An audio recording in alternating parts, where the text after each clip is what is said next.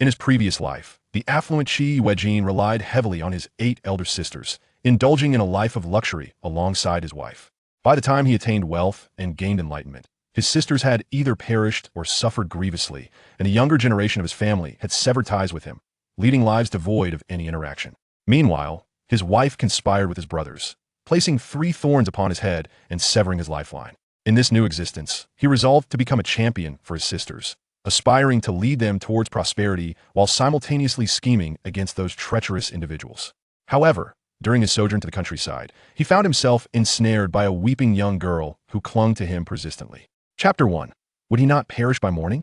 The winter of 2021 proved to be more arduous than any prior year, with yet another wave of viruses wreaking havoc, overwhelming the hospitals. Within the VIP critical care unit of the foremost hospital in Kyoto, Yuejin, merely in his 60s, had his hair completely turned white. The torment of the virus rendered his breathing labored, his body ached all over, and the once robust and prosperous figure had withered in just a few days. His eyelids grew heavy, and amidst a haze of confusion, he felt someone fiercely grip his flabby thigh and twist it a full 180 degrees. The sharp pain jolted his mind into clarity, eliciting a stifled groan from him. "Ha, this old man is finally on the brink of death. It's tremendously satisfying," one voice remarked. "Just now, the doctor inquired if I wanted to administer some newly developed miracle drug, claiming a 70 to 80% chance of recovery, based on clinical trials, though the side effects remain unknown. I declined, opting for conservative treatment. What a farce. My sisters and I have exerted considerable efforts to bring about his demise."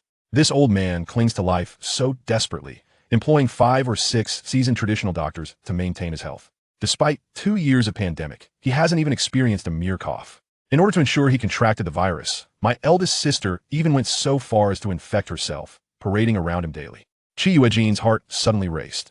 This was reminiscent of the time his mother forced his 7th and 8th sisters to marry simultaneously to secure a hefty bride price, allowing him to wed the factory owner's daughter, Zhao Kaifeng. She had the audacity to conspire against him, disregarding over 40 years of marital affection. No wonder his eldest brother, who had always maintained a distant relationship with him, suddenly transformed into a model of filial piety, serving him tea and even testing the water temperature personally. Yuejin felt as though his chest might burst from rage. "You ladies are exceedingly bold. What if our eldest brother were to harm himself?" Another familiar elderly male voice chimed in, belonging to Chung Xiangxian, whom Yuejin regarded as a brother. What did he mean by our eldest brother? Yuejin suspected that his fever had caused him to experience auditory hallucinations. At the mention of this, Zhao Kaifeng erupted into laughter, gleefully pinching the lifeless Yuejin on the hospital bed several times. "Our eldest brother is dutiful. He wishes for you, his biological father, to ascend to the position of chairman post-haste. Naturally, we must eliminate the eyesore of an old man standing in your way." These 2 treacherous individuals appeared to foresee a dawn of hope, confident that Yuejin would succumb to the afflictions of illness. They excitedly reminisced before his sickbed, recalling how they would find him a scapegoat, how they would enslave his 8 sisterly benefactors, relishing in their lavish lifestyle even amidst hardship, and how they would deceive him, sowing discord to ensure he became increasingly isolated, bedridden with illness, while none of his closest kin attended to him. It seemed that only in this manner could they savor the thrill of their impending triumph. Each tale they recounted kindled Yuejin's regret to the point of despair, yet now, he lacked the strength even to open his eyes, reduced to tears. "Old Mrs. Qi, it's time to administer an injection to Mr. Qi." A young nurse knocked gently on the door, smiling as she spoke. Zhao Kaifeng ceased her chatter, her expression shifting as she tearfully exclaimed, "Nurse Wang, it's unnecessary. My old Qi has already broken his fever and just fallen asleep. Before he slept, he implored me to tell you all to reserve the fever-reducing medicine for those who truly need it. He is a man who never forgets to do charitable deeds." The young nurse hesitated, then nodded with a smile. "Mr. Qi is indeed noble-hearted. Given the severity of the pandemic, a single dose of fever-reducing medicine could very well save a life. Our director is a close friend of Mr. Qi, and as soon as the medicine arrived, it was set aside for him. So, Mrs. Qi, please keep a watchful eye. Should Mr. Qi's fever return, do not hesitate to ring for me." Zhao Kaifeng expressed her gratitude, and once the door closed, she scoffed, turning to take an electronic thermometer and measure Yuejin's forehead. The device emitted a piercing alarm, indicating a temperature of 39.8 degrees, and the 2 individuals clad in heavy protective gear in the room were filled with joy. "By morning, he will surely be gone, and I will undoubtedly be too excited to sleep tonight. Insomnia is just what we need. When the time comes to mourn tomorrow, let everyone see how haggard we've become." "Old Chung, How do you suppose we spend hundreds of billions of dollars? This old miser only grants me a mere 1 million for pocket money each month, leaving me unable to spend a dime while sitting atop a mountain of gold and silver. That's simple. I'll buy an island, and we shall host a grand wedding of the century. Listening to their fanciful dreams, Yuejin suddenly felt a surge of wickedness, forcing his eyes open to fixate intensely on the entwined couple, chuckling darkly. As I see it, you two can hire a male model and a female model at will. Why must you indulge in each other's elderly aroma? Are you not deterred by each other's yellowing teeth and plaque? Or perhaps the thinning hair? The unexpected voice startled the pair, nearly causing them to leap from their seats. Meeting Yuejin's murky, brooding gaze, Zhao Kaifeng recalled his earlier words and felt a wave of nausea wash over her. Cheng Xiangqian sneered. Yuejin, no matter how bitter you are, you won't live to see tomorrow. My love with Xiao Feng is a first romance, a bond of decades. How could anyone intrude? Yuejin continued to chuckle, his laughter reminiscent of a wheezing bellows, tormenting their nerves. Is it merely for money? I, for one, am unencumbered by familial ties, suffering from severe paranoia. Thus, you had best pray for my survival. Otherwise, should I close my eyes, all properties under my name shall be confiscated. What nonsense are you spouting? Zhao Kaifeng and Cheng Xiangqian exchanged incredulous glances, unable to believe what they had just heard. As you all know, I am the most patriotic. When the pandemic fully erupted, I bequeathed my assets to the nation. Yuejin gazed at the distorted faces of the two, his breath quickening as he clutched the thumb ring tightly, feeling not a hint of satisfaction, but rather an overwhelming sense of desolation and despair. If life could be reset, he would certainly refuse to be the executioner of his family's happiness. Fudi, you foolish girl, hurry down. You are threatening our mother's life. A piercing cry startled the young man on the bed, causing him to spring upright. He gazed vacantly at the surroundings, both unfamiliar and yet eerily familiar, as if trapped in an inescapable nightmare. He paid no heed to his surroundings, not even putting on his shoes, and bit his teeth in determination as he dashed out like the wind, only to find his seventh sister standing on the high embankment, pale-faced and dazed, separated from him by a street. The summer rains are plentiful, and the river flows with turbulent waters. Should she leap in, no one would dare risk their life to save her. Mother, it is a foregone conclusion that Yuejin will be sent to the countryside. I have secured a position for him, and that cannot alter this reality. Unless someone else takes his place in the countryside, do you wish for me to go instead? I am already a 22-year-old old maid. Do you intend for me to spend my entire life in the countryside? You need not hang yourself today to coerce me. I will leap down myself, allowing Yuejin to take my place and repaying your nurturing grace. Yuejin forcefully surged into the crowd. He dared not approach the agitated seventh sister, and, with a thud, knelt down, fervently knocking his head to the ground. Chapter 2. Who made him such a scoundrel? Seventh sister, please do not act rashly. It is not worth sacrificing your life for a scoundrel such as I. Yuejin bowed deeply, each knock of his head resonating with sincerity, the sound drowning out the tumultuous river below the dam. For a moment, the onlookers were taken aback, their mouths agape in disbelief. When had the youngest scion of the Qi family, the notorious ninth brother, developed such a sense of compassion for his sister? Dizzy from the repeated bows, Yuejin's head throbbed painfully, yet he persisted, fearing that a lighter gesture might fail to convey his earnestness. Seventh sister, I renounce your work. I shall go to the countryside. As the sole son in the family, I cannot allow you to suffer. You are my beloved sister. In the past, I was a fool who failed to cherish those around me. But from now on, you shall see my transformation. Out of the corner of his eye, he noticed seventh sister's expression soften, as if her resolve was wavering. Elated, he continued to bow, but was abruptly interrupted by the elderly matriarch's piercing shriek as she rushed forward to embrace him. My dear Baidai, my heart's treasure. A man should not bow before a wretched girl like her. She is unworthy of your devotion. Uncertain of who had instigated her rebellion, the matriarch raged against her daughter. Let her jump if she wishes. I want to see if she possesses the courage. Terrified, Yuejin's complexion paled as he quickly covered his mother-esque mouth. Mother, if you still recognize me as your son, you must remain silent. Otherwise, if seventh sister jumps, I shall follow her. Fearful, the matriarch nodded, casting a fierce glare at Fudi. The momentary glimmer of compassion in Fudi's eyes evaporated, replaced by a cold, derisive tone. Oh, mother, do you think I am like you, willing to live and die at a whim? It is you who deny me any chance of happiness. I know that if I return home with you today, I shall never escape. The day after tomorrow, I will be forcibly sent away on a train, rather than live a life devoid of hope. I might as well end it now. Yuejin understood all too well that seventh sister was resolute in her intentions. In his previous life, she had indeed leaped without hesitation. Though the slope of the dam was gentle, she had fallen onto the gravel below, suffering a grievous head injury that left her mentally impaired. The incident had caused a significant uproar, and the Chi family, unable to withstand public scrutiny and pressure from the neighborhood committee, had ultimately sent him to the countryside. Seeing the coldness in seventh sister's demeanor, he slapped himself hard across the face, the sound reverberating more painfully than his blows. Chi Yuejin, what lengths will you go to deceive me? Futy gasped, her face pale, a facade of bravado cracking. I will not be swayed by your tricks. Silently, Chi Yuejin fixed his gaze upon her, his resolve unwavering. In this dream, he would do anything to atone for seventh sister's tragic fate of being sold and abused. The matriarch tugged at Chi Yuejin's arm. Beidai, what are you doing?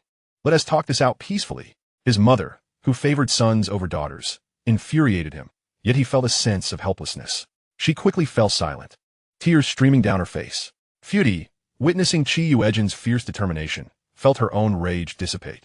She sank to the ground, clutching her head in despair, wailing. What do you want from me? Is it so wrong for me to go to the countryside? She remained, as always, the one to capitulate among her sisters, fulfilling every unreasonable demand from their parents and brother. Perhaps by distancing herself from them, she could finally be herself. Chi Yuejin felt a surge of hope and knelt upright, suppressing the numb ache in his cheeks. Seventh sister, there is no need for you to go to the countryside. What I said earlier was the truth. There are many witnesses here. You can continue working while I heed the call of the nation and support rural development. The crowd was taken aback, astonished that the pampered ninth brother of the chief family could utter such words. Beidai, please do not frighten your mother, the matriarch stammered, concern etched on her face. Futy was equally apprehensive, fearing that ninth brother was concocting some nefarious scheme. Chi Yuejin, I warn you, I fear nothing even unto death. Do not harbor any ill intentions.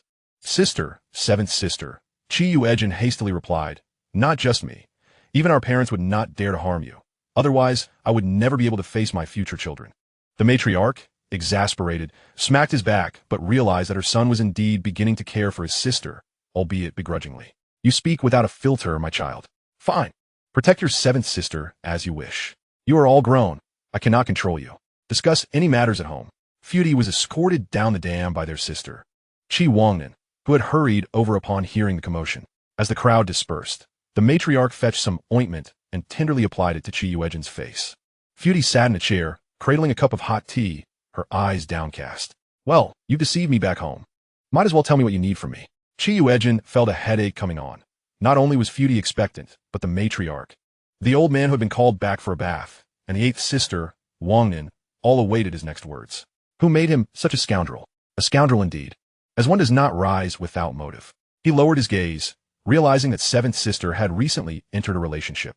Her suitor had caught her in a compromising situation after her head injury, leading to an honorable yet furious withdrawal from their engagement. A foolish woman, stripped of her reputation in this era, was destined for tragedy. Chi Yuejin let out a derisive laugh, the seriousness of the moment evaporating as he slouched into his chair, pulling out a cigarette and fiddling with a matchbox. This was the Chi Yuejin everyone knew. Mother, seventh sister is right. Going to the countryside is a foregone conclusion. My name is on the form, and I cannot escape it. I have but one request. Until I return to the city, seventh sister must not marry. Why should I endure hardships in the countryside while she merrily weds? If her future husband is sincere, he can wait a year or two. He chuckled, adding besides, after marrying, will seventh sister still contribute to the family? I'll be toiling in the countryside. Do I look like someone suited for farm work? That scoundrel is just using her for her money. I'll intercept him and save her dowry. The old man nodded in agreement. So, it is settled. Beidai will go to the countryside, and Futy will allocate 70% of her salary to him each month. Futy glared at Chi Yuejin, realizing that this rascal had ulterior motives. He planned to enjoy a lavish lifestyle in the countryside while she labored to provide for him? Fine. I'll just find more part-time work. It's better than being sent to the countryside. Chi Yuejin understood that he could not push her too hard. He would need to gradually unveil the scoundrel's true nature. All right, parents, sister, I am off to the countryside. Do remember to prepare my belongings and send them over early. I cannot bear to haul so many packages onto the train, risking losing them to others. I'll take a stroll. Don't wait for me to eat. The matriarch, with reddened eyes, approached him and stuffed a handful of cash into his hands. Chapter 3. A tug of war, mutual harm. Finally, escaping from the incessant admonitions of the matriarch, Chi Yuejin stepped outside, his gaze cast downwards. At that moment, he sensed something was amiss. He was neither suffering from high fever, nor had he received any antipyretics. How could he have died from organ failure? Now, he could feel the scorching sun, the wound on his forehead burning fiercely, while even his cheeks felt numb. He could touch the trees, discern their textures, and observe the expressions and features of his neighbors with clarity. He could even feel the strong pulse of his heartbeat. The news blaring from nearby speakers reported on a community committee member visiting China, engaging in negotiations, and achieving diplomatic recognition. How could he possess such clear awareness and logical coherence in a dream? Was this a rebirth, or merely a beautiful dream woven to compensate for regrets before death? He scratched his forehead, feeling an itch. It was blood seeping from a wound. The blood stained the jade ring on his thumb. Yuejin fixed his gaze on the jade ring, which absorbed every drop of blood, plunging him into a deeper stupor, for the jade ring of mutton-fat jade had vanished, leaving behind only a crimson mark. In his mind's eye, an approximately 40-square-meter cavern materialized, standing 5 meters high, with a stalactite hanging in the center, from which a drop of milky white liquid dripped rhythmically into a pool below. Beside it lay a stone platform, upon which rested a tome of health-preserving secrets, nothing more. With a sudden spark of inspiration, Yuejin's hand brushed against the matchbox in his pocket, and in the blink of an eye, he found himself within the cavern. Following his thoughts, the matchbox returned to his grasp. Suppressing his excitement, he clenched his jaw and made his way to the pool in front of the cylindrical building, splashing his face with cool water drawn from the underground supply, alleviating the early summer heat. He was certain he had been reborn.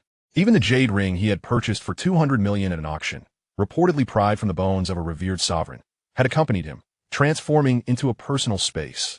Yuejin's mind buzzed with myriad thoughts. He had an overwhelming array of tasks ahead, rendering it impossible to fully digest such an astonishing turn of fate. Wiping the droplets from his face, he steadied his mind and, after a brief visit to the school, strode purposefully toward the local administrative office. Living in Jinshi, just a few hours from the capital, this area boasted a vast port with countless vessels arriving and departing daily. The residents of this administrative district primarily worked at the docks, earning the moniker Dock Lane. With a large area, a dense population, and complex affairs, the staff at the local office outnumbered those in other districts by nearly double. As he stepped inside, blocking the sunlight, the room suddenly darkened. The staff could not help but look up in unison, their faces contorting into expressions of displeasure upon recognizing him. Comrade Yuejin, you just agreed to go to the countryside, and now you come here for what? I must inform you that we submitted the registration forms for rural service to the city's youth placement office yesterday, and they have already been stamped. Your household registration and files have been processed. They cannot be changed. A middle-aged woman with a bob cut stood up, her demeanor stern. Yuejin smiled as he entered, pulling out a chair to sit down. Auntie, please don't be anxious. I'm not here to alter or withdraw my registration. Upon hearing this, the tension in the room did not dissipate. It remained suspended in the air. Everyone knew the Chi family's 8 golden flowers in Dock Lane. After much anticipation, this reckless scion, spoiled by the Chi patriarchs, was infamous for his lack of awareness regarding the gravity of his circumstances. Wherever there was commotion, he would be found, often employing cunning tricks to evade repercussions, leaving others exasperated but powerless. Then what brings you here? To collect your relocation fee? Or perhaps just to sign a document? The woman, her expression unyielding, produced a receipt and began writing a note, pushing it toward him. Recognizing the familiar address, Yuejin took the paper and promptly signed his name with efficiency. The woman's expression softened. Comrade Yuejin, the place you are assigned to is beautiful. With simple folk and fertile land, a desirable location everyone is eager to go to. If you work hard in the countryside, who knows? There may be job openings in the city in a year or two. Here, this 135 yuan is your relocation fee and approval slip. Take it, but do not squander it. Hand it to your mother for purchasing supplies for your rural service. A sarcastic smile crept on Yuejin's lips. Beautiful scenery? In the mountain valleys, how could it not be beautiful? Simple folk? Indeed, every few days, villagers wielding hammers and hoes exchange pleasantries. Fertile land? The villagers toil all year round, paying their taxes, and barely manage to survive. His face then lit up with joy as he extended his hand. Auntie, could you please give me 2 more registration forms? My friends are particularly ambitious. Upon hearing I was going to the countryside to support construction, they insisted on joining, disregarding their family's objections. I initially wanted to dissuade them, but hearing you say this puts my mind at ease. Good friends should share both hardship and joy, should they not? I brought their health check forms and photos, as well as a letter of authorization. Each local office had a quota for rural service. In recent years, the youth, brimming with ambition and fervor, yearned to root themselves in the countryside, pouring their hearts into their work. Everyone vied for a spot, their eyes filled with determination. However, The harsh reality soon extinguished the fervor of many a youth sent to the countryside. Those who returned from visits to their families bore a weariness that made them feel like brothers with their parents. Their expressions blank from a barrage of grievances that led to countless troubles, some even resorting to self-harm. Everyone was aware that rural service was arduous work. Possessing a wealth of knowledge proved futile, as many remained in the countryside for life. Consequently, in the past 2 years, those who met the criteria either took over their parents' roles, paid for jobs, enlisted in the military, or at the very least provided medical documentation of chronic illness. This upheaval resulted in the number of applicants for rural service falling short of the quota, forcing officials to impose stricter requirements to barely meet the minimum standards. Really? The woman's face brightened immediately, her tone unusually warm and sincere as she nearly snatched the file from his hands to meticulously verify the documents. Everything was indeed in order. And without concern for the 2 unfortunate souls he was referring to, she handed him 2 registration forms. Yuejin's handwriting flowed with fervor, and everyone knew he was cherished at home. The Chi elders would never allow their only son to go to the countryside, having already prepared a medical excuse for him, claiming a congenital heart condition that prevented him from engaging in strenuous labor, all in anticipation of the autumn recruitment drives. If worst came to worst, his 7th and 8th sisters both had jobs, and as soon as one of them married, they could relinquish their positions. Yet, Yuejin's childhood friend, Cheng Xiangqian, had secretly filled out the registration form for him to take his place. The health records and photos were provided by Zhao Keifeng, the daughter of the factory director, who had just agreed to date him. In this give and take, he had gained an advantage. Let them suffer together for the misdeeds they had committed. Auntie, I've completed the forms. Yuejin grinned as he handed the registration forms back. And please give me their relocation fees and approval slips as well. We 3 will go shopping together. Chapter 4. Poison against poison. The deputy director Zhao, oblivious to any ulterior motives, promptly issued a slip for him to sign and collect the money. Yuejin pocketed the cash and made his way out of the local office, heading straight for the alleys in the southwest. These alleys were interconnected, becoming a hub for the black market, where many vendors preferred to carry their goods in baskets, engaging in a game of cat and mouse with inspectors. Indeed, he had barely taken a few steps when a woman with a scarf wrapped around her face darted out, lowering her voice to inquire, "Young man, would you like some eggs, chicken, duck, goose, or quail? They're fresh. How about some cornmeal? A bit of millet? We also have melons and cherries. How much for everything, ma'am?" Yuejin raised an eyebrow, his tone nonchalant. Upon hearing the potential for a deal, the woman remarked, "Young man, you seem like an honest fellow." Yuejin twitched his lips, were it not for the bruises on his forehead and cheeks. He could almost entertain her compliment. After all, in his youth, he had indeed been charming, sweet-tongued, and skilled at deception, adept at playing the fool. "Ma'am, please give me a real price, or I'll shout for help," he replied lazily, not wanting to waste time. The woman, exasperated, replied, all right. Chicken eggs are 5 cents each, duck eggs 6, and goose eggs 7. Yuejin rummaged through her heavy basket of goods, noting the quality was indeed satisfactory and the prices reasonable, and since it was exactly what he needed, he nodded. "Ma'am, I'll take the whole basket. Can you give me a better price?" 15 yuan and 25 cents. "I'll make it 15 for you, and I'll throw in an extra basket." Yuejin nodded, reaching into his pocket. All the cash had been transferred to his personal space, and with a mere thought, he held a wad of money in his hand. He took out the money, counted it, extracted 2 coins, and handed the rest to the elderly woman, saying, "Madam, this amounts to 16 coins in total. Will you part with the scarf upon your head?" The woman, taken aback, realized why this young man had acquired all her belongings. He intended to become a middleman. After counting the money 2 or 3 times with a smile, she willingly handed over the scarf, even imparting to him some savvy sales tips. Yuejin did not deny it. After wrapping his face, he watched the overly enthusiastic woman depart, and when he saw no one around, he stowed the basket into his spatial pocket. The vendors in the alley offered a plethora of items: grains, fruits and vegetables, snacks, candies, prepared foods, daily necessities, and various tickets. Anything that could be sold could be found here. Yuejin casually scoured the area until he had nearly squandered all 400 coins he had in hand, filling the various cavities in the stone wall of his spatial pocket with his finds before leaving, still yearning for more. He oriented himself and, on his way back, passed by the largest recycling station in the west of the city. Pausing momentarily, he stepped inside. "Old man at the gate," Yuejin chuckled. "I'm heading to the countryside as a young intellectual in 2 days. Before I go, I'd like to pick up some textbooks and newspapers. We must not forget to make progress while in the countryside. We must enlighten our fellow farmers with knowledge, paving the way for a bright future. That is the true spirit of responding to the nation's call." The gatekeeper took the cigarette, glanced at him, and returned to his closed eyes swaying, listening to the intermittent tales of the war of resistance from the radio. This was an unspoken agreement. With a smile, Yuejin squeezed through a small door. Originally a pig farm, the area was vast, encompassing staff dormitories, a slaughterhouse, pig pens, and feed processing facilities impossible to take in at a glance. Abandoned after a pig plague, many items seized during the movement had nowhere to be stored, leading to the conversion of the site into a recycling station. Now, the shanty and courtyard were overflowing with tattered books, furniture, and cookware. He glanced up at the sun, biting into a meat bun stuffed with cabbage, and found a stick by the wall, commencing a thorough search. It is said that in chaotic times, gold flourishes, while in prosperous times, antiques abound. Yet, throughout history, many have cherished antiques. He had no great expectations, knowing this place had likely been rifled through countless times. He selected 2 elegantly designed, heavily patinate jujube would display racks to store books and items in his spatial pocket.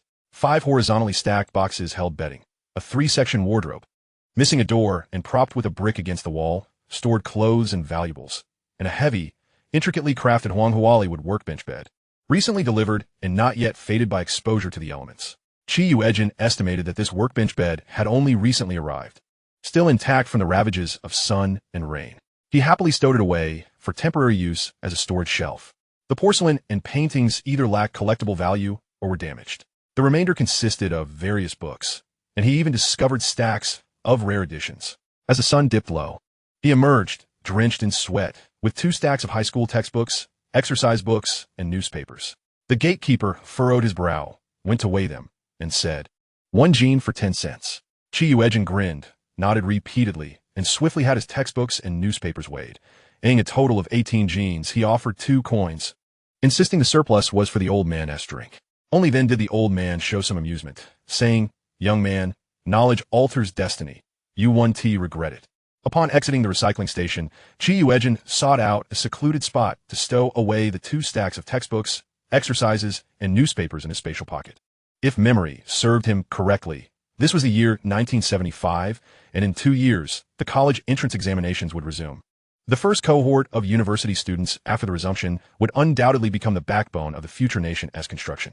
Having traversed rivers of blood and walked upon the edge of blades, enjoying immense wealth and encountering betrayal, he was determined to fulfill his dream of attending university and to safeguard his family. When Yuejin returned home after washing his face, he was unsurprised to find his parents and 8 sisters gathered, with tables and chairs cluttered with items. Gazing at his vibrant and healthy sisters, his eyes glistened with tears as he forced a smile, his voice slightly choked. "What is going on here? Sisters, aren't you working? I'm not leaving until the day after tomorrow. Is it too early for you to take leave?" His eldest sister, Chi Pundi, smiled as she pushed the young man forward, saying, "Xiaojiu, you've always been frail and have never done heavy work. How can you manage in the countryside? This is my family Siguo, of the same age as you, who has also graduated from high school and heading to the countryside. He can accompany you and help with any tasks." The young man stood at 1.75 meters tall, possessing the fair complexion typical of the Chi family. With delicate features but an overly slender frame, his shirt, white with several holes, hung loosely on him in the summer. Ji Ziguo, he was Yuejin's nephew, older by 3 months. Indeed, nearly 50 years had passed, and many of Yuejin's memories had blurred. If he recalled correctly, his eldest sister had been heavily manipulated by the elderly matriarch, essentially becoming a combatant among the supporting brothers, extracting every benefit for her family. Her children followed in her footsteps, treating him, the old uncle, as if he were 2 fathers. In his previous life, Ji Ziguo had also gone to the countryside, but a year later, to the same commune as Yuejin, with their villages adjacent. When conflicts arose between the 2 villages, to protect his old uncle, he had been injured by a scythe, damaging his leg tendons and resulting in a limp. Subsequently, Ji Ziguo was manipulated into becoming a son-in-law, never escaping the mountains, and by his 50s, worn out from toil, he succumbed to illness without receiving treatment. With a cold smile, Yuejin casually sat in a chair, accepting the warm brown sugar water from his 8th sister, Wang Nan, and gulped it down in one go, slamming the bowl onto the table with a resounding thud. The entire room trembled at the sound. It was not that he did not wish to maintain good relations with his family, but their deeply rooted preference for sons over daughters left him no choice but to retaliate with harshness.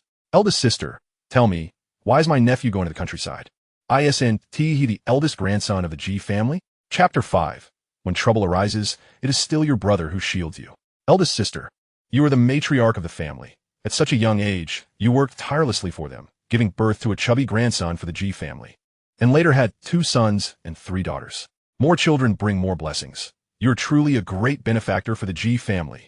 So, why is my nephew heading to the countryside right after graduating high school? Is this not bullying our Chi family because we are vulnerable? These words struck a chord with them. Chi Pundi's eyes reddened, her lips trembled, and she dared not speak. Seeing her like this, Chi Yuejin had a resigned guess in his heart. Eldest sister, I perceive that the G family does not treat Seguo poorly. Wasn't he agreed that your father-in-law's job would temporarily be handled by the third family's wife, and later be passed to Seguo? Have they gone back on their word? On what grounds? Was it all a ruse to deceive us? G Seguo, unable to hold back, quietly added, Uncle, it's true that my mother heard you were going to the countryside and wanted to prepare more money and tickets for you. My third aunt was already reluctant to return the job, and this time she clung to my mother's affection for you. Seguo. Chi Pundi hurriedly interrupted him. Eldest sister, let him speak. Are you the only one allowed to suppress grievances? I'm leaving early the day after tomorrow. Where will I find the time? Before heading to the countryside, I must clear this resentment. Otherwise, once I leave, they will certainly find ways to trouble you sisters. Mentioning this matter gave Chi Yuejin a headache. The elderly couple, in their quest to raise their son in luxury, had nearly half-sold and half-married off their daughters. What kind of good families could they marry into? It was merely a matter of finding someone who could afford a dowry, with a future son-in-law who was relatively easier to manage, ensuring a sustainable means of reaping benefits. Moreover, the Chi family daughters were indoctrinated with the notion of extracting benefits from their husbands' families to support their own, further straining relations with several in-laws. Those families feared him as a lowlife, not daring to truly mistreat the Chi daughters. This only reinforced the Chi daughters' resolve, feeling bolstered by their maternal family support, thus perpetuating a vicious cycle of exploitation. Seguo, please continue. Chi Yuejin remarked nonchalantly. This way, they want to think we are at their mercy, only to return and bully us even more. Encouraged by this, Ji Ziguo, filled with indignation, retorted, Third, Aunt despises my mother for not having a job. With so many children in our household, how can my father's single salary sustain us? It all relies on our grandparents' financial support. He added, moreover, she claims my mother always contributes to the household without acknowledging that my mother also brings things home each time. Chi Yuejin mentally interjected, indeed. Bringing back a few trifles is still bringing something. It's the thought that counts. Third aunt insisted that either grandfather's job should be handed over to the second and third households, or they should divide the family. However, our grandparents were unwilling to part ways. So, they simply sent you some money to appease you. How much is that? 250. Ji Ziguo replied sheepishly. Chi Yuejin ground his teeth in irritation. The damage was minimal, yet the insult was profound. Who were they scolding? Second aunt also claimed that the work belonged to everyone and demanded that the third household share the burden, while leaving a portion for their grandparents. 250 indeed amounts to this. Ji Ziguo confessed obediently. Chi Yuejin chuckled. Your grandfather has been in retirement for 10 years, passing his job to the third household, and you folks have gained nothing from it. Now you are merely dismissed with 250? Is the whole family meant to appear clever? Besides, my sister's contributions to her natal family are not pilfered. Haven't they also benefited from her each time? Instead of feeling gratitude, they turn against us. They receive benefits, yet complain about not getting enough, desperate to undermine us. His words caused the entire family to reconsider. It truly was as he said. Grandma Chi thumped her thigh, exclaiming, Oh dear, it's my dear Beidai who is astute, seeing through their schemes at a glance. What shameless beings. They bully my Panday, thinking she only has her younger brother to rely on. This one do. I must confront the G family. Look at how they ground my obedient and sensible daughter down. My eldest grandson, a fine high school student, is to be sent to the countryside to suffer. This is a slap in the face for our Chi family. Chi Panday grew anxious, Mom. What should we do? Ziguo's assignment to the countryside is already decided, and we signed some agreement. The money was taken, the agreement is in effect, and our protests would be futile. Chi Yuejin stood up, smiling. Elder sister, why the haste? There are always more solutions than problems. Come, it's mealtime. Let us go have a meal and foster our relationships. I will be heading to the countryside. I must ensure they treat my elder sister well. The old man nodded in agreement. Yes. The G family cannot bully us like this. If we don't support Panday, they will have succeeded this time and will dare to push further next time. If we all go, will the G family dare not host us? Grandma rolled up her sleeves, calling for her 8 daughters to join her. The family, with empty pots and cold stoves, marched toward the G family in a grand procession. The neighbors, witnessing this, inquired curiously. Grandma Chi maintained a stern expression, knowing well that family shame should not be aired in public. Chi Yuejin poked her arm. Why bother with appearances, mother? This is clearly the G family's fault. If we spread the word, let us see who truly lacks face. They dare to act. Why shouldn't they fear the repercussions? He continued, moreover, I am heading to the countryside. Without this stain on my reputation, wouldn't my 6 married sisters be bullied mercilessly? Grandma Chi suddenly enlightened, indeed. She then turned to Chi Panday, saying, Did you hear that? If trouble arises, your brother will shield you. Look at his frail health. He is soon off to the countryside, yet still worries about you, the eldest sister. The brother you've nurtured will now protect you from a storm. Remember his kindness. You're still so young, and with your in-laws' large family, you will depend on your brother to stand up for you in the future. Chi Yuejin's lips twitched as he observed his elder sister trembling with emotion, while the sisters behind her teared up. Even the often dramatic 7th sister appeared somewhat softened. What a sin! What a sin! Grandma Chi wept, pulling in a neighbor to lament her eldest daughter's hardships, portraying it as though Panday was being worked like a mule in the G household, eating worse than pigs, laboring more than oxen, and sleeping less than dogs. After painstakingly raising Zhiguo, they were now refusing to fulfill their promises. Clearly having work available at home, yet sending their eldest grandson to the countryside. Such foolishness could only stem from a lack of understanding. Chi Yuejin listened, unable to contain his astonishment. No wonder their family atmosphere remained stable. He hadn't realized it before, but upon returning, he recognized that Grandma Chi was truly a talent, a master of manipulation. As they walked, Grandma continued to lament. And by the time they reached the neighboring shoe factory's family quarters, a good number of concerned onlookers had followed. The G family, upon hearing the news, emerged with dark expressions. In-laws, what brings you here at this hour?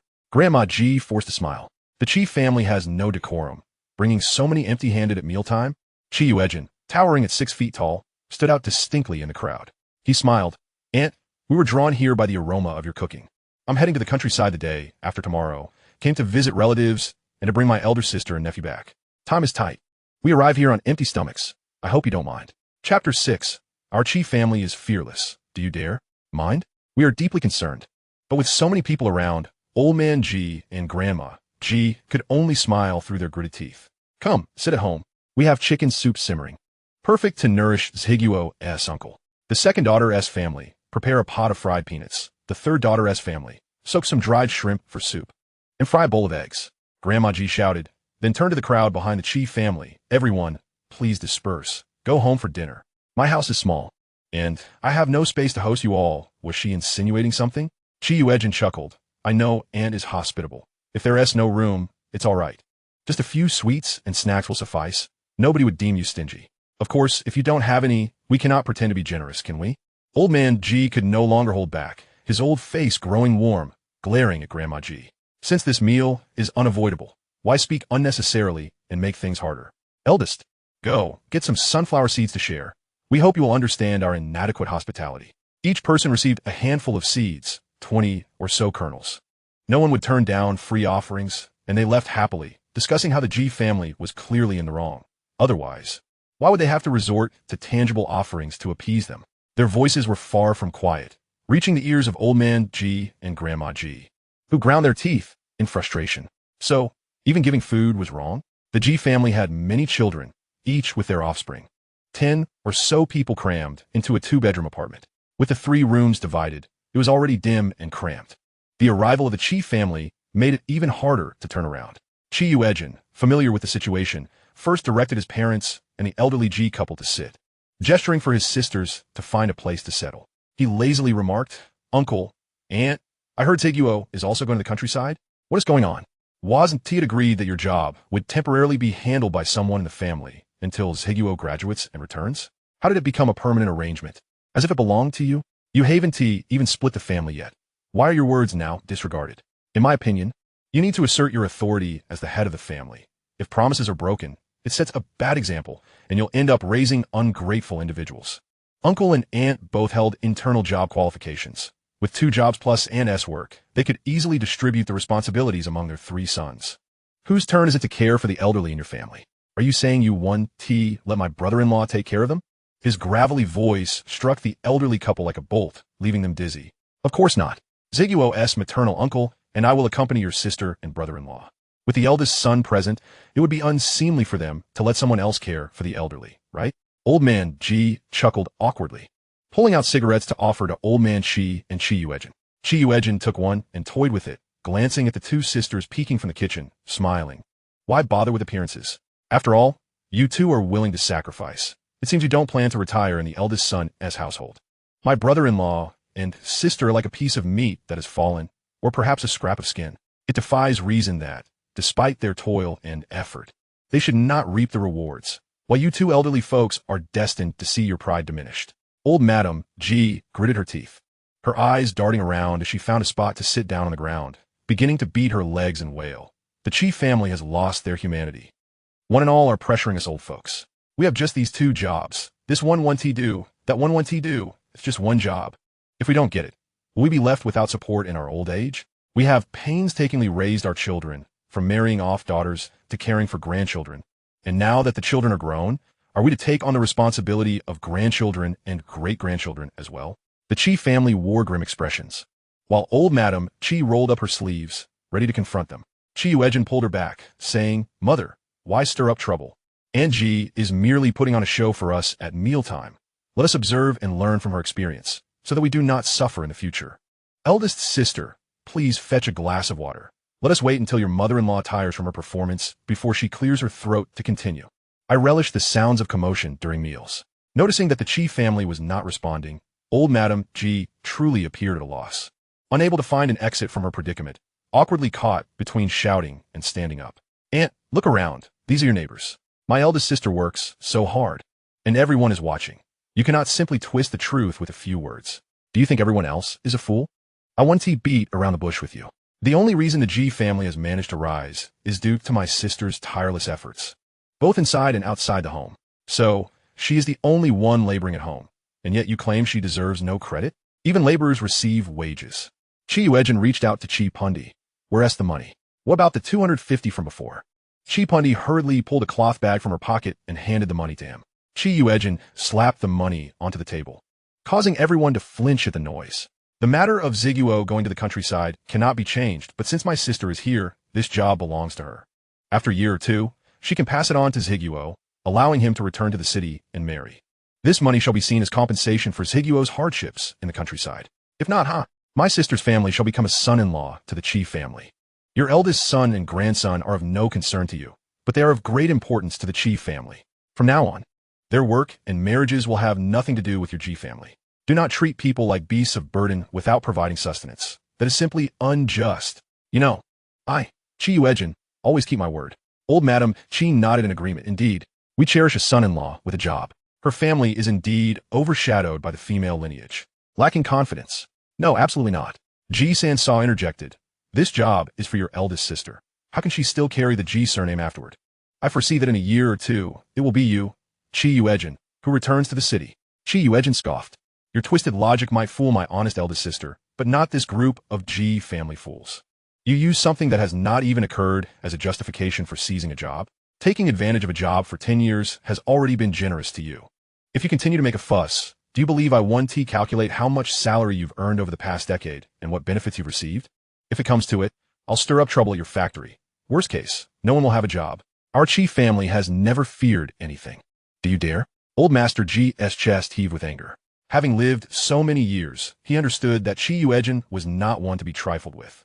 If today he did not comply with the Chi family's wishes, then no one would get this job, and both pride and reputation would be lost.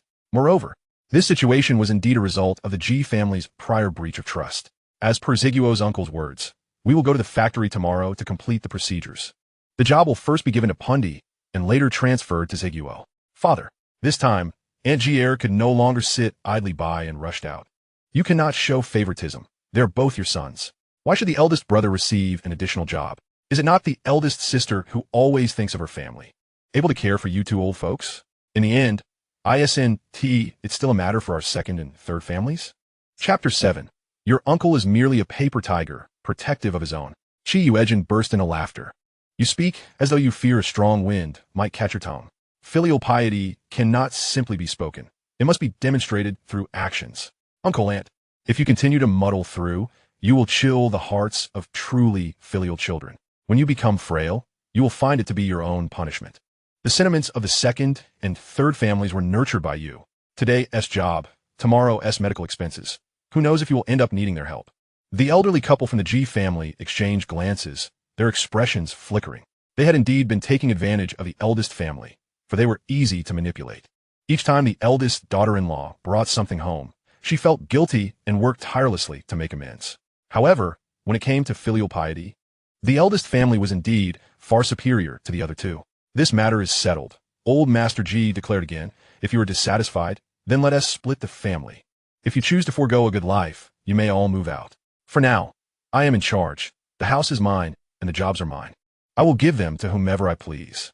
Only then did Yuejin reveal the first smile since entering, clapping his hands and saying, good. Uncle is a man of principles.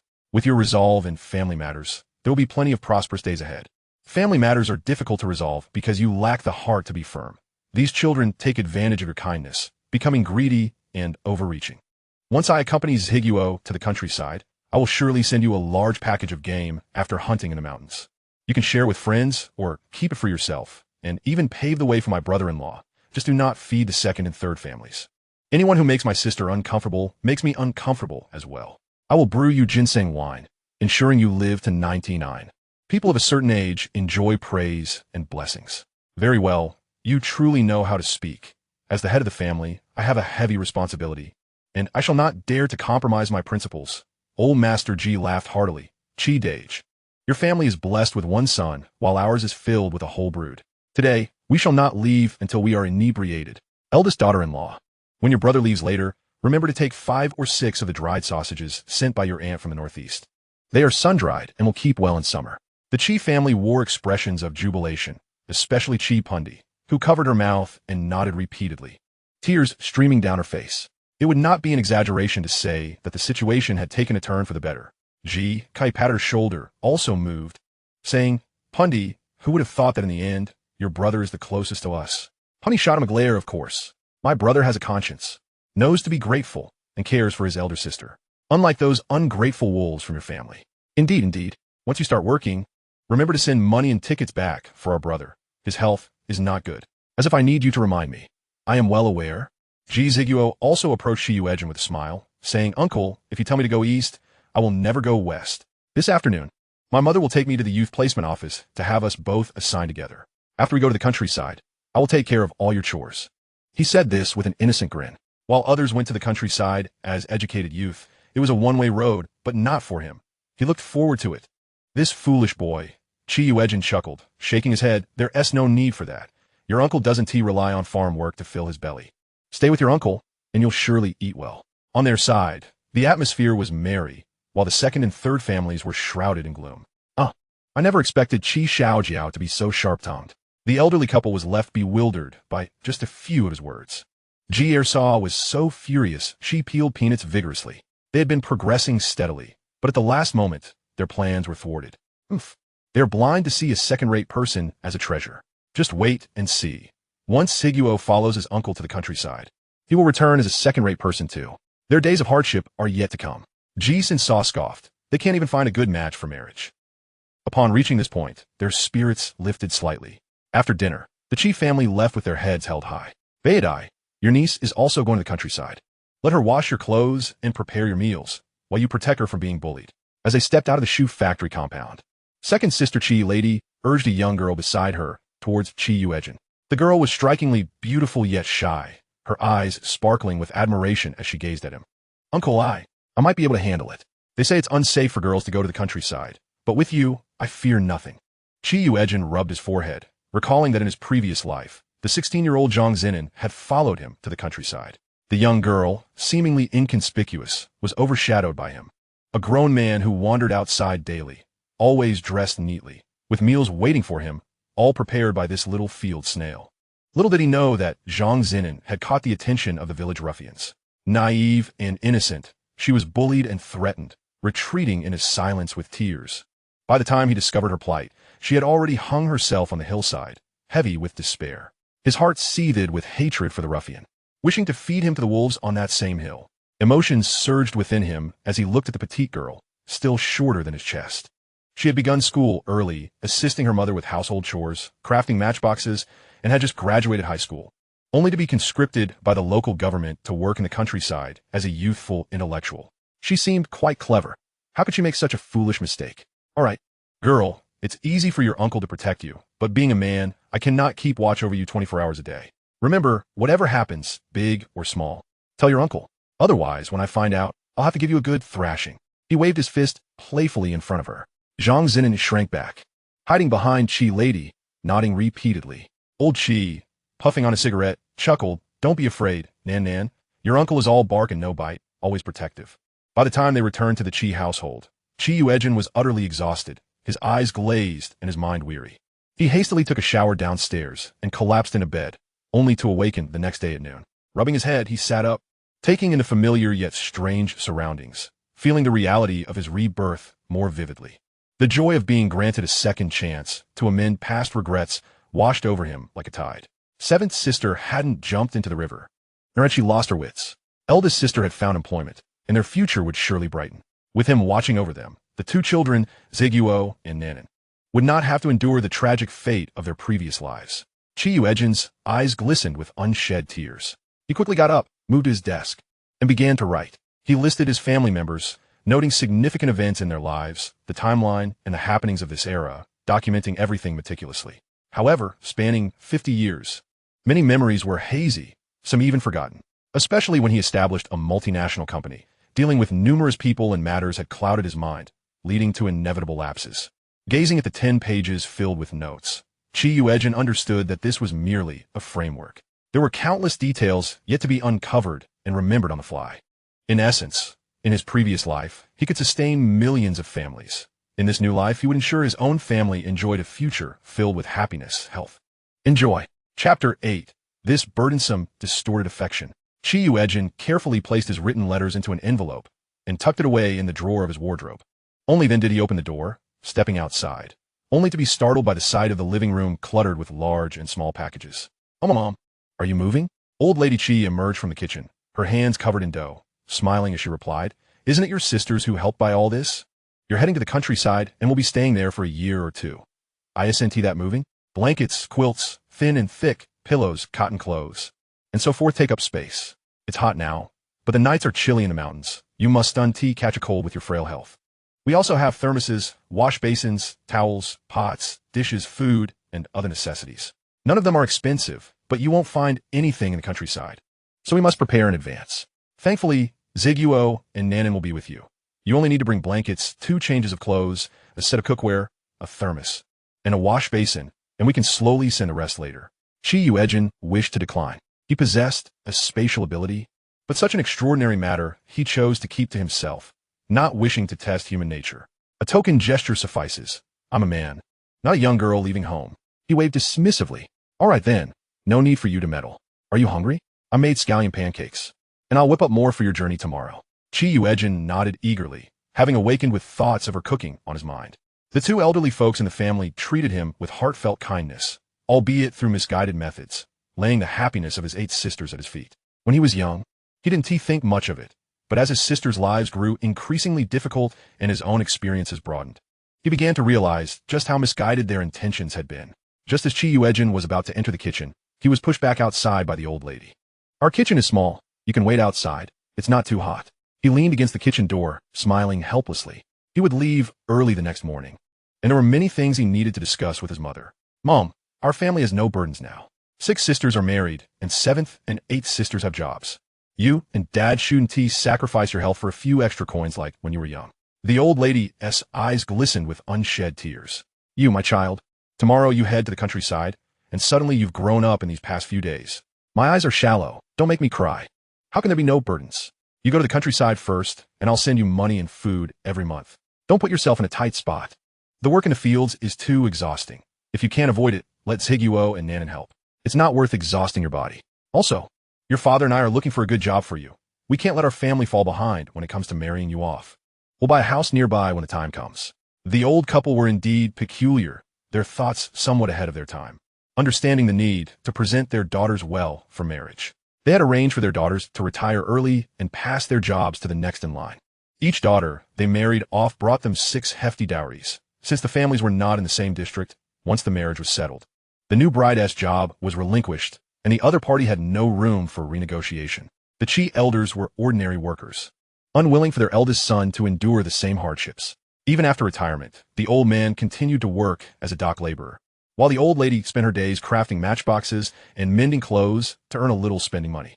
They tightened their belts to provide for him, saving to secure him a comfortable, less laborious job and to marry and start a family. Even if the old couple's ideas were misguided, he was the one who benefited. This heavy, distorted affection was something Yuejin needed to gradually correct. Mom, money is never-ending. I still hope you and Dad live to see 100. Watching my great-grandchild being born, especially Dad, at his age, still carries such heavy loads. If you're not worried, I am. Yuejin's face hardened. His father had spent a lifetime doing hard labor, his back bent under the weight. It seemed that during the rainy summer next year, he slipped and fell, injuring his leg and back, leaving him bedridden for half a year, unable even to fetch a bucket of water. The old lady looked troubled. The money his father earned from carrying goods constituted a significant portion of their household income. Your father can't sit idle. I've advised him, but he doesn't listen, saying we only have you as our son, who is so smart and filial. We can't provide you with a good life. So he wants to work harder. Yuejin felt a deep sense of helplessness mixed with gratitude, his mind echoing the sentiment. The heart of parents is filled with compassion. Then, please pay more attention to my work with Dad. See if there are any light, brainless jobs like overseeing warehouses or guarding doors. Secure one for him to do. After I've had enough fun in the countryside, I'll come back. The old lady widened her eyes. Precious child, you're a high school student. You should at least sit in an office sipping tea and reading newspapers. Watching warehouses and guarding doors one tea help you find a good wife. All right, you don't need to worry about this. Your father and I'll take care of it. Yuejin took a deep breath, contemplating that the old gentleman would not sustain his injury until the summer of the following year, which afforded him a year to strategize. So he momentarily set the matter aside. Mother, please show a little more kindness to my sisters. They have poured their hearts and souls into supporting our family. Yet you treat the neighbors better than them. Does this not chill their hearts? They should not always be preoccupied with family matters. They must first ensure their own households are thriving. The situation with my seventh sister serves as a poignant reminder for us. When our sisters are well off, we too shall enjoy a comfortable life. He earnestly reasoned with the small-minded elderly woman. Understood. The oil cakes are ready. Do hurry and eat. Your favorite tea eggs were brought over by your eldest sister earlier. She has secured her job and will start working this afternoon. She also delivered 2 hens for you. I will prepare a potato stew with chicken for you at noon and make a few more jars of spicy chicken cubes. Your third and fourth sisters have brought pork, beef, and big bones. I'll find someone to grind the bones into powder and dry them for storage. They say this is highly nourishing. Later, I'll have Nan prepare soup with eggs for you. Evidently, the elderly woman had not absorbed his words as she hurriedly arranged the food, clutching a bag of bones and an empty malted milk tin as she departed. Yuejin took another deep breath and bit into the oil cake with fervor. He pondered whether it was the current generation that lacked richness in their diets, or if it was the absence of various pollutants and advanced technologies that made the produce exceptionally pure and delectable. The outer crispness of the oil cake complemented its chewy interior. The tea egg was savory and delicious, while the millet porridge was fragrant and glutinous, especially when paired with the elderly woman's pickled spicy radish. He savored the meal with great satisfaction. The elderly lady had prepared numerous oil cakes for him to take on the journey. He relished them fresh from the pan and stored the uneaten portion in a space. He had already tested this space yesterday. Time stood still within it, save for an unknown drop of water that fell. A cup of hot water placed inside overnight retained its temperature by morning. After washing the dishes, he had just emerged when he heard a knock at the door. Jingo, are you home? Come out for a game. A young man shouted from outside, his voice echoing throughout the building. Yuejin squinted slightly. It was none other than Zhong Jiran, one of his closest friends since childhood. Zhong Jiran's mother had passed away early, and not long after, his father remarried, leading to a cascade of children arriving. He became a neglected little soul, frequently coming to Chi's home for meals. Yuejin had indeed been a magnet for both friends and foes, surrounded by a multitude of acquaintances from various walks of life. Most were merely drinking buddies. Yet he had a number of true friends. Unfortunately, many of these brothers had either met untimely deaths or drifted apart due to the machinations of a treacherous couple. His rise to affluence came during the wave of layoffs, when his factory closed. He lost his job as a security captain and was subjected to scornful insults from Zhao Keifeng, which forced him to leave his comfort zone and seek a livelihood. Initially, he and his friends took on contracts at construction sites, gradually expanding until he became a boss himself. He vividly remembered the thrill of earning money hand over fist. relishing the camaraderie at the banquet tables, filled with hope and ambition. However, just before their company was set to go public, they encountered financial strain. They often oversaw quality control personally, and during one site inspection, Zhong Zhirun had thrown himself over Qi to save him, only to be fatally struck by debris. They had been brothers for 3 to 4 decades, closer than blood. "You're here." Qi's lips trembled as he opened the door and embraced Zhong Zhirun tightly. Zhong Zhirun, arms wide open, appeared momentarily stunned before breaking into a goofy grin. "What is this, Jinge? Just going to the countryside, right? Lu Ziasen and I will join you. We'll help with the farm work, and don't forget to share the good food with us." Just as Qi Yuejin was processing who Lu Ziasen was, a thin young man wearing glasses about 5 feet 8 inches tall stepped out from behind Zhong Zhirun and bashfully greeted, "Jinge, Lu Minghua." Qi Yuejin's smile deepened, though it did not reach his eyes. This was the same scoundrel who had stolen someone else's admission notice to gain entry into Kyoto Normal University, later becoming the financial director of his future multinational company. Back when Zhao Keifeng and Cheng Xianqian sought to woo Lu Minghua, they had deceitfully claimed that Zhao's third child was a twin, including Lu Minghua's daughter in the count. Regardless of whether the third child was a dragon and phoenix pair or Lu Minghua's daughter was the family's only cherished girl, their alliance grew ever stronger. No wonder the 4 children in his family exhibited various misfortunes. It turned out none of them were his blood. Unfortunately, Qi Yuejin had grown accustomed to monopolizing everything since childhood, disliking the notion of others coveting what was his. Thus, he meticulously reviewed the accounts every month. Having studied numerous ways to manage people, he understood that a flawless system leaves no room for fish to swim. He allowed them just enough leeway to exploit. Yet, they foolishly believed they had succeeded and reveled in their perceived triumph. His only error had been the unreserved trust he placed in his brothers and his women, misjudging their ambitions and ruthlessness. In this life, he intended to play with them thoroughly, if he did not drive them to madness. He would not do justice to the second chance fate had bestowed upon him. "Ah, you've arrived." Qi Yuejin suppressed his earlier emotions and placed a hand on Zhong Zhirun's shoulder.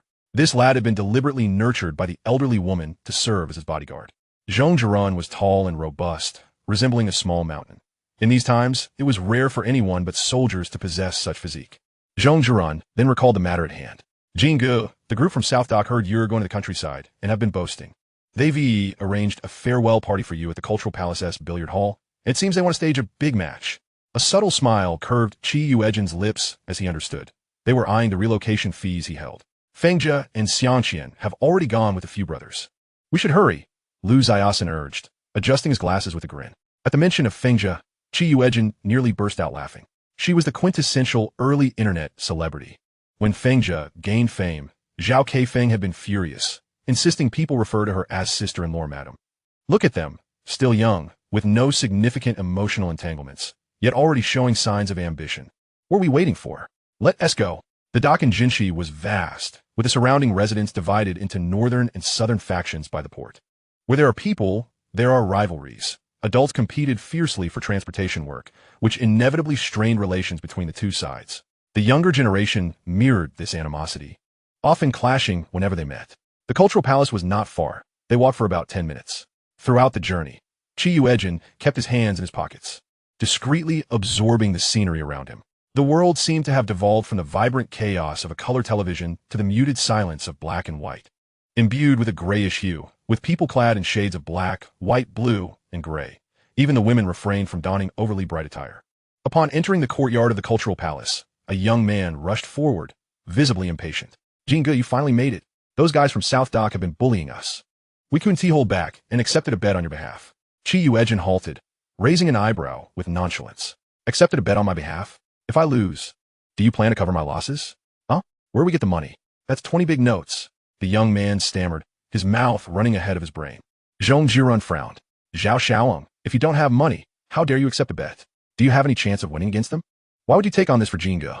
Whoever instigated this mess should clean it up. Will not recognize it otherwise. 20 big notes? The relocation fee is only a little over 100. Zhao Xiaoling shrank back. "Well, I got a bit carried away earlier, and they provoked us. Brother Leopard is here too. We can't just ignore this bet unless everyone is willing to leave a pinky behind." Beside him, Lu Ziasen hurriedly interjected. "Jinge, it must be that they are bullying Fengjia." The brothers couldn't stand by and let it happen, which is why they acted foolishly. "You excel at billiards. It would be perfect to give them a solid slap in the face. This way, they won't think we are intimidated just because we are in the countryside." It would also do Leopard Gu a favor. Zhao Xiaoing nodded repeatedly. Exactly. Feng Jie is Jing Ji's girlfriend. She has only just agreed to be our sister-in-law. The brothers cannot allow others to mistreat her. Qi Yuejin cast a cold glance at the two of them, a faint smile playing on his lips. All right then. I am curious to see what scheme you have concocted. Inside the cultural palace, there was a sizable billiards hall containing 4 tables, intended for the use of retired officials. It was unclear who had secured the keys to this room, but it had subsequently become one of the favored haunts for this group of young men. At this moment, the hall was populated by 20 to 30 individuals, divided into 2 factions. In the center sat a man clad in a green short-sleeve shirt, a prominent scar running from his brow to his temple, radiating an uncontainable aura of hostility as he reclined on the sofa, with a cigarette dangling from his lips. Beside him, a youth in a blue and white striped shirt chuckled as he bent over to light the man's cigarette. Chapter 10. Did you not just receive the resettlement fee? Leopard Gu, with your busy schedule, it is generous of you to come here to support the brothers. Once we win, we shall treat you to a feast at the state-run restaurant. You can also help a younger brother carry a big front door home to alleviate uncle's fatigue, said the young man in the striped shirt with a grin. Leopard Gu chuckled, taking a deep drag from his cigarette, clearly pleased with the flattery. All right, it's not a big deal. You know my principles. I am quite fair. If you possess the ability to win, I certainly won't allow the other party to renege. But if you, he paused, if the brothers are outmatched, then we shall still honor uncle with the front door. I want to let you run an errand for nothing. However, we shall not lose. The youth in the striped shirt remarked, turning to glance at the 4 who had just entered, a smug smile on his face. Leopard Gu, you know me. I never engage in an unprepared battle. Just a couple of days ago, I met a city billiards champion, someone who was born to excel in this sport, winning competitions effortlessly. This match is a sure victory for us. Qi Yuejin cast a sidelong glance at the youth, who was arrogantly toying with a cue stick, his hair slicked with oil. In a previous life, there had been a similar match, the outcome of which was predictable.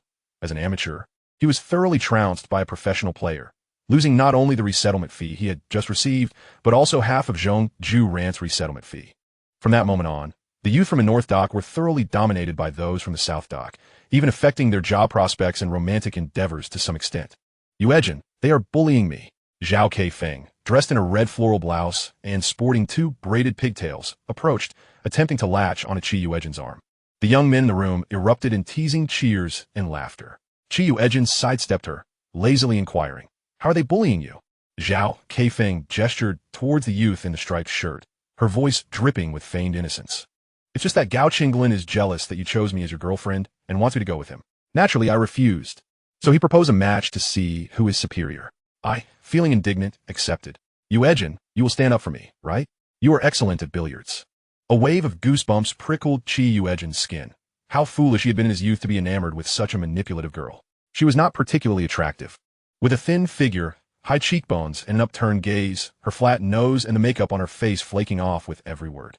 Her lips, painted with lipstick, resembled dangling sausages, and her hair seemed to have gone unwashed for 3 or 4 days, greasy strands hanging down. At most, her attire was a bit more flamboyant than that of other plain women, and she had a playful nature. One could only conclude that his youthful naivete had led him into such a pitfall. But what if I lack the funds? He asked, visibly troubled. Zhao Keifeng paused, surprised. How could you be out of money?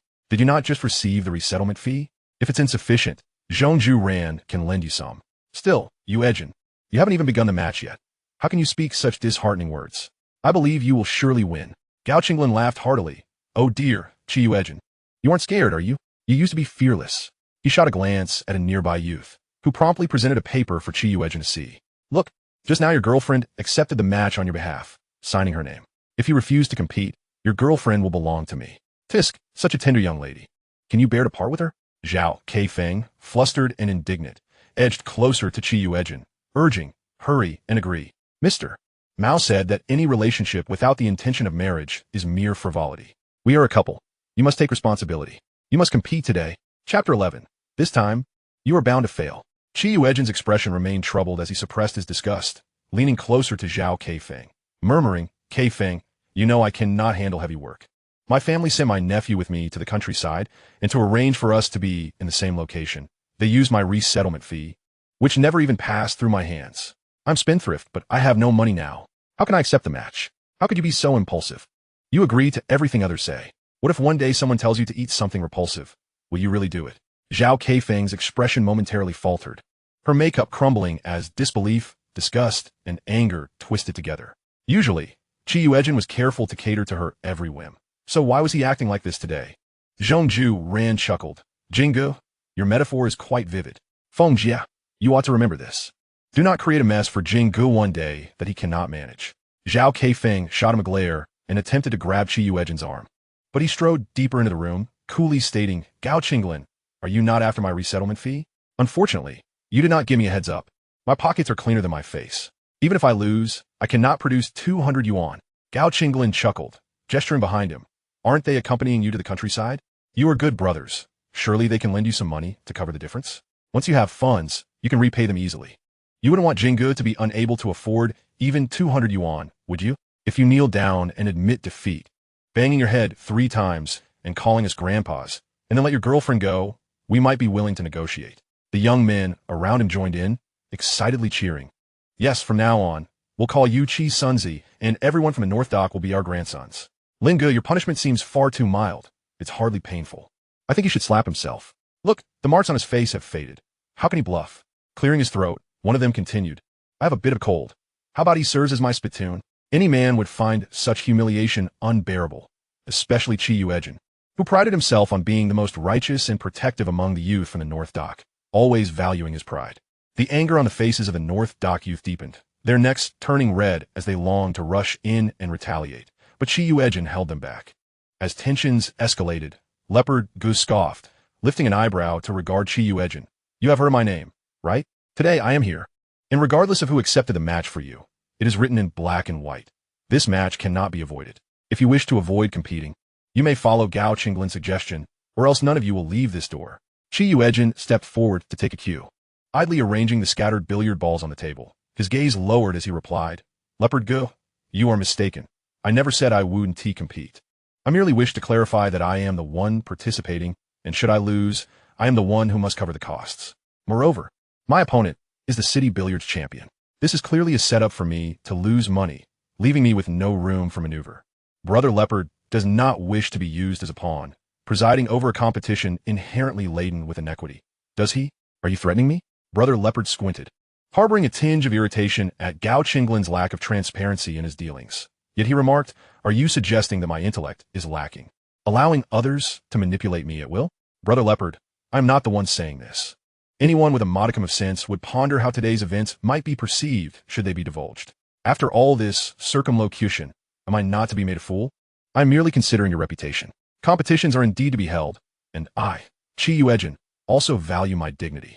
However, the manner of the competition must be articulated. Chi Yuejin smiled. Brother Leopard, this fellow has always been cunning. Do not fall for his tricks, Gao Qinglin cautioned, feeling a twinge of anxiety as he observed Chi Yuejin's relaxed demeanor. Brother Leopard waved his hand, casting a warning glance at Gao Qinglin, before turning to Chi Yuejin with a hearty laugh that did not reach his eyes. So tell me, how can we render this competition appear equitable? Chi Yuejin tossed the billiard ball in his hand, responding, it is quite simple. High risks correspond to high rewards.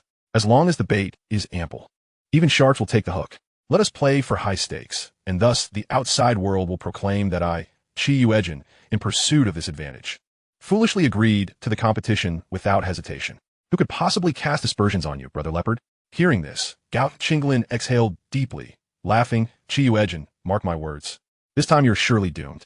You have no inkling of the saying there are always greater talents beyond the horizon. The City S billiards champion is not someone you, a mere local ruffian, can compare to. So go ahead, tell me how you wish to compete. We shall grant Brother Leopard the courtesy of allowing you to express your grand demands. Yet whether you achieve your desires, I fear, may remain a mere daydream. The youth from the South Pier erupted in laughter, urging him to struggle a little longer. Go on, make some noise. Chi Yuejin smirked, I am not greedy. If I lose, every one of my brothers will receive $135. Zhong Yuran puffed out his chest, declaring, I stand by Brother Jean. The others exchanged glances, nearly in tears. It was not merely a matter of over $100. Even $10 felt like extracting their hearts.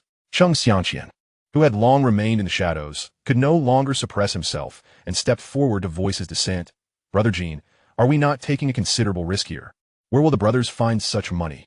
Chi Yuejin raised an eyebrow, about to respond, when Zhong Yuran, with a hint of irritation, interjected, you know there is no money? So it turns out you're genuinely broke, while Brother Jean can conjure funds? Xianqian, I'm not criticizing you, but usually your mind is quite sharp. Why are you not trying to rein them in? Chung Xiangqian smiled wryly. I tried, but my efforts were in vain. Yuejin coolly remarked. If you are willing to share the burden with me, then the winnings will be split 70-30. If you believe my chances of winning are slim and cannot muster over $100, let us draft a written agreement. This sum shall be counted against me. Likewise, should we win, the proceeds will not concern you. His words rendered Zhong Yuran anxious, and the others perceived that he was merely putting on a brave front. Fresh waves of derision arose from the opposing side. Lu Ziasen bit his lip, feeling the thickness of the cash in his pocket. He had never seen so much money. With no clear timeline for returning to the city after going to the countryside, this was his leverage. He could not allow this group, who only valued loyalty and dignity without understanding the hardships of life, to recklessly squander their money. He clenched his fists and stepped forward. Brother Jean, I apologize, but my relocation fees were taken by my parents, as our household has many siblings and great expenses. In the countryside, we merely need to work to earn grain. It's not that my brothers are unwilling to assist you, but I truly lack the means. Rest assured, once I am in the countryside, I will certainly work extra hard. Chapter 12. When did you promise to be in a relationship with me? Is there anyone to bear witness? What does it mean to be both a participant and an observer? Lu Ziasen did not wish to take money, yet still wanted to maintain his facade of brotherhood. Yuejin was not surprised. Meanwhile, Zhong Yuran clenched his fists, breathing heavily. Lu Ziasen, what are you saying?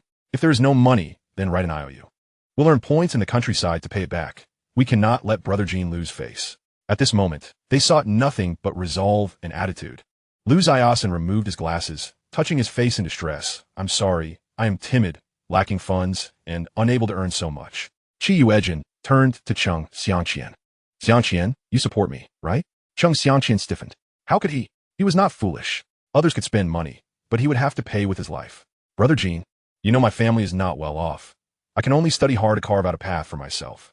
However, if you accumulate a significant debt, once I begin working, I will help you bear a portion of it. Chung Xiangqian spoke earnestly, pouring out his heart. A high school level of both participation and observation.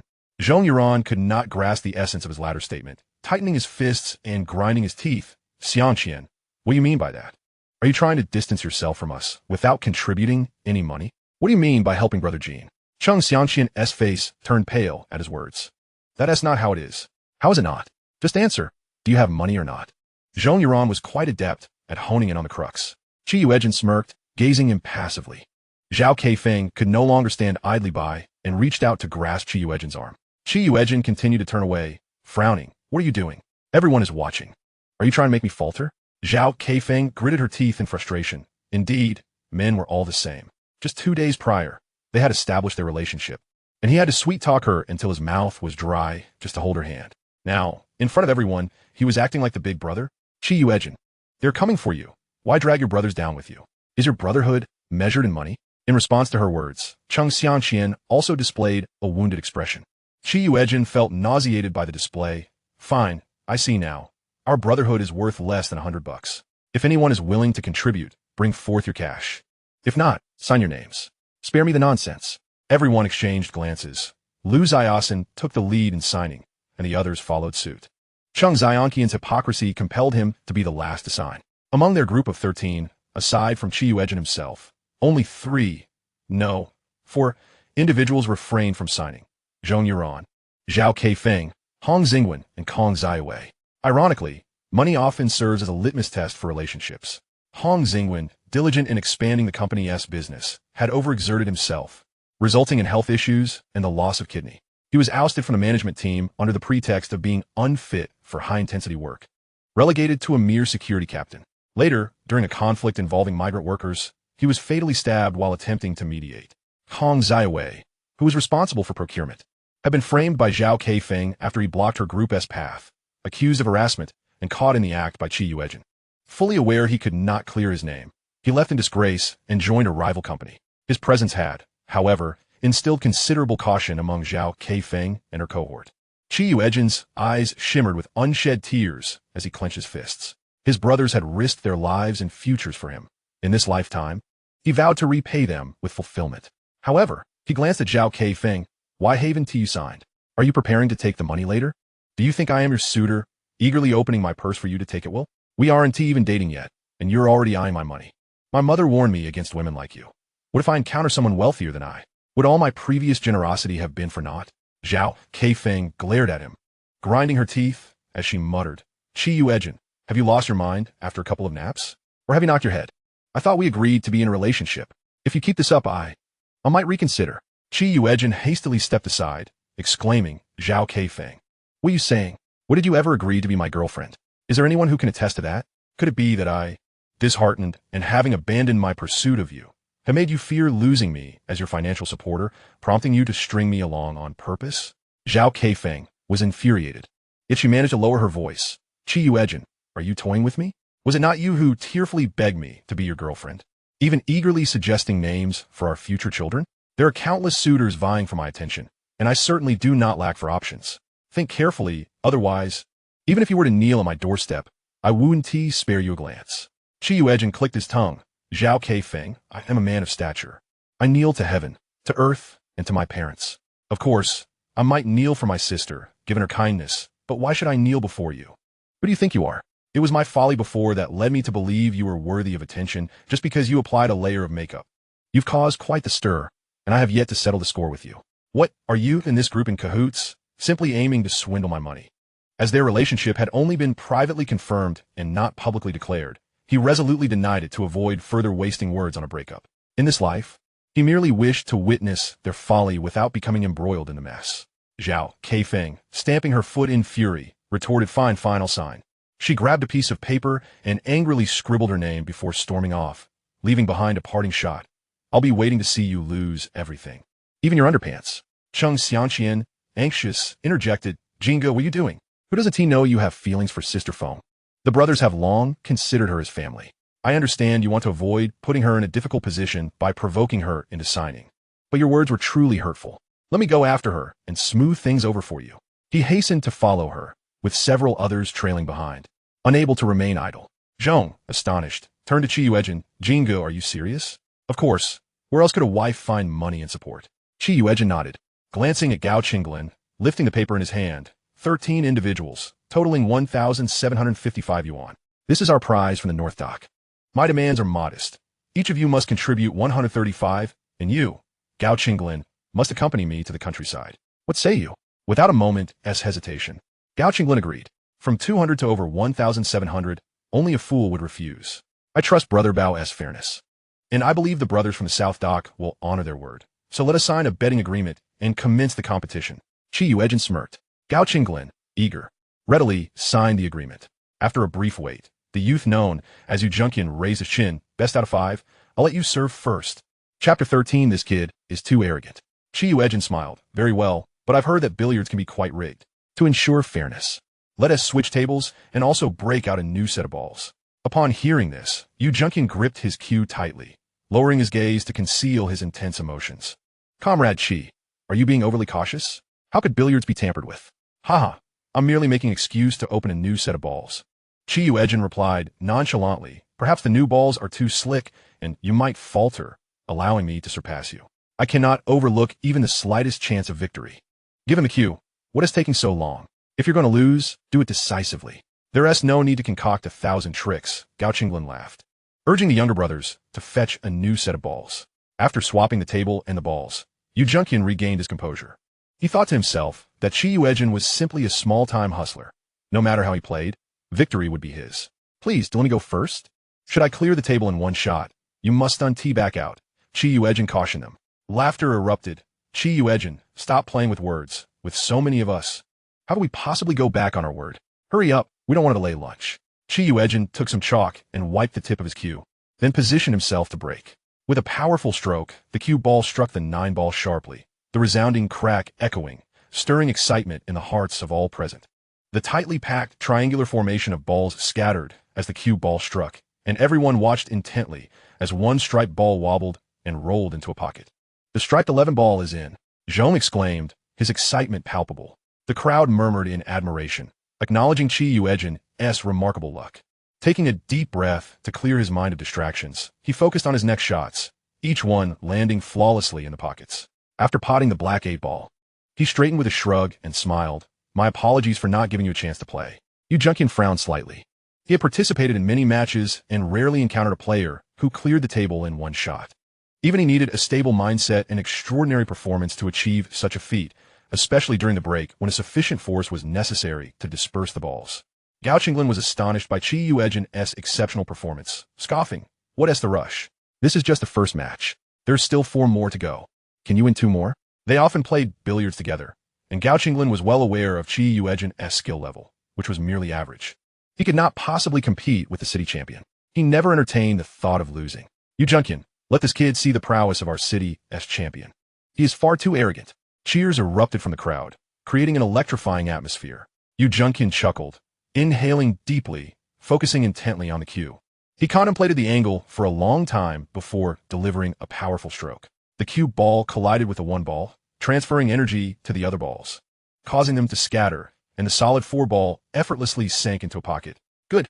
Gao Qinglin led the applause. Yu Junqian smiled calmly, discreetly wiping the sweat from his palms.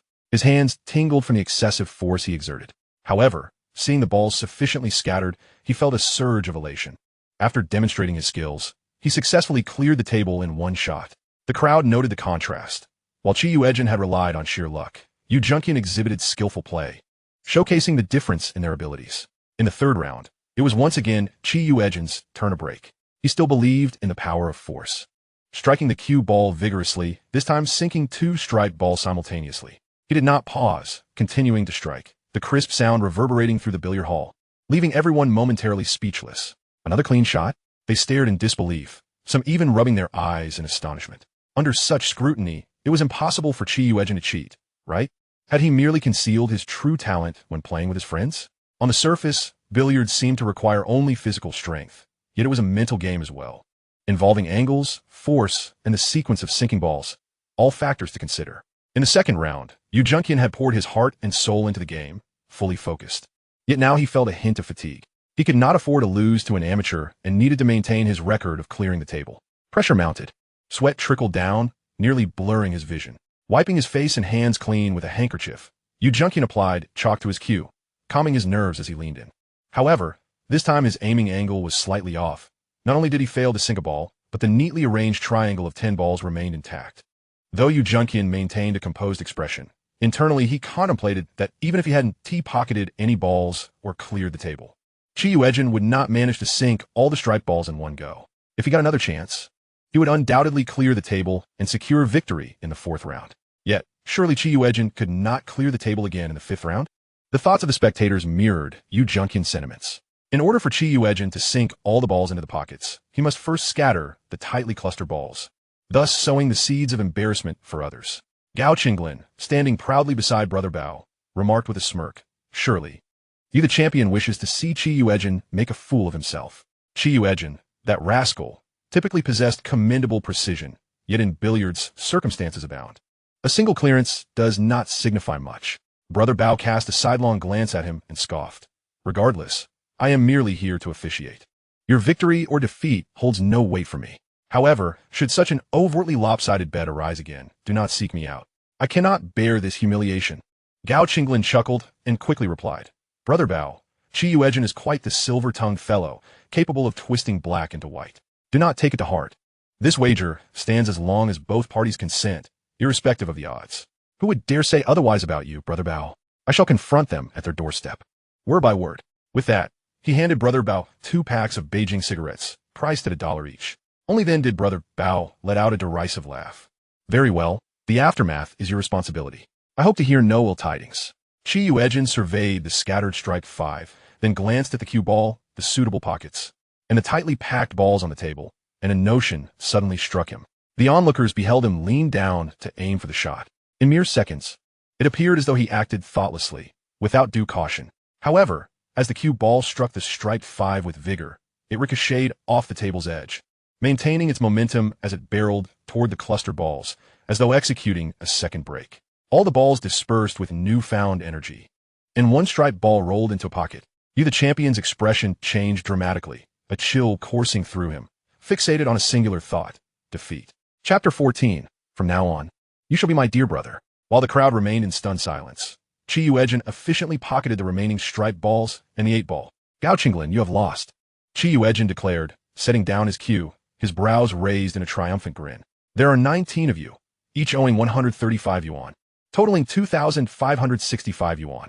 Moreover, you shall accompany me to the countryside. With Brother Bao present, would you dare to fall? Zhong, unexpectedly elated, embraced Qi Yuejin, exuberantly exclaiming, Brother, how have you become so skilled at billiards? Oh dear, even our brothers were kept in the dark. Pray tell, have you been secretly honing your skills to impress some lovely maiden? Hong Xingwen and Kong Ziyui also erupted in laughter. Moments ago, they had been prepared to shoulder the debts out of brotherly loyalty. Who could have anticipated that Brother Jean would triumph over the city champion? No wonder he seemed so composed earlier. He had clearly been confident all along. Those who lingered to witness the unfolding drama felt regret gnawing at their insides. Had they known of Qi Yuejin's prowess, they would have never signed any agreement. With 2,560 yuan at stake, they could have claimed a substantial share. Qi Yuejin, of course, did not miss the resentment etched on their faces.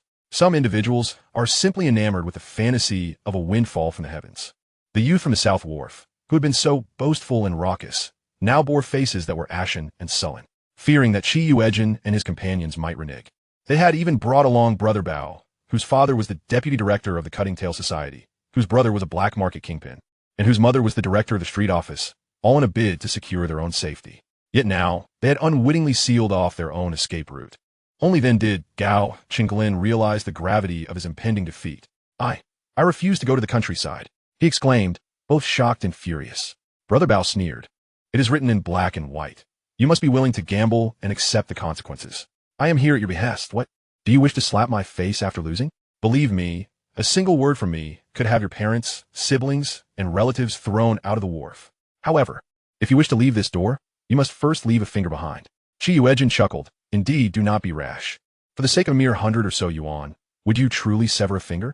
Money can be earned again, but a lost finger is a lifelong disability. Qi Yuejin, do not push us too far. The youths growled, their eyes filled with defiance. You may go to the countryside, but your parents and sisters remain here, surely. You do not wish for their lives to become harder, do you? Brother Bao, please listen. Before your very eyes, they are resorting to threats and defaulting. One of the youths interjected. Who does not know that under your leadership, our wharf alley has thrived in harmony, with neighbors living in peace and striving for progress together? Last year, our wharf alley was recognized as an exemplary street office, largely due to your efforts. Their threats against my family only serve to burden our street office. My parents are not ones to be trifled with. Even the slightest matter can become a public spectacle. My uneducated mother cannot comprehend lofty principles. She only knows to follow the flow. I dare not speak of the bullying I endured today, yet they still dare to dredge up old grievances, displaying their discontent with your justice. Brother Bao. Qi Yuejin shook his head, feigning heartfelt concern for Brother Bao's reputation. Brother Bao's fierce gaze swept over the youth from the South Wharf. What? You organize this match, yet do not permit others to win? My reputation is not merely one of fairness and justice. Any issues should be addressed face to face. Involving family members is the mark of a cowardly fool. Should I discover that any of you have troubled the chief family, your own family shall share in your misfortune. The youths from the South Wharf, who had previously bared their teeth, now appeared chastened, resembling scolded children. They seethed with anger and regret. Whenever they encountered Qi Yuejin and his entourage, they invariably suffered minor losses. Lacking the ability to command respect, how could a background-less Qi Yuejin rise to lead the North Wharf's ruffians? They had reveled in the news of Qi Yuejin's impending rural assignment, allowing their pride to cloud their judgment. Comrade Qi Yuejin, Brother Jean, Gao Qinglin approached, smiling like a sycophant. We've grown up together, haven't we? Surely, such a grand venture is unnecessary for a mere 2,000 yuan. If it's too much, why not let us brothers gather some funds for your travel expenses? I'm just a clumsy fool, hardly fit for rural labor. Please, let us settle this amicably. As he spoke, he slapped himself twice, not holding back, leaving 2 red marks on his sun-kissed face. Qi Yuejin understood that he could not push this man too far, and reluctantly said, but just a moment ago, you had no intention of granting me an escape, did you? I had just received my settlement, and you were already scheming. Gao Qinglin delivered a couple more slaps to himself, exclaiming, as long as I do not go to the countryside, from now on, you shall be my dear brother. His family had expended considerable effort to help him avoid this rural assignment, gifting 3 or 4 cartons of Dakium and cigarettes in the process. Yet now, just as he began to celebrate, he found himself back in a pit. His family would surely not assist him this time. Qi Yuejin raised an eyebrow. This sum of over 2,000 yuan? Fine. Gao Qinglin bit his lip and nodded.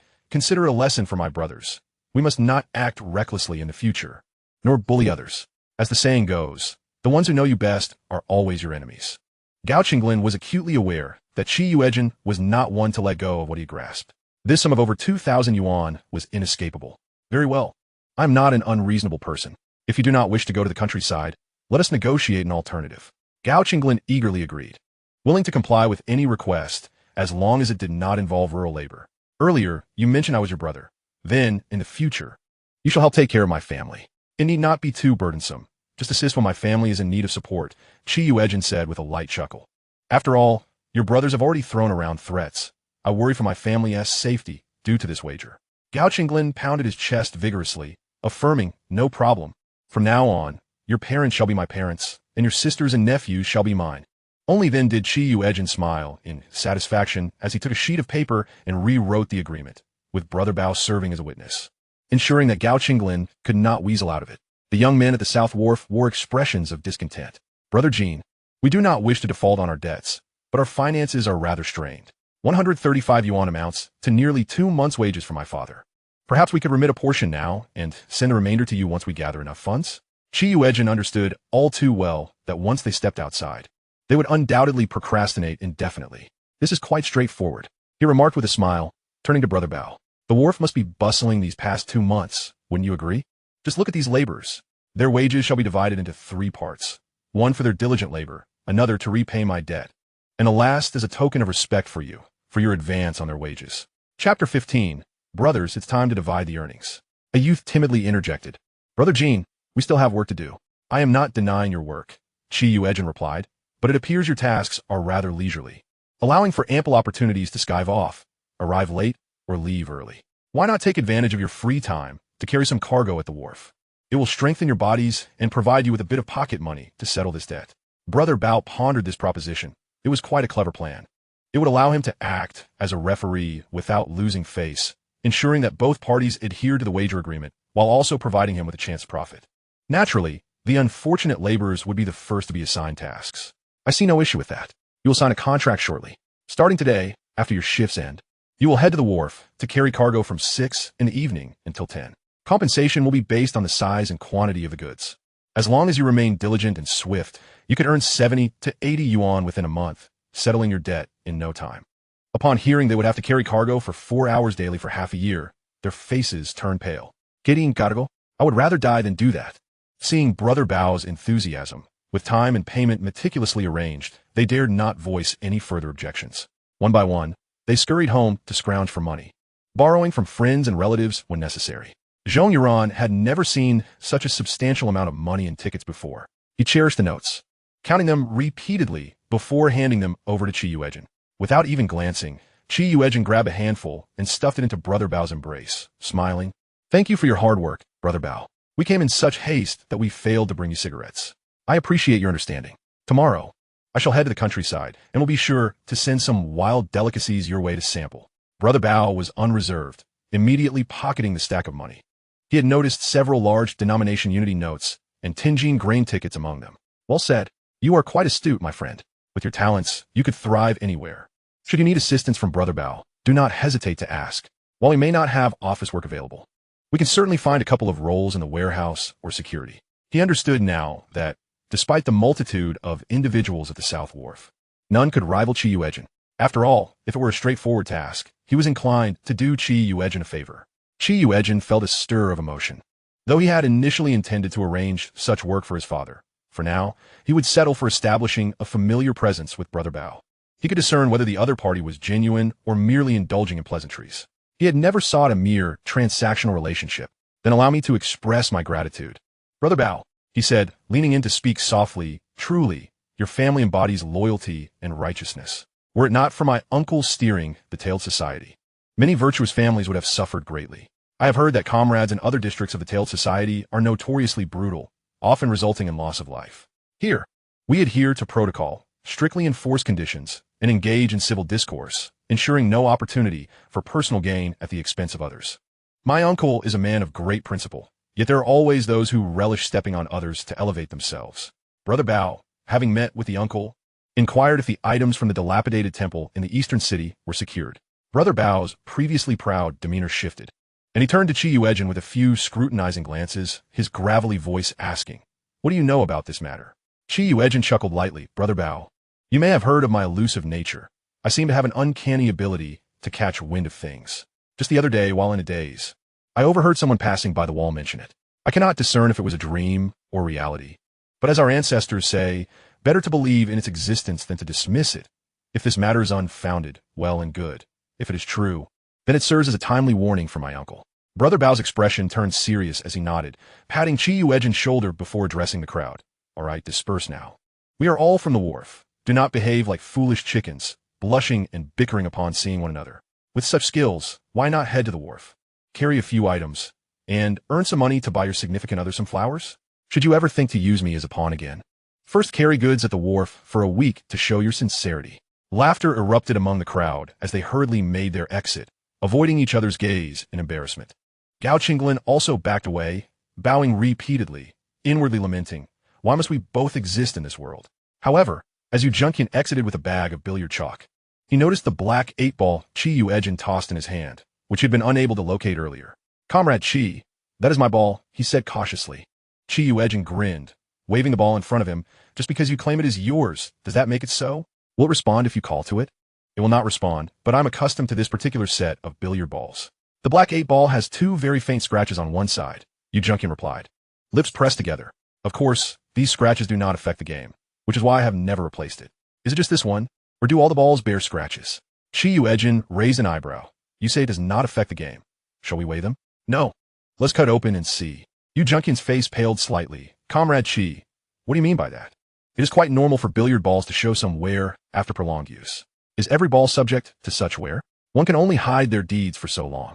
I do not wish to be overly explicit, but should I read about your victory in the papers next time, or hear of you bullying someone on behalf of a friend, I would need to inquire about which set of balls was used in the match. Yuejin said with a smile. Yuejin, perhaps it is time to gracefully step back from the sport, given the strain on your wrist. His words were softly spoken, yet resonated clearly for all present. Yuejin's breath quickened, and he shot Yuejin a glare before turning to leave.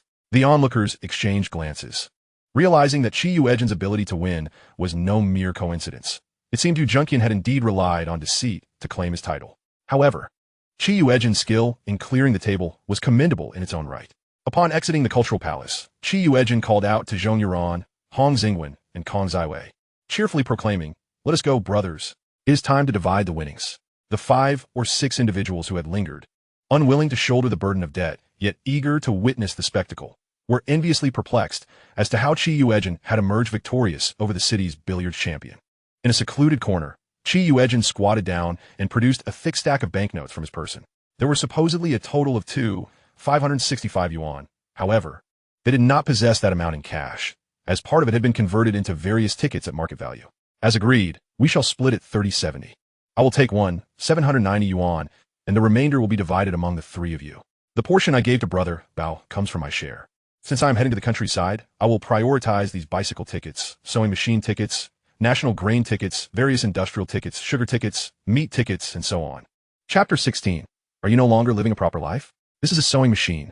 Yuejin swiftly sorted through his portion without raising his head, pairing Zhong Yuran with 180 yuan and more than 70 yuan in tickets. While the others were momentarily taken aback, he divided the money into 3 piles, pushing the middle stack toward Hong Xingwen and Kong Zaiwei. Brother Jin, this money is your winnings. We cannot accept it. Hong Xingwen promptly pushed the money back. Indeed. Brother Jin, do you think we're merely in this for money and tickets? Kong Zaiwei added, his tone serious. Yuejin chuckled. Let me ask you all. If I were to lose, would you be prepared to shoulder the debt with me? Without a moment's hesitation, the 2 nodded vigorously. Brother Jin, if it weren't for you discovering something amiss at my home back in the day and bursting through the door just in time, my mother and sister would have likely succumbed to carbon monoxide poisoning and become nothing more than 2 handfuls of earth. You are the savior of my family. Don't mention a mere 100 or 80 yuan. If you were to take my life, I would not utter a word. Hong Xingwen patted his chest, his tone earnest and sincere. Yuejin certainly believed him. Indeed, he had sacrificed his health and life for the sake of the company's business. Brother Jin, back in school, everyone bullied me for being overweight, but you stood by me, encouraging me to lose weight along with the brothers. In this life, you are my one and only elder brother, Kong Zaiwei chimed in, unwilling to be outdone. All right, enough of these repeated tales. They become tiresome. My point is, we share fortune and bear adversity together. If you're willing to take it, Then take it. When our country's situation improves, I'll make sure to lead you all to earn big money and enjoy the finer things in life. Yuejin said with a smile, patting their shoulders. Zhong, rather foolishly, took the lead and stuffed the items into his pockets, grinning broadly. Then I won to be polite, Brother Jean, with the relocation fee included. He had about 300 or 400 yuan on him for the first time, clutching his pocket tightly, his tall frame hunched over, glancing left and right as though the people on the street might leap up and snatch his money away. Hong Xingwen and Kong Zaiwei were not much better off. One shuffled in unison with the other, while the latter's face flushed red. Although they didn't have to go to the countryside for work. They were merely apprentices or temporary workers, earning only 20 or 30 yuan a month, of which they had to send a portion home. Besides payday, their pockets rarely held more than 10 yuan. Yuejin was amused by the pitiful appearance of his brothers. He gave each of them a light smack, warning, at this rate, others might report you for being guilty of theft. This is our hard-earned money, so stand tall and walk with pride. After his playful slap, the three finally felt at ease, their bodies relaxing, as they swaggered along with an air of indifference. They had money, and they were the lords of their domain. As he returned home at noon, Yuejin carried a large cardboard box and a bulging bag. Kixiaju, what's in this box? An inquisitive neighbor lady called out. Yuejin smiled and patted the box. Aunt Kai, can't you tell what's drawn on it, even if you can't read? It can't be a sewing machine, can it? Another aunt hesitated. Kixiaju, how old are you, and you're already preparing for marriage and dowry? Aren't you going to the countryside anymore? Surely no girl has taken a liking to you and asked you to stay home instead of going to the countryside, right? Your parents wouldn't agree to that. These aunties asked with a hint of envy. The Chis were truly enjoying their fortune, with 8 daughters raising a son. What more could they want? A sewing machine at their beck and call. It is a sewing machine, a ticket my friend secured. We borrowed some money from relatives. My mother isn't in great health and has been making matchboxes at home, suffering from backaches and leg cramps. So, I thought I'd give her something else to do. In the future, if anyone needs clothes, bed covers, or repairs, they can ask my mother for help. She retired from the textile factory and is quite skilled. I guarantee everyone will be satisfied. The residents of Mado Alley had decent living conditions, with 1 or 2 households out of 10 possessing sewing machines. However, few had the skill to produce saleable goods. Most could only do basic repairs. Ready-made clothes sold at the supply and marketing cooperative or department stores were quite expensive, and people often resorted to sourcing fabric and hiring someone to sew them, paying a minimal processing fee to save half the cost. That sounds delightful. Aunt Chi is quite skilled. If she hadn't fallen ill and retired early, she could have become a workshop leader by now. When my daughter needs a shirt, I'll come to your house. My son is getting married. I'll need to have a couple of outfits made for the bride. My niece is about to give birth. We'll need to make a little quilt. Yuejin smiled and acknowledged each request, chatting amiably with these aunties as he walked. Even before he reached home, the Chi family already knew he had bought a sewing machine, eagerly peering over the railing to catch a glimpse. As he carried the items home, he cheerfully remarked, Mother, the light in my room is good. Let us place the sewing machine by the window for ample brightness. Old lady Chi couldn't help but give him a playful smack. Baidai, are you not being sensible? This is a sewing machine. You didn't use your relocation fee to buy this, did you? You're about to go to the countryside, and there will be expenses everywhere. Eldest sister Chi, with a hint of curiosity, touched the box. Having taken over the textile factory's work, she now felt a different sensation handling a machine that belonged to her family. However, she couldn't refrain from asking, Baidai, you're not planning to settle down with Kai Feng before going to the countryside, are you? Preparing the dowry already? The Chi family immediately turned their attention to Yuejin. Just a few days ago, he returned beaming, announcing that Zhao Keifeng had agreed to be his girlfriend, urging the family to prepare the dowry. Eager to take the next step, none of this nonsense about marrying first and getting a certificate later, fearing that a bride, once caught, might slip away. How could that be? Yuejin laughed and quickly took a gulp of cool, boiled water from the table, recounting how he had been played in a game of billiards, winning a sum of over 1,000 or 800 yuan. They say I'm shooting myself in the foot. He added, I've been lucky. Now that I'm heading to the countryside, they're hastily giving me money. His tale unfolded with thrilling highs and lows, gripping and stimulating, leaving the Chi family in a state of shock. After all, the money was legitimate, unless they dared to slap Brother Bao in the face. They wouldn't want to be ostracized in Mata Alley. Yuejin pulled out 200 yuan along with a pile of tickets, handing them to old lady Chi. Mother, you wouldn't need to send me money anymore. I've inquired thoroughly about my placement in the countryside. It's rich in nature.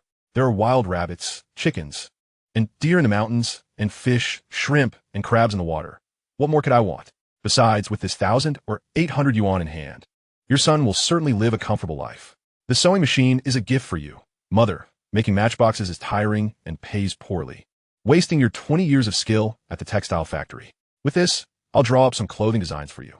Ensuring that we need to spend money on eggs, brown sugar, noodles, or millet. Old Lady Chi was still somewhat dazed. Bayadai, you're telling me this sewing machine is for me? This is a butterfly brand sewing machine. She had toiled all her life for the family. Such extravagance was beyond her comprehension. At most, she had worn a new outfit, but this was over 170 yuan. Not counting the ticket, that was worth dozens more. Chapter 17, what could they do? Yuejin looked at Old Lady Chi's expression, feeling a pang of sorrow. His parents held overly traditional views, and having borne 8 daughters before finally producing a son intensified their inclination towards male preference. It seemed that their affection for him had transformed into a habitual instinct, an obsession, and the very meaning of their lives. Growing up in such an environment, it was a miracle if his sisters did not become brother-supporting witches. Though both parents worked, raising 9 children was no small feat, and he, being a premature baby with a frail constitution, had to be hospitalized frequently. The family had no savings whatsoever. They each had a quota for hiring a child of a worker, but over the years, it had all been exchanged for his medical expenses. It was only because he was older and had managed to regain his health, coupled with his sisters marrying off and offering support, that their lives began to improve. The couple was not in good health, and by the time he had succeeded and earned a fortune, they would likely have already passed on. One wishes to care for their parents, but time waits for no one.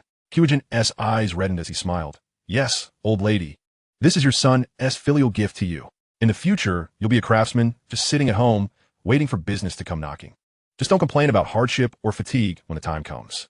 Old Lady Chi shook her head repeatedly, her smile revealing her teeth. You rascal. It seems we Haven Tea spoiled you in vain. Your sisters have sent plenty of fabric for you to make clothes. And I was just pondering whose sewing machine to borrow. Now it's perfect. I won't need to embarrass myself anymore. You've grown quite a bit this year. Your pants from last summer are too short, and your knees have worn through 2 or 3 times.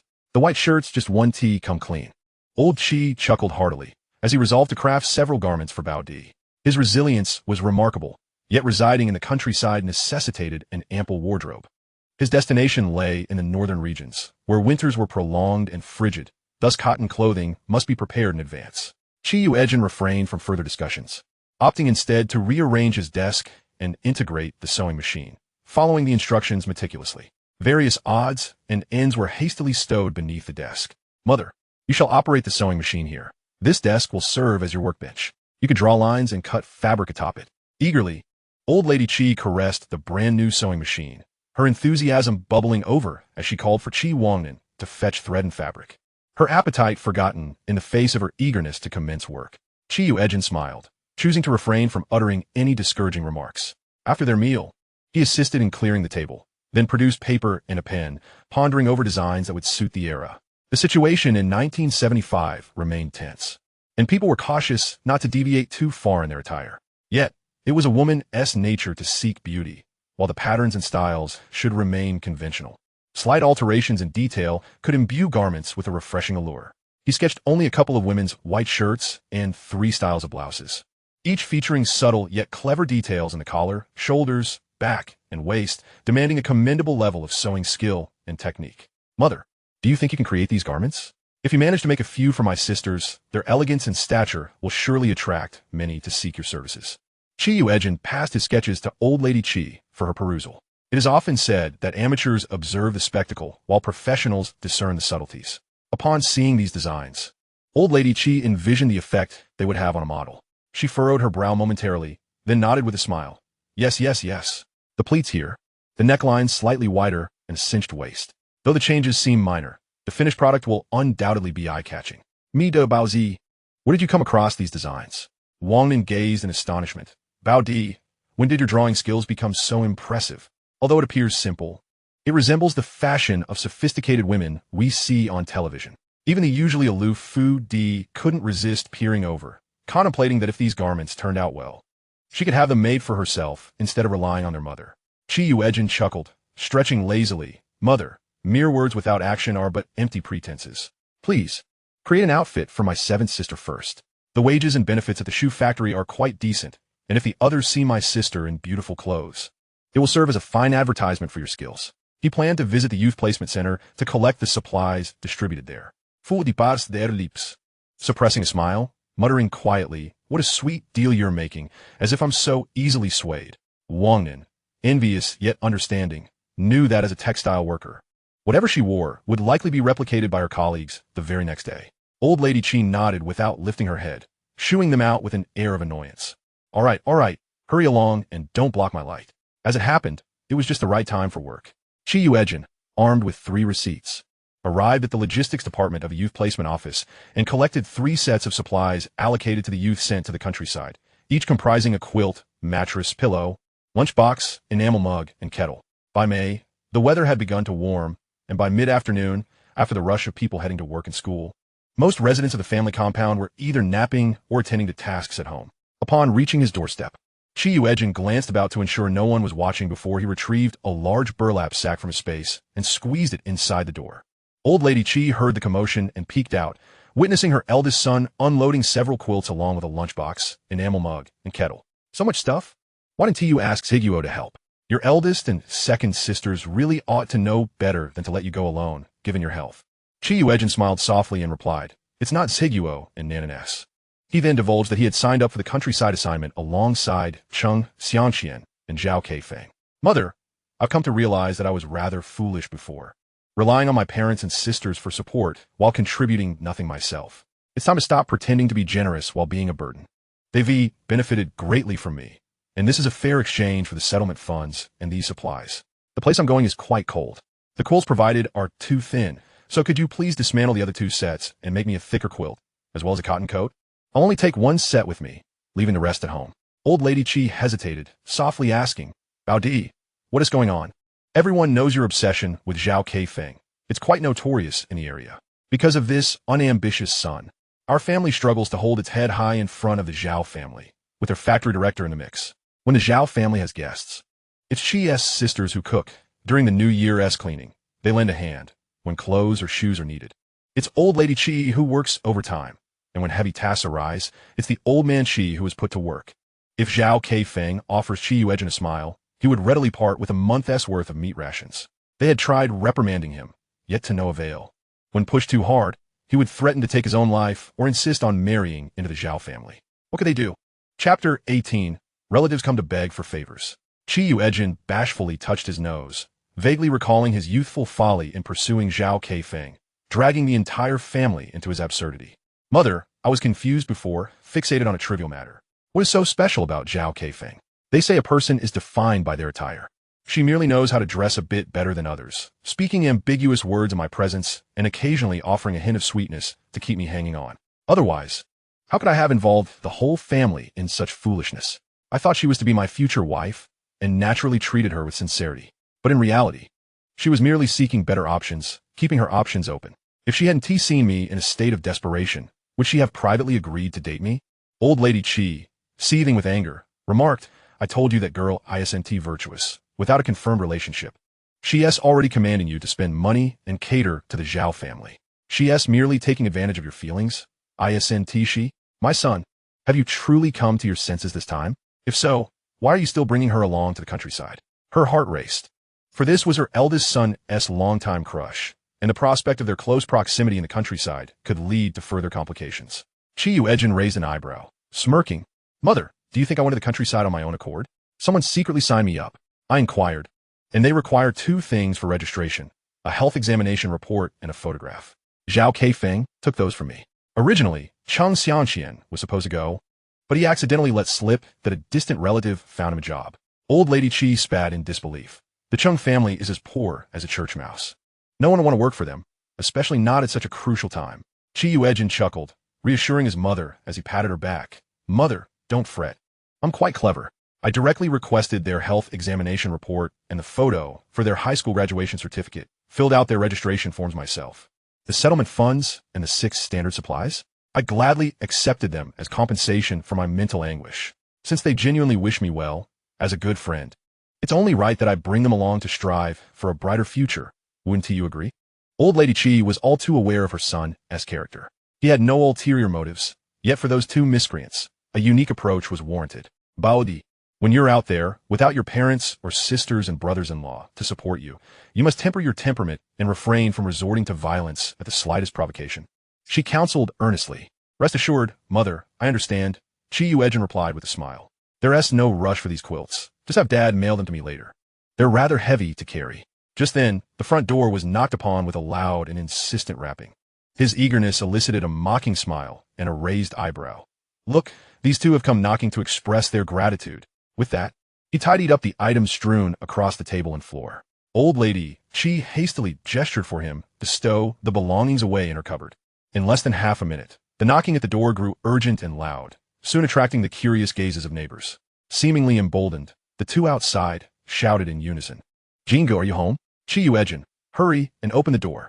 Only then did Chi Yuejin feign waking from slumber, scratching his head as he opened the door, grumpily inquiring, who on earth is so lacking in decency to howl like this in broad daylight? Don't you realize you're disturbing others? Zhao Keifeng paid no heed to his complaints and, upon the door swinging open, immediately confronted him with fiery indignation.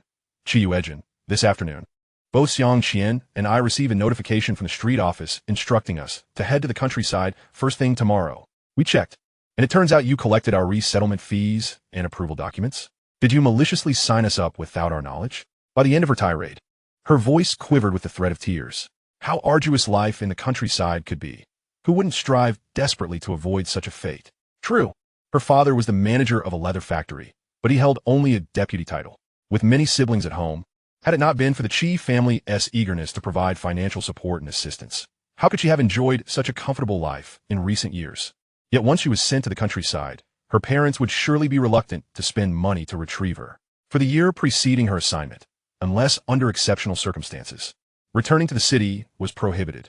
After a year, would her parents still hold a place for her in their hearts? Her future seemed bleak. Leaning against the doorframe, Chi Yuejin chuckled in agreement. Indeed, which morally bankrupt individual would be so kind-hearted as to enroll the three of us for the countryside? Is this a scheme to eliminate us all? The street office is rather inefficient. Why do they only notify you now? As for the resettlement fees and approval documents you mentioned, weren't those funds you previously owed me? Always claiming you had no money or tickets. Now that you do, I'll take care of that deficit myself. After all, I still have your IOUs. Should we verify them again? At this, he couldn't suppress a grin.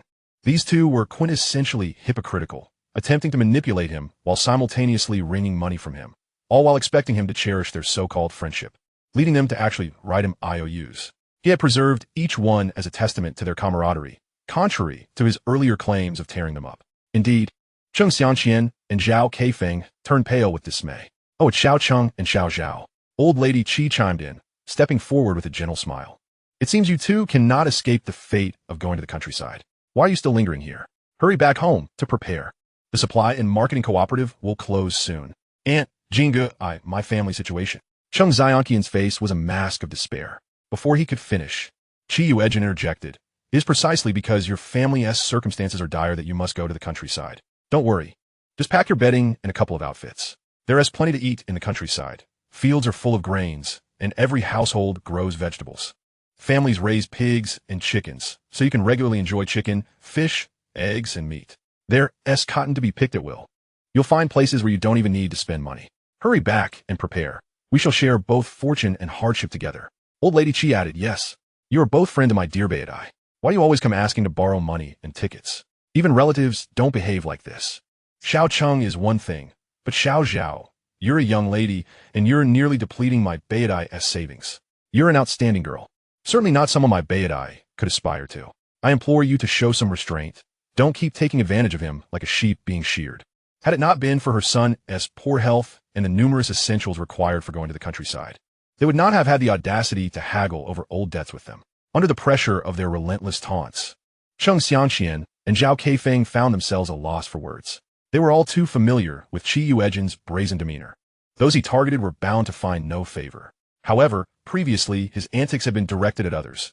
Now they were the focus of his mockery. They realized they had indeed fallen into a trap, left wondering who had been so unscrupulous as to enroll them. With time running short, the two hurriedly returned home to prepare their belongings. Chi Yuejin waved them off, unable to conceal his schadenfreude, as he called out, "See you at the train station tomorrow." Chapter 19, A Shot in a New Place. Once the door closed, Chi Yuejin turned to find the affectionate gaze of his grandmother, which felt somewhat unsettling. "Mother, what is the matter?" he asked, puzzled. "Nothing much, dear. Mother is simply delighted," Old Lady Chi replied, beaming. Having been in her position before, She recognized that her 6 sons-in-law were each selected from among the shorter ones, and her daughters maintained cordial relations with their spouses. She understood the trials of youth. Her eldest son's attitude towards Zhao Keifeng had undeniably shifted.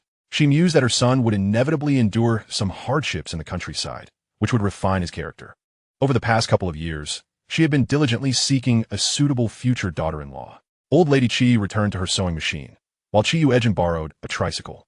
Disguising himself before perusing the nearby supply and marketing cooperatives and state-run restaurants. Besides the universally accepted grain tickets, he kept a reserve of common industrial tickets for emergencies, having used up the rest. Of course, during this era, even the slightest disturbance could lead to complications. He was adept at moving swiftly and changing locations. Yuejin first visited the supply and marketing cooperatives.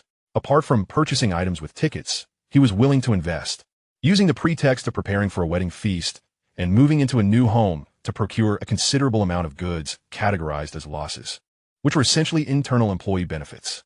After visiting 7 cooperatives, he stockpiled baskets of chicken, duck, goose eggs, 50 pounds of cured meat, 50 pounds of fresh pork, 100 pounds of bones, 50 pounds of ribs, 3 baskets of various dried goods, and a complete set of seasonings.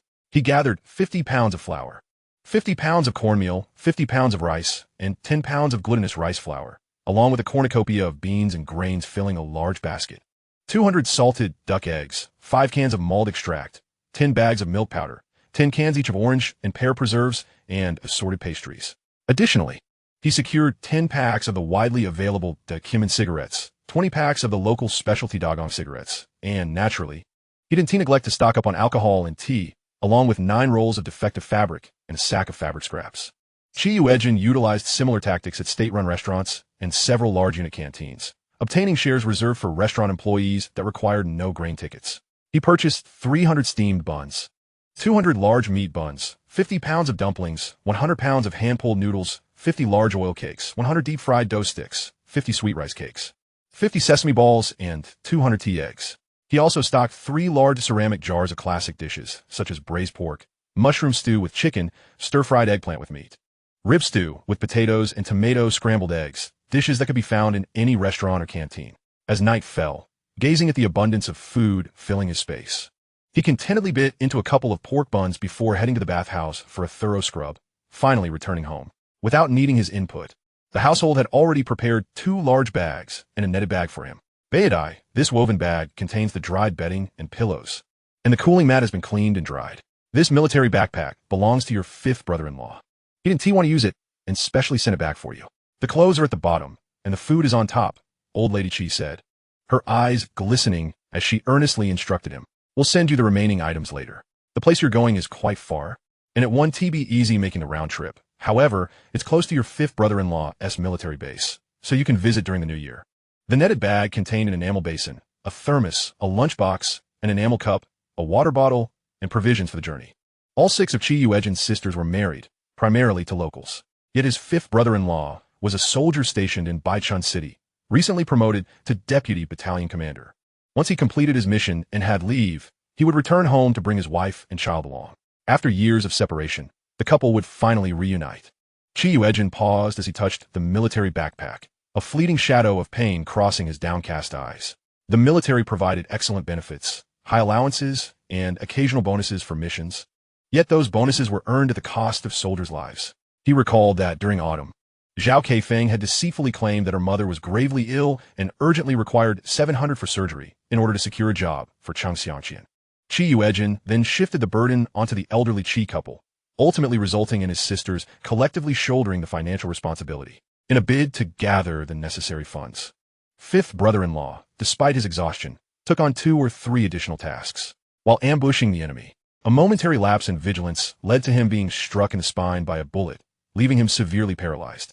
He merely needed to complete this assignment to receive a promotion to a more prestigious position, and he had even secured the favor of a superior, promising a bright future within the military. Such a diligent, intelligent, ambitious, loyal, and responsible young man was thus tragically destroyed.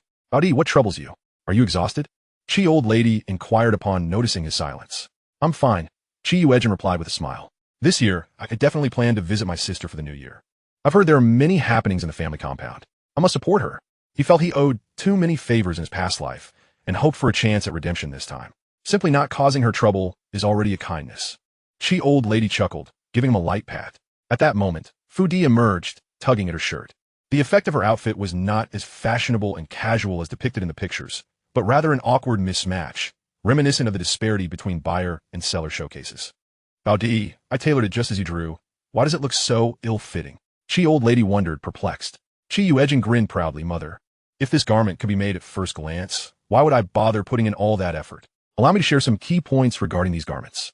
In his previous life, he had been the wealthiest man in Huoguo, with his company spanning numerous industries: fashion, real estate, tourism, hospitality, pharmaceuticals, electronics, jewelry, and transportation, among others. As the helm of the empire, he needed to understand each sector, including the development and planning of subsidiaries in which he was actively involved. He had attended countless technical meetings at the garment factory and had even whimsically crafted clothing for Zhao Keifeng.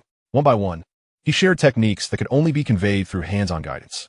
Mother, look, with just a slight adjustment in these areas, the garment will instantly become neat and stylish. Won't it? Others might take a long time to figure out these little tricks, but our speed is unmatched. With skill, craftsmanship, and efficiency, we shall always attract clientele seeking your sewing expertise.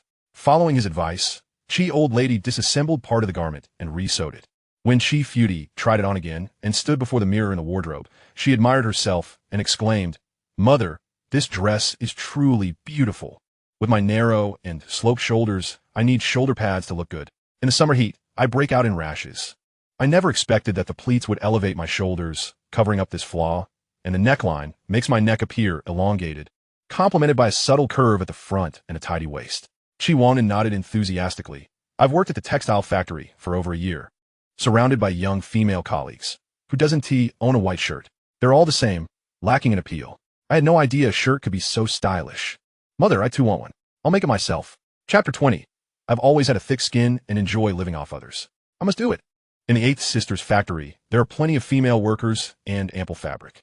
The moment you wear that shirt into the factory, you'll be the new factory belle. Chi Yuejin nodded with a smile. Chi Wanan's face flushed, and he shot back. Who? Who is the factory belle? Don't tease me. Chi Yuejin had designed two types of shirts, one casual and the other intellectual, both of which were classic styles refined through decades of fashion trends. The three skirts were similarly fashioned, each with its unique style, fashionable yet understated, leaving no room for criticism. However, Chi Yuejin had to catch an early train the next day. Chi old lady, suppressing her urge to fuss, summoned her two daughters to continue checking that her son had packed everything he needed. The night was tranquil, free from the light pollution of the modern world, illuminated only by the soft glow of the moon filtering through the thin curtains. Occasionally, the distant barking of dogs could be heard, accompanied by the rhythmic sounds of neighbors snoring. Chi Yuejin, having exhausted himself in the past few days, found himself slipping into a deep slumber the moment his head touched the pillow. Just as he felt himself drifting in his sleep, he was jolted awake by Chi old lady. Mother, what time is it? He groggily asked, noticing the thick darkness outside. It's just past 3. Baudi, hurry up and wash up for breakfast. Once you board the train, you can catch up on sleep. I made lamb dumplings for you. I'll fry a box for you to eat at noon. Reluctantly, Chi Yuejin got up, washed his face, and felt revitalized. The dumplings, with their thin skins and generous fillings, bursting with the rich flavor of lamb, were delicious. He devoured them, mumbling praises of their exquisite taste. Such genuine ingredients could easily warrant a private restaurant in a modern world. The Chi family members gathered around him as they finished their meal. The elderly couple repeatedly urged him not to overexert himself while away and to telegraph home if he ran low on funds, promising to do their utmost to arrange for his return. After breakfast, Chi Yuejin leaned closer to Chi old lady and whispered, Mother, please tell my sisters and brothers-in-law not to engage with the Zhao family anymore. I have nothing to do with Zhao Keifeng. In the future, I will find a beautiful, sensible, and intelligent daughter-in-law for you. I'm still young. Matters of romance can wait, so don't fret unnecessarily. My sisters and brothers-in-law are all wonderful, wholeheartedly devoted to our family. Please don't be so sharp-tongued with a soft heart. They give a sweet date after a slap. Once I'm sent to the countryside, I'll mail you some sketches every month. Chi old lady nodded, her eyes glistening. Chi Yuejin turned to Chi old man, offering a few words of caution, urging him not to overexert himself, for health is the foundation of revolution. The Dockside Street office had arranged for over 40 youths to be sent to the countryside, providing a truck to take them to the train station. As they struggled to board the train with their luggage and finally settled into their seats, the sky outside had already brightened. Chi Yuejin sat beside his niece, Zhang Zinan, while his nephew, Ji Ziguo, and Zhong Yuran occupied the opposite aisle. Cheng Xianqian, Zhao Keifeng, and Lu Ziasen were seated just one row ahead of him. Having risen early, Qi Yuejin gestured for Zhang Zinan to sit by the window while he leaned back in his seat, arms crossed. Opposite him sat two female colleagues. One was asleep with her head resting on the small table, while the other, a fair-skinned girl in a red and white checkered shirt and navy trousers, smiled warmly at them. Hey! Just as he was about to close his eyes, someone kicked his leg. Qi Yuejin opened his eyes coldly to see the haughty Zhao Keifeng. He regarded her with indifference. Comrade Zhao, do you need something? Fuming, Zhao Keifeng glared at him. Qi Yuejin, am I not your girlfriend? Must I have a reason to approach you? I'm surrounded by men with strong odors. Let us switch seats. Also, I haven't eaten breakfast. Do you have anything here? Qi Yuejin raised an eyebrow. In his previous life, they had privately confirmed their relationship. Zhao Keifeng had taken his health check report and photo, passing them to Cheng Xianqian to facilitate his application to go to the countryside. Zhao Keifeng promised that upon his return, their relationship could transition from secret to open, preventing him from wasting his life in the countryside. Back then, the naive him had cheerfully agreed without suspicion. Now, she was so eager to announce their relationship. But Qi Yuejin soon understood her intentions. While he was indeed going to the countryside, he remained the family's prized possession, accompanied by his niece and nephew, with money and various treasures being sent home regularly. If they were to solidify their relationship as a couple, Zhao Keifeng could continue to enjoy his support and contributions while in the countryside. Comrade Zhao, you are the daughter of the deputy factory director. Can you not maintain some dignity? Just because I bring more supplies and have my niece and nephew with me doesn't mean you should lower yourself and unilaterally declare yourself my girlfriend. Such a proud and high-minded woman like you shouldn't compromise your love and marriage for mere sustenance. Comrade Mao said, a romance without the intention of marriage is nothing but an act of deception. Have you made the decision to get a marriage certificate after we go to the countryside? Qi Yuejin offered no semblance of decorum, lazily scoffing as he posed his question. The individuals surrounding him fell silent, stealthily eavesdropping on the unfolding gossip. Out of the corner of his eye, he noticed a young girl nestled by the window, soundly asleep, slightly adjusting her position to better catch the conversation, which struck him as amusing. Gossip is a common affliction among the Chinese populace. Zhao Keifeng's face flushed crimson. How could this be possible? Initially, Qi Yuejin was not the most desirable choice in Jingxi. He was foolishly devoted, expecting nothing in return for his efforts. Her ideal candidates were plentiful. Even the diligent Cheng Xianqian, who, though lacking opportunity, surpassed him 100-fold in capability and academic excellence. Moreover, after being sent to the countryside, Qi Yuejin would undoubtedly lag far behind those in the city. We are still young, not of legal age, and cannot obtain a marriage certificate. However, since I have agreed to be in a relationship with you, it is naturally with marriage in mind. Zhao Keifeng inhaled deeply, formulating a suitable rationale, speaking earnestly. Delay as long as possible. Later, any excuse will suffice, and we can part ways amicably. She possessed a keen sense of timing. Qi Yuejin chuckled, remarking that, as per rural customs, many individuals marry at 16 or 17, with 18 or 19 being the norm. A simple banquet could suffice to formalize their union. The marriage certificate could be obtained later. Just so happens my mother isn't accompanying me. Once we marry, you will handle the laundry, cooking, and cleaning. Look at your robust physique. You could work in the fields to support me. I am in poor health. Do not overexert yourself. Comrade Zhao is truly kind to me, understanding that I cannot endure the hardships of labor. Why push me into becoming a laborer? Zhao Keifeng was infuriated, wishing to peel away his audacity. What was wrong with him? Had he pursued her in jest? Qi Yuejin, you are a grown man, at over 6 feet tall. How can you claim to be in poor health? You expect me, a woman, to support you? You should be ashamed. Zhao Keifeng bit her lip in frustration. Qi Yuejin nodded. I have always been thick-skinned and enjoy living off others. Comrade Zhao, if you lack the means to support me, do not provoke me. My family is quite traditional. Marrying a wife is for the sake of having a free housekeeper. If she is disobedient, a daily beating is in order. Who can meddle in our household affairs? Isn't it the norm for couples to quarrel at the head of the bed and reconcile at the foot? Chapter 21. My uncle is the same age as you. Is it wrong for me to call you Annie? The young woman in the red and white checkered shirt could no longer contain herself and interjected. Comrade Zhao, this man is clearly not a serious individual. With your fine qualities, why settle for such an individual? A man so steeped in outdated notions deserves to remain single for life. Men and women are equal. Which family marries a wife just to have a housekeeper? Others chimed in. It seems this man is deliberately playing games, having entered a relationship. He thinks he is set for life. Comrade Zhao should cut ties with him quickly. Comrade Zhao, if I were you, I would turn and walk away. What sort of person is he? Living off others and acting so brazenly. He ought to experience the hardships of labor. I reckon he wouldn't last long and would soon be begging to become a live-in son-in-law. Zhao Keifeng, witnessing the support from the crowd, felt a surge of satisfaction. Surely, after she had shown him kindness twice, he thought they were a couple, and since she was now being sent to the countryside, he would think he had come into his own. If she ignored him for a few days, he would surely come back groveling with gifts. Fine, Chi Yuejin, remember what you said and don't regret it. Zhao Keifeng stamped her foot in frustration and sat back down. However, her seat was soon commandeered by an elderly woman. Cheng Xiangqian, feeling helpless, rose to offer his seat to Zhao Keifeng, but as he vacated, another heavily pregnant woman swiftly plopped down. This is our seat. Zhao Keifeng was nearly in tears from anger.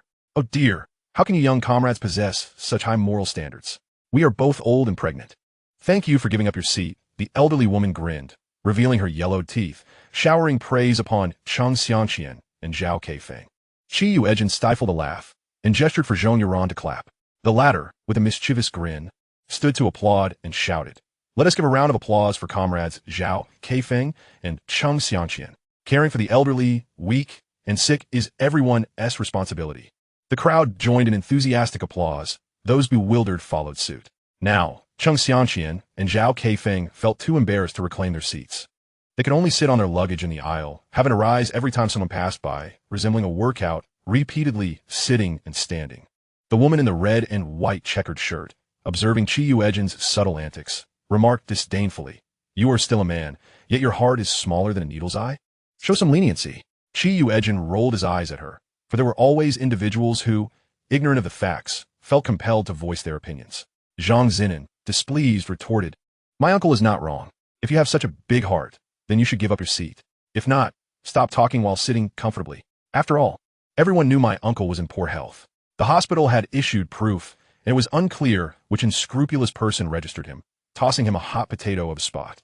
That comrade Zhao is clearly someone who enjoys taking advantage of others. Over the years, how many good things has he taken from my family? Now that he faces hardships in the countryside, he unilaterally declares himself my uncle's partner. Is it wrong for my uncle to draw a clear line with her?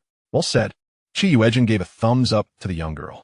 That was precisely his intention, to consistently distance himself from Zhao Keifeng to avoid becoming a target for gossip. He also emphasized his poor health. Working in the fields for a day was manageable, but toiling daily would be detrimental to his health. He clearly had no worries about food and drink, and didn't he wish to increase his burden by earning work points while sharing rations.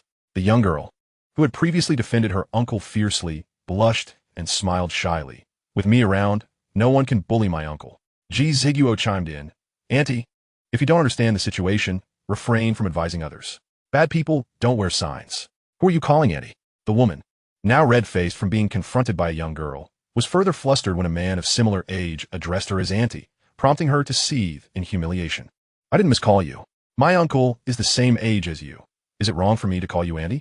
Ji Ziguo looked perplexedly at Zhong Yuran. The latter nodded in agreement. "Exactly. Auntie, mind your own business and don't let others use you as a pawn, complaining about the hardness of your target." The woman looked as if she wished to disappear into the ground when a kind lady approached, whispering to her about the ticket, pointing at the young girl nearby. Then, at an empty seat not far away, without needing much persuasion, the young woman in the checkered shirt readily agreed to switch seats. "My niece is traveling for the first time and cannot be left alone." The kind lady smiled at Chi Yuejin and his uncle, again indicating the young girl who was now sound asleep. Chi Yuejin narrowed his eyes slightly and resumed his posture, crossing his arms to doze off. The carriage quickly returned to its previous clamor. Half the passengers in this carriage were young intellectuals heading to the countryside, brimming with youthful energy and ambition. As the reality of their situation set in, they had no choice but to embrace it. Once everyone settled, they began introducing themselves, inquiring about each other's hometowns, schools, and future placements. Though Jingxi was vast, it was still a bounded area. Most had generations of roots there, and by tracing distant relatives, many could find one or two mutual acquaintances, thereby strengthening their bonds. Before long, someone began to sing, and others joined in, shouting along. Chi Yuejin, unable to rest comfortably, began to ponder the wellness manual that was included with the space.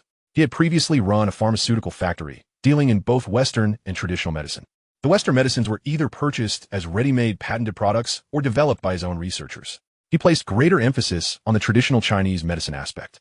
The cultivation, procurement, drying, and preparation of traditional Chinese medicine, along with the creation of various ointments and pills, as well as the formulation of prescriptions, acupuncture techniques, health-preserving martial arts, and massage therapies, are all within his understanding.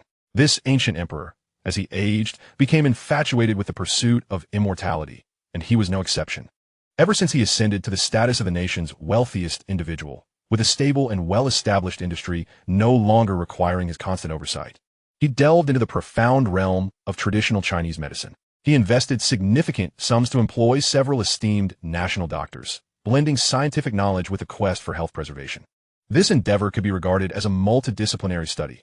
Yuejin acquired a wealth of knowledge, including Qigong, which involves directing the internal energy of the body through thought.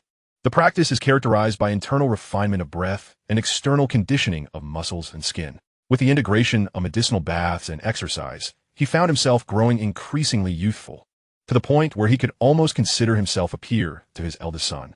It is no wonder that some individuals, desperate and cornered, would take advantage of the pandemic, seeking to exploit his vulnerabilities.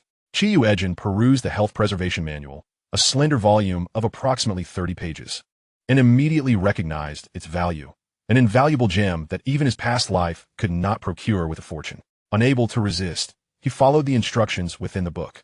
Channeling his internal energy, the previously scattered energy coalesced, flowing slowly through his meridians. It felt as though his meridians were akin to a deflated balloon, now filled with air, creating a sensation that was both somewhat painful and curiously invigorating. After laboriously completing a full cycle of energy circulation, he broke into a sweat, which carried a distinctly sour odor. Sweat beads trickled down his neck, causing a mild itch, and, as he scratched, he surprisingly dislodged clumps of dirt. Remarkable, given that he had just bathed the previous day. It appeared that the energy circulation had expelled some impurities from his body. He turned to Nan to share his thoughts before rising to use the restroom. Zhang Zinan promptly placed her luggage on the seat, reclining to occupy 2 spaces, thus thwarting the covetous gazes of those nearby. After nearly an hour in the restroom, Yuejin resumed the energy circulation as instructed in the manual, and the sour odor intensified. Once inside, he swiftly removed his clothing, closed the window, and, with the gentle flow of the faucet, used a washcloth to scrub his entire body. It was only after the third urgent knock from outside that he emerged, feeling refreshed and apologetically smiling. By this time, it was already noon, and many began to fill their cups with hot water, rummaging through their bags for lunch. The young lady across from him also stirred from her slumber. Yuejin finally got a clear look at her, and he couldn't help but acknowledge her striking beauty. Her skin was fair and smooth, her features exquisite and captivating, and her large, cat-like eyes held the dazed look of someone just awakening, complemented by a rare baby-fat roundness that left her cheeks marked with rosy impressions, exuding an endearingly naive charm that made him want to reach out and pet her, much like he would with his beloved ragdoll cat. If this image were to circulate on the internet in the future, she would undoubtedly be deemed a national campus beauty. He cast his gaze away and returned to his meal. "Uncle, you must try the meat buns my mother made early this morning. They may be a bit cold, but they are definitely flavorful," Zhang Zinan said, smiling as she handed him a paper bag. Ji Ziguo produced a bag of tea, eggs, and vegetable pancakes. Yuejin chuckled as he revealed his own lunchbox filled with golden fried dumplings. "Let us eat together." Zhong Jiran chimed in. "I asked my neighbor S-Aunt to make me a large batch of fried noodles. I'll prepare some for you shortly, sprinkling a bit of sugar on top. Are you hungry, dear? Comrade Xiao Dai has sent you a lunchbox," a kind matron across the aisle said, pushing a lunchbox secured with 2 rubber bands toward the young lady. The young girl frowned slightly and stood up. "I'm not eating. I don't need their feigned kindness." With that, she squeezed past and went to wait for the restroom at the side of the carriage. I'll have Xiao Gang get you some hot water," the matron said, retrieving the kettle hanging by the window and handing it to the young man standing nearby. The restroom and tea area were conveniently located at the 2 ends of the carriage, and the young man dashed off to fetch water. Yuejin couldn't help but glance again, feeling an inexplicable oddity, yet he couldn't quite articulate it. The young girl was quite swift. Perhaps the restroom wasn't busy at that moment. After washing her hands, she returned and settled down, watching as Yuejin held a bun in one hand and used chopsticks to grasp a fried dumpling, savoring it deliciously alongside pickled vegetables and stir-fried meat. Zhang Zinan, too, resembled a small animal, happily gnawing on her bun. "Excuse me, comrade, do you have any more buns? May I buy one?" she asked nervously, her face reddening immediately. Zhang Zinan turned to Yuejin. "Uncle, can we sell one?" Yuejin shot her an exasperated glare. Your uncle isn't selling. Zhang Zinan, oblivious to his tone, turned back to the young girl and said, I'm sorry, my uncle won tea let me sell. The girl let out a disappointed oh, pulling a peach crisp from her bag and nibbling on it while gazing silently out the window. Dear, if you're not eating the lunchbox, may I have it? The matron inquired, but upon receiving no response, she quickly opened the lunchbox and took a couple of bites, then handed it to the young man who had just fetched water. After finishing her peach crisp, the young girl took the kettle and gulped down a large swig of water. Yuejin sensed the palpable excitement and anticipation on the faces of the matron and the young man beside him. He lowered his gaze, feeling that strange sensation resurface. Was there something he had forgotten? After the meal, a wave of drowsiness washed over everyone. Yuejin closed his eyes for a brief nap, and when he opened them again, the train had slowed down, nearing its destination. The matron began instructing the young man to gather their belongings, while she gently tapped the young girl beside her. Dear, we've arrived home. It's time for us to disembark. The young girl remained deeply asleep, showing no reaction whatsoever. The matron sighed. This child, once asleep, is entirely oblivious. No matter what, she cannot be roused. Gazi, you take the bag and kettle for your wife. I'll help her down. Honestly, each of you is a handful, the matron exclaimed. Mother, you handle the items. I'll carry her down. If she wakes up, she'll give you a sour face again. She is pregnant, and she needs a rest. We must be careful not to jostle her, the young man replied in a deep voice. Those around them nodded in understanding. It was no wonder the young girl had been sleeping soundly on the train. Her temperament also seemed less than amiable, as she had not given her mother a pleasant expression. She was quite young, but already married and expecting. Her appetite was also quite substantial, refusing to eat the lunchbox and instead fixating on others' buns. Yuejin's eyes narrowed momentarily as he retrieved a pen and paper from his space. Within his spatial realm, he could perform simple tasks with his consciousness. At that moment, he swiftly wrote a line with a pencil on the paper. In the next instant, he found a neatly folded piece of paper in his palm. He discreetly nudged Zhong Jiran across the aisle and nonchalantly slipped the note to him. Do you have any playing cards? Shall we have a few rounds later? Zhong Jiran maintained his composure, smiling. Let me check. While rummaging through his bag, he unfolded the note, and upon reading it, he stood up. I might have some with a classmate. I'll go ask. With that, he made his way through the crowd toward another carriage. Once Zhong Jiran left, Yuejin returned to his seat and bumped into the young man beside him. He fished out a pack of cigarettes, pulled one out, and placed it in his mouth, continuing to search for matches. Suddenly, his expression changed. Where's my money? It was here, just a moment ago. As soon as he spoke, everyone instinctively began to check their own pockets. Uncle, yours is missing? Where did you put it earlier? Have you checked elsewhere? We're almost at the station. Don't let a thief swipe it. Zhang Zinan exclaimed, leaning forward to look around. Could it have fallen when you reached for your cigarette? How much did you lose? Unexpectedly, the young girl possesses quite a hasty temperament. How did she endure such bullying in her previous life, ultimately becoming a reserved and taciturn individual? Yuejin shook his head, occasionally feeling around, certain that it must have just fallen. I had remained seated, motionless, until he accidentally bumped into me.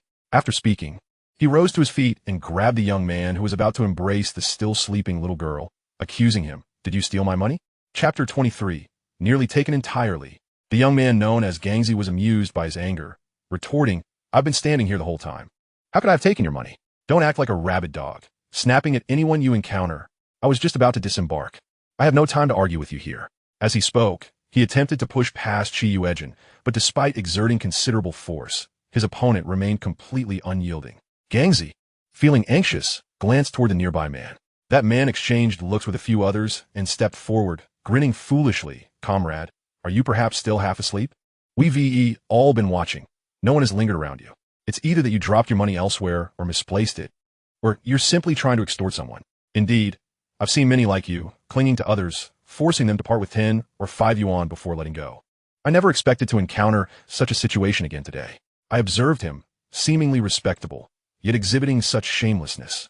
As they attempted to separate Yuejin from Gangzi, Chi's strength rendered their efforts futile. The other party grew impatient.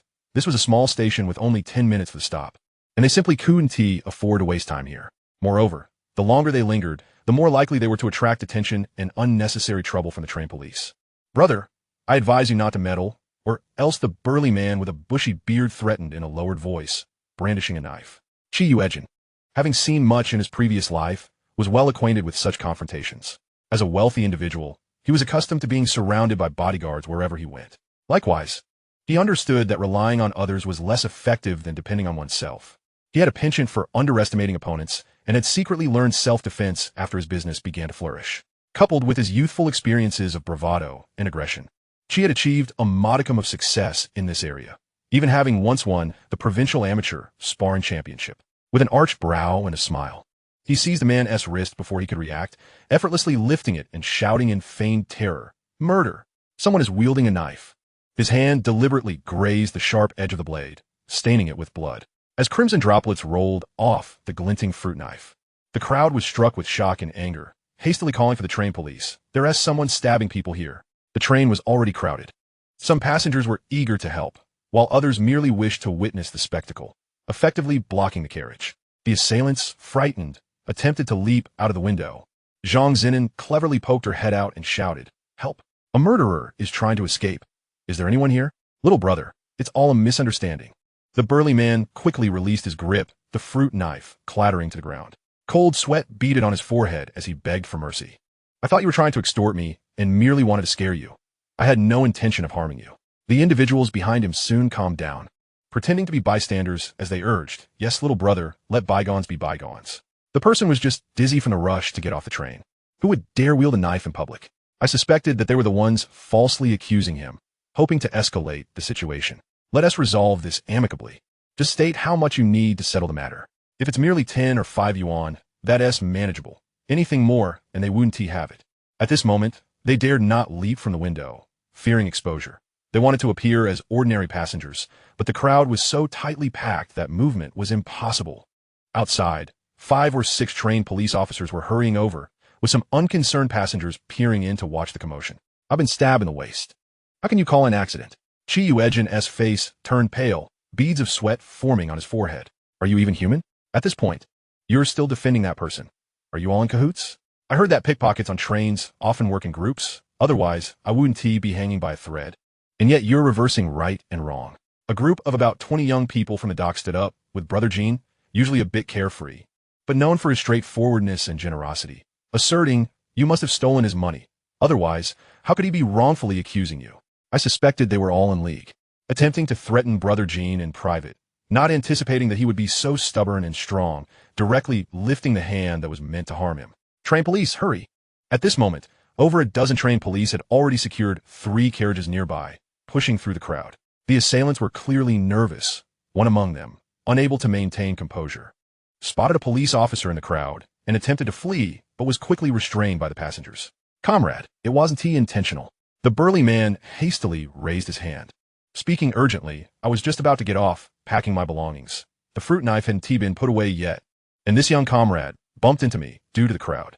I'm willing to take responsibility for compensation. Once the young comrade has been checked at the hospital, I'll leave." He knew that evading the matter would be difficult, so he sought to mitigate his own culpability. An accidental incident. He only needed to pay a little money. Chi Yuejin scoffed. "Everyone here has eyes and ears. It's clear that comrade stole my money. You're using a knife to coerce me into silence. Now that you've opened your mouth, do you think our trained police are so gullible as to dismiss the need for investigation and evidence?" This matter was rather complex and certainly could not be resolved in 10 minutes.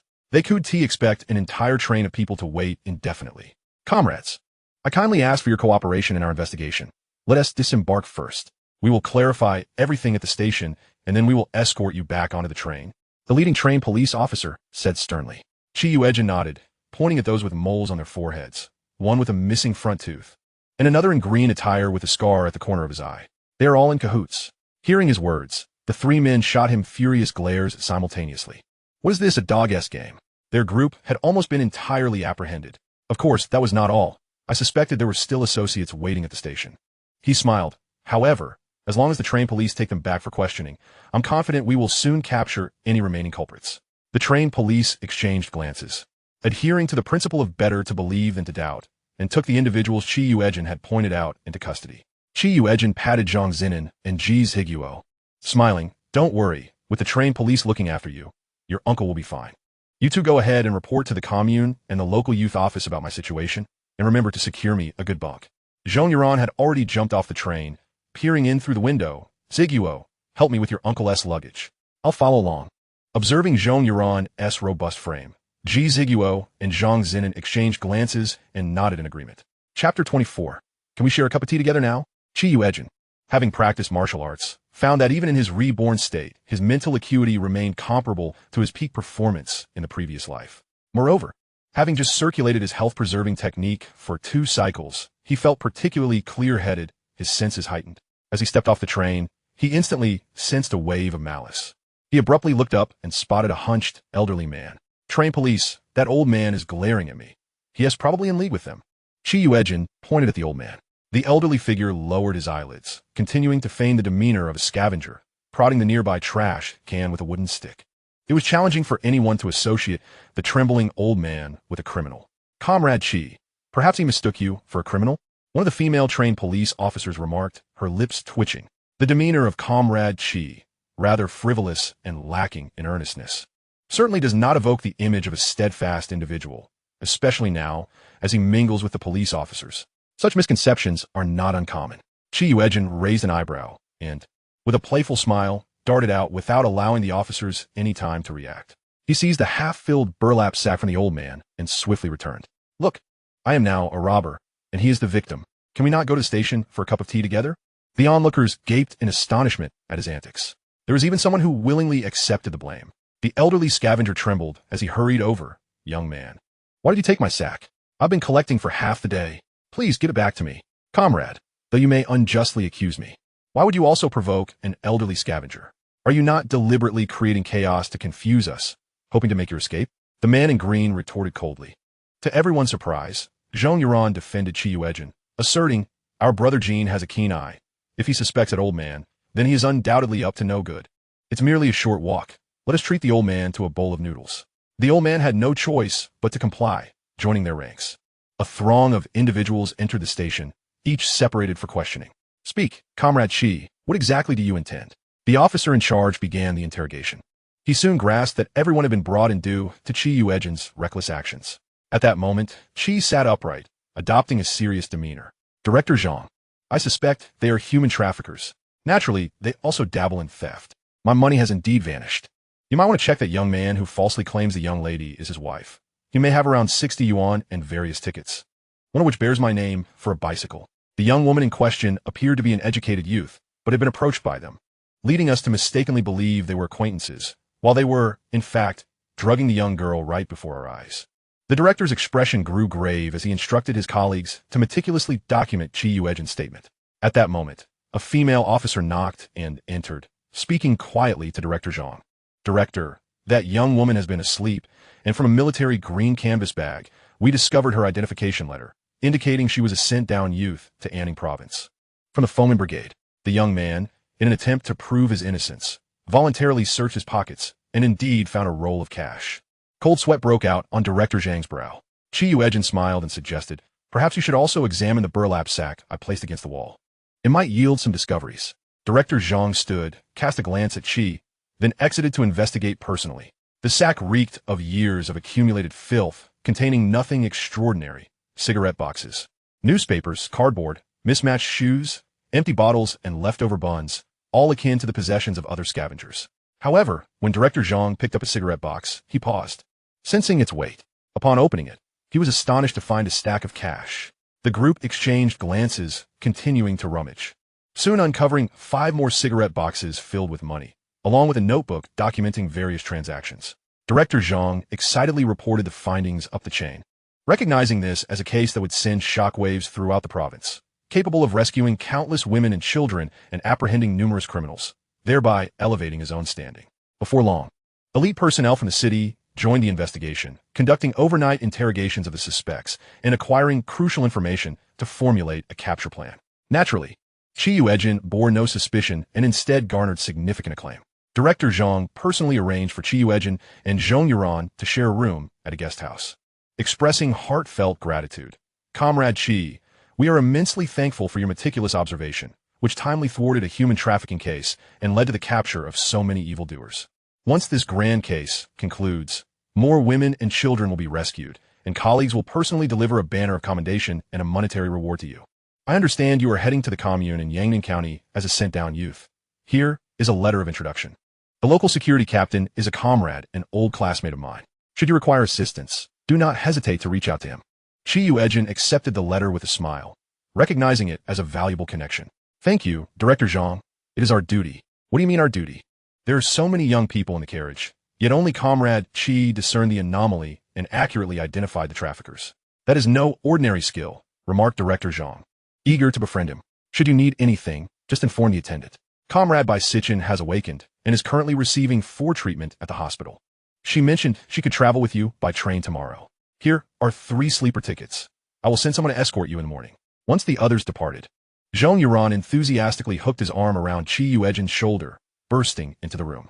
Brother Jean, tell me how you sensed something was off. Oh my, I'm riding your coattails and getting a sleeper. Yuejin chuckled, not withholding his insights, recounting how he first noticed the young girl sleeping on the train. Having once been a successful businessman, he had a penchant for embellishing his tales, transforming them into a personal legend. Zhong Yuran listened intently, nodding vigorously. Had it not been for Brother Jin's keen observation, that white, educated youth might have been trafficked to the mountains. While waiting for Chi, he overheard 2 clerks discussing the impoverished mountain regions where many men struggled to find brides, resorting to selling their possessions to buy one. Often, brothers would share a single bride, and to prevent her escape, they even formed patrol teams. One poor bride fell off a cliff but was rescued and reported the incident. However, when investigators sought to understand the situation, those 2 comrades vanished without a trace.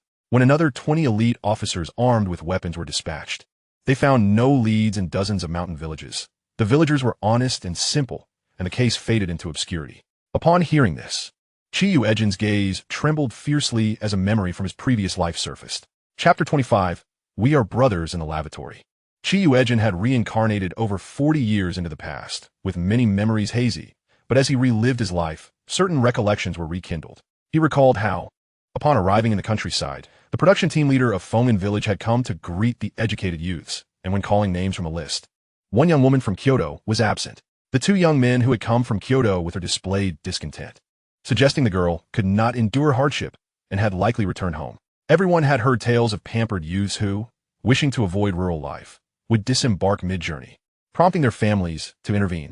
Thus, this was a mere passing incident, and no one paid it much mind. Could it be that Bai Sichin was the educated youth who had been absent in his past life? She and T fled at the last moment. Rather, she had been abducted by traffickers and taken into the mountains?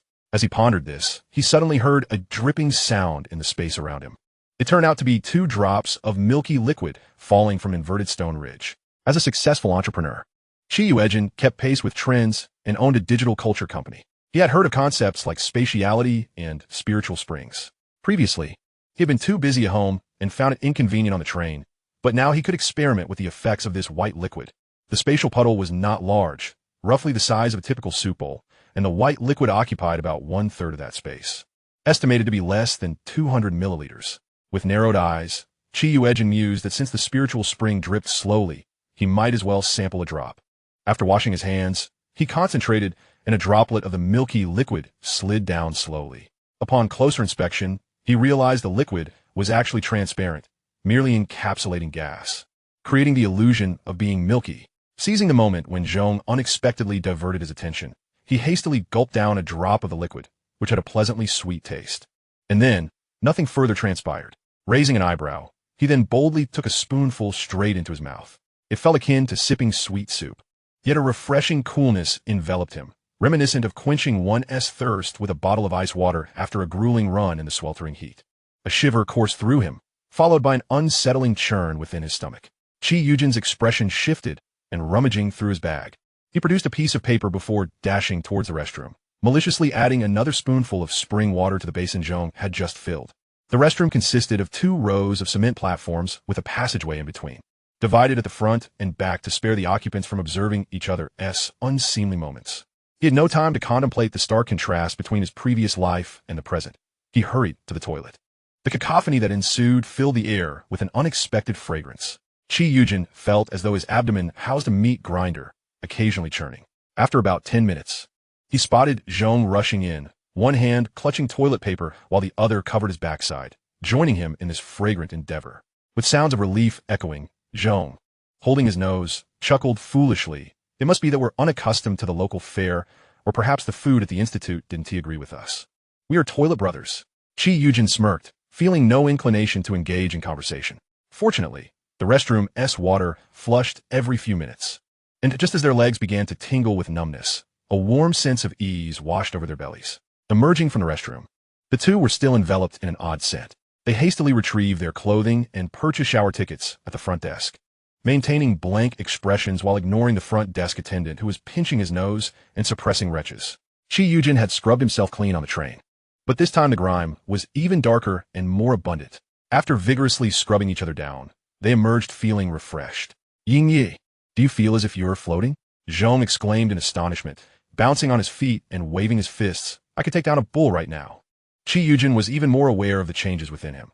He could feel his veins widening and strengthening.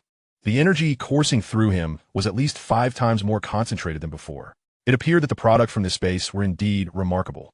Ah, Zhong, Yuejin teased, draping an arm around his neck. Before coming here, I visited a recycling station in hopes of finding some textbooks or exercises. I've heard that the college entrance exam has been abolished for too long, and recently many leaders have been advocating for its reinstatement to select intelligent, capable individuals. Therefore, I thought it prudent to prepare in advance. After all, if the exam path is still open, wouldn't that be far superior to merely spending money at home to hire temporary workers for the workshop? But guess what else I found? Zhong shook his head, intrigued, and in a conspiratorial whisper asked, Jingu, what was it? Martial arts manuals. Yuejin replied, tilting his chin upward. And as for me, Jingu, I am undoubtedly gifted, a natural martial arts prodigy, and I have already begun my training. Zhong eagerly believed every word, bouncing with excitement. Jingu, teach me a couple of moves. Of course, Yuejin nodded. I'll transcribe a copy for you later. But remember, mastering martial arts requires diligence. There are no shortcuts.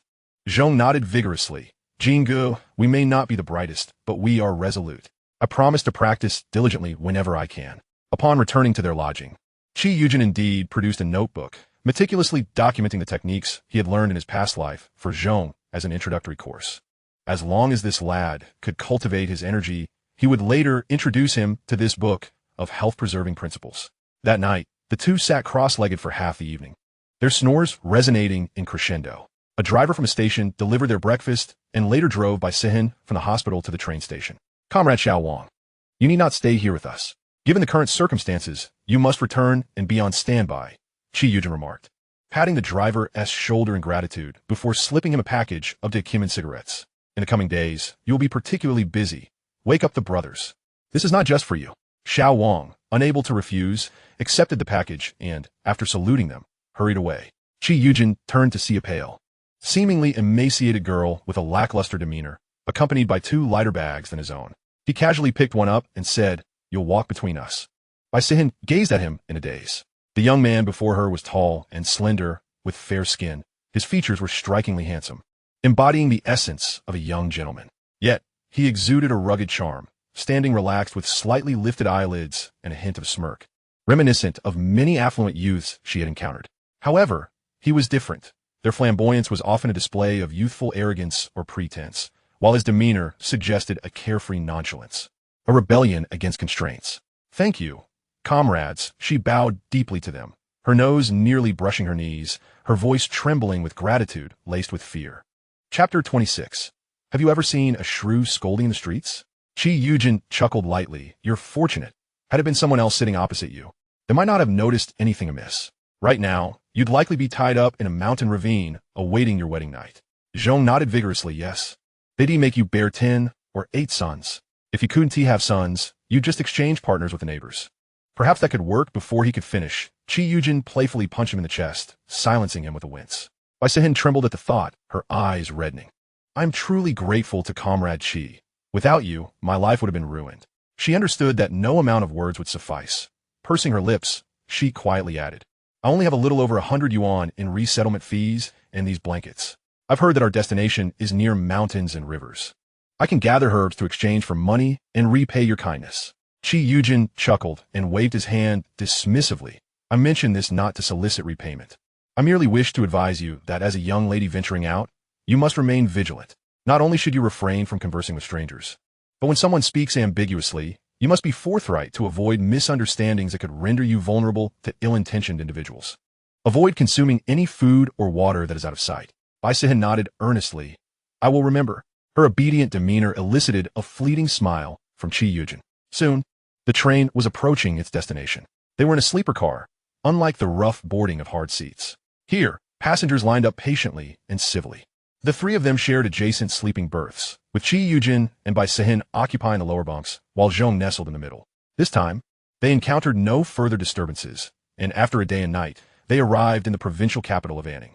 Upon disembarking, they were greeted by comrades who had come to meet them, and without exiting the platform, they transferred to a vehicle that would take them on a 5-hour journey to Dan City. Upon exiting the Dan City train station, comrades from the city's armed forces received orders to escort them to the nearest provincial road leading to Yuejin commune. The two accompanying comrades repeatedly advised them to await their fellow villagers before setting off, to avoid straying from the path or encountering wolves. Yuejin recalled the route. Once the vehicle departed, he said, "Let us go. I inquired with the locals while I was in the restroom. From here to Fomen village. It's still about 20 miles. We'll need to walk for about an hour." They were now in the northeastern part of Huiguo, where the land was vast and sparsely populated, with tall wild grasses and forests separating each village by considerable distances. Waiting for others could take quite a while. It was early May, and while summer had begun to assert its presence in Jingxi, here a gentle breeze still lingered, reminiscent of spring just emerging from the thawing snow. He led the way, with Bai Sehin and Zhong following closely behind. Listening to the distant howls of wolves, Zhong surprisingly shivered.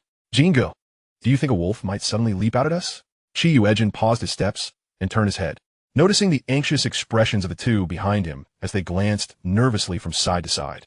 He chuckled softly, continuing onward. "No, they won't. Wolves are social creatures, typically appearing in packs.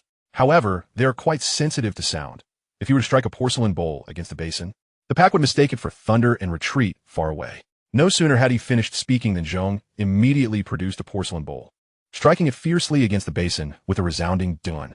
Moreover, wolves share a common ancestry with dogs. They tend to bully the weak and are afraid of the strong. So if you sing loudly and with a fierce tone. Yuejin's words inspired Zhong to believe every word, prompting him to raise his voice. "Long whip.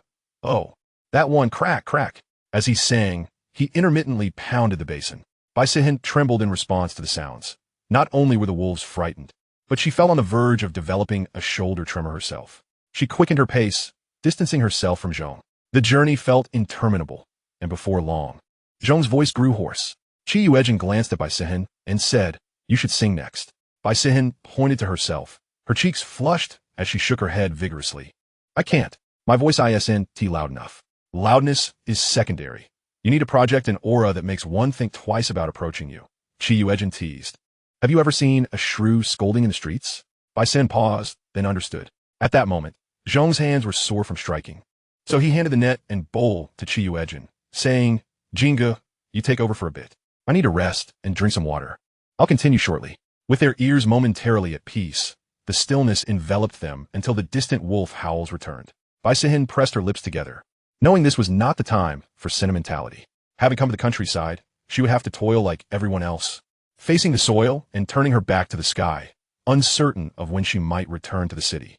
Being delicate, reserved, and civilized only made one a target for bullying. She needed to become resilient. Drawing a deep breath, she closed her eyes and let out a loud howl. A great river, waves so wide, the wind brings the fragrance of rice flowers to both banks. The young girl's voice was sweet and slightly soft, unexpectedly resembling that of a lark when she began to sing. Yuejin accompanied her, striking the basin in rhythm. Suddenly, two piercing cries of help, "Wolves! Run!" echoed closer. "Seriously? This is too intense." Zhong felt tears threatening to spill, realizing they should have waited for the villagers on the provincial road. Yuejin pulled a porcelain basin from the net and handed it to Bai Sehin, glancing at Zhong. "You keep her safe. I'm going to check it out." Though Zhong was sturdy and strong, he was still a city dweller, unaccustomed to encountering wolves.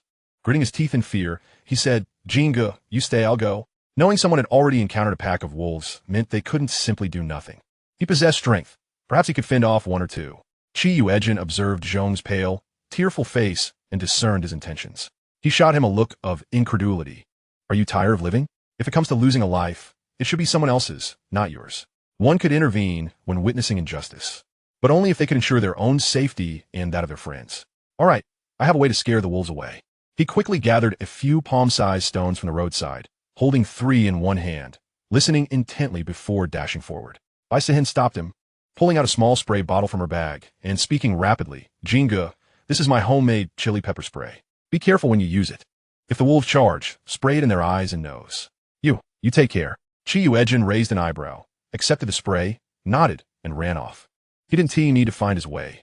There was only this one path, trampled by the villagers.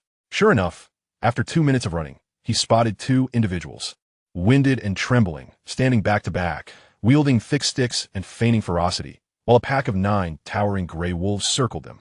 The wolves, with their fur bristling and eyes glinting menacingly, bared their teeth and growled, gauging their approach. "Comrade, hurry and call for help. Don't worry about us." A middle-aged man, blood staining his arms, called out, droplets falling and attracting the wolves with the scent of fresh blood. "Secretary Liang, can we survive this? My daughter is only 3. My wife is pregnant with another child." A younger man lamented, his eyes reddened. Yuejin recognized the middle-aged man as plight and the opportunity it presented. He clicked his tongue, cursing his wretched luck. Though he had squandered his earlier life, living off his family's resources while supporting a wife and children, he was always a man pursued by fortune since birth. Without such extraordinary luck, even his intelligence would not have led to success in his past life. He advanced steadily, exuding the aura of someone unafraid of anything. The 3 wolves, intimidated, began to retreat, their fur standing on end as they growled threateningly. As he drew closer, Yuejin tossed the chili spray to the middle-aged man. "Catch. This is our female comrade's self-defense spray.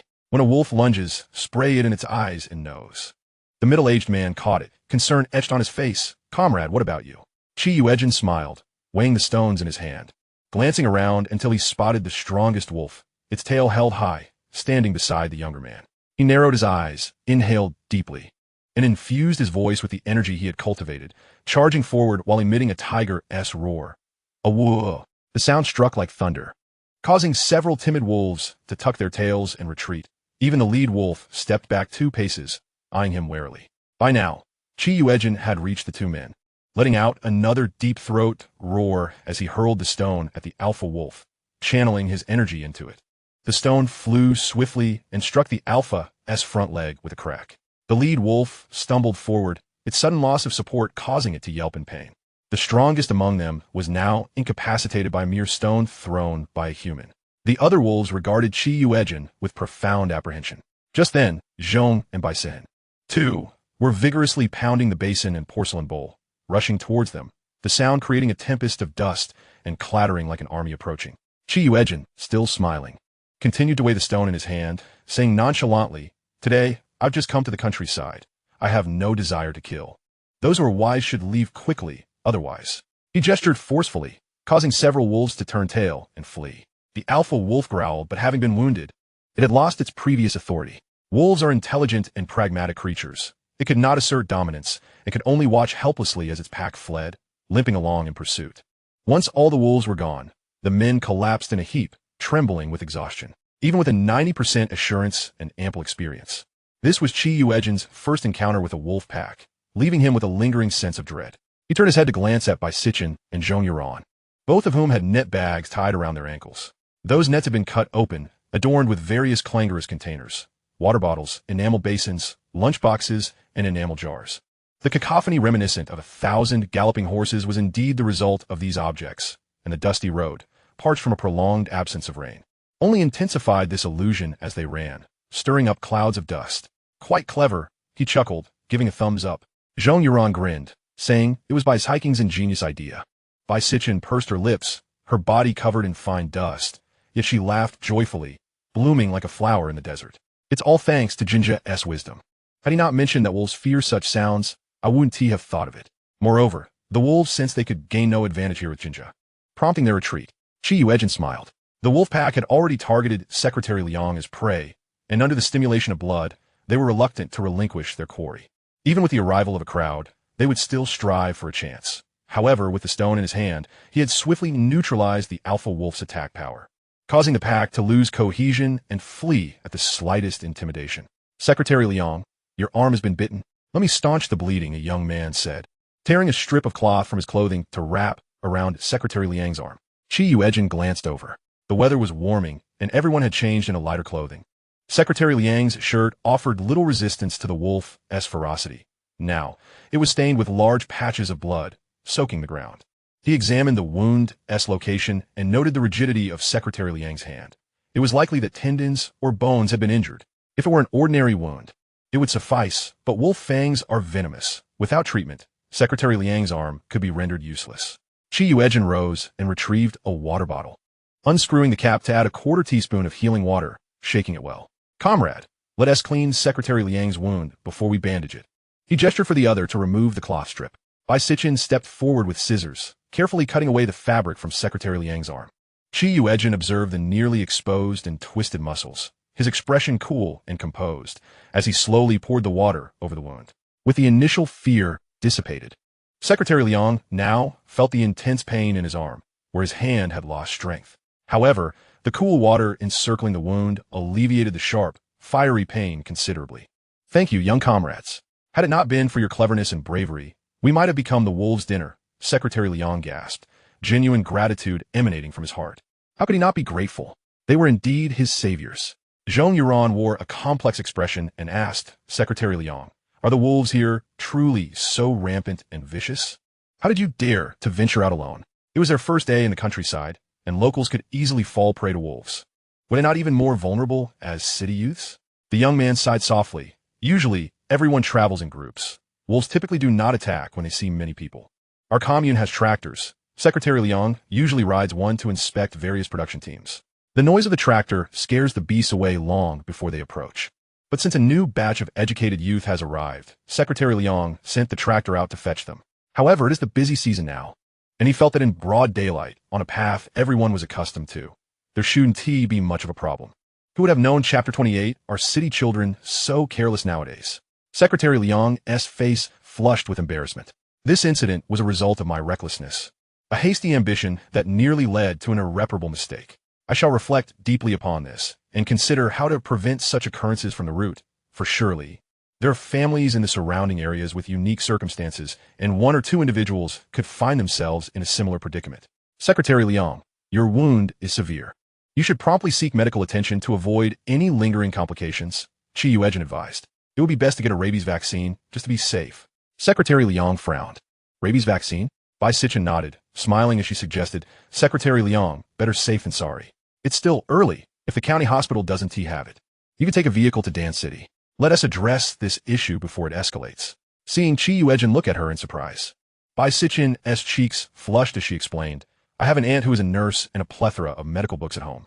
I often read them and have some basic knowledge of medicine. Secretary Liang nodded repeatedly, recognizing that these three youngsters from the big city were quite knowledgeable. It was wise to heed the counsel of educated and intelligent individuals. For the sake of safety, Yuejin and the others retraced their steps, escorting Secretary Liang to the provincial road. Just then, 2 carts transporting seeds passed by, and several sturdy men with iron tools offered them a ride. As they traversed a landscape of wild grass and patches of fields interspersed with scattered houses, they grew even quieter than usual. Yuejin was not surprised.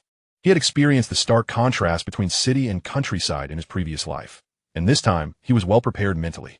The cart trotted along, and someone was banging a gong rhythmically.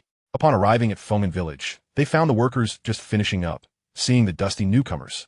Each one curiously peered while whispering amongst themselves. The village head and production team leader, Lu Jinggao, turned upon hearing the commotion. Observing the 3 young people at the village entrance, he pondered for a moment, then frowned, tapping his smoking rod against a tree before striding over. Hello, uncles. We are the educated youth sent to the countryside. Due to some unforeseen circumstances on the way, we got separated from the other youths.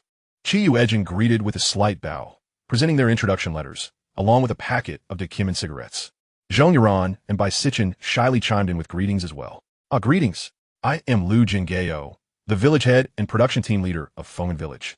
He replied with a smile as he accepted the introduction letters, feeling something in between. Instinctively, he opened it to find the Dekimen, momentarily taken aback. He recalled a time when he went to the commune for a report and was treated with the same cigarettes during an inspection from above.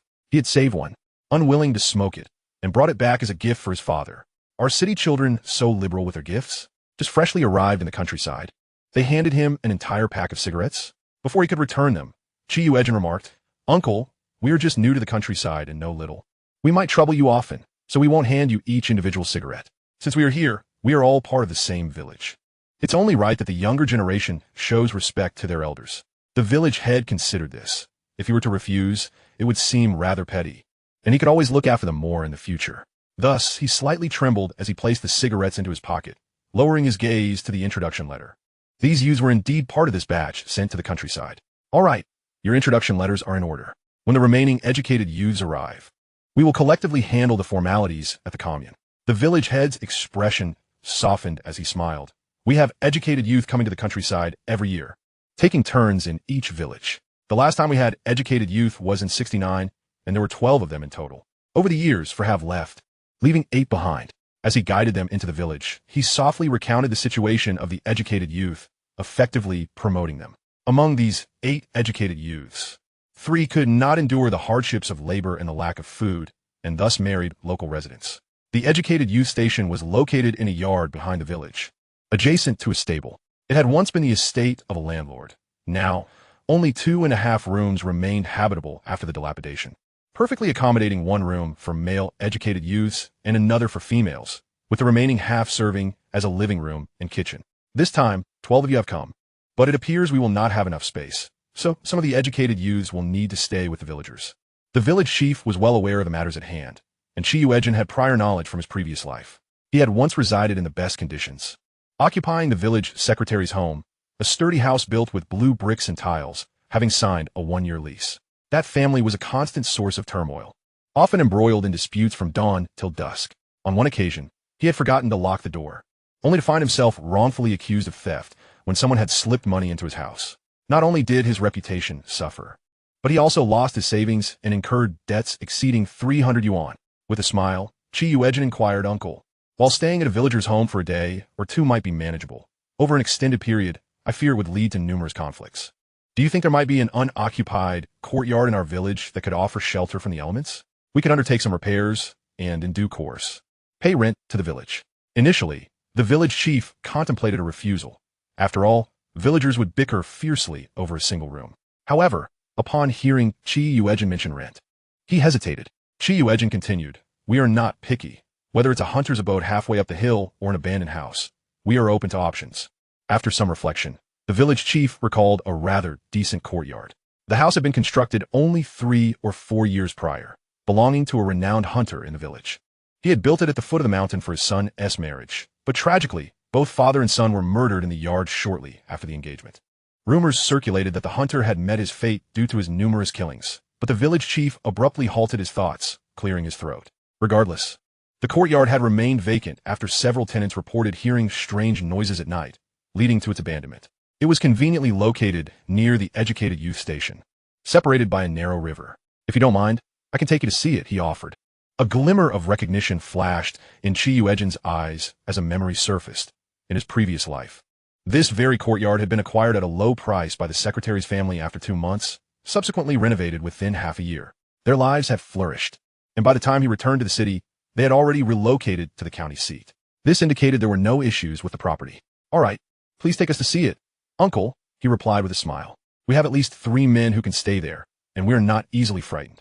With a gentle sigh, the village chief led them toward the back mountain. Fomen village was scattered across a vast expanse of gently rolling hills, surrounded by endless farmland, with the northern horizon graced by a continuous chain of mountains. They walked along the river for about 20 minutes before catching sight of the courtyard mentioned by the village chief, complete with a barn and mud-roofed houses across the water. "This should suit your needs perfectly," the chief remarked.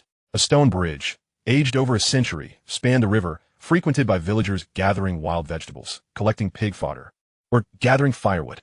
The village chief guided them to a courtyard not far from the bridge. The walls were constructed from clay-bound stones, thick and tall, over 2 meters high, and embedded with shards of glass for added security. Pushing open the wooden door revealed a plot of land overgrown with weeds taller than a person. "This is a jujube tree, and that one over there is a persimmon tree. The backyard also boasts apple, pear, and apricot trees, excellent seedlings brought down from the mountain by the old hunter, which bore fruit last year," the village chief noted, patting the robust jujube tree. "If you rent this courtyard, you can keep 10 pounds of each fruit, but the rest must be shared with the village." Yuejin nodded with a smile. The house comprised 3 spacious rooms, 1 large and 1 small bedroom, with a central living area, accompanied by an attached kitchen and a cellar of about 10 square meters for storing grains and produce. Behind the house lay half an acre of land, complete with a chicken coop, pigsty, and latrine. Besides the fruit trees, there were also grapevines, The courtyard was sufficiently large, not far from the village, providing a haven from potential troubles and ensuring safety. Both bedrooms featured earthen Kong beds. After a thorough inspection, Yuejin declared, "Uncle, we will reside here. What would the monthly rent be?" The village chief rubbed his waist where his tobacco pouch hung. "Let us head to the brigade office. I'll discuss it with the other village officials and finalize arrangements. This could potentially allow them to move in by evening." Yuejin agreed. As the trio followed the village chief across the stone bridge towards the village committee, they encountered 5 young men. Having spent 5 or 6 years in the countryside, laboring alongside villagers, traces of urban life had all but vanished from their appearances. Their faces were rough and tanned, etched with the hardships of life, and their clothes bore patches and dirt. Upon seeing the newcomers, they paused momentarily before hastening towards them. "Village chief, are these 3 comrades part of the latest cohort of educated youth?" they asked, their expressions tinged with a bittersweet nostalgia, as if recalling their own arrival in the countryside. The fresh faces of Yuejin and his companions, free of wear and tear, radiated vitality and confidence, starkly contrasting with the seasoned villagers, leaving the latter feeling somewhat out of place and awkward. "Yes, I'm taking them to the brigade office first. You all should hurry back and tidy up. The other educated youth will be arriving shortly. I'll have Kong bring over the new youth's rations. You can handle the rest," the village chief instructed, nodding. The leader of the youth group smiled. "Rest assured, village chief. We will take good care of the new comrades and ensure they do not become a burden to the village." There was an undertone of excitement and schadenfreude in his words, prompting a subtle smirk from Yuejin. On one side were those who had endured the grind of rural life, harboring a deep yearning to return to the city after being assigned here since '69, while on the other were the fresh faces, particularly with an influx of various agricultural universities and repatriation quotas on the horizon, leading to tensions that had nearly erupted into violence. Reflecting on it now, he felt a twinge of melancholy. Thus, from the outset, Yuejin resolved to distance himself from both the educated youth and the villagers. At least, he thought they should not coexist. The brigade office was centrally located within the village, a row of yellow clay and straw houses surrounding a large drying area. On the way, the village chief summoned several key members of the brigade, who were already enjoying tea by the time they arrived. The old hunter's courtyard had remained vacant, and renting it for income met with unanimous approval. After sharing a few cigarettes, Yuejin was affectionately referred to as Little Chi by the group. The hunter's house is relatively new, enclosed within a wall of approximately an acre. Water and firewood access is convenient, with a monthly rent of 2 yuan. What do you think? The village officials felt somewhat guilty, acknowledging that the wages for workers in the county averaged only 20 to 30 yuan a month. However, this price was exceptionally low for Yuejin. After a moment of hesitation, he began to negotiate. "How about the grapes in the courtyard remain exempt from sharing? And we each keep 10 pounds of fruit from the trees?" "Of course, no problem at all. In fact, there are plenty of fruit trees in the back mountain. Just none that compare to those from the old hunter's place," one elderly man chuckled. "We'll rent it for 3 years, Yuejin mused, considering the 2+ years remaining until the restoration of the college entrance examinations. He could stay here for a year or 2 before returning to the city. But the same could not be said for Ji Ziguo and Zhang Zinan. The total came to 72 yuan. "Uncle, could you write us a receipt?" The village officials gasped. 72 yuan was equivalent to 2 months' wages for a city worker. Did he truly intend to spend that much without a second thought? Yuejin offered a wry smile, explaining, "Uncle, as you know, we educated youth have a resettlement fee. While it seems substantial, in the first year or 2, our work points won't suffice to fill our stomachs. We will also need to procure essentials like water tanks, wooden boxes, tables, and stools, which can add up quickly. Being young, we often cannot resist the temptation of sweets and snacks, so it's better to pay the rent up front." The officials nodded in understanding, though a pang of sorrow crossed the faces of Zhong Yuran and Bai Sihan as they listened, their expressions tinged with melancholy. After leaving the brigade office, Yuejin inquired about Li Mu's house, requesting 3 boxes, 2 wooden barrels, a shoulder pole, 2 5-do cabinets, a set of tables and chairs, 3 small Kong tables, 3 straw mats, and various baskets. He was placing an order for Ji Ziguo and Zhang Zinan together. Zhong Yuran and Bai Sihan followed suit in acquiring a box, a Kong table, a straw mat, and a wicker basket. These items are commonplace in every household, and since Lee the carpenter had them readily prepared, he promptly sent his eldest son to borrow an ox to transport the furniture. Upon the return of Yuejin and his companions, they found a youth commune's gate ajar. Ji Ziguo and his group had finally arrived. "Uncle," Zhang Zinan, with keen eyes, spotted Yuejin and joyfully exclaimed. Yuejin smiled and entered the courtyard. A stern-looking young man clad in a military uniform turned his head upon seeing Bai Sihin, momentarily taken aback, and strode over, followed by a man and a woman.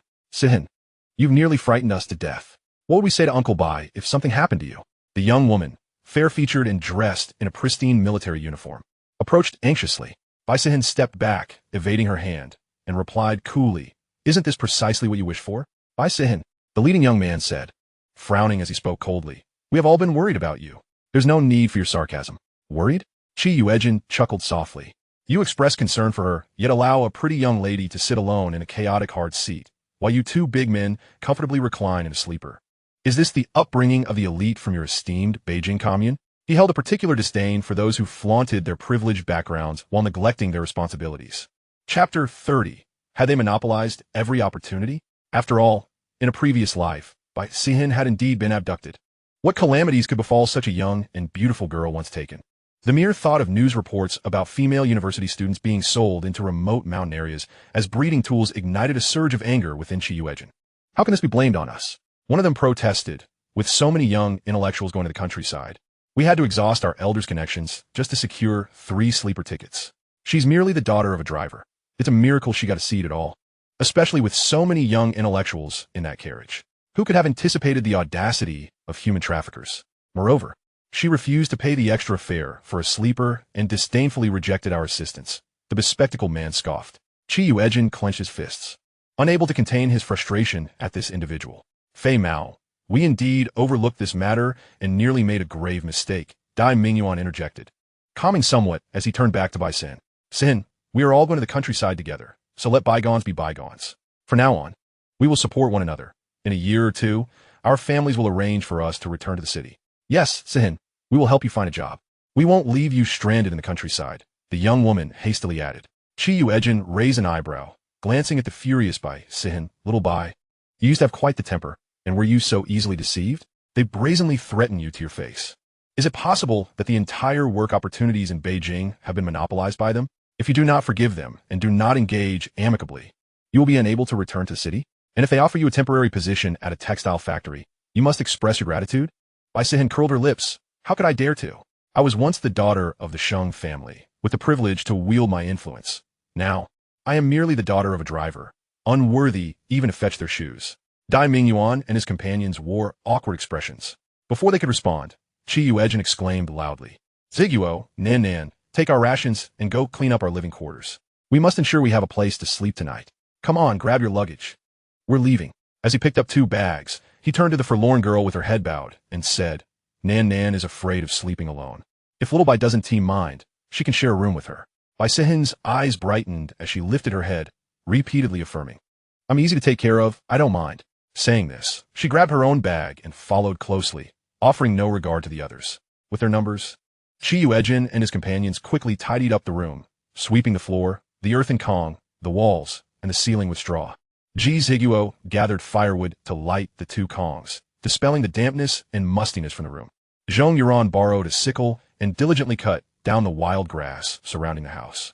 Just then, the eldest son of Oldly arrived with the furniture, and after settling it and laying out bedding, the place began to resemble a home.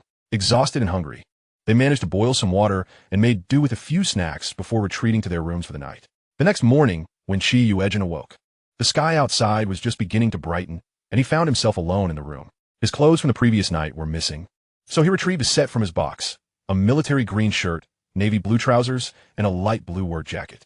Before heading to the countryside, he had gotten a buzz cut, neat and tidy, easy to manage. Yuejin took out his toiletries and placed them in an enamel basin, carrying them outside. The courtyard was silent. It had already been cleared, with a pile of cut grass in one corner. A rope was strung between 2 trees, holding the freshly washed clothes. He couldn't help but rub his forehead. It was evident that his niece Zhang Zinan had helped with the laundry. After freshening up, he went to the kitchen. The iron pot on the stove had been brought by Ziguo from home, and it contained simmering rice. There was a small bowl of millet porridge, 2 corn cakes, a plate of pickled cucumbers, and a hard-boiled egg. After finishing his meal, he bit into a meat bun he had stored in his space.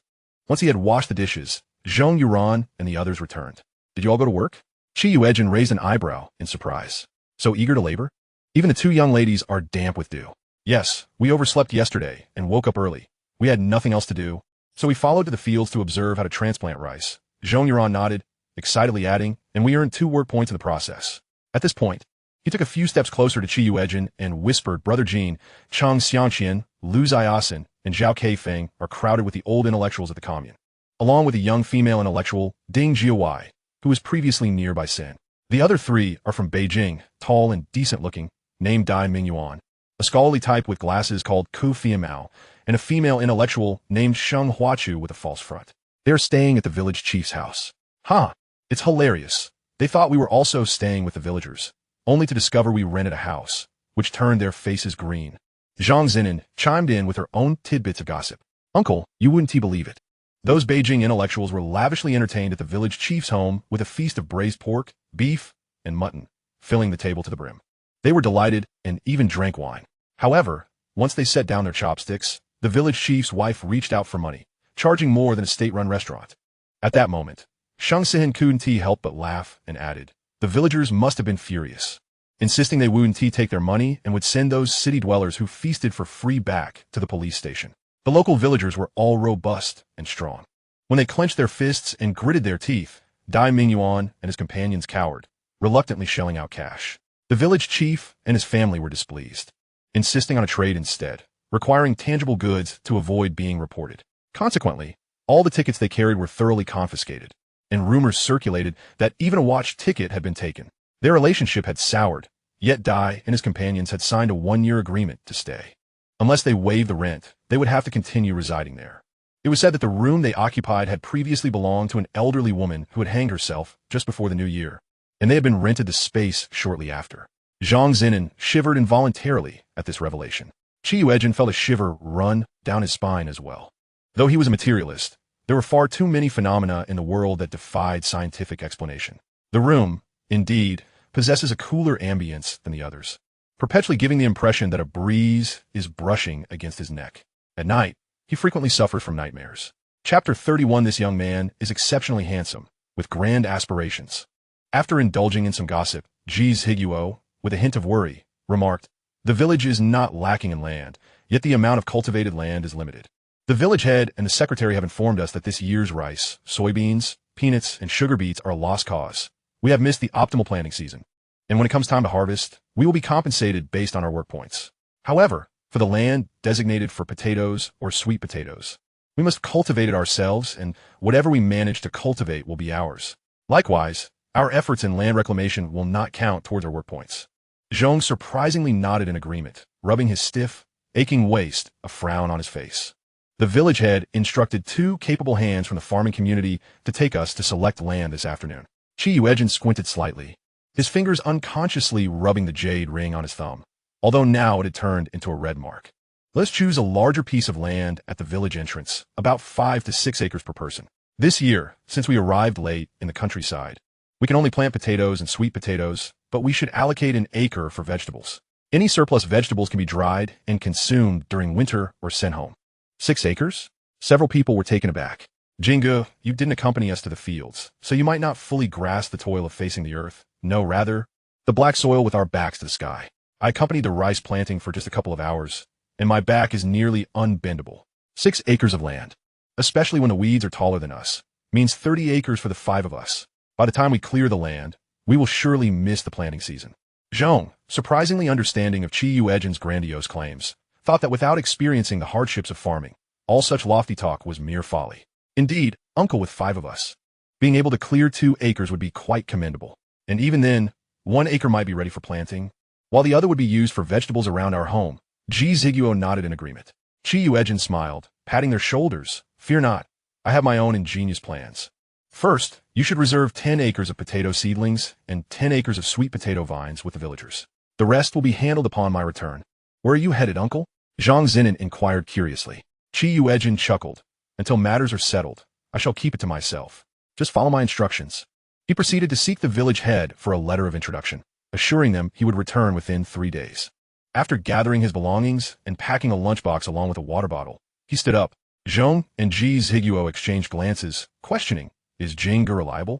He used to say whatever he pleased, but like us, he is a city dweller. Does he truly understand farming? For the first time, Zhong found himself doubting their leader. The considerable quantity of potato seedlings and sweet potato vines required was daunting, If the land remained uncultivated, not only would their money be wasted, but these resources would be squandered as well. If a malicious person were to report them, they would be finished. By Sehin, however, firmly stated, Jingu is not one to speak without purpose. I believe he has his reasons. Let us first approach the village head about securing the potato seedlings and sweet potato vines, and ascertain the cost. As for the money, we can consider a deposit, to be repaid with our harvest once the land yields its bounty. This way, no one can voice any complaints. Zhang Zinan promptly declared, I trust uncle. He never boasts. Sister Sehin is also clever. If both of them believe it can work, then it shall. She recalled her mother's words, even if one is not the brightest. Diligence will lead the way. Being slow-wit is no issue. Following wise individuals guarantees success. When Yuejin finished preparing, they all accompanied him to the brigade office. The village head had just returned from the fields and was on his way home for a meal. Upon seeing the group, he smiled and asked, Are you all planning to take leave to go to the county to purchase supplies? I know you have many items to procure. Our villagers have yet to sell their mountain goods this month. You can accompany the ox cart to the county. Yuejin nodded with a smile, pulling out some cigarettes and stepping forward to offer two to the village head, whispering, I would appreciate it if you could provide me with a letter of introduction. The village head, slightly taken aback, remained silent, waiting for him to continue. Uncle, the land reclamation is quite laborious, and I wish to visit the machinery factory in the city to see if I could rent or exchange for a tractor. Yuejin's words caught the village head off guard. He inhaled a puff of smoke, which made him cough repeatedly. No, Xiao Qi, what did you say? You want to use a tractor for land reclamation? The village head was both amused and exasperated. Do you have any connections at the machinery factory? Why would they rent or exchange a tractor to you? Do you even know how to operate one? Our commune has about 20 teams, and there are only 3 tractors in total, which come to the village only during grain delivery or when pigs are collected. Using a tractor for land reclamation? This young man is handsome, but has unrealistic dreams. Yuejin chuckled lightly. Uncle, do not underestimate my ambitions. One must be bold enough to attempt. What if I succeed? If I manage to rent a tractor for land reclamation? As you mentioned, our first-year harvest belongs to us, correct? He was stirring quite a commotion. He hoped to avoid any envy-fueled disturbances when a bountiful harvest came. Correct, that rule is set by the commune. The first year's yield is yours to encourage land reclamation for the organization's revenue. Furthermore, since the distribution of land among villagers is predetermined, if you young intellectuals do not reclaim land, wouldn't that deprive everyone of their share of food? Reclamation is not easy. It requires deep tillage. Therefore, whether it is you or the villagers, all grain produced in the first year of reclamation belongs to the individual, the village head explained, nodding to affirm that this was indeed the case at the commune. Yuejin inquired with a smile, Uncle, if I manage to procure a tractor, can I earn work points as the tractor operator? He had no intention of enduring the hardships he had in his first life. This time, he aimed to adopt a more strategic approach. The village head shot him an exasperated glare. Fine, if you manage to acquire a tractor, you can just tend to it all day. With his approval granted, Yuejin urged the village head to write the introduction letter. The village head sighed, shaking his head. These young folks today have lofty aspirations, but lack the means. They wouldn't turn back until they hit a wall. Upon receiving the introduction letter, Yuejin and his companions made their way to the village entrance, where Dai Mingyuan and Cheng Xiangqian were already waiting. The two groups stood awkwardly on either side of the road, with Zhao Keifeng huffing at Yuejin and tossing her braid over her shoulder. Yuejin, lowering his gaze with an indifferent expression, observed how Zhao Keifeng, Cheng Xiangqian, and Lu Ziasen would fare without his contributions as a sycophant. Before long, an old man driving a horse-drawn cart approached. Unlike other regions that used ox carts, in this northeastern area, people use horses for both travel and plowing. The cart was filled with baskets, containing various mountain goods gathered during their leisure time. Chapter 32, all of whom were well-connected indeed. Yuejin nudged Zhang Zinan, who quickly grasped the cue and playfully pulled by Sehin along, cheerfully calling out to the old man, Grandpa, before rushing over to occupy the last available space on the cart. Fuming, Zhao Keifeng gritted her teeth, but she refrained from voicing her irritation, not wanting to exacerbate the rift with Yuejin. Instead, she silently followed behind the group. The old man cracked his whip, producing a sharp sound that echoed far in the open space as he leisurely sang, The moon is bright, the wind is calm, the leaves shade the windowsill. Hearing this, Yuejin couldn't help but stifle a laugh. The old man's rendition of what should have been a soothing lullaby was delivered with such vigor that it roused him from his drowsiness. However, the commotion they created served to scare off some wildlife in the vicinity. As the weather warmed, the forests were abundant with food, and the beasts were generally reluctant to risk an attack on humans. Upon hearing the sound of clattering, Ma hastened forward with a lively trot, and the others diligently followed suit, their heads down as they quickened their pace. In less than an hour, they traversed a 2-hour journey. As the silhouette of the county town came into view, a collective sigh of relief escaped their lips. Yuejin intended to take a bus to Dan City. Glancing at the 4 individuals who had accompanied him, he thoughtfully imparted his instructions. During my absence, ensure that you secure the doors and windows at night, barricading them with tables or cabinets. If you hear any disturbances, do not venture outside. Hold your needs if possible, and, if necessary, attend to them in a basin within the house, avoiding any trips outside unless in company. Should any unusual occurrences arise, sound the gong, and run towards the village to alert the villagers. Do not wander towards the back mountains or near the river. In the event someone falls in, do not attempt a rescue. Call for help instead, lest you unwittingly add to the local casualties. He recounted the incidents he had encountered or heard about during his time in the countryside. The group, listening intently, nodding earnestly, absorbed his warnings. There were 4 buses daily from Yangnan County to Dan City. When Yuejin purchased his ticket and boarded, the bus was already filled to capacity, with large luggage crammed atop and 2 bicycles hanging from the exterior. The air inside was a pungent melange of various foul odors: sweat, foot odor, fox musk, and the sense of garlic and chives, overwhelming to the senses. After surveying the cramped cabin, Yuejin swiftly found a spot by the door, grasping the back of a seat to steady himself. Yangnan County was not small, and naturally, many sought passage to Dan City. Within 5 minutes, no additional passengers could squeeze aboard, and amid the grumbling of the crowd, the bus sluggishly departed from the station. In a moment of respite, Yuejin perused a collection of mechanical techs he had salvaged from a scrap station in Jean City. In his previous life, he had ascended from a foreman to a successful entrepreneur, eventually partnering to acquire a truck and hire a driver upon realizing the lucrative nature of the transport business. New trucks were costly, while second-hand ones offered affordability, albeit with numerous issues. To save money, he and his companions had conducted extensive research on vehicles, becoming proficient in the field. Moreover, he possessed a natural aptitude for mechanics, coupled with intelligence and an ability to synthesize knowledge, which later led them to profit handsomely from the resale of used trucks, providing the capital for his entrepreneurial endeavors. From his understanding, the automotive industry in this era was underdeveloped, plagued by inadequate manufacturing processes, technology, and functionality. Most vehicles were imported. The strained relations between Hoiguo and the Soviet Union in the 70s compounded the issue, as the withdrawal of technical experts in the 60s left many vehicles malfunctioning without support, rendering expensive automobiles nothing more than decorative relics. Dan City, while not as prominent as the provincial capital, boasted sizable coal mines, paper mills, and the largest train station in the province, placing its economic standing within the top 10, a fertile ground for such problematic vehicles. Yuejin's company included a machinery manufacturing division producing various large-scale equipment, possessing numerous patents in engine and electronic control technology, gaining modest renown worldwide. Effectively countering foreign technical sanctions against Hoiguo, he grasped mechanical principles well, with only minor deficiencies in practical skills a manageable concern. As he contemplated his plans for the village chief's introduction letter, he found clarity during the 2-hour journey on the bus.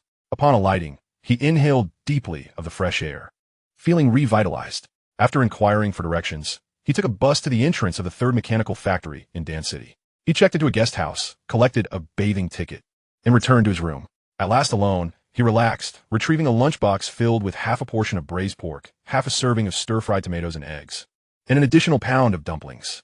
After satisfying his hunger, he felt drowsy. Sitting cross-legged on a chair, he began practicing his health regimen, detoxifying himself thoroughly with the spring water before engaging in his exercises, reaping twice the benefits for half the effort. After diligently practicing for over 2 hours, completing 10 full cycles, he noted a faint layer of dust still clinging to him, with an unpleasant odor lingering. Taking a change of clothes and his bathing ticket, he entered the nearby bathhouse. Inside, the air was thick with steam, obscuring visibility. Utilizing a storage locker, he organized a set of toiletries from his space. With time pressing, he finished his bath, scrubbed his clothes, and returned to his room. After hanging his clothes to dry, he set out towards the mechanical factory. "Sir, I am a youth sent from Yuejin Commune to assist in the countryside, tasked with renting agricultural machinery from your factory," Yuejin greeted with a smile, presenting a pack of De Kimon cigarettes and his introduction letter. The elder, without hesitation, flashed a toothy grin after reading the letter and informed those in the room before personally escorting him to the sales department. "Young man, you're quite young. Do you know how to drive?" The elder observed Yuejin's tall stature and robust physique, though his clothing concealed a somewhat slender frame, coupled with his fair complexion. He resembled a delicate youth, accentuating his youthfulness. My brother-in-law is a soldier. He can drive any vehicle, and I've learned a thing or two from him. Yuejin replied. With a mention of his military connection, the elder's demeanor brightened further. Ah, the youth of today are truly clever and capable. Knowing how to drive will serve you well in the village. The labor in the fields is arduous. In my youth, I also toiled before joining the fight against the Japanese, but my body could no longer endure it, so I returned home. No wonder I sense you were no ordinary individual. Despite your age, you stand tall and carry an air of unspoken authority, surely a veteran of the revolution. Our third mechanical factory is exceptional, and with you guarding the gate, it speaks volumes of its stature and human-centered approach. The future will undoubtedly be bright, Yuejin proclaimed, giving a thumbs up in praise. The elder chuckled, waving his hand dismissively. You flatter me, young man. I'm just an old gatekeeper, idling at home and looking for something to do. Yet Yuejin, smiling, refrained from responding, for any man entrusted to guard such a factory must possess significant connections. Chapter 33. Vehicles with issues sold at high prices. Yuejin, a businessman, adeptly engaged in conversation, gauging the elder's character with ease, showering him with compliments freely. The art of conversation, when executed well, is an effortless and pleasant endeavor. Within a mere 7 or 8 minutes of dialogue, he had already become little Chi in the elder's eyes. Upon reaching the office building, anyone passing by greeted the elder with warm smiles, calling him Grandpa Sue, their tone imbued with respect and a hint of flattery. Grandpa Sue, however, took on a serious demeanor, nodding in acknowledgement. They continued to the sales department, where Sue did not enter, but instead knocked on the door. Director Tong, we have a young comrade from our commune here to rent a tractor. Please attend to him. Inside, a man of medium build, sipping tea, promptly rose with a smile. Uncle Sue, you didn't need to come personally. Just a call would suffice. Sue waved his hand, chuckling. It's not easy for someone so young to come to the countryside as a youth. You must stun T, make it difficult for him. His introduction letter is in order, and he seems to be a straightforward, innocent lad. I'd be happy to facilitate. Once Sue departed, Director Tong invited Yuejin to sit on the sofa in his office, calling an assistant outside to fetch a cup of tea. Yuejin presented his introduction letter with both hands. After reviewing it, Director Tong smiled. Our factory produces many advanced domestic agricultural machines, including tractors and accompanying harvesting and sowing equipment. The rental process for tractors is quite strict. Your village must have a licensed tractor driver, a deposit must be paid, and a rental agreement signed. In addition to the rent, maintenance fees and diesel costs will also be your responsibility. Currently, due to the busy farming season, most of our tractors have already been rented out. If everything is satisfactory, I can have Xiao Zhang assist you in selecting a machine, and if it meets your needs, we can proceed to sign the agreement. Yuejin was in no haste. He smiled and nodded, exchanging a few pleasantries before accompanying Xiao Zhang to inspect the vehicles.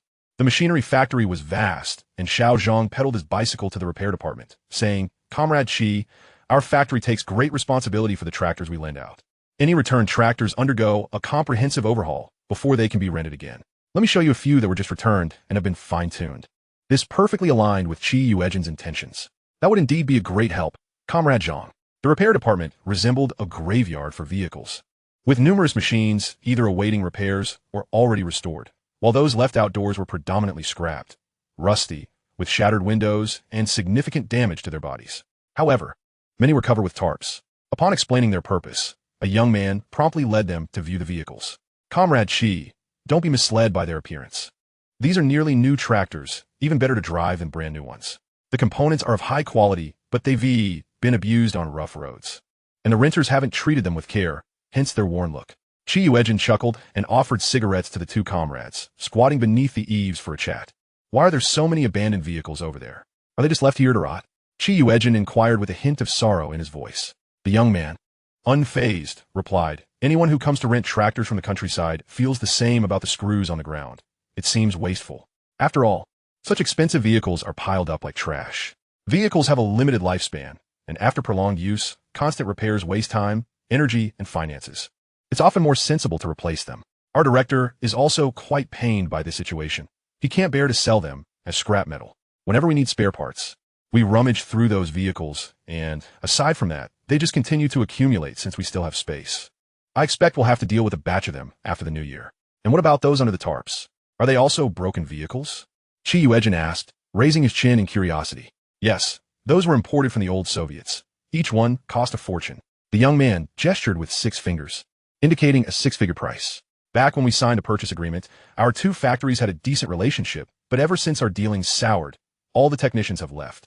In recent years, relations have improved somewhat, and in the interest of development, we continued to procure a batch, but they sold us the vehicles without accompanying technicians. These vehicles have only been in use for 3 to 5 years. While we can handle other issues, we dare not touch the engines. That's the core component. If we damage it, it's better to leave it as is. Upon mentioning this, the young man expressed his concern, lamenting how much money had turned into a heap of scrap metal. The factory had purchased over 20 of these vehicles, all of which exhibited the same problem. The vehicles had long surpassed their warranty period, and the sellers simply refused to acknowledge the issue. They're truly cunning, selling defective vehicles at exorbitant prices. Because of this grave error, our factory director was demoted to deputy director. Yuejin was not surprised. He knew that Soviet machinery had its share of technical and quality issues. At that time, China was not prosperous, and many pieces of equipment and vehicles had to be imported. Some foreign opportunists took advantage of the fact that the Chinese couldn't decipher blueprints, breaking down a production line to sell separately, thus forcing China to pay double. Moreover, some foreigners maintained tight confidentiality regarding their technology, stipulating in sales contracts that Chinese units must accept their technicians, demanding high salaries and benefits. May I take a look? Yuejin hesitated. My brother-in-law is a soldier and has experience with various vehicles. He can repair them. I've also read quite a bit and have an interest in this field. Sure. Just make sure to uncover the tarps properly. The young man nodded. Many people come by just to take a look. The real value of these vehicles seemed to lie in this very curiosity. Yuejin stretched his limbs and approached the large vehicles, deftly untying the tarp ropes and climbing atop, pulling the tarp aside to reveal the full form of the vehicle beneath. It was a heavy-duty truck with a cargo bed, well-maintained, showing minimal signs of wear despite being parked for 2 to 3 years. It was still about 80% new. After inspecting it thoroughly, he rummaged through the storage compartment in the driver's cabin and unearthed the manual. It contained the model number and various engine parameters for this vehicle. He couldn't help but click his tongue.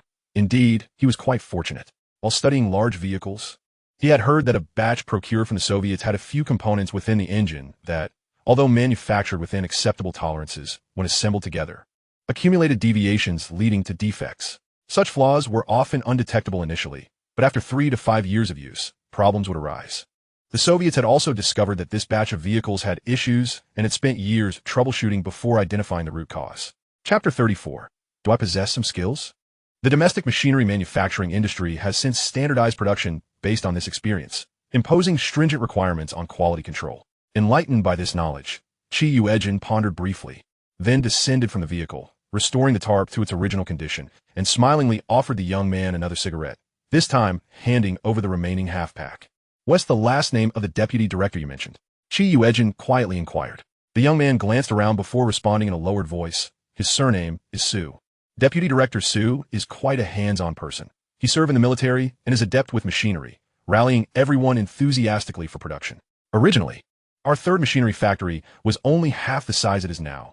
It was Deputy Director Su who led us to double our profits year after year, and we all believed he would soon be promoted to the provincial machinery factory. But then this incident occurred. The young man, a person of strong temperament, expressed his indignation.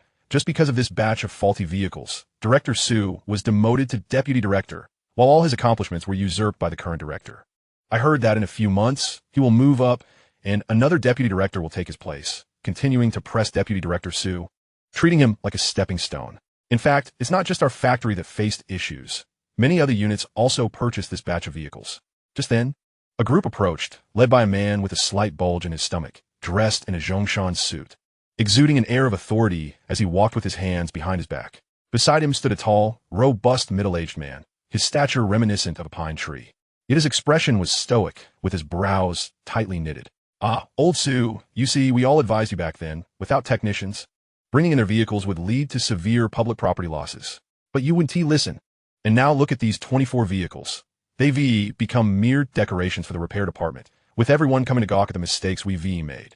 Fortunately, we've put in a tremendous effort, going through layers of approvals to invite 3 experts from the Soviet Union. If we can restore this batch of vehicles, other brother units are waiting for the experts to come and repair theirs, and we might salvage some of our losses. While no longer at the factory, Old Sue, support old Zhao well. You have the capability and intelligence, but your stubbornness gets in the way. Director G spoke with a tone that seemed to blend concern with self-importance, as he subtly undermined Deputy Director Sue while highlighting his own standing. Deputy Director Sue merely acknowledged with a grunt. Don't be disheartened. As Comrade Mao said, only practice can test the truth. ISNT your mistake being put to the test right now? All right, the experts will be arriving shortly. Ensure the reception is well organized and don't offend them. Or it could implicate our factory. Director G waved his hand, instructing them to unveil the vehicles and give them a thorough cleaning. Meanwhile, everyone praised the performance of the imported vehicles, dreaming of the day their own country could produce large vehicles that surpass international standards.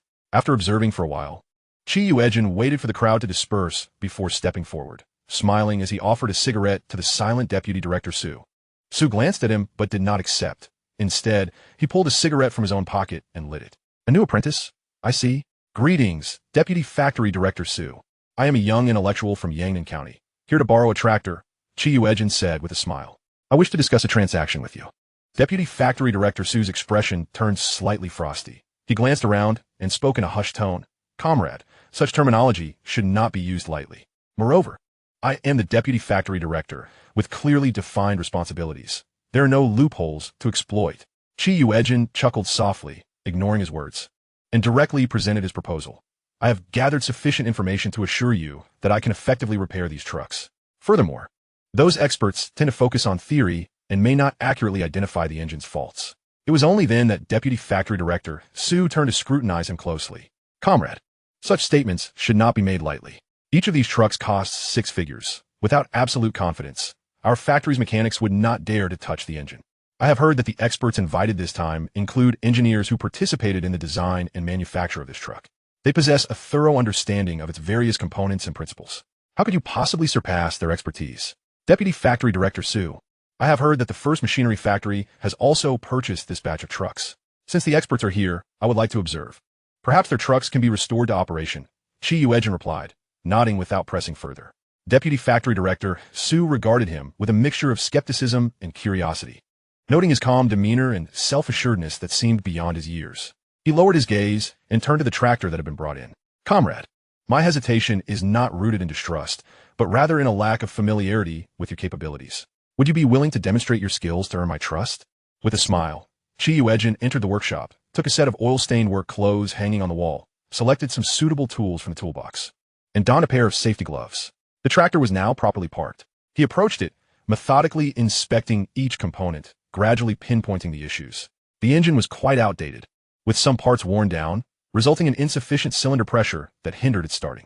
He swiftly replaced 2 parts and conducted a thorough inspection of the tractor. Tightening screws were necessary and lubricating moving parts. After removing his gloves, he inserted the Z-type starter into the shaking slot, then pressed with his left hand while vigorously cranking with his right. Within just 5 or 6 turns, the engine roared to life with a melodious sound. He grinned as he set the starter aside and nimbly climbed onto the tractor, taking it for a couple of laps around the yard. Deputy Factory Director Sue, what do you think? Do I possess some skill? Yuejin inquired playfully, approaching Sue with his shirt removed. Comrade, you are hardly modest, Deputy Factory Director Sue responded, astonished by his abilities. Those unacquainted observe the spectacle. Those knowledgeable discern the nuances. He had spent considerable time with vehicles and could troubleshoot simple issues, leaving the complex problems to the professionals. However, he could tell that Yuejin was not merely relying on luck. He indeed possessed genuine talent. Countless thoughts flashed through Sue's mind, yet he lacked the courage to act. After all, he had suffered a significant setback last time and had little capital left to take risks. Deputy Factory Director Sue, there are 24 trucks here, all with engine issues. If you are resolute, please inform me at the guest house at the factory entrance. I will come tonight to repair them under the lights. I will note down any necessary parts, and you can procure them by daylight. I assure you the trucks will be operational by the day after tomorrow. Even in the unlikely event that I fail to repair them, or should I inadvertently damage them, it would not be our concern, as the trucks have been idle for too long and are subject to a certain depreciation rate. Wouldn't you agree? Deputy Factory Director Sue gazed at the young man before him, his heart inexplicably racing. There was an undeniable force emanating from this comrade that instilled confidence. Little did he know, Yuejin was a youth who had returned after weathering countless storms. Chapter 35. A dead horse is to be treated as a live one. Deputy Factory Director Sue's mind was torn. On one side lay the risk of damaging a six-figure truck, and on the other, the possibility of restoring it, freeing them from a scrutiny of those foreign experts. In truth, he had languished in despair as these vehicles sat idle for an extended period, far removed from the initial vigor and ambition he had felt when rallying the workers to undertake a grand endeavor. All that remained were the persistent reminders of past errors. The benefits brought by these trucks to the unit far outweighed the losses, yet who would bother to look back? Each individual seemed eager to seize upon his mistakes, rendering him unable to rise again. He lowered his gaze, taking a deep drag from a cigarette before exhaling a long sigh. Very well, I will consider it. Regardless of my decision, I will provide you with a response. Yuejin nodded with a smile, having found his way to the sales department, where he informed Director Tong that he would return the day after tomorrow. After leaving the machinery factory, he made his way to the fertilizer factory. Armed with an introduction letter from the village, he procured some fertilizers based on the growth patterns of potatoes and sweet potatoes. The sweet potatoes required only a single application of base fertilizer, namely cake fertilizer and chemical fertilizer. However, potatoes, with their short growth cycle, demanded a high level of soil fertility. Lacking organic fertilizer, they had to rely on chemical fertilizers to ensure the quality and yield of the potatoes. Even though the soil in northeast China was fertile, the newly cultivated land required 20 to 30 kilograms of various fertilizers per mu, and with a total of 30 mu, the amount of fertilizer needed was substantial. After spending over 80 yuan, along with acquiring a large front door and 2 bottles of liquor, Yuejin arranged for the delivery of the fertilizer to the provincial road, falsely claiming he had arranged for a vehicle. Once the delivery personnel departed, he surveyed the area, ensuring no one was around before storing the fertilizer in his space. Having accomplished a significant task, Yuejin continued to visit various state-run restaurants and canteens, collecting various dishes and staples for his space. He also strolled through several waste recycling stations in Dan City, gathering books, newspapers, and textbooks, and even chanced upon 2 antiques valued at millions in later years. When he returned to the guest house and took a shower, just as he finished changing his clothes, there was a knock at the door. Despite being certain that Deputy Factory Director Su would seek him out, the sound of knocking finally settled his nerves. He opened the door with a smile to find a young man in his 20s, wearing black-framed glasses. "Are you Comrade Yuejin?" he inquired. "I am Secretary Xiao Wu of Deputy Factory Director Su. He has requested that I invite you to the repair department." Yuejin, without putting on airs, grabbed his bag, locked the door, and followed him toward the machinery factory. Xiao Wu arrived on a bicycle and, en route, quietly recounted the day's events. "Comrade Qi, you may not know, but the 3 experts from the Soviet Union who arrived today were all disdainful, looking down on this, criticizing that, and being picky about their food and accommodations. They were supposed to have come half a month earlier, but they insisted on being taken around for sightseeing before returning. They demanded to stay in a separate 2-story building with independent bathrooms, a chef and cleaning staff, and even a car for transportation. They made all sorts of requests but were reluctant to work, insisting on taking a week off. We were practically serving them like grandchildren, terrified of offending them. And all our efforts seemed wasted." Yuejin's eyes shifted slightly. "How much is the factory paying them?" Secretary Xiao Wu. Upon hearing this, Xiao Wu clenched his teeth in anger. "It's outrageous. Aside from covering all their living expenses, the factory pays them exorbitant salaries in the 5-figure range, in foreign currency. Honestly, those individuals do not seem capable of getting any real work done. Our Deputy Factory Director, Su, cannot wait any longer, which is why I have invited you. Comrade Qi, the repair department is now entirely staffed by our people, so feel free to direct them as needed. Just let me know what parts are required." Yuejin nodded. "I will do my best." Upon arriving at the repair department, they found the place brightly lit, and 3 on-duty personnel rushed over to greet them, exchanging quiet introductions. The older of the 3 led Yuejin to the middle truck, which was inconspicuous and among the first batch to break down. "Dear Cheese Hiking, please proceed with the repairs. We shall observe closely. Even if we fail to restore it, we can at least maintain the status quo." Presently, they cling to the hope of a miracle, believing that if the repairs succeed, they will be spared the scorn of the old Russians. Yuejin chuckled in response. He first changed into a more suitable outfit, equipped himself with tools and donned gloves, before embarking on a thorough examination of the entire vehicle. The trio from the repair department trailed behind, assisting him. They had witnessed his adeptness in car repairs earlier that morning. All of them were skilled tradespeople, valuing capability over age or experience, focusing solely on the true expertise at hand, rather than immediately diving into the engine. Yuejin methodically followed the standard procedure to conduct a comprehensive inspection of the vehicle, given that it had been idle for such a significant duration. Even if the initial issue were with the engine, other components would also likely exhibit faults. He systematically diagnosed each section, replacing all necessary parts before finally directing his attention to the engine. As the staff observed his orderly approach, their confidence in his abilities grew, and their collaboration became increasingly harmonious. The engine, being a pivotal component of the vehicle, is a complex system, with faults constituting over 40% of truck malfunctions. Taking a deep breath, Yuejin smiled at them and quietly inquired, "Comrades, are you ready? We are about to disassemble the engine." The group nodded solemnly. They had previously dismantled an engine only to discover that it differed significantly from theirs, making reassembly a daunting task that required considerable skill. They had hesitated to take risks, halting their efforts at a certain stage. Today, however, Yuejin was eager to uncover the intricacies of this engine. Focusing intently, he began to dismantle the engine while troubleshooting, indeed finding that uneven cylinder pressure and inconsistencies among the cylinders had adversely affected the engine's performance, revealing problems that had developed over time. As he removed the components, he consulted the nearby technicians for relevant parameters. With their insights, a fragment of knowledge crystallized in Yuejin's mind. Narrowing his eyes in contemplation, he relayed the modified parameters, asking, "Can these adjustments be made?" The technicians nodded affirmatively, indicating that with slight modifications to the production line, it should be feasible. Deputy Factory Director Su had already made the necessary arrangements, ensuring that everything could revert to its original state before the workers resumed normal production.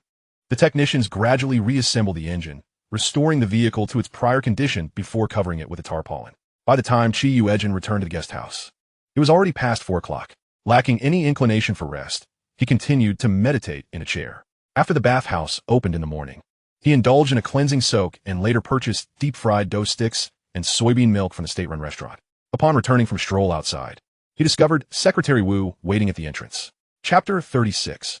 Are you afraid of becoming a sinner in your own country? Cheese hiking. You have finally returned. Secretary Wu's eyes brightened as he greeted him with a smile, whispering, "Deputy Factory Director Su is currently with the Soviet experts and has asked you to join them. He mentioned that the parts you requested this morning have been manufactured, and he wants to see if they are usable. If they are, we can engage in a competition with the Soviet experts." Deputy Factory Director Su stated that we cannot be taken for fools. Those 3 experts have incurred substantial costs without contributing any efforts, and indulging them may lead to future complications. Yuejin nodded, smiling, and did not enter the room, but directly accompanied Secretary Wu to the repair department. Upon their arrival, the 3 repairmen who had worked overtime with him the previous night greeted him with broad smiles, showcasing the parts in a box. Without a doubt, the quality of the parts produced by our factory is assured. Each component is vital to the safety of the People's production. We cannot afford any negligence. Do these meet your standards? Yuejin examined the parts, performing a simple assembly, and nodded with a smile. The quality and dimensions are accurate. We will check the compatibility once installed. It should not pose any issues. Look, Secretary Wu lightly nudged Yuejin, gesturing towards the entrance. Deputy Factory Director Su and the 3 Soviet experts were entering. The latter wore expressions of disdain and impatience, chattering incessantly. The translator struggled to keep up, only managing to relay a few fragments of their discourse. With a slight smile, Yuejin stepped forward and offered a subtle bow to Deputy Factory Director Su. "Good day, Deputy Factory Director. Since the 3 experts have arrived, shall we proceed with the vehicle repairs? After all, we cannot squander our foreign exchange on mere pleasantries, allowing them to treat us like their ancestors. Moreover, the engines of these vehicles have malfunctioned due to the inadequacy of Soviet technology. As far as I am aware, such vehicles should have been recalled. Are we to be the only ones in China who have not recalled them and continue to bear the cost of their mistakes? Is it that they believe we are uninformed, or do they seek to provoke further discord?" The translator's forehead glistened with sweat as he tremulously conveyed Yuejin's words, prompting the 3 experts to glare in his direction. "You tell him that we are merely experts, invited to repair the machinery. We are unaware of any other matters. And if you lack sincerity, we shall take our leave." Deputy Factory Director Su's expression flickered with a resigned smile. The young man, who usually appeared composed, had suddenly ignited a firestorm, rendering everyone's efforts in vain. Yet, Yuejin's assertions were not unfounded. Am I misinformed? I believe there are international journalists in the provincial capital. I must inquire whether this model of vehicle was exclusively sold to us in China, or is it only our country that has not recalled them? Does this not constitute an international sensation? The demeanor of the 3 experts shifted subtly once matters escalated. Even they could not escape the repercussions. "Well, it is not a grave issue. It stems from your reckless driving habits and inadequate maintenance that have led to engine failures. Can it be repaired? I perceive that you are merely deflecting, hoping to make us bear the brunt of the costs. The reality was that the issues with this batch of vehicles would not be resolved for several years, and thus they were indeed incapable of making repairs. Of course it can be repaired. How could it not? One of the men, unable to withstand the provocation, declared. The other two attempted to restrain him. Ivan, you are being impulsive. This model's truck engine has been faulty for over 2 years. If it were reparable, how could so many countries have recalled them? They whispered urgently. It is simply that we lack the opportunity to engage earlier. We possess our teacher's blueprints and have thoroughly studied the vehicle, particularly the engine. Not only can we repair it, but we also have the capability to design a new vehicle. The audacity of these Chinese individuals was infuriating. They had invited them, yet now sought to tarnish their reputation. This was a matter of dignity, and they could not allow themselves to be belittled. After venting his frustration, Ivan turned to Yuejin. Young man, you have successfully incensed me, and the consequences will be severe. Yuejin raised an eyebrow. What sort of consequences? If I manage to repair this vehicle, we will return home, and you shall face the wrath of the entire factory, along with that of every unit in China that has procured this model of vehicle. You will become a pariah in your own country. Are you afraid? Ivan tilted his chin upward, brimming with pride. Yuejin stifled a chuckle. You speak as though you are truly capable of repairing it. What if you fail? Ivan laughed. That is impossible. Everyone claims I am a genius in this field. According to your Chinese perspective, I am, in relation to my teacher, a prodigy surpassing the master. Surely, there is an intricate issue that has been overlooked. Since we are to repair the vehicle, there must be a time constraint. No? Is 1 day sufficient? This will highlight your genius status, and the only delays in repairs will stem from missing parts. Our factory possesses formidable production capabilities and will not fall behind. Yuejin inquired with a smile. Very well, 1 day is... Ivan, feeling cornered, begrudgingly accepted the challenge. And if Mr. Ivan fails to repair it, will you attribute it to a lack of time? 3 to 5 days, a month or 2, or perhaps 6 months to a year? No, just 1 day, Ivan thought, fully aware that his profound understanding of the engine would allow him to identify any issues at a mere glance. If he could not discern the problem, then it would indeed be an interminable wait.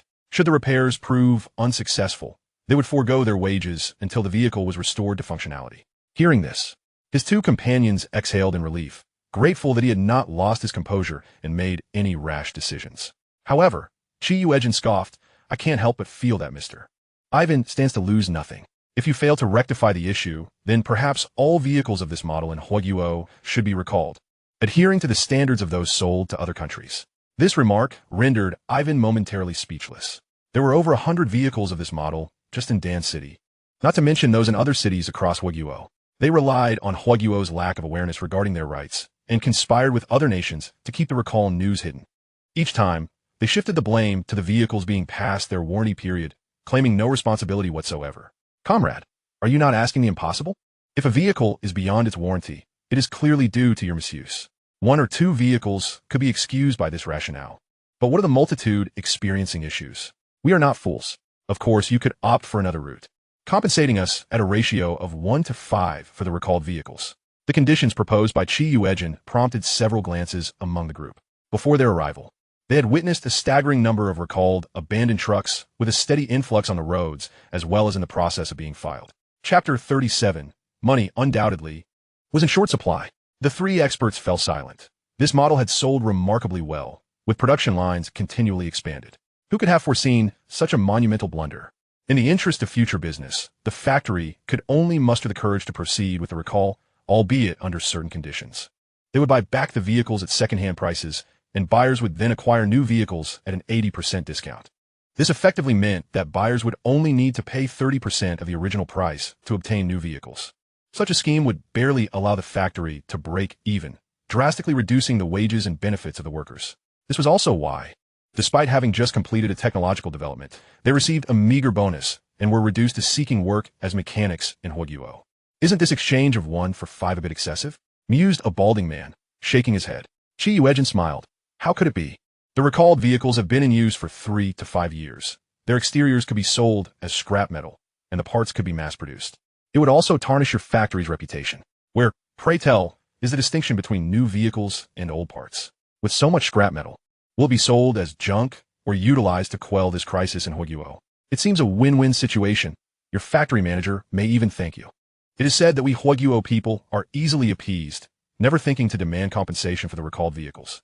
The experts exchanged glances, realizing their factory had sold approximately 2 to 3,000 trucks to Huoguo. Should they proceed with a recall or replacement, their factory might not be able to pay wages for another 2 to 3 months. If it meant silencing these ungrateful individuals in Huoguo with the abandoned vehicles, perhaps it was a feasible option. This is beyond our purview. We must consult with higher authorities. The only female colleague, Zwoya, interjected. Ivan, with unwavering conviction, added, I can undoubtedly repair it within a day. Everyone turned their gaze towards Deputy Factory Director Su, who clenched his fists in order to suppress his excitement and nodded expressionlessly. Xiao Wu, please escort our esteemed guest to my office to make a call. Once the others departed, Ivan rolled up his sleeves to inspect the machinery, accompanied by several seasoned mechanics. Meanwhile, Deputy Factory Director Su and Yuejin stepped aside to converse. Do you think they will agree? Are they truly recalling this model from other countries? Yuejin chuckled. I cannot say for certain. I merely thought that foreign factories always extol the virtues of customer service.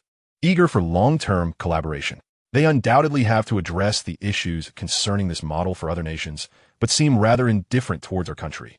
So, I decided to test them. And to my surprise, we haven't repaired the vehicles yet. If we fail, won't we just be left with a heap of scrap metal? Deputy Factory Director Su sighed. How could that be? At worst, we can just disassemble and reassemble the parts.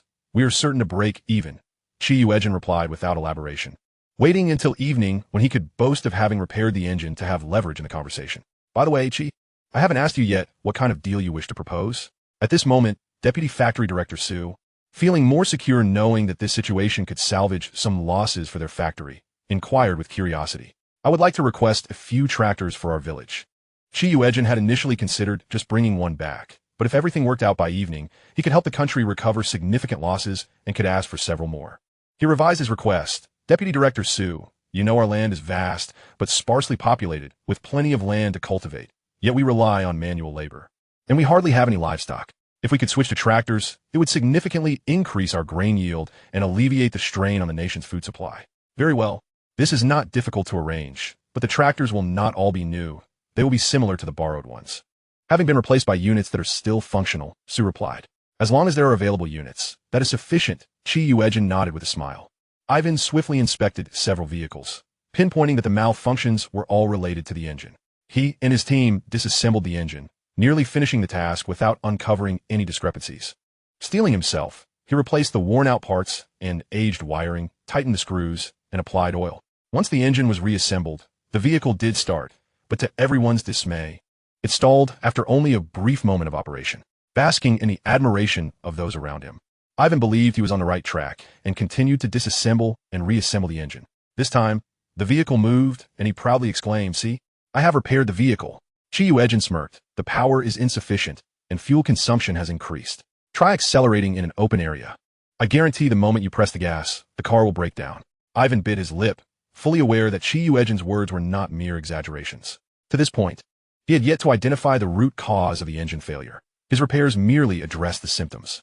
An engine with faults that had not been thoroughly repaired could potentially cause further issues, and should the vehicle be put in irregular operation, it could pose a serious risk to life. He dared not gamble with his own life, and had no choice but to step down from the vehicle and continue disassembling the engine. After several attempts, the vehicle occasionally started but still exhibited various problems, while at other times it remained completely silent. At that moment, the two individuals who had been on the phone returned. Aware of their own limitations, they had not held out much hope for Ivan successfully repairing the engine and had prepared for the worst. I'm afraid 5 times the compensation is too much. We can only offer 1 time, as our recall is also based on half price, Zwoya stated firmly. 5 times. Or else a recall. According to your own words, you are obliged to give us half the money. Yuejin stood his ground. There will certainly be no money. Zwoya gritted her teeth and conceded a step. Comrade, we do not have that many abandoned vehicles. At most, we can manage 2 times, which is our absolute limit. Even if we compensate 5 times, you still wouldn't be at a loss. Should we return, you must pay us, or sell us new vehicles at a low price. If you compensate us with abandoned vehicles, it would only entail a bit of transportation costs and the price of scrap metal. 3 times, comrade. Our factory has sold over 2,000 vehicles to Huoguo. 3 times amounts to over 7,000 vehicles. We truly cannot go any higher, or we will have no choice but to proceed with the recall. The balding expert lamented, clearly distressed. Yuejin exchanged a glance with Deputy Factory Director Su, who nodded slightly. Then, 3 times it is. We hope you can expedite the transportation. These vehicles have been abandoned for years, wasting too much time. Upon the signing of the agreement, we promptly made a call to the comrades at the factory to arrange for shipment. Zhua responded. After all the effort invested in securing this deal, they were apprehensive that the Chinese might reconsider due to the recall situation. Ivan gritted his teeth, wanting to request an additional 2 or 3 days, but he had just boasted. Moreover, he felt disheartened, sensing that this issue was quite intricate, likely due to some flaw in their logical reasoning. Chapter 38. Indeed, their swift decision-making proved to be correct. The group relocated to Deputy Factory Director Su's office, where they signed the agreement, taking no more than half an hour. The terms of the contract were straightforward and unambiguous. Both parties were eager to finalize the arrangement. Once the signatures were affixed, Factory Director Ji hurried in, his voice booming as he entered. Old Su, I heard that the factory from Su country is willing to offer us compensation. Has the contract been signed? This is a significant matter, and I must oversee it personally. Who could be unaware that this pertained to a major affair for the National Machinery Factory? The name inscribed on the contract would determine who received the accolades. This was not merely a stroke of good fortune. It was akin to a windfall of gold. However, he had arrived a moment too late. Upon witnessing the contract stamped with a red seal and signed, his expression shifted, and he cleared his throat. Old Su, at your age, how can you act so recklessly? We must convene a full factory meeting to discuss this matter. We cannot sign an agreement so hastily. It shows a lack of respect for our esteemed experts. Whether the 3 experts felt disrespected or not, they clutched the contract tightly, casting wary glances at Director Ji, fully aware that a meeting would likely seek to maximize their benefits. Their swift decision-making had indeed been justified. Deputy Director Su, since the contract has been signed and the vehicles require no repairs, we shall take our leave. We hope for continued collaboration in the future. After exchanging pleasantries, they appeared anxious that the 3rd machinery factory might reconsider, hastily departing. Why are they leaving? Director Ji's hand was still waving in farewell. Deputy Director Su smiled and instructed Secretary Wu to make several copies of the contract, while the documents were locked away in the safe before Director Ji's eyes. Old Su, how do you entertain distinguished guests? After signing the contract, you don't even invite them to dinner? They're just leaving? Director Ji expressed his frustration. We have exerted considerable effort to invite them over. We could have secured further collaboration over dinner. Deputy Director Su chuckled. This contract is of paramount importance. Since I have signed it, I must promptly report to the leaders, lest they remain anxious about this matter. Shall I accompany you? Director Ji nodded repeatedly, contemplating how to claim the credit for the contract for himself. Before the 2 departed, Deputy Director Su exchanged glances with Yuejin and Secretary Wu. Cheese hiking. Since the contract is signed, we have nothing to fear. Let us first dine at the state-run restaurant. Then we will visit the repair department, shall we? Secretary Wu inquired with a smile. Yuejin, fully aware of the situation, understood that he only needed to complete the crucial task of repairing the truck. He was self-made, devoid of vanity, and despised procrastination. Thus, he replied with a smile, It's still early. Let us proceed to the repair department first. Once the vehicle is repaired, we can enjoy a proper meal. Secretary Wu paused for a moment before nodding with a smile. Upon their arrival at the repair department, the mechanics who had been smoking quickly stood up. Masters, please continue with your work. I will take Cheese hiking to inspect the tractor, he said, though he gestured to the few mechanics who had followed Yuejin's lead in repairing the vehicle yesterday. An older mechanic approached with a cheerful demeanor. Allow me to guide you, Secretary Wu. Cheese hiking, Deputy Director Su remarked. He mentioned that he would bring back a batch of approvals for the meeting. How does 3 tractors sound to you? 1 brand new, and 2 at 70% condition, but all internal parts will be replaced with new ones, ensuring longevity.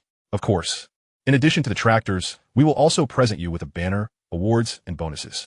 Deputy Director Su was in a hurry this time.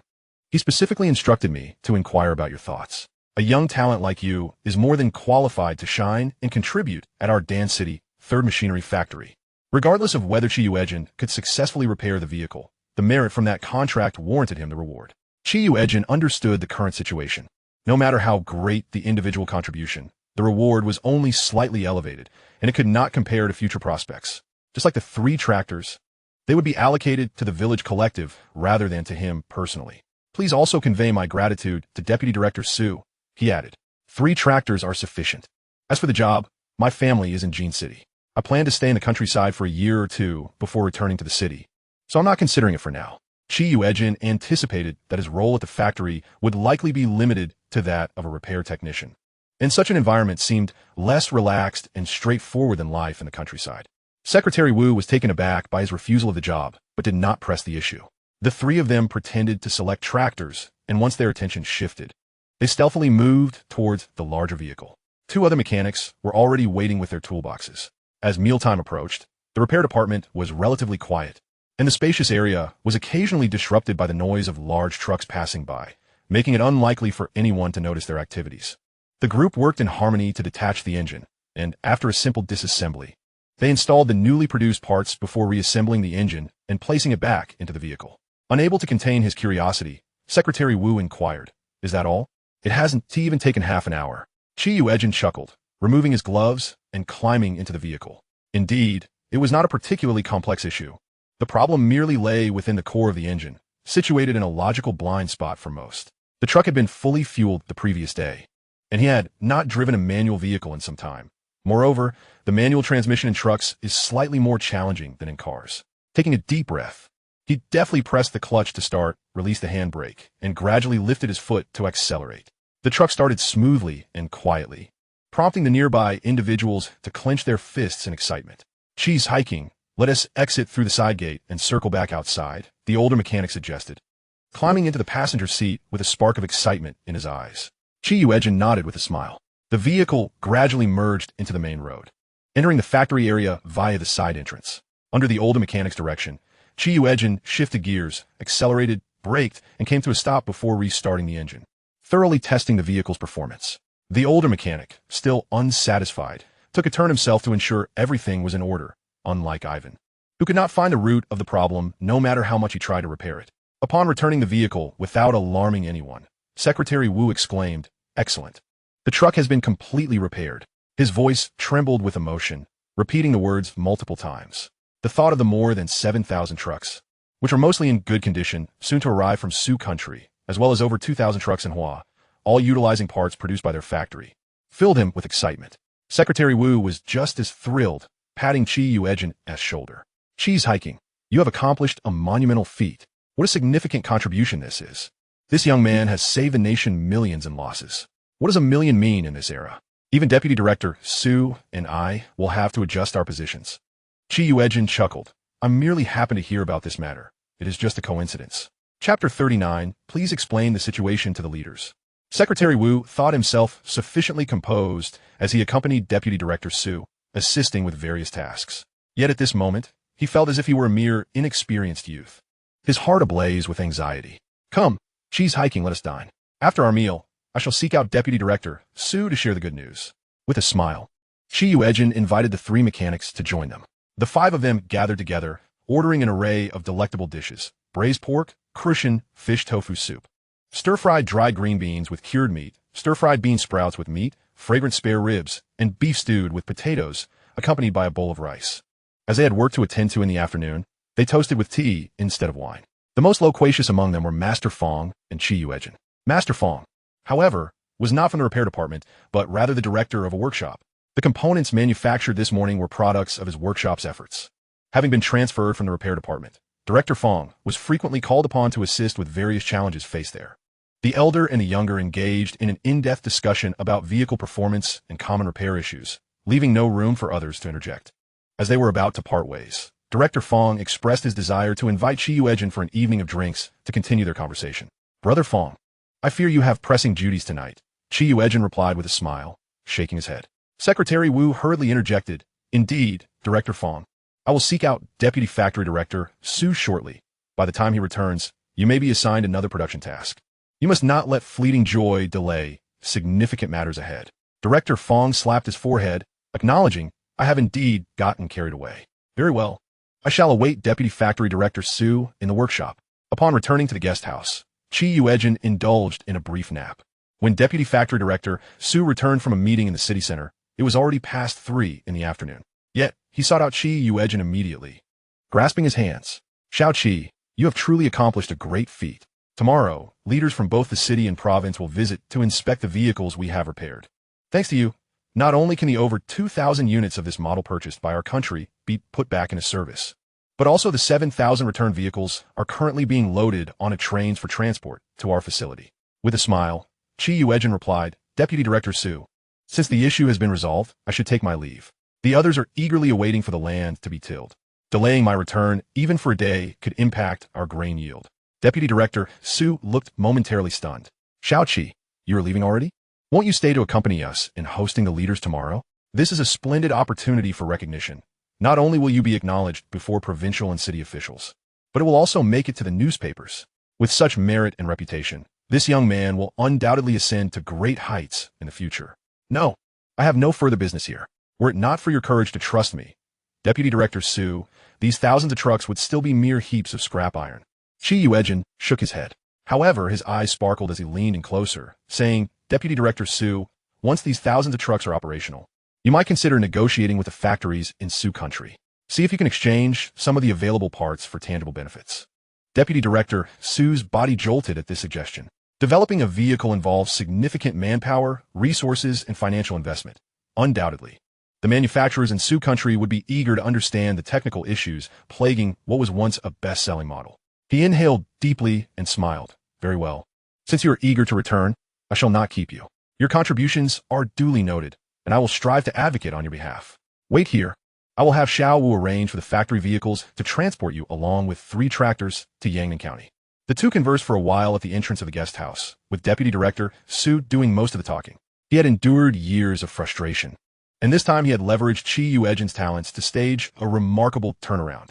At midday, Deputy Director Su and Factory Director Ji visited the office in the city, and after lunch, they finally met with the returning leaders.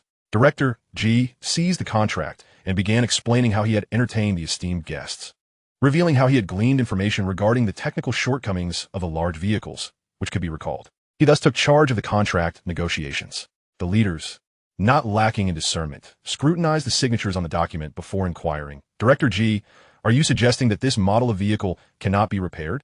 If it cannot be repaired, why do you oppose allowing the Su country manufacturers to recall them for compensation or even replacements? The factory already has numerous vehicles piled up as scrap. Do you intend to exchange 3 times the amount of scrap for remelting? Director Ji was momentarily taken aback. He had been so preoccupied with the prospect of compensation from the Su country manufacturers that he had overlooked this fundamental issue. His face flushed with anger as he glared at Deputy Director Su. Old Su, I mentioned we should discuss compensation at the meeting, yet you insisted on these discarded vehicles. Explain this to the leaders. Yet, there was a hint of schadenfreude in his tone, as if he relished the idea of Deputy Director Su stumbling once more.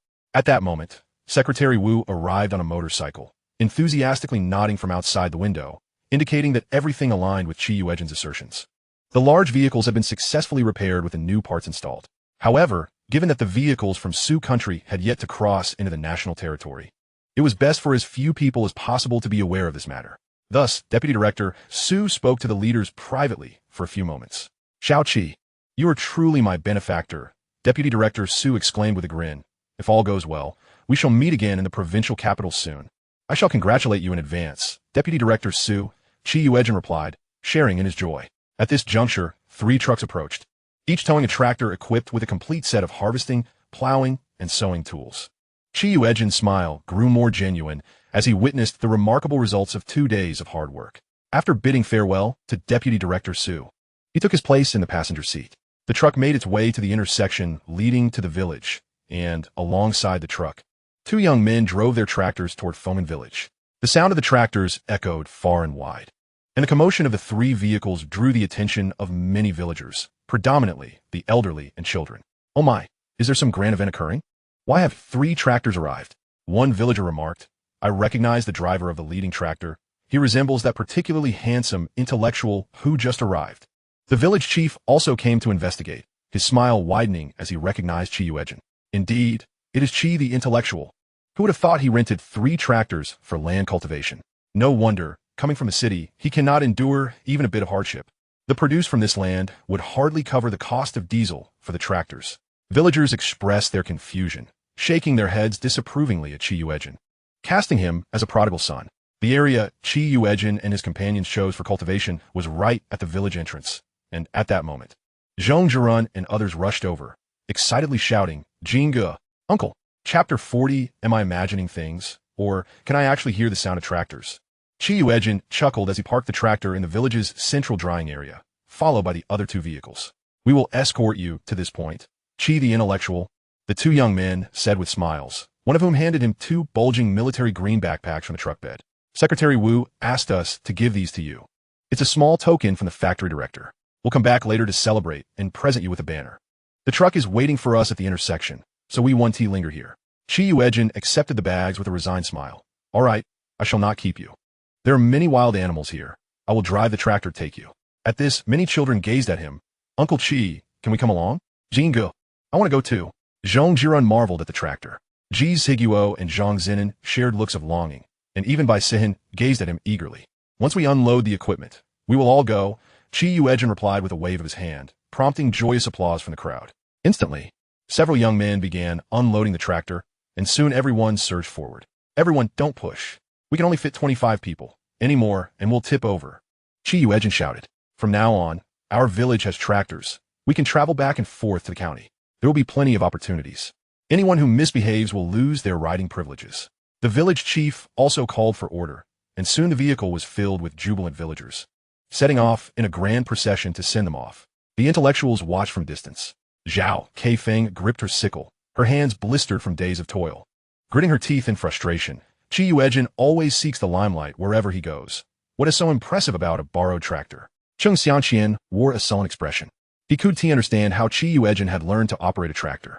However, he anxiously inquired, once they cultivate the crops, rent the tractor, and deduct the costs of diesel and favors, will there be enough grain left to fill our stomachs? Why bother with all this? Some are merely jesters, and we should just watch the spectacle. Birds of a feather flock together. What good can come from mingling with Baisan? Kofi Mao scoffed. Still dreaming of becoming someone important? The educated youth exchanged silent nods. If they wish to squander their money, let them. It's not our coin. Reality will soon deliver a harsh blow to Yuejin. Their village lay 20 miles from the provincial road, necessitating a 2-hour walk. Even a horse-drawn cart would take around 50 minutes. On the tractor, a refreshing breeze swept through, invigorating the passengers. Oh my! If city folk are riding motorcycles just for a joyride, I truly felt the wind in my clothes, exclaimed an older man, nimble on his feet, as he climbed aboard, gripping the railing and exclaiming in astonishment. Laughter erupted among the others as they observed their clothes billowing in the wind. The roadsides were lined with waist-high, wild grass, and passers-by had trampled a wide path sufficient for 2 tractors to travel side by side. Yuejin drove steadily, while Zhang Zinan and Bai Sihan perched atop the wheel covers. Uncle, with the tractor's rumble, even wolves wouldn't dare approach, right? Zhang Zinan remarked, admiring the tractor and appreciating her uncle's prowess in navigating any situation. In this unfamiliar territory, he managed to procure 3 vehicles, even if borrowed. Not just anyone could obtain such a valuable asset as a tractor. Bai Sihan nodded in delight, relieved that they wouldn't need to sing or make noise anymore. Merely speaking would suffice. Yuejin laughed and shouted, indeed. This iron beast will scare off any wolves in its path, making them howl in fright. The bumpy dirt road caused them to bounce about in the wind, their excitement palpable. If music were to play, they would surely sway along. After dropping the 2 comrades at the provincial road entrance, Yuejin gifted a pack of cigarettes to both them and the driver. Once the truck departed, he continued back to the village with a full load of passengers. By this time, the sky had darkened. Under normal circumstances, everyone would grasp their tools tightly, banging drums and making noise while brandishing torches and singing. Even the strongest men in the village would feel their legs weaken after a 2-hour trek. But now, the tractor's rumble became the most pleasing sound, even if it grated slightly on their ears. Furthermore, the tractor could illuminate the path ahead, revealing wolves that attempted to obstruct their way, only to flee in terror. Having a tractor was indeed convenient, though diesel was expensive. The commune only had 3 tractors. Would their village acquire one? Don't dream too big. Our village is fortunate to have enough food to surpass 80% of the nation, far better than most farmers. What more can we wish for? This clanking iron contraption is exorbitantly priced. I've inquired, and it costs 4,000 to 5,000 yuan. Rather than spend such sums, our village would be better off raising more horses for work. The more they recognized the tractor's advantages, the more they sighed, as if their hearts had expanded.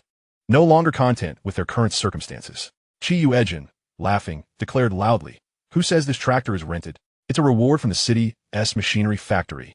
From now on, it will stay in our village to assist us." What? Am I hallucinating from the tractor's rumble?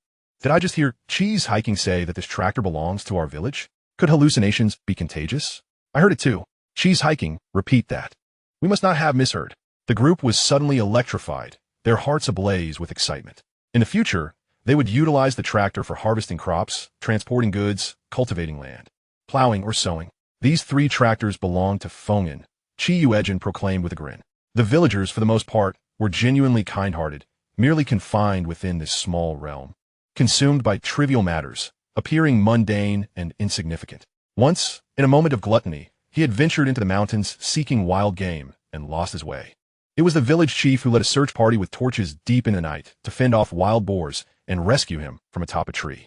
On another occasion, he had imitated others by chiseling ice to fish and fell into the water, again saved by the warm-hearted villagers. These townsfolk had saved his life. Hence he was eager to improve their living conditions. Tomorrow, we shall discuss how to utilize these 3 tractors to provide the greatest benefit to the villagers.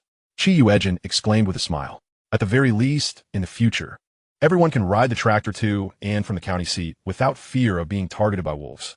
This alone could spare countless villagers from death, injury, and constant anxiety.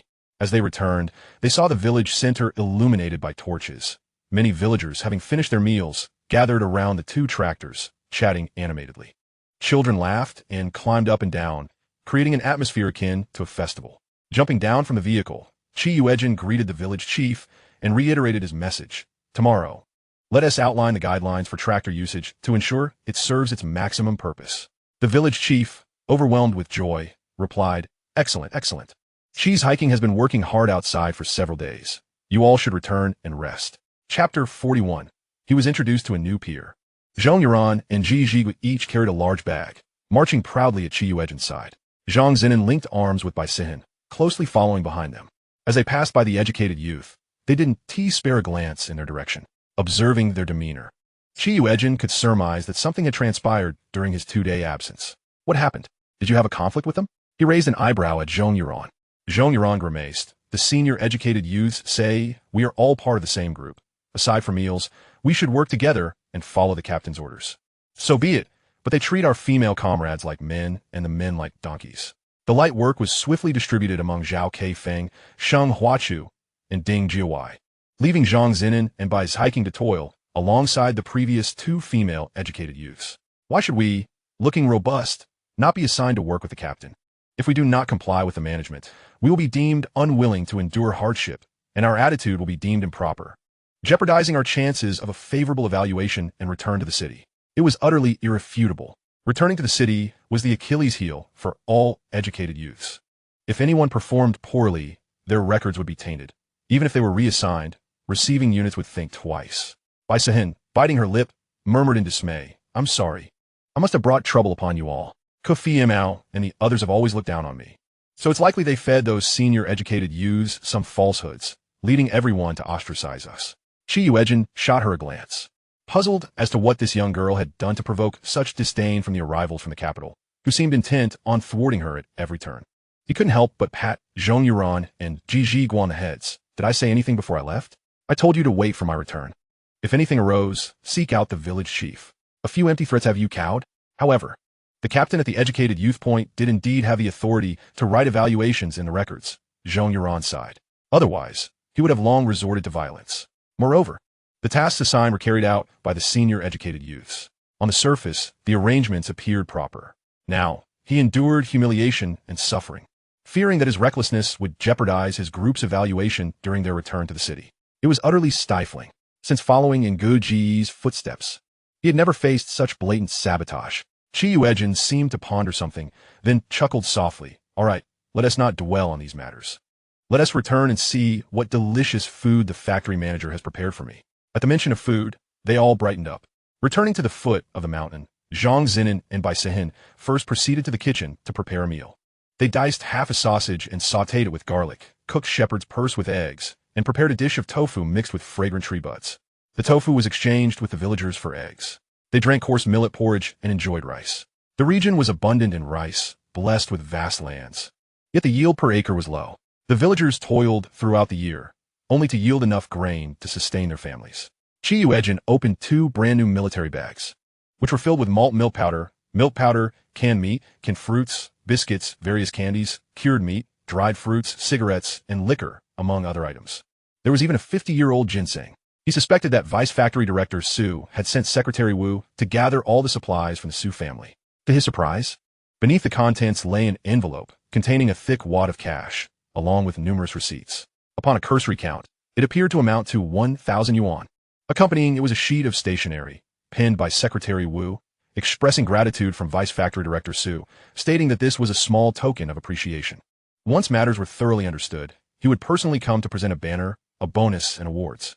Raising an eyebrow, Yuejin unhesitatingly tucked the envelope into his wooden box, effectively concealing it within his spatial storage. He called Zhang Zinan over, casually grabbed a basket from the table, and filled it with a jar of malt milk powder. 2 cans of fruit, some biscuits, and candies, handing it to her. These are treats you young ladies enjoy. Take them and share with others if you run out. Just ask your uncle for more. Zhang Zinan beamed with joy, repeatedly nodding. Thank you, uncle. With many children at home, she would only receive a few sweets and biscuits during visits to her grandmother's house. She never expected to possess such an abundance of delicacies. With her uncle, she felt entirely at ease, as one should with a beloved elder. Immediately, she cradled the basket and returned to her room, placing it down. She pocketed a few big white rabbit milk candies, delighting in one herself, and even unwrapped another to feed Bai Sin. These are for my uncle. Everyone should have a share. Tomorrow morning, let's drink malt milk powder. Bai Sin paused, savoring the sweetness of the milk candy, and chuckled softly. Your uncle is truly kind. Just as Yuejin emerged, he overheard her words and was caught off guard, coughing in surprise. She had previously called him Brother Jean, but now, for the sake of a few treats, she had elevated his status. Little Bai, it would be better to call me Brother Jean. Otherwise, I might feel quite aged. Yuejin said, rubbing his forehead. He had finally regained his youthful vitality and adapted well to his younger self, not wishing to be seen as an elder. Bai Sin was taken aback by his response, her face flushing as she nodded. The meal is ready. I'll bring it out. She hurriedly left after uttering those words. For the past few days, Yuejin had been dining at the cafeteria or state-run restaurants. Despite the deliciousness of the food outside, nothing compared to the comfort of home-cooked meals. He relished 3 bowls of rice, contentedly setting down his chopsticks. The next day, awakened by the clamor in the yard, Yuejin found himself unable to sleep any longer. Resigned, he dressed and discovered his yard filled with villagers who had come for the early work shift, some even holding bowls, eagerly awaiting their turn. Are you up? You've worked hard, Why not sleep a little longer? Have you eaten yet? Here, have an egg. I've kept it warm in my pocket. You look too thin. Here are goji berries from my family. As soon as Yuejin opened the door, he was warmly bombarded with an array of items, not of great value, yet brimming with the villagers' heartfelt intentions. He chuckled helplessly. All right. Let me go to the brigade office first, and then I will eat. You all head over there and wait for me. I just need to wash up. With his words, the villagers, though initially hesitant, cheerfully made their way toward the brigade office, leaving him to wash. Once the villagers departed, Zhao Keifeng, Cheng Xianqian, and Lu Ziasen remained conspicuously in the yard. Ignoring their presence, Yuejin calmly washed up. Yuejin, you've been sulking long enough. I've come down to the countryside with you. What more do you want? Zhao Keifeng awkwardly approached, tugging at Yuejin's sleeve. He turned, toothbrush in mouth, and spat out, somewhat annoyed. What is it? Don't pull at me. It's inappropriate. Zhao Keifeng was splattered with toothpaste foam, trembling with anger. Yuejin, enough is enough. Chapter 42. Were they not a couple? It was you who followed me, crying and begging me to be your girlfriend, even saying you wanted to marry me. Why, when I agreed to be your girlfriend, did you turn your back on me? Are you toying with me? Do you believe I would report you for being a rogue? Zhao Keifeng was infuriated by Yuejin's dismissive attitude. As the daughter of the deputy factory director, she was typically the object of envy, and had it not been for Yuejin's amiable nature and the support of his 8 sisters, she would never have looked favorably upon him, let alone agreed to a relationship. Typically accustomed to being pursued, she could not fathom someone daring to reject her. Yuejin scoffed. Zhao Keifeng, do you have any evidence of your agreement to be my girlfriend? Just because you've come to the countryside and need someone to work the fields for you doesn't mean you can confer upon me the title of your boyfriend. I was terrified by my 7th sister. Realizing I had been too reckless in my past, I nearly drove my family to ruin for a woman so enamored with vanity. Is it wrong for me to live a good life and steer clear of romantic entanglements? Zhao Keifeng exchanged a glance with Cheng Xianqian. At the time she had agreed to be Yuejin's girlfriend, she had used the pretense of not wanting her family to interfere to engage in a secret relationship, all the while secretly intending to use it as leverage to find someone better looking and with a superior background. She never expected him to turn the tables on her, leaving them with no relationship at all. Cheng Xiangqian looked incredulous. Brother Jean, how can you say such things? A woman's reputation is paramount. If Kei Feng hadn't agreed to be your girlfriend, how could she speak so resolutely, repeating it time and again? Where's the evidence? It was only 7:30. I happened to pass by East 3rd Alley, but I didn't want to intrude. To bolster his credibility, he provided both time and location. Qi Yuejin raised an eyebrow. Scoffing, I've heard rumors that you two are dating, and you're afraid I'll report you for kissing in the alley. So you're trying to drag me down with you. Ah, Qi Yuejin. Zhao Keifeng was beside herself. I always thought you were carefree and just a bit playful, with no ill intentions. How can you so casually tarnish my reputation? Cheng Xiangqian's expression darkened. Brother Jean, everyone knows you have feelings for Keifeng.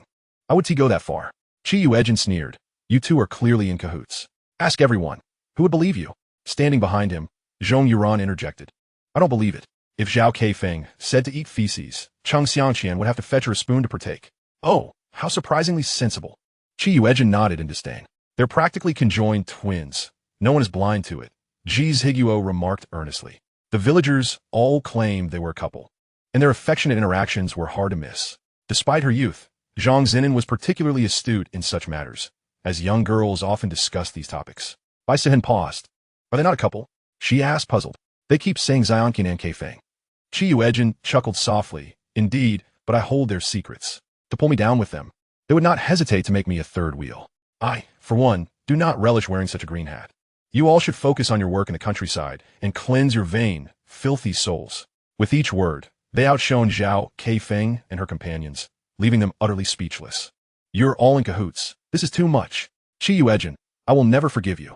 Zhao Keifeng cried, storming off in tears. Cheng Xiangqian attempted to say something further, but Zhong Yuran glared at him menacingly, and he could only feign a sigh of resignation before departing. Zhong Yuran shot a fierce look at Lu Ziasen, who hastily fled the scene. Haha, what a bunch of cowards. How'd I not notice their thick skin before? Qi Yuejin nodded in agreement. I too failed to perceive this. Hence, some individuals can share in prosperity, but not in adversity. From now on, let us minimize our entanglement with them, lest we find ourselves sold out while counting their profits. After completing his morning routine, he made his way to the village center. Uncle, here are the pancakes that Sister Sin made this morning with white flour and cornmeal, filled with wild onions, sprinkled with sesame seeds. They're simply delightful. Inside, there's a mix of pickled vegetables, stir-fried sausages, and vinegar-soaked bean sprouts, along with bits of scrambled egg. Zhang Zinan rushed into the kitchen, filled 2 pancakes into a lunchbox, and handed them to Qi Yuejin. With a smile, he took a hearty bite as he walked. In a rural area, wheat was not widely cultivated. The primary crops were rice and sorghum. Being from Jinshi, he had a penchant for wheat-based delicacies, relishing various buns, steamed breads, noodles, and pancakes without ever tiring of them. The pancakes were crispy on the outside and chewy on the inside, with a medley of flavors that were sour, spicy, salty, and fragrant. He devoured both pancakes with great satisfaction. Bai Sihen jogged over, handing him a military green water bottle, slightly breathless and blushing as she said, Lao Jean, this contains malted milk, and the water is at just the right temperature. Lao Jean? What endearing title. Qi Yuejin chuckled as he accepted it with gratitude. Although he had told Nanan that malted milk and milk powder were favored by young girls, it did not stop him from preparing a rich cup for Zhong Zhijian, Ji Zhiguo, and himself last night. In youth, one may be abundant in resources, but as time passes, various aches and pains inevitably arise. The malted milk had a pure flavor, rich in dairy essence, and after a long walk, he felt well nourished. Upon reaching the village center, it was almost accurate to describe the scene as a sea of people. The courtyard was filled to the brim, and the tractor was no exception. The surrounding walls, towering trees, and rooftops were all occupied by children and young men. A throng of heads was densely packed. Despite the crowd, everyone managed to part a path for Qi Yuejin to pass through. As 5 individuals squeezed in, Qi Yuejin hopped onto the tractor, grinning as he reached into his large pocket and tossed handfuls of candy in a circle. The villagers scrambled joyfully for the treats, their faces alight with happiness. Children who managed to snatch candies from adults squealed with delight. A single candy was shared among 3 to 5 children, each taking a small bite, their little faces beaming with joy.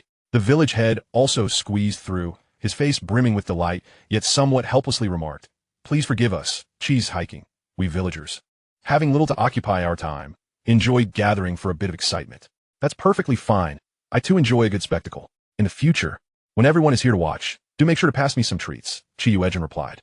No sooner had he spoken than several aunts and elder women nearby filled his palm with a handful of sweets. He chuckled in thanks and turned to give them to a little girl, only to discover it was by Sin. The girl blushed as she opened her military green bag, allowing him to fill it. As he turned away, yet another handful was thrust into his hands. And this continued for 5 or 6 times until his military green bag was brimming, prompting him to finally wave his hands in refusal. Uncle, let us discuss the important matters. Have you all come to an agreement? Yuejin inquired. The village head nodded and handed him a piece of paper, saying, take a look. This outlines our thoughts. Of course, since you secured this tractor, your input is paramount. Chapter 43. To be honest, Bai Sihan is the most astute among us.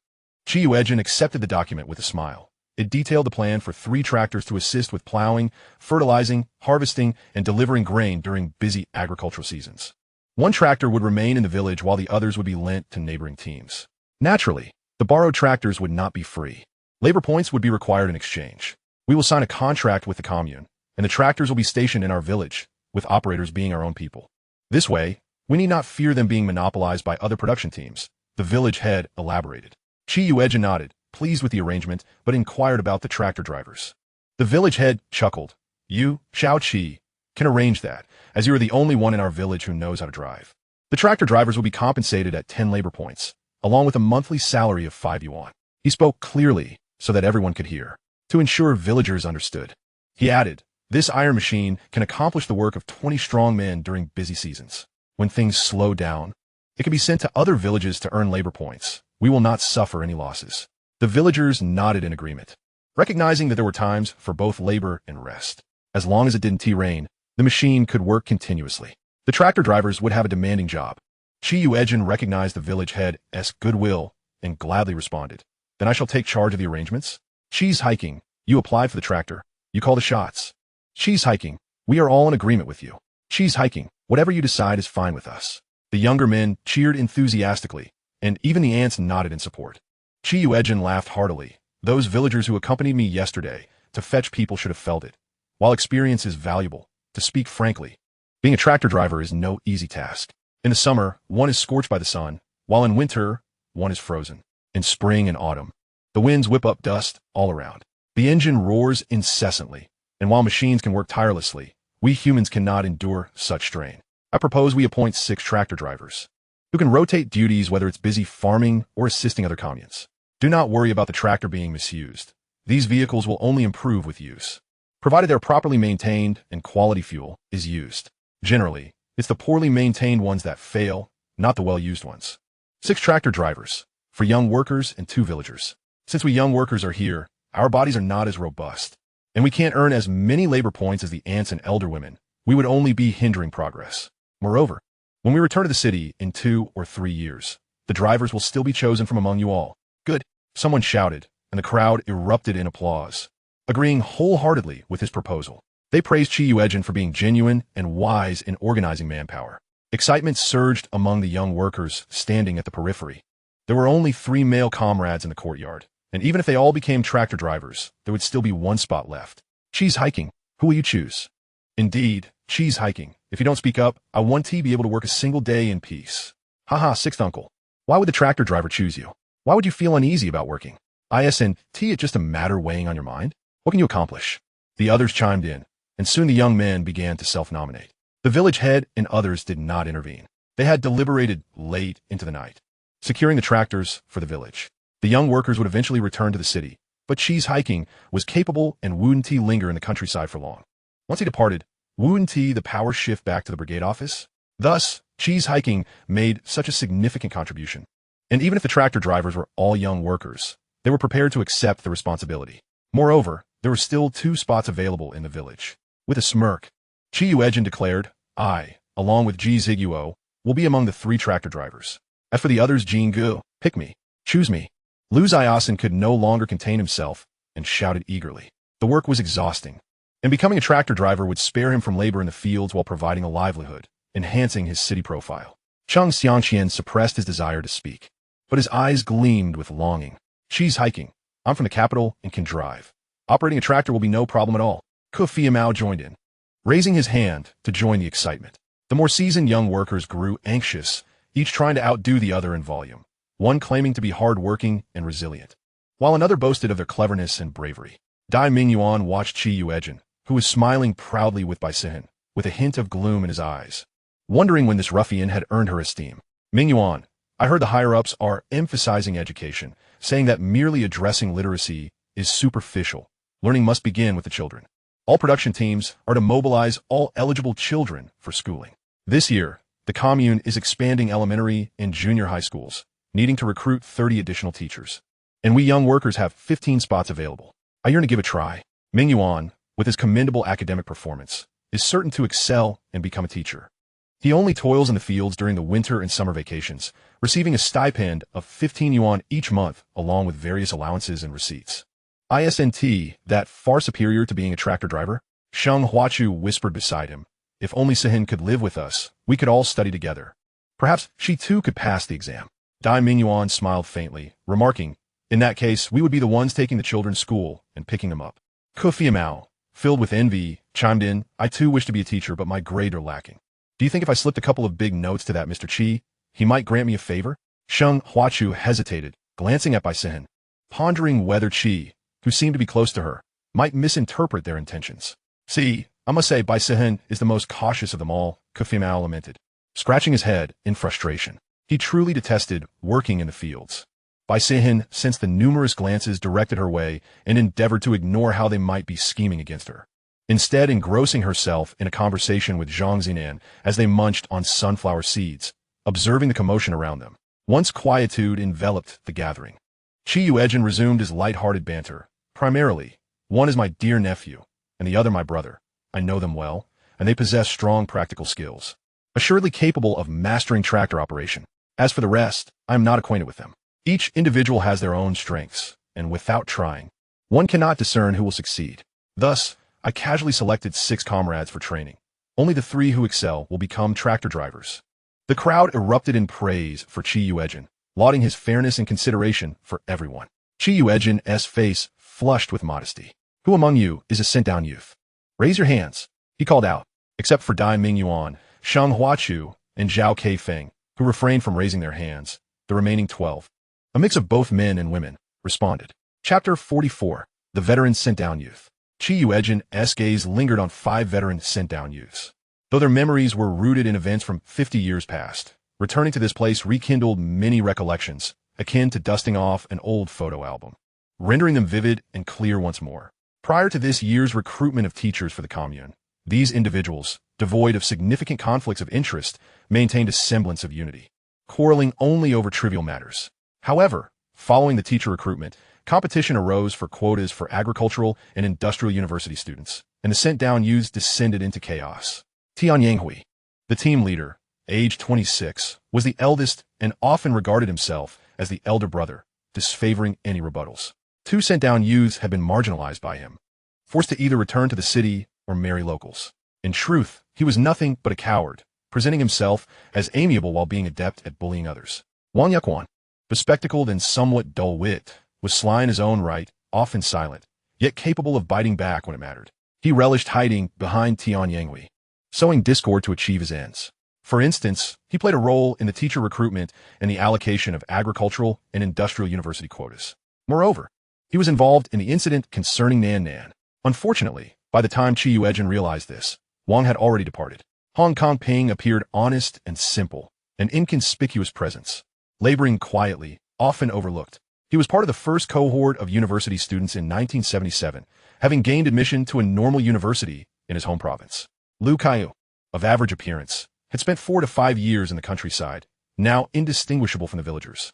Yearning to return to the city, she had framed a certain commune cadre, offering herself in exchange for a chance to return in the autumn.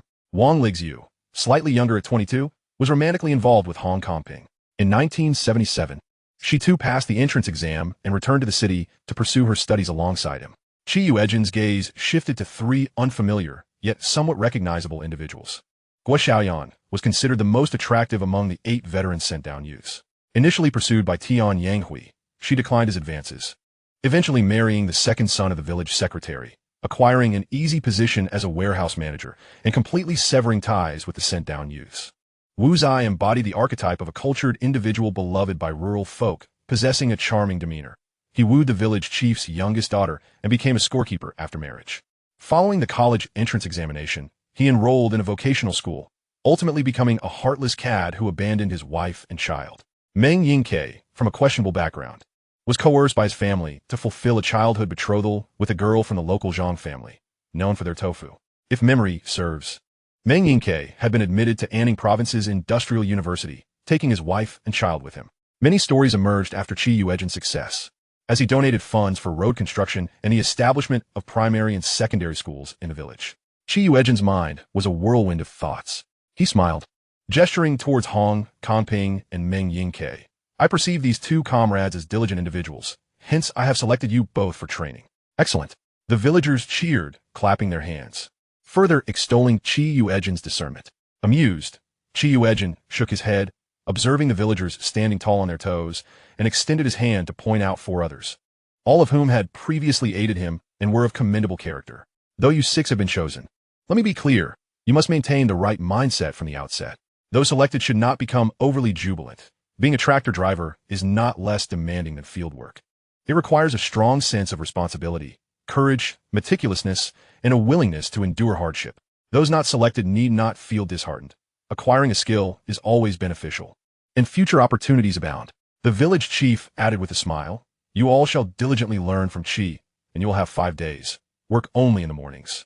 And in the afternoons, you'll learn to operate the tractor. Each day, you'll earn 10 work points. After 5 days, an assessment will determine who can remain as tractor drivers and continue training. Those not selected will return to field work. As the lively gathering dispersed, many were left yearning for more. The families of the Tofu Zhangs and the other 4 youths were immensely pleased, their elders eagerly approaching Qi Yuejin to converse. My son, the clever one, learns quickly but lacks patience. Qi, if he does not apply himself, please inform my elder. He'll give him a good talking to. I have a good bottle of wine at home, and my wife will prepare a dish of peanuts and another of eggs. Little Qi, my donkey is very obedient. If you explain things clearly to him, he will surely learn. Come to my house for dinner. My aunt's old hen has stopped laying eggs, and we were thinking of killing it to nourish everyone. Qi, you come to my home. My cousin brought back a piece of pork. I'll prepare 5 spice pork that will have you speechless with delight. Qi Yuejin, chuckling helplessly, replied, Dear elders, why is it that you all seem to struggle with everyday living? The good food should be reserved for the laborers at home. With the busy farming season, everyone is exhausted. I am currently entrusted with the important task of teaching everyone to operate tractors, and I cannot afford to visit your homes, lest the villagers accuse me of favoritism. This remark silenced the villagers, who hesitated to invite him for meals thereafter. Then I'll have my son Hutu help you with work. Indeed, my Taiju is robust, endowed with great strength. Qi Yuejin raised his hand, signaling for quiet. Dear elders and brothers, it is your sons who appear spirited and eager to learn that have led to my choices. Please do not carry any psychological burdens. It is a testament to our nation's prosperity that we now have the opportunity to learn to operate tractors. From here on, you should focus on your fieldwork to earn your points. Let us not engage in pretense. Brothers, your earnest study brings me greater joy than a barrel of wine. The crowd erupted in laughter, playfully twisting the ears of the younger generation and offering earnest advice. In truth, the youths were thrilled, regardless of whether they were selected. Learning to operate a tractor would be immensely beneficial, and they all proudly thumped their chests in agreement. As the time for work approached, the whistle echoed repeatedly, growing ever closer, compelling everyone to hasten their departure. Qi Yuejin, standing tall, could see far. The whistleblower was the village secretary, Wang Jinxin, who, upon noticing Qi still lingering, evidently blew the whistle for his sake. Let us venture forth to cultivate the land, Qi Yuejin exclaimed with a jovial leap into the driver's seat of the tractor, giving a hearty pat. With this trusty machine at our disposal, we shall swiftly clear those 30 acres, and perhaps even find time to sow corn, soybeans, and peanuts. The yield will be substantial, allowing us to exchange some of it for rice and beets. As long as we toil diligently, there will be provisions to sustain us, irrespective of the labor points we accrue. At least until next year, we need not concern ourselves with the notion of earning points. The latter part of his statement was clearly directed at the 2 young ladies accompanying him. Zhang Zinan, linking arms with Bai Sihan, chimed in with a grin. Sihan, let's heed my uncle's advice. I have observed that the wasteland is abundant with pigweed. We can gather some and trade it for labor points in the village. Bai Sihan nodded vigorously.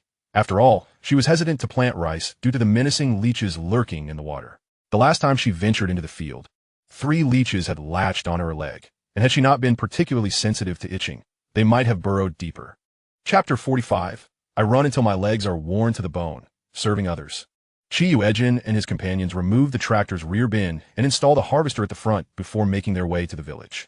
The elderly and children who were not engaged in work could not resist trailing behind the roaring tractor, eager to witness the spectacle. The terrain here was expansive and level, and the piece of land she had chosen was destined to become fertile soil once machinery became commonplace. Presently, the 30 acres were overrun with wild grass and debris as the tractor ventured into the untamed expanse. The harvester, a rudimentary contraption modified from a hand-crank design, was solely capable of cutting without threshing.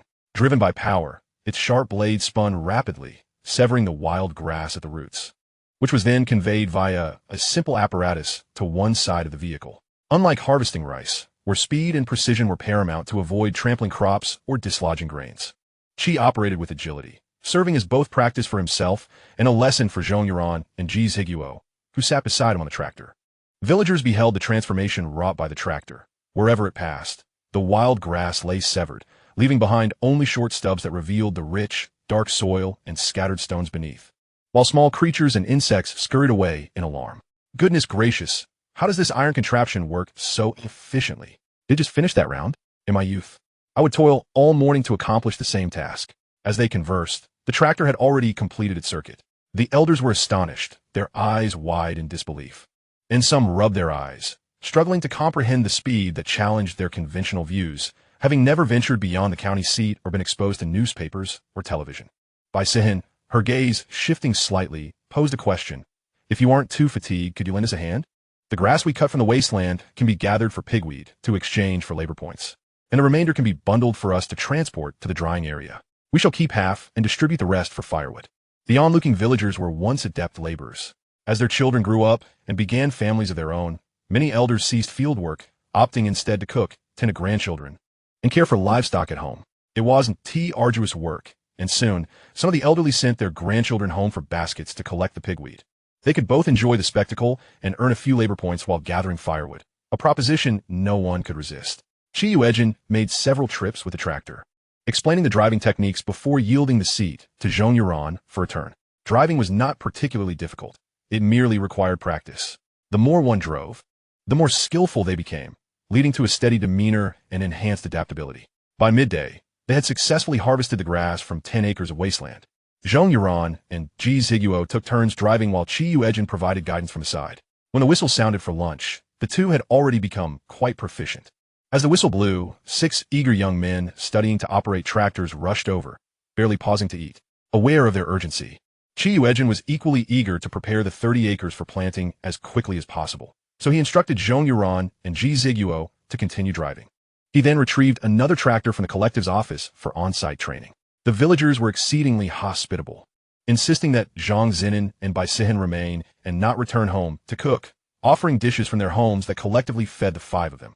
One household provided chive and egg dumplings, another served sautéed mushrooms with smoked meat, while others contributed steamed eggs, rice with cured meat, or stir-fried chicken with dried green beans. Squatting at the edge of the field, Yuejin relished his meal, enthusiastically praising the various dishes to Yuejin, much to the delight of the women who had brought the food. Chi, I would like to request your assistance. Yuejin approached after Chi had finished eating, smiling as he extended a pack of cigarettes. This was no ordinary brand. It was the prestigious Zonghua cigarettes, a luxury that required connections to obtain. Priced at 8 cents a pack. Yuejin raised an eyebrow, refraining from accepting it at first. Pray tell, what is it for? I fear I may not be able to accept such a gift. Yuejin chuckled. Chi, we new educated youth have a task to cultivate wasteland. I wish to ask if the brothers could assist us in clearing the land. Of course, we would not ask for your help without proper compensation.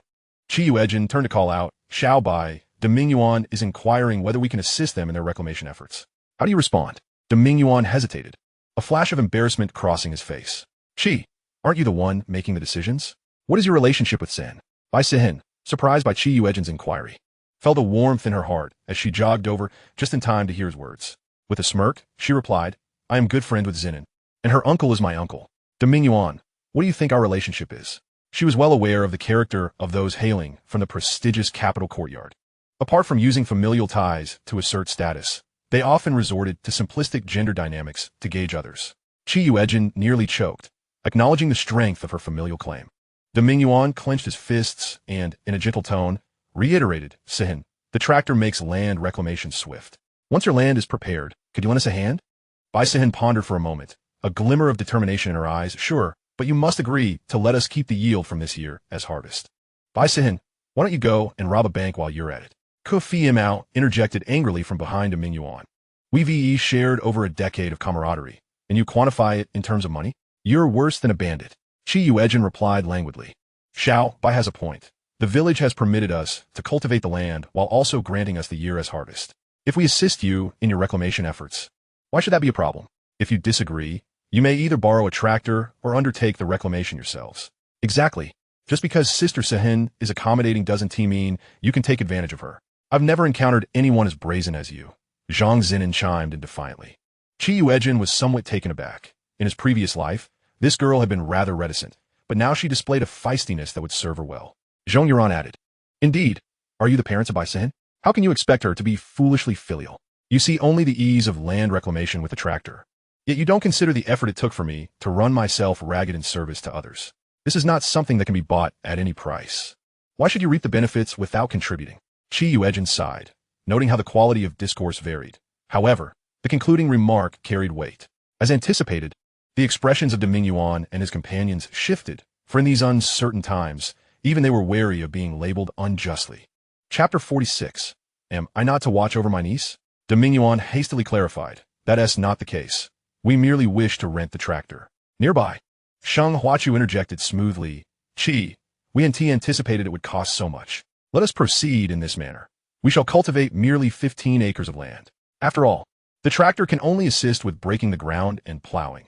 The subsequent tasks of sowing, irrigation, fertilization, and weeding will require our personal involvement. Once the harvest is gathered, we shall compensate you with the yield from 5 acres. Does that sound agreeable? Yuejin caught a glimpse of Sheng Huachu. Her head bowed as she tucked her hair behind her ear. In his previous life, he had fallen victim to Zhao Keifeng, yet at other times his mind remained clear. How could he not discern that Sheng Huachu was exploiting the vulnerabilities of women to coax him into acquiescence? Very well, he nodded decisively, and as Sheng Huachu let out a sigh of relief, beaming triumphantly at Sihin, he remarked coolly, "Such meticulous planning. You all may borrow the tractor, but see if anyone is willing to lend you theirs. The tractor may be borrowed, yet the harvester, plowing machine, and seeder must be procured from the city's machinery factory." The villagers then grasped the implication. Sheng's words seemed reasonable, almost misleadingly so, leading me to believe that she and his companions had overreached. Indeed, without the tractor's assistance, Dai and his group would likely struggle to complete the task of breaking ground, let alone yield 10 acres of crops. It was laughable. Sheng had the audacity to offer 5 acres of harvest, which was, in essence, a rather generous reward, implying that we ought not to be so greedy. Oh dear, city folk truly know how to play their cards. Sheng Huachu nearly fainted from the villagers' blunt remarks. She believed that her eloquence would prevail, especially among this unsophisticated and straightforward crowd. "No, I'm not what you think," she cried, shaking her head in tears. "What do you mean by misunderstanding? This Sheng is not honest. We are all women here. Do you think we are afraid of you shedding a few golden tears? Your vague speech makes it sound as if we have bullied you." Yuejin was amused by their banter, giving a thumbs up to the woman who had spoken. "Auntie, you truly are a seasoned, upright comrade, hitting the nail on the head and dispelling the fog to reveal the truth. A model for our generation." The aunt blushed at the praise, waving her hand dismissively. "You young lady, no matter how clever you think you are, I can see right through your intentions. She is like the widows from my village, showing no interest in others while luring the village lads to do her bidding. Not everyone is willing to play the fool." Sheng Huachu, whose fortitude was insufficient, fled in tears. Dai Mingyuan and Mao were also keen to avoid the sharp tongues of the village women and hastily departed. Sihin bit her lip, her eyes brimming with tears.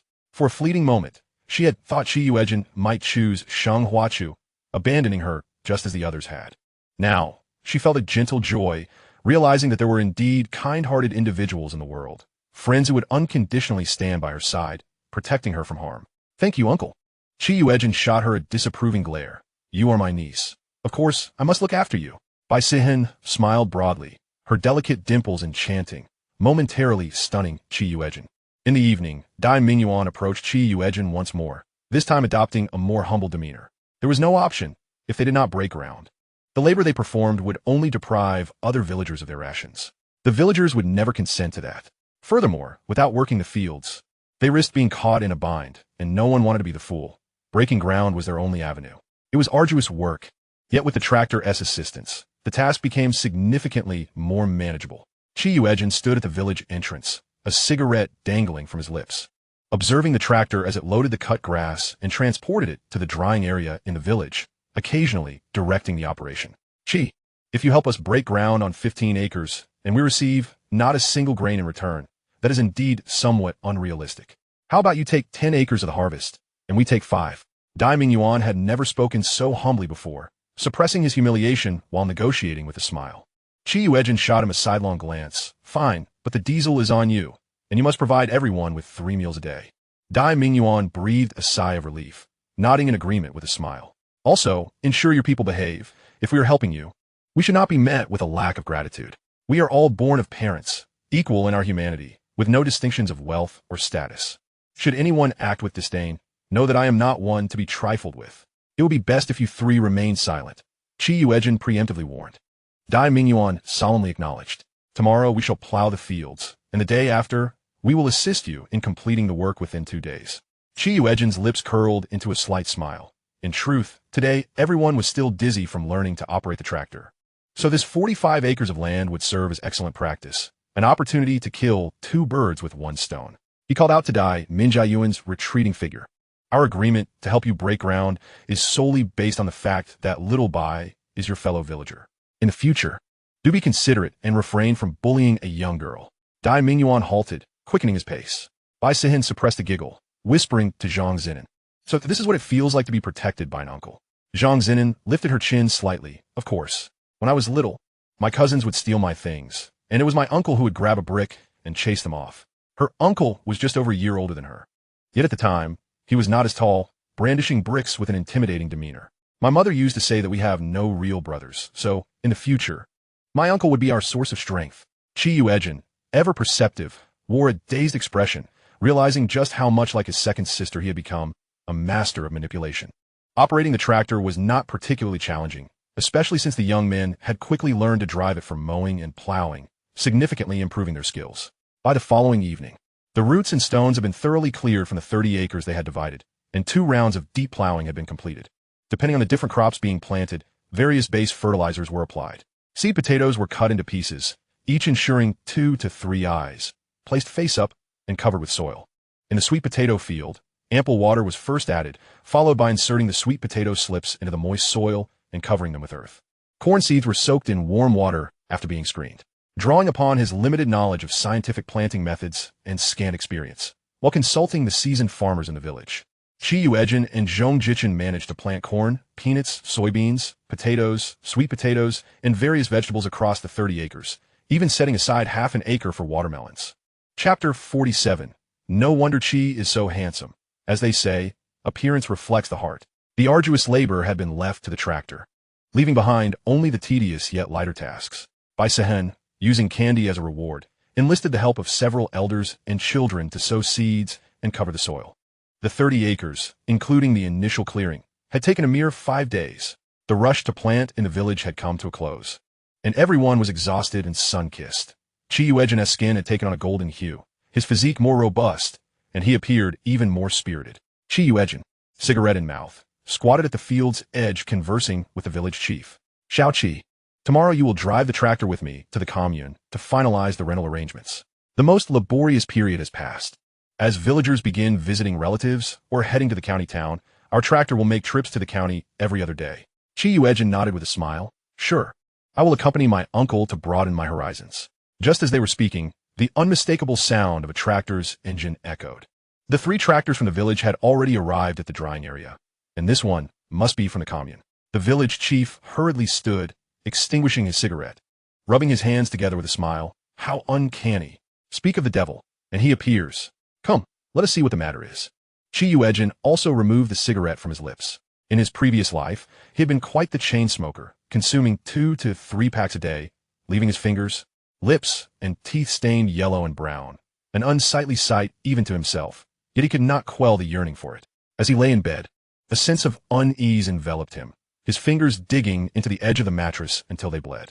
He harbored the delusion that if he could just smoke 1 or 2 cigarettes, his ailments would dissipate. Having been reborn, this body had only recently begun to experiment with smoking. In truth, he did not possess a significant addiction, yet he suffered from a severe psychological dependence, resorting to the charade of holding a cigarette in his mouth without igniting it. At that moment, the villagers had just finished their labor, despite their fatigue. They gathered with their tools, drawn by the commotion. Yuejin had just found a vantage point to observe the spectacle when a woman handed him a handful of sunflower seeds. He smiled gratefully and began to crack them open with a satisfying crispness. As a tractor approached, Yuejin spotted Secretary Liang descending from the wheel cover, holding a banner in his hand and making his way toward him with palpable excitement. "Comrade, we meet again. I must thank you and the other comrades for rescuing me in Xiaoyu. Otherwise, I fear I would have long since become a meal for the wolves. I spent a couple of days in the hospital and have been busy overseeing this year's planting work, which delayed my visit to express my gratitude." One of Liang's arms was still bandaged. He unfurled the banner, which read, "Gratitude to the 3 educated youths stationed in Fenghan Village for their bravery and fearlessness. Gifted by Liang Yangbing, May 1975. The vibrant red banner, adorned with golden letters and fringed edges, was not merely beautiful. It was a searing mark of honor that stirred the blood of all who beheld it. This is an honor, a testament to exemplary conduct. Well done, Comrade Qi. Comrade Qi possesses remarkable virtue. No wonder he is so handsome. They say appearance reflects the heart. Look at Comrade Qi. He may not seem robust, yet he dares to confront wolves, something even the men of our village would not attempt." The villagers gazed at Yuejin with a mix of admiration and disbelief. Xiaoyu, carrying a bag of items, approached him. "This is the commendation for bravery that Secretary Liang applied for on behalf of several comrades. Though it is not much, please do not despise it." Inside were 3 ceramic jars marked with the emblem of Weiyang Commune, a pair of thermoses, 3 notebooks, 3 pens, and 15 yuan along with 3 2-pound food coupons. Yuejin understood that while some of these rewards were provided by the commune, others likely came from Secretary Liang's own pocket. He accepted them graciously, knowing that anyone confronted with such an event would find it impossible to remain indifferent. Fortunately, the situation had been fraught with danger, yet ultimately safe. Secretary Liang would have to exercise more caution in the future. Liang nodded with a touch of apprehension, waving his hand. "Safety first. I also appreciate your reminders, which prompted me to get rabies vaccinations. The county hospital ran out, so I simply treated my wound and went to the city hospital for the injection." The nurses mentioned that many villagers lack awareness. After being bitten by animals or having their wounds licked by household cats or dogs, they develop fever, fear of water, and erratic behavior. Once rabies sets in, the mortality rate is 100%. Listening to his words, the villagers were gripped by fear, and several elders recounted similar incidents. Children whose wounds had been licked, hunters who had scratched themselves against trees, and those who had been scratched by cats. Many had exhibited similar symptoms and died within days, some even developing symptoms years later. Thus, the commune plans to initiate a safety campaign, and since you comrades are from the city, we hope you can take on this task. If the campaign is successful, the commune will invite city reporters to cover the event, which will reflect positively on your records. Yuejin's mind was flooded with thoughts, and he nodded with a smile. "Let's give it a try. I will discuss it with a few friends and see how we can conduct the campaign. We will report back to you, Secretary Liang." Having conveyed his gratitude, Secretary Liang prepared to depart. The village head then approached to discuss the matter of 3 tractors. Liang looked at Yuejin in astonishment. "You young man, you truly live up to the reputation of being from the city. How did you manage this? Our commune oversees over 20 teams and only managed to secure 3 tractors. Yet, you managed to acquire 3 in just 2 or 3 days, complete with harvesting, plowing, and planting equipment. Tomorrow, I will wait for you at the commune." The tractor rumbled away, and under normal circumstances, the children would have chased after it for a while. However, they showed no interest today, instead gathering around Zhong Yuran, listening intently as he recounted how he heroically rescued Secretary Liang from the clutches of the wolves. Yuejin shook his head in amusement, pulling a cigarette from his pocket as he headed home. Bai Sihin pulled a candy from her pocket and handed it to Zhang Zinan, nodding toward Yuejin. "Uncle must be craving a smoke. Let him have a piece of candy. Having something in his mouth will distract him from the urge to smoke." Zhang Zinan nodded, offering the milk candy to Yuejin and relaying Bai Sihin's suggestion. Yuejin chuckled softly, glanced at Bai Sihin, and nodded, unwrapping the candy and savoring it. The rich, milky flavor enveloped him in sweetness, invigorating his spirit. Xiaobai, what aspects of the campaign do you think we should focus on? And what methods should we employ? After spending a few days together, Yuejin had come to realize that the young girl was astute and thoughtful, exhibiting a depth of consideration that surpassed his own. Bai Sihin pursed her lips, contemplating before responding, since the commune has identified the villagers' weak awareness regarding rabies. We should address those deficiencies. Being from a city, we have greater access to information. We can gather insights from newspapers and broadcasts. However, this information is not comprehensive. So I propose we first visit various clinics and hospitals to inquire. A smile of surprise and delight lit up Yuejin's eyes. Wasn't this akin to the market research people conduct before embarking on any venture in later times? Chapter 48. Are you trying to flirt with me, a young woman? Very well. Yuejin praised. Tomorrow, when I go to the commune with the village head, I will take you both to the county city. You can create a research questionnaire. In addition to consulting medical personnel, we can also visit local communities and ask the elderly who gather to chat after meals. This is a golden opportunity to not work. The two young girls exchanged glances, nodding eagerly in agreement. Bai Sihin's eyes sparkled as she added, "Since we're doing a campaign, we must ensure it yields visible results. It is only worthwhile if it serves as a warning for everyone, thus fulfilling the original intent of the commune leaders. The villagers are illiterate and have limited exposure. If we present lengthy, complex arguments, they will be as dull for us as for them. Therefore, I propose we use skits and comedic dialogues for the campaign, which would engage the villagers and leave a lasting impression on them regarding safety." Yuejin gazed at her deeply for a few seconds, wanting to smile, yet struggling to do so. "Uncle, what is it? Did I say something wrong?" Bai Sihin, sensing a shift from the joy of affirmation to apprehension, asked with red-rimmed eyes and clenched fists. Yuejin shook his head with a smile, merely contemplating how much of a loss it would be for the country if such a clever and beautiful young girl had truly been sold into the mountains. Bai Sihin nodded vigorously, unable to fathom it. Even now, she dreamed of escaping into the darkness at night, pursued by people demanding she return to become a wife and bear children. "Uncle, from now on, you shall be my true uncle." Yuejin chuckled softly. "That is quite unnecessary." Yet, seeing the complete trust in her expression, he could not bring himself to refuse, maintaining a neutral demeanor. "As long as you are happy." Zhang Zinan, noticing Bai Sihin's slight despondence, teased softly. "Uncle gets shy and wears a blank expression. It can be quite intimidating. Who does this little girl belong to? Hurry and take her away." Yuejin, unable to continue the conversation with them, strode away. He gazed at the distant mountains with a soft sigh. Having been here for so long, he had been too busy to explore the hills. Bai Sihin and Zhang Zinan walked arm in arm, discussing what to have for dinner that evening.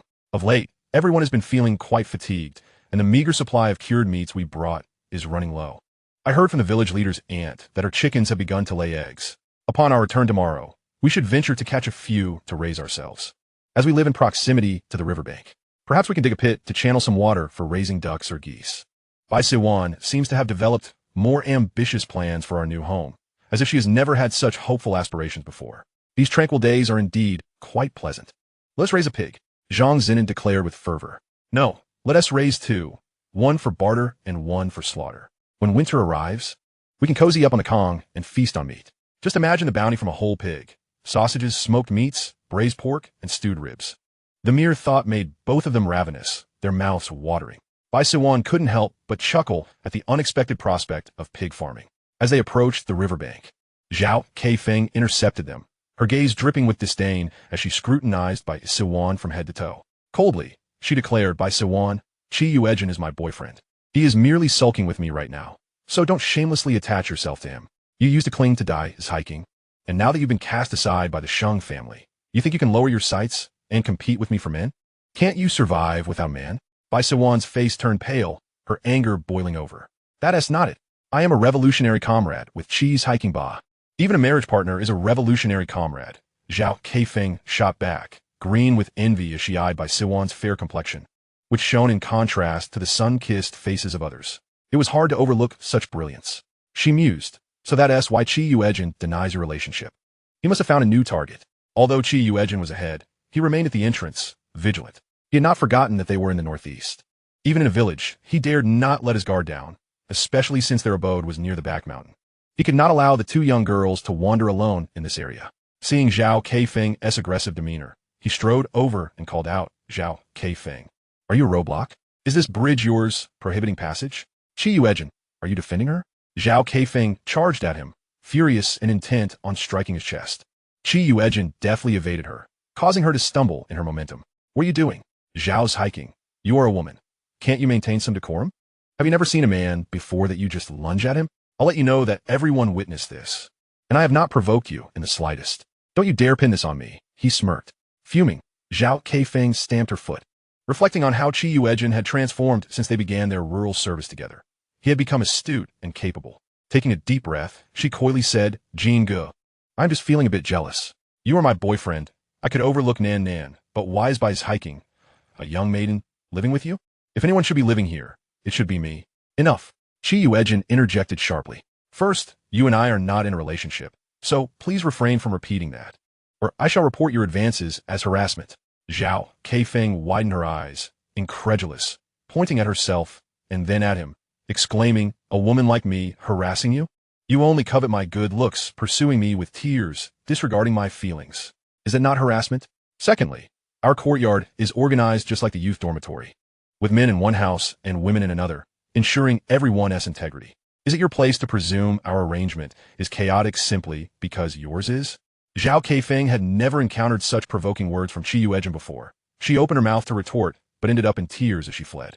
Zhang Zinan laughed and gave Yuejin a thumbs up, proclaiming, That's our uncle. His tongue is as sharp as ever, equally unyielding to both genders. Indeed, you all should take a leaf from his book. Don't be overly concerned with face. The one who suffers is yourself, while others enjoy. One must be magnanimous. What was it that was said? Cast aside personal dignity. Embrace a life devoid of morals. Reject self-inflicted strife. And when faced with issues, let loose rather than burden oneself. Why not make it difficult for others instead? Zhang Zinan and Bai Siwan paused, taken aback by the allure of such twisted logic.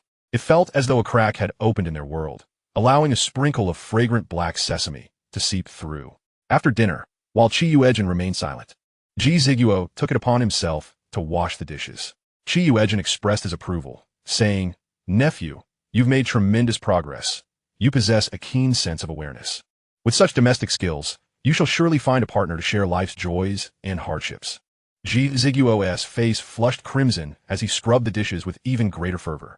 The night air was cool in the valley as Yuejin preferred to sit on a rocking chair, gazing at the starlit sky. Far removed from the city's clamor, devoid of garish neon lights, the surroundings were shrouded in profound silence, as if the world had succumbed to slumber. The stars twinkled above, so abundant that they seemed within reach. Neither he nor the others were in haste to return indoors, opting instead to sit and chat. Bai Siwan pursed her lips, contemplating before speaking. Recently, everyone has been put through trials because of me due to Sheng Huachu and Kufia Miao. The courtyard fell silent as she chuckled lightly and continued. You must all be curious about my story, right? Now that we are friends, I believe there should be no secrets. Bai Siwan was raised in the military compound of the Beijing military region, originally named Sheng Siwan.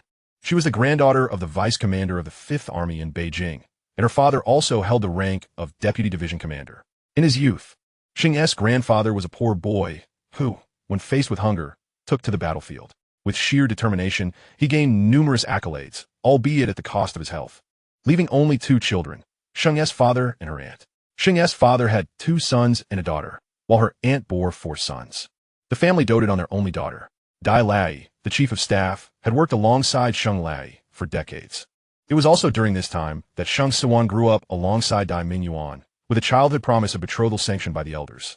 At that time, Sheng Huachu was known as Bai Huachu, the daughter of the family's driver and maid, who had always been a follower of Siwan.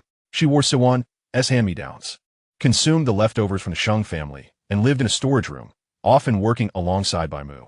Little did they know that Bai Fu, after drinking and driving, met with a tragic accident, leaving him clinging to life. Before he passed, he confessed to having switched the 2 daughters, leading Siwan to experience what it meant to endure a devastating shift in fortune. The Sheng family loathed the Bai family for their selfishness, which had turned their cherished daughter into a pitiable figure, while the Bai family felt indebted to Sheng Huachu, treating her harshly. Overnight, family became foes, and her biological mother felt indebted to the Sheng family, dragging Siwan along to continue working as a maid to repay the debt. Sheng Huachu, grateful for Bai Mu's nurturing, sought the Sheng family's approval. Unable to bear the situation, Siwan volunteered for rural service to escape the suffocation of her circumstances, while Dai Mingyuan did the same to evade familial pressure to enlist. Kufi Miao and Sheng Huachu followed suit, and Bai Siwan briefly recounted her tale. Qi Yuejin concluded, Siwan is a false heiress. Regardless of whether it is the Sheng or Dai family, their backgrounds are formidable. She cannot resist and must flee, yet she still carries the burden of 3 loose ends. It was evident that those few individuals were orchestrating these events.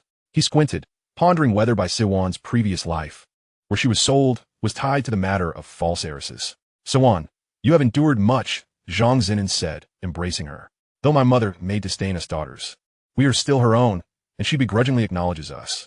Unlike you, the Sheng family despises you for usurping their place, while the Bai family feels guilty towards Sheng Huachu, treating you harshly. Bai Siwan smiled softly, shaking her head.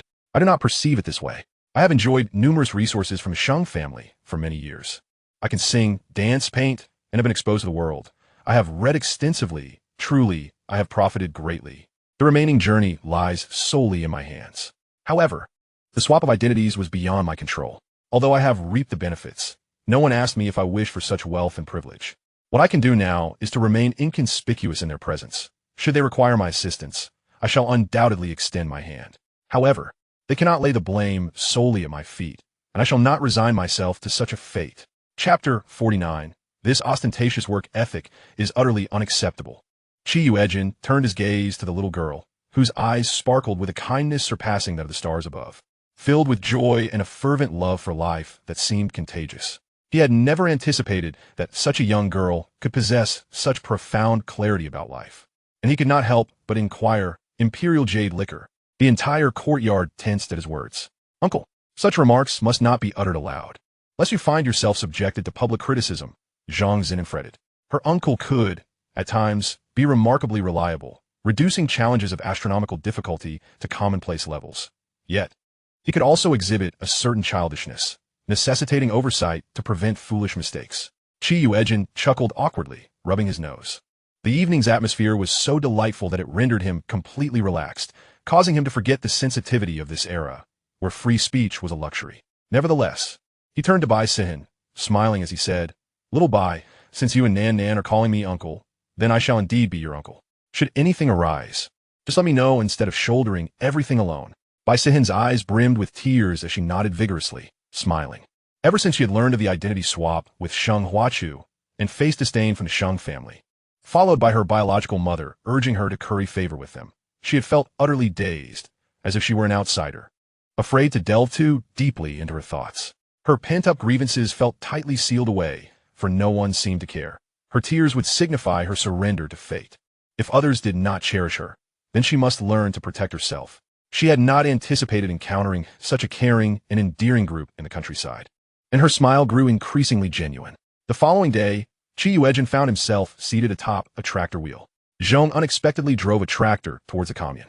After traveling eastward for about 10 minutes along the provincial road, they finally beheld a row of quaint 2-story brick buildings, their walls freshly adorned with slogans. Agriculture for the nation, enriching the people, diligence is a virtue, labor is glory. The tractor came to a halt by the roadside, and Qi Yuejin, along with the village head, disembarked, offering a few instructions to Zhong. Brother Jean understood. I'll bring back some braised pork from the state-run restaurant. Zhong waved cheerfully, proudly revving the tractor as he departed. The tractor made him feel as if he were driving a Maybach. Village head Lu Jinggao expertly guided Qi Yuejin to the second floor, directly seeking out Secretary Liang. Secretary Liang, smiling, remarked, I heard the sound of the tractor and knew you had arrived. I had Xiao Yu summon the other leaders of the commune. Let us convene in the meeting room. The group moved to the meeting room, where 2 staff members poured tea for everyone and provided pens and notebooks. The theme of the meeting had already been communicated by Xiao Yu, so Secretary Liang wasted no time in asking how they intended to proceed. I believe that these 3 tractors, when integrated with those of the commune, will achieve the greatest efficacy. Indeed, these tractors, allocated from the city's machinery factory, should belong to the commune. How can they remain in Fomin Village? Moreover, the commune is closer and more convenient for each production team. Olwan's assertion was spot on. Having the tractor station in the village was indeed a waste of resources, as they would frequently make unnecessary trips, consuming considerable diesel. Upon their remarks, Secretary Liang furrowed his brow. The village head felt a mix of frustration and helplessness. Qi Yuejin smiled quietly, sipping his tea, as he had anticipated their reactions. Before long, a consensus was reached. Old Lu, I propose we proceed in this manner. We all agree that the tractors should be stationed at the commune, and we will select a tractor driver from your village. Henceforth, your village will be prioritized for the use of tractors. The speaker's voice bore an excited breathlessness, as his mind raced with thoughts of personal gain. Lu Jingao rubbed his hands together, incredulous. Is that how easily we're dismissed? Deputy Director Zhang. This matter is beyond my purview. These 3 tractors were awarded to Yuejin personally from the 3rd machinery factory in the city. His lips curled in a smirk, yet he selflessly designated the tractors to our foeman village. Yuejin nodded, adding, indeed, they do not belong to Weiyang commune. The meeting room fell silent for a few seconds, and an air of awkwardness enveloped everyone. Just moments ago, there had been such excitement and enthusiasm. Now, only the sound of 2 horses snorting from the stable below remained. Secretary Liang then turned to Yuejin, smiling. Young Qi, please share your thoughts. Sitting upright, Yuejin spoke earnestly. Secretary Liang, the leaders have made valid points. These 3 tractors, when stationed in our village, are largely idle except during plowing and harvesting. This is indeed a waste of resources. Thus, we envision a collaborative effort to utilize the 3 tractors in conjunction with those of the commune, servicing over 20 production teams. He continued with fervor. Moreover, these 3 tractors come equipped with supporting agricultural machinery, making them ideal for cultivating wasteland. We could establish a dedicated department within the commune to oversee the tractors' operations, ensuring their maximum utility. The village head, slightly excited, chimed in, detailing the efficiency of the tractors in cultivating land. In truth, our villagers are relatively easy to satisfy. As long as the village's land meets their basic needs, they seldom consider reclamation. During busy seasons, they toil in the fields, and during quieter times, they are preoccupied with various chores, such as clearing canals, repairing roads, hunting in the mountains, and felling trees. Each time reclamation tasks are assigned, the villagers lack enthusiasm, and with incomplete efforts, the land becomes barren once more. If we employ tractors for reclamation, the villagers would only need to focus on maintaining the land thereafter, which should pose little difficulty. Coupled with the assistance of tractors during harvesting, I am confident that our commune's grain yield will see a significant increase next year. Chapter 50. How is it that this young man speaks of cultivating grass as being more fitting than sowing grain? This grand vision resonated deeply with the commune leaders. Should the villages beneath them excel, their own reputations would shine, and when they reported their work to the county, it would undoubtedly reflect positively on them. With achievements in hand, their prospects for advancement would flourish. Who among them lacked a hint of ambition? Old Lu, are you exaggerating? Can tractors truly be so efficient for reclamation? Though they were the leaders of the commune, their horizons were limited to the confines of the county seat. Few had ventured to the city. From the newspapers, they gleaned that mechanization had transformed vast tracts of wasteland into fertile fields, contributing to the nation's grain reserves. Even the Black Province had embraced widespread mechanization, alleviating the national demand for food. Yet, the figures were too abstract for them to fully grasp. They could not envision the reality, believing instead that sheer manpower and expansive land coupled with state-supported technology were sufficient. In the present day, the villagers marveled at the transformation of 45 acres of desolate land into arable soil ready for sowing, accomplished by 3 tractors over the span of 3 days. It was a sight that seemed almost inconceivable. No deception here. The 45 acres of newly cultivated land are right before you. If you doubt it, feel free to take a look. Why would I lie to you? Lu Jingao chuckled, shaking his head. Upon hearing his words, there was no need for them to verify. They instinctively recognized the truth in his statement. Their burgeoning enthusiasm was no less fervent than when they had summoned the tractors to the commune earlier. Secretary Liang, please guide us on the next steps. Another director exclaimed, barely containing his excitement. Secretary Liang turned to Yuejin and smiled. Young Qi, what are your thoughts? Do share with us. After all, a city dweller like yourself might possess insights more nimble than ours. Yuejin, without hesitation, maintained a serious demeanor. Currently, the commune has a total of 6 tractors, 3 of which are equipped with superior machinery from our village, boasting engines that surpass those of the communes. I spoke with the village head, and it turns out that each village is actually rich in labor, even during peak farming seasons. People have simply grown accustomed to rushing to plant and harvest, creating a sense of urgency. In reality, each village could cultivate at least an additional 30% of land. The mention of a 30% increase lit up their eyes like flashbulbs, each blink a flicker of hope. Did this not imply that future yields could surge by 30%? The mere thought of presenting such results to the city next year stirred their vanity. All right, young Qi, please continue, urged Deputy Director Zhang, unable to suppress his excitement. With a slight smile, Yuejin suggested we could shift our perspective. After clearing the wasteland, while the labor and time invested in farming would increase, so too would our share of the harvest. However, what if we planted alfalfa and other forage crops suitable for livestock instead? Laughter erupted from the assembly. Ah, young Chi, you are still too inexperienced, and being from the city, it is understandable that you might not grasp the intricacies of farming. We have plenty of wild grasses. Why would we need to plant more? Who will we sell it to? An elder scoffed, shaking his head dismissively. Young people should avoid aiming too high and focus on the task at hand. Increasing grain yield by 30% is already commendable. Yuejin smiled. When we grow rice in our fields, from tilling, seedling cultivation, and transplanting to fertilizing, weeding, and eventually harvesting, the effort is substantial, yet the yield hovers around 400 pounds per acre. This weight is unprocessed, meaning we effectively receive about 340 pounds of rice per acre. After paying the 20% grain tax, we are left with 270 pounds, selling at 13 cents per pound, which accumulates to $35 per acre. However, this $35 reflects the price set by the supply and marketing cooperative, and our gross profit is lower. Do we expect seeds to be free? Should labor come without cost? This price is quite standard. Yet they fail to understand why Yuejin calculates these figures. He continued, conversely, if we cultivate alfalfa on the cleared land, this crop is not demanding in terms of soil quality and requires minimal care. It can be harvested 3 to 5 times a year, yielding 4 to 5,000 pounds. Alfalfa is renowned as the king of forages and serves as high-quality feed. We could produce hay, thus circumventing transportation limitations, and distribute it to areas where fodder is scarce. The figures Chi presented were staggering, and the assembly looked bewildered. How could it be that growing forage was more profitable than cultivating grains? Even Secretary Liang nearly choked on his drink. Young Chi, are you certain that planting alfalfa can yield such profits? Absolutely, Chi replied. Our nation's prosperity is on the rise, and many regions are establishing farming operations. There exists a substantial demand for quality alfalfa hay.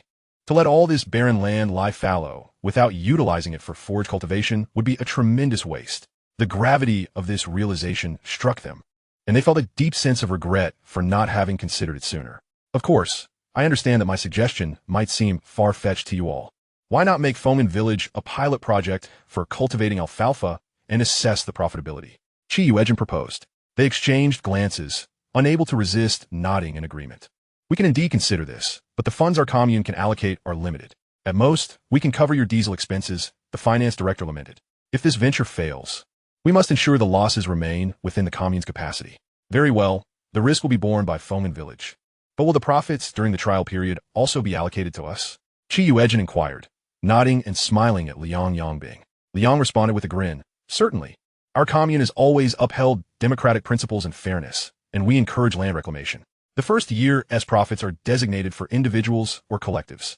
Therefore, cultivating forage on reclaimed land falls within this framework. With this assurance, Yuejin arranged for the commune to cover the diesel expenses for 3 tractors for half a month, calculating that each tractor would consume 100 liters of diesel at 8 cents per liter for 10 hours a day, totaling $360 for the 3 tractors over the specified period. Upon hearing these figures, Director Liu felt a pang of discomfort, realizing he should not have agreed so readily. Using tractors for land reclamation is efficient, but it is also a significant financial burden, he noted. Secretary Liang remarked nonchalantly, there is no such thing as a free lunch in this world. Without investment, there can be no return.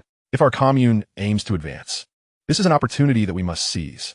Young Chi, once your forage venture is successful, you must repay this amount. Director Liu insisted through gritted teeth. Yuejin chuckled. Why not have the leadership consult with us villagers? Funding is funding. There shouldn't be a notion of giving and then reclaiming. Chapter 51. Moving forward. You shall be regarded as my dear nephew. Director Liu was momentarily taken aback. Although this was public money, it was still a burden on his conscience to manage. All right. As long as Secretary Liang approves the funds, old Liu can come to collect the money from me. This is a special allocation, strictly for diesel purchases. Liu Jinggao responded enthusiastically, reassured that once the tractor's fuel costs were covered, the remaining labor would be the villagers' most valuable asset. At worst, they could start by clearing a portion of land for grain cultivation to earn work points, while the rest would be allocated for forage crops, a task in which Liu was well versed at persuading the villagers. After exiting the commune, Liu Jinggao, with $360 in hand, felt an overwhelming surge of excitement. Young Chi, are we truly going to embark on large-scale forward cultivation? Indeed, for letting barren land sit idle is a waste. and it could harbor wolves. Instead, we should cultivate valuable forage, Yuejin replied with a smile. In this economically underdeveloped region, lacking basic transportation infrastructure, in 40 to 50 years, Yangnan County will evolve into a district of Dan City and become an economic development zone, filled with towering buildings. Uncle, we have already trained tractor drivers and cultivating forage is not difficult. Once the busy farming season passes, we can fully commit to this venture. If you can find someone skilled in beekeeping, we could also plant more alfalfa. This crop enriches the soil, serves as fodder, and can also be used for herbal medicine, as well as honey production. Lu Jinggao, brimming with anticipation, found himself eager to return and share the news with the villagers, hoping to commence land reclamation soon. He suddenly felt the weight of responsibility heavily upon his shoulders, as every detail required his orchestration. Yet if the forage cultivation project succeeded, it could elevate him to a position within the commune. Young Qi, you have truly aided me immensely, he exclaimed, unable to resist pulling out a cigarette and offering one to Yuejin while taking one for himself, his hands trembling slightly as he struck a match to light it. Yuejin, however, declined the offered flame, saying, Uncle, I'm merely skilled in rhetoric. Before coming to the countryside, I perused numerous agricultural texts at the library. At best, I am just a theorist. To bring these matters to fruition, it will undoubtedly require the expertise of an old hand like Uncle, who has spent a lifetime farming. I hope you don't mind me bringing you trivial concerns. Haha, as rural folk, we are beholden to the whims of the weather, aside from our sheer physical strength. What else do we possess? Year after year, we find ourselves repeating the same tasks, leaving us somewhat numb, and there is little enthusiasm for cultivating a few more acres. Although Uncle still finds the idea of clearing land to plant fodder somewhat laughable, one must break away from convention. After all, we rural folk are not lacking in strength. In due time, we could allocate 2 to 3/10 of the newly cleared land for grain cultivation while dedicating the remainder to fodder. Lu Jinggao articulated this notion, acknowledging that we, as rural inhabitants, often have a limited perspective. The grand visions painted by the commune leaders may appeal to them, but they do not resonate with the villagers. However, if the proposition shifts to them assisting in the cultivation of fodder in exchange for a share of the grain, they would be eager to participate. Once they witness the financial benefits, they will be reluctant to forego the cultivation of fodder. Next year, we could commence the reclamation of more wasteland, akin to other production teams. Haha, indeed, the wisdom of age prevails. Yuejin chuckled, giving a thumbs up, as the two of them squatted by the roadside, awaiting the tractor while discussing beekeeping. Uncle, I've heard that further north lies a village renowned for beekeeping, where the mountains bloom abundantly with flowers, swarming with bees. The organization encourages this supplementary industry, providing significant technical support and training, even importing the international top 4 breeds of black bees. These are hybrids of the Russian fighting bee mixed with some Italian lineage, robust in size, exceptional in constitution, and possessing formidable cold resistance. Their honey production capabilities are commendable. For instance, planting alfalfa yields about 50 to 60 pounds of honey per acre with a medium-sized beehive. I've noticed that our villagers have a fondness for sunflower seeds, with every household cultivating them. Next March, if we plant more sunflowers, we can provide a food source for the bees while also creating a market for sales. Each word from Yuejin made Lu Jinggao's heart swell with elation. He even set aside his cigarette to take notes. Cultivating fodder and sunflowers seemed manageable, but would it truly be so simple to learn beekeeping? People inherently possess a self-protective instinct, often feeling trepidation when confronted with new endeavors. As one ages, the reluctance to try new things intensifies, stemming from a fear of failure and the consequences thereof. Moreover, the thought of traveling to unfamiliar places made him, a village head who had never ventured beyond the county seat, uneasy. Yuejin reassured him, "It's not difficult, Uncle. The nation is ripe for development. As long as we remain proactive and strive to generate revenue, the organization will facilitate our efforts. We can submit an application to inquire with the Shuanjiashan Honey Processing Factory about their sources for black bee honey, which is reputed to be of excellent quality. Given our distance, we can flatter them and approach them with genuine intent to learn the craft, demonstrating our commitment to improving the villagers' lives and diversifying labor while actively developing supplementary industries. The organization will surely be willing to connect us. We could select a few bright and diligent young men and women from our village to learn, coinciding perfectly with our land reclamation efforts. Once they master the skills and return with their purchased beehives, the fodder will likely be in bloom. Initially, our honey production could be sent to the city's food processing factory. As honey production scales up, the commune could establish its own honey processing facility. Honey, royal jelly, propolis, and bee pollen. All boast high nutritional value and would serve as exquisite gifts for visiting friends and relatives, sure to be bestsellers nationwide. In the 1990s, the neighboring county had already introduced black bees and established a honey processing plant, with successful examples of supplementary businesses readily available. Yuejin felt an 80% certainty of success in this endeavor. Noticing Lu Jingao engrossed in writing, Yuejin softly remarked, "Uncle, we could have Pingu or Kongo accompany you. Under your guidance, they are quick-wit and thorough in their considerations, and acquiring skills would enable them to assist you effectively. A skill set is a foundation for survival." I hesitated to select a few brothers for tractor training last time, thinking there would be better opportunities ahead. Lu Jingao paused, his heart racing. As long as his son mastered the art of beekeeping, the next village head and production team leader would still be from their family. The title of village head may be modest, but it wields significant influence in the countryside. Xiao Qi, I used to think that knowledge could change one's fate was merely an empty phrase. There are only a few high school graduates in the village, and they all return to farming. Even urban high school graduates find it challenging to secure employment. Seeing you, Uncle is convinced the villagers will lead better lives, and you will be our great benefactor. Yuejin chuckled softly. Uncle, it's really nothing. I just wish for a better life in the countryside. Humans are inherently selfish beings. We are merely seeking mutual benefit. Lu Jingao smiled and patted his shoulder. From now on, in the village, you shall be like my own nephew. Feel free to share anything with me. Yuejin accepted this warmly, as it was precisely what he sought. Chapter 52. Why is everything related to your uncle? Lu Jingao visited the commune again, discussing the beekeeping initiative with Secretary Liang, and utilized the commune's telephone to make call after call. With Secretary Liang's support and the organization's encouraging policies, the matter was swiftly set in motion. Lu Jingao jotted down the address and contact information for the village engaged in black bee farming, then joyfully resumed his wait by the roadside with Yuejin.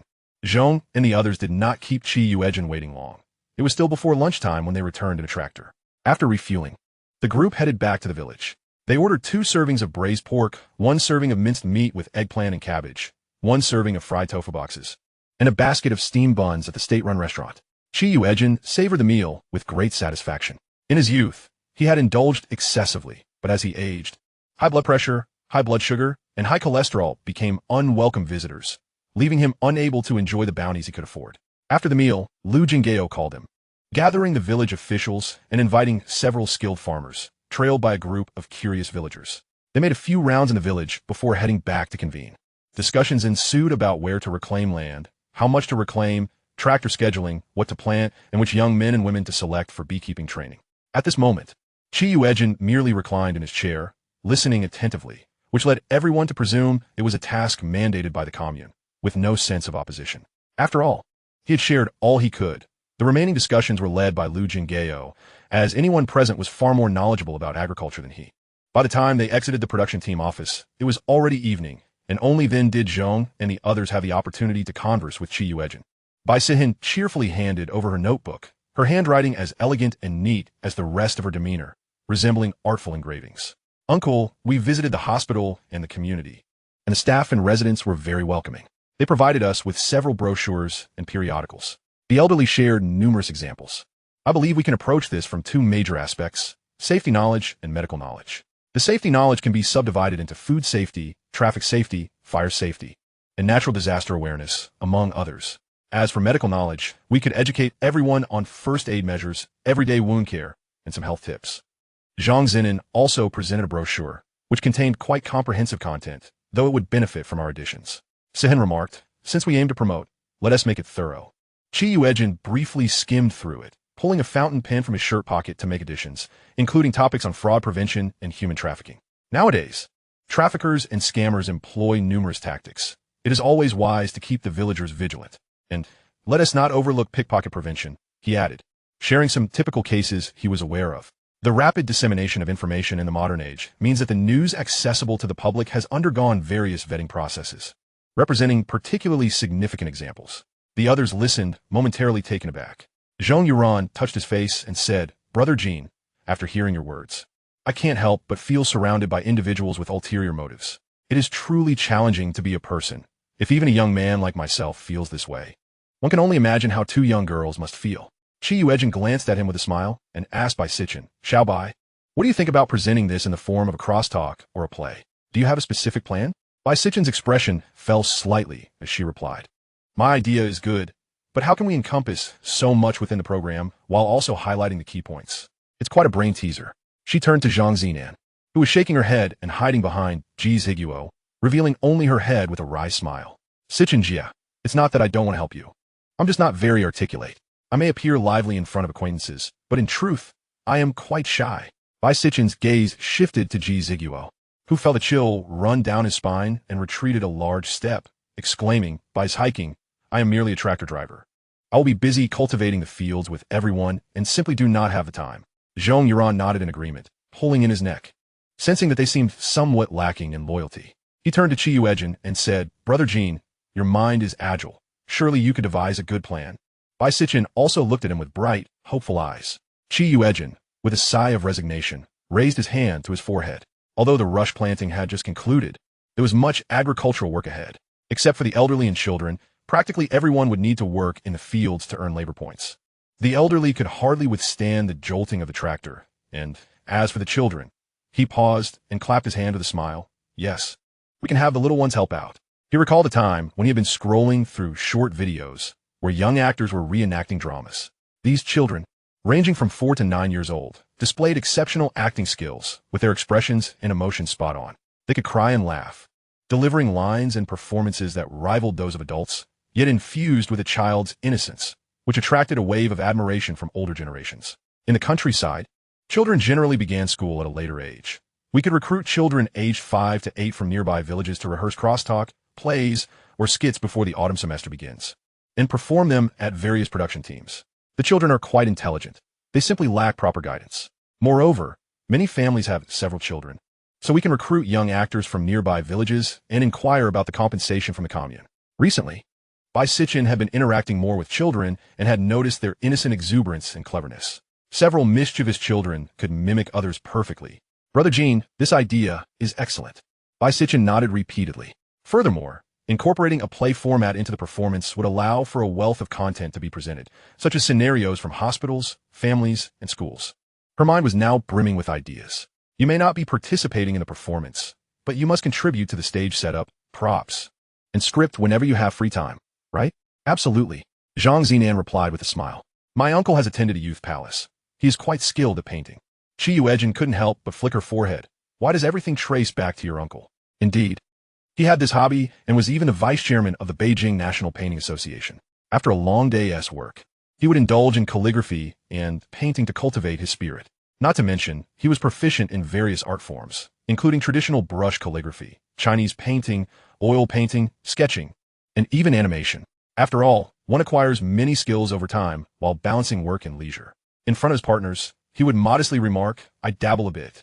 I'll learn some basics." "All right, I shall take charge of the scene painting," Chi Yuejin replied with a smile. "Great, before we leave the team office, I will return to inform the village chief about this matter, so he can mention it to the commune leader when he reports tomorrow. Uncle, don't forget to bring up the issue of promotional funding. The commune aspires to achieve results and must be somewhat resolute. If that fails, they should also apply for funding." Chapter 53. Let us see who truly provides the laughter. I assure you, the children will surprise us greatly, and perhaps they will even represent our commune in performances at the county or city level. These little contributors must not be treated unfairly. Moreover, they're already contributing labor at home. Rehearsals and performances will take up their time. The amount of compensation should reflect the promotional effect produced. Naturally, for children, rewards should not be limited to money and grain tickets. Lu Jinggao smiled and pointed at him. "I will relay your exact words to Secretary Liang.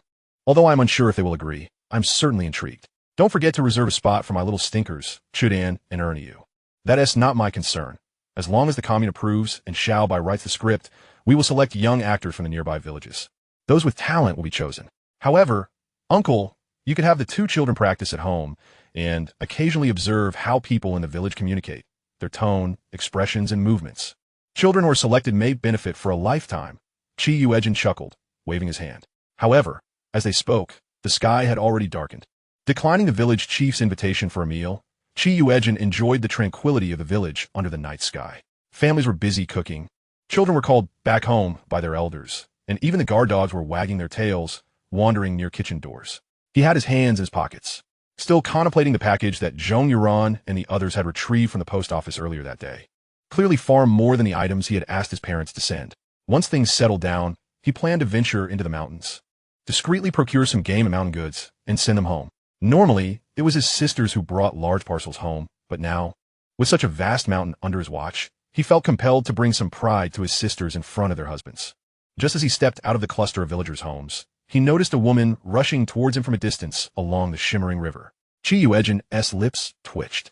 For the past few days, he had been advising Yuran and the others to steer clear of those with ill intentions. He never expected to become the first target himself. He turned his head to glance briefly, his disdain deepening. Swiftly, he sidestepped and warned in a low voice, "Zhao Keifeng. I was once blinded by foolishness, thinking I could pursue you. Now that I have regained my clarity, I realize we are incompatible. Can we not preserve our dignity and treat each other as strangers?" He did not wish to dwell on past grievances. After all, this lifetime had yet to unfold. He was unwilling to waste time and life on something so distasteful. Just a glance made him feel physically nauseated, and he had never been one to compromise his principles. Those two foolish individuals may have severed his connection, but it was also due to his own blindness that he had endured their antics, allowing them to grow bolder, their greed intensifying to the point of wanting everything he possessed. However, if they dared to overstep their bounds and approach him, he would not hesitate to respond firmly. Zhao Keifeng looked at him with disbelief. "Yuejin, what has happened to you? Did someone say something to you? Weren't we fine before?" "Fine? Then why am I here in the countryside?" Yuejin retorted coldly. "I have no interest in your past with Cheng Xianqian, but you should not entertain any thoughts of me. Now that we are all in the countryside together, matters are even. If you wish to cause trouble, feel free to bring it on. Let us see who truly provides the laughter." Zhao Keifeng suddenly smiled sweetly, slowly approaching Yuejin while lifting her chin and beginning to unbutton her blouse. "Yuejin, are you doubting my feelings for you? If I offer myself to you, my purity as a girl should be enough to convince you that I have no ties with Cheng Xianqian." Yuejin, fully aware of her intentions, stepped forward decisively. Zhao Keifeng's eyes lit up with joy, but beneath that joy lay a profound mockery. "As I suspected, no man can resist temptation. Especially since Yuejin has been chasing after me for years, trying to pressure me into tasting a bit of sweetness, hasn't he? Behold her eager demeanor." She chuckled softly, lowering her hands while tilting her head slightly back, eyes closed, awaiting his approach. To be candid, aside from Yuejin's lack of education and modest lineage, he stood out distinctly in both appearance and stature among the bustling dockside. His fierce and reckless fighting style, coupled with his roguish and unpredictable personality, undoubtedly contributed to his rise as the leader of the North Dock. If she were to gain some advantage from him, she would not emerge unscathed. Suddenly, his large hand grasped her wrists, lifting them above her head, and with a couple of sharp rips, Zhao Keifeng felt an inexplicable thrill and excitement coursing through her. Breathlessly murmuring, "Jinge, don't be so hasty. We have the whole night ahead of us. You ought to be a bit gentler with me." She relished the feeling of being dominantly controlled, especially by someone she did not mind. In this wild setting, there was an indescribable thrill of transgression. However, the man beside her halted, letting out a derisive laugh, followed by a panicked and fearful shout. "Help! Assault! Someone's being a rogue!" At that moment, everyone was gathered around their meals when his sudden outcry ignited excitement among the crowd. "Oh dear, has the night show begun?" they exclaimed, rushing out, some even forgetting to put on their shoes, while others abandoned their dishes to hastily join the commotion, the elderly struggling to keep pace. The first to gather were a few households from the village outskirts, closer to the scene than the youth gathering. "What is happening? Who dares to misbehave in broad daylight, let alone under the cover of night at my doorstep?" An elderly woman, wielding a torch, rushed out, followed closely by an excited dog barking away. Another man, brandishing a broom with fierce determination, charged out from the neighboring yard, demanding to know, "Where is that shameless wretch? How dare he cause a ruckus in Fomin village? I'll deal with him myself." The first to take position was an elderly woman, her hair tousled by the wind, silver strands flying about her, her gaunt figure belying the sharp brightness of her eyes. In the dead of night, Yuejin felt a chill run down his spine. Did cheese hiking just shout assault? Despite having sampled the gossip from neighboring towns, the old woman's mind seemed bewildered. How could man call out such a thing? She glanced around, spotting only the two of them. "Cheese hiking? Where has that rogue run off to?" The man with the broom glared fiercely, demanding an answer. At that moment, Zhao Keifeng's complexion turned pale. Despite Yuejin's thin frame, he possessed remarkable strength, and she found herself unable to break free. "And no, it's nothing. Cheese hiking is just playing around with everyone," she stammered, wishing to subtly threaten Yuejin without escalating the situation. A woman's reputation is of utmost importance, and she was not foolish enough to jeopardize her own standing. Thus, she firmly denied any wrongdoing. By now, the onlookers had gathered in droves, some carrying oil lamps, others brandishing torches, illuminating the scene before them. Chapter 54. I'm still quite young. Yuejin held her wrists high above her head. Due to his taller stature, she had to rise onto her toes to comply.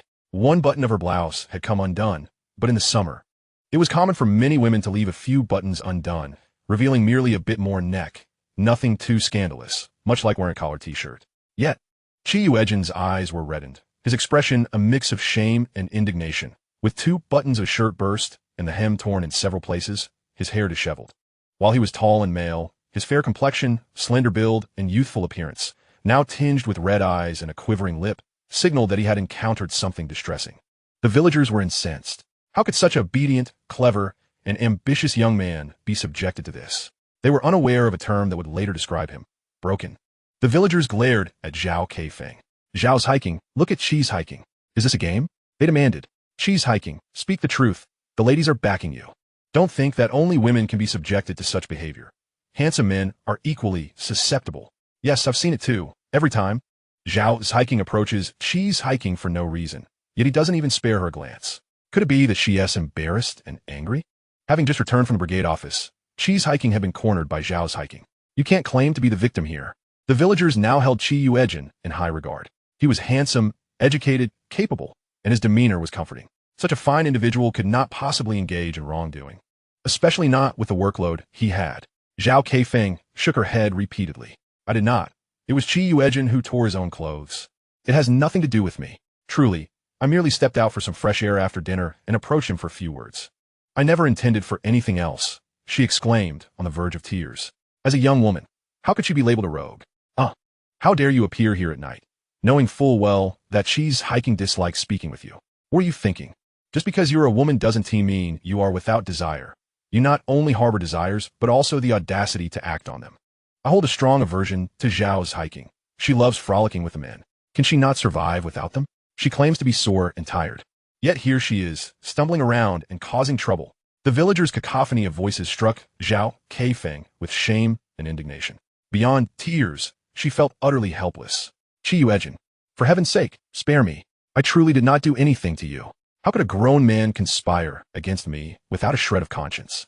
A glint of coldness flickered in Yuejin's eyes. In the past, Zhao Keifeng had taken advantage of his 8 sister support, living without worry, spending extravagantly, treating him like an ATM. Now that he had brought 3 tractors to the village, he had become the apple of her eye. Had he not acted first, it would have been she who cried out about being assaulted. At that point, he would have been led around by her whims.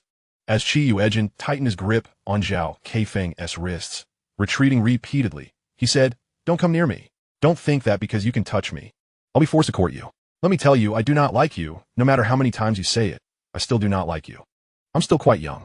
Immediately, some older women stepped forward, pulling Zhao Keifeng away. You, young lady, how dare you act like a rogue in front of everyone? What a thick skin you have. Zhao Keifeng was infuriated.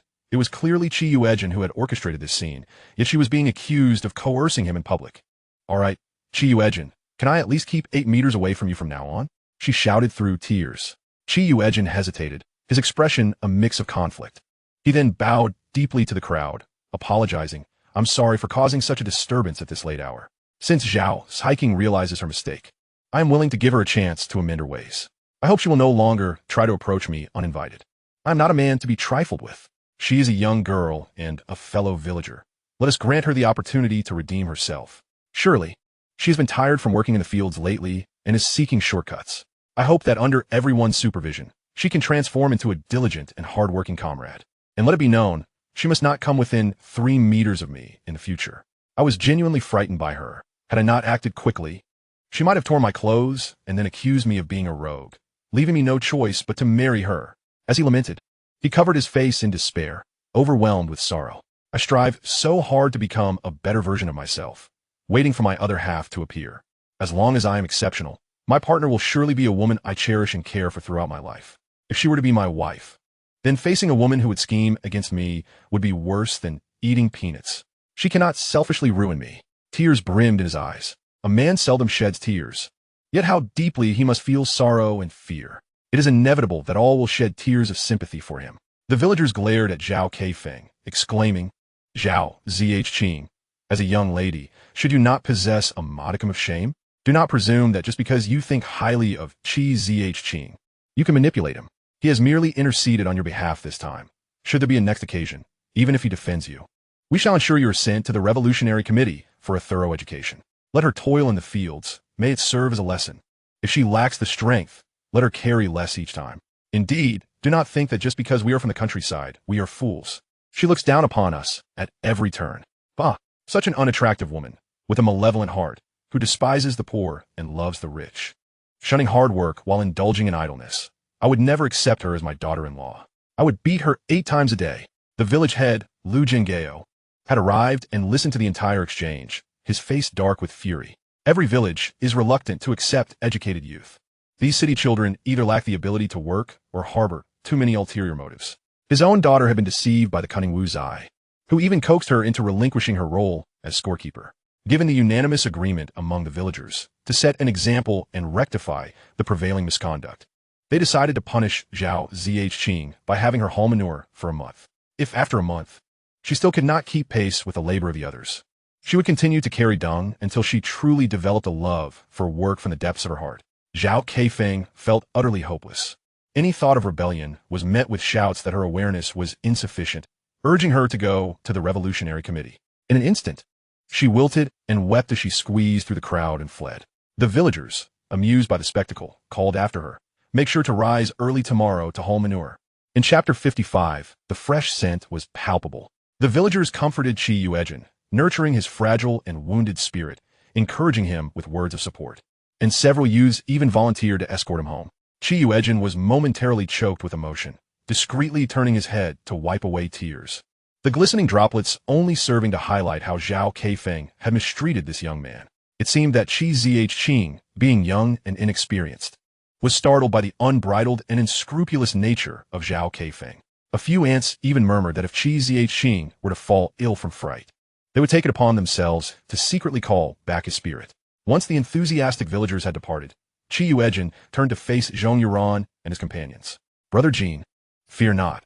I shall walk in lockstep with you from now on, ensuring that woman never gets the chance to approach you." Zhong Yuran seethed, his teeth clenched in anger. How malicious! What is Zhao Keifeng trying to accomplish? She has always dangled her uncle in front of him, and now that he has finally reformed, she extends her wicked hand to drag him back into error? This cannot stand. I must return to work diligently to support her manure-hauling endeavors. Even the usually reticent Ji Ziguo was so incensed that his face contorted, fists raised in agitation. Qi Yuejin paused, momentarily translating Ji Ziguo's words in his mind, nearly bursting into laughter. "Huh, Jigua, how much food must you consume to produce a pound?" Ji Ziguo's face flushed crimson as he stammered. Fresh scent indeed. The others could not help but take a step back. With a smile, Qi Yuejin addressed them. "Who am I, if not your uncle, possessing an ironclad mental fortitude? I merely tread the path Zhao Keifeng laid out, leaving her with no escape. Her petty tricks do not faze me. Who would have thought my acting skills were so convincing that even you were deceived?" Seeing the genuine smile upon his face, the villagers collectively exhaled in relief. Bai Siwan remarked, "Then let us ask our esteemed uncle to guide the young actors in their performances. With such a professional mentor, our promotional show is bound to succeed." Qi Yuejin sighed. All right, little Bai, you may arrange everything as you please, while I await your exploitation of my humble self." Before he could finish, he quickly fell silent, realizing how ambiguous his words sounded. Fortunately, the youth in the yard had not been tainted by the myriad of distractions present in later generations. So only he felt awkward. He swiftly shifted the conversation, declaring his hunger and desire for food. Having enjoyed a hearty meal at noon, they now faced a supper of steamed buns filled with pickles, spicy potato shreds, crushed peanuts, and chili paste, all washed down with fragrant millet porridge. Tonight, it was Qi Yuejin's turn to wash the dishes. After he had cleaned the pot and set it to boil with water, preparing for everyone to bathe, Bai Siwan sat obediently on a stool, tending to the fire while jotting notes in her notebook by the flickering light of the stove. Qi Yuejin diligently scrubbed the dishes in the bucket, rinsing them twice. He furrowed his brow and said, "Little Bai, crafting a script is not an endeavor to be rushed. Think it over at night and write during the day. The light is too dim in the evenings. Be careful not to strain your young eyes." Bai Siwan pursed her lips in a smile. "Uncle, It is precisely because the nights are quiet that I have many thoughts to capture. If I do not record them in time, by morning, those inspirations will have nearly dissipated. Yuejin's lips curled slightly. Did this young girl truly regard him as her uncle? Though they were of similar ages, he acknowledged his mature mindset. Yet, every time she called him uncle, it reminded him of the time he had once served as a caretaker. In truth, the poor girl had a pitiable background, appearing to be a sensitive soul. He feared that even a hint of dissatisfaction from him might wound her. Once everyone had bathed, they gathered to discuss the plot, contemplating how to cleverly convey various safety measures and essential knowledge. Yuejin, having watched numerous skits, crosstalk performances, television dramas, and plays, offered valuable and insightful suggestions, causing Bai Siwan's eyes to sparkle as she fervently scribbled notes, wishing she had 8 hands to keep up. Nanan, I heard from the villagers that in early June, the commune's elementary and junior high schools will be recruiting teachers, and there are quite a few openings. Why not sign up with Little Bai, the educated youth? Your academic performance is commendable. As long as you apply, you are sure to be accepted. You would only need to teach students at school, avoiding the grueling labor under the scorching sun. Zhong Yuran interjected. Yuejin's gaze narrowed slightly as he recalled an important matter. Nanan indeed had impressive grades, consistently ranking at the top of her class. The educational standards in Jinshi were quite high, and being a recent high school graduate, she had already outperformed many. Assuming she performed normally, becoming a teacher at the commune seemed almost guaranteed. Yet he pondered, why had she toiled in the fields in his past life? As Yuejin racked his brain, a recollection struck him. During that examination, many educated youths had resorted to cheating, resulting in their scores being invalidated. Among the educated youths from their village were Dai Mingyuan, Ku Fimao, Sheng Huachu, Ding Jiuwai, and Wang Yuquan, who occupied 5 of the 15 slots, with 4 being new educated youths. Previously, like everyone else, he had not thought much of it. After all, it was natural for educated youths from big cities to possess solid knowledge and stronger abilities. However, now he sensed something amiss. A smirk crept across Yuejin's lips as he turned to Zhang Zinan. Nanan, did your grandmother not want you to attend school? Or was it your mother who told us of your academic prowess? Recalling this, Zhang Zinan felt a surge of gratitude, nodding vigorously with a blissful smile and tears glistening in her eyes. I remember, it was uncle who repeatedly blocked my cousin's path, claiming our family had no money for schooling, insisting that such a fool was unworthy of wasting national resources. Each time he returned home, he was bruised and battered, crying and refusing to go to school. But everyone knew, education changes fate. Junior high graduates could only work in factories, while high school graduates occupied offices. My family had no choice but to let me continue my studies.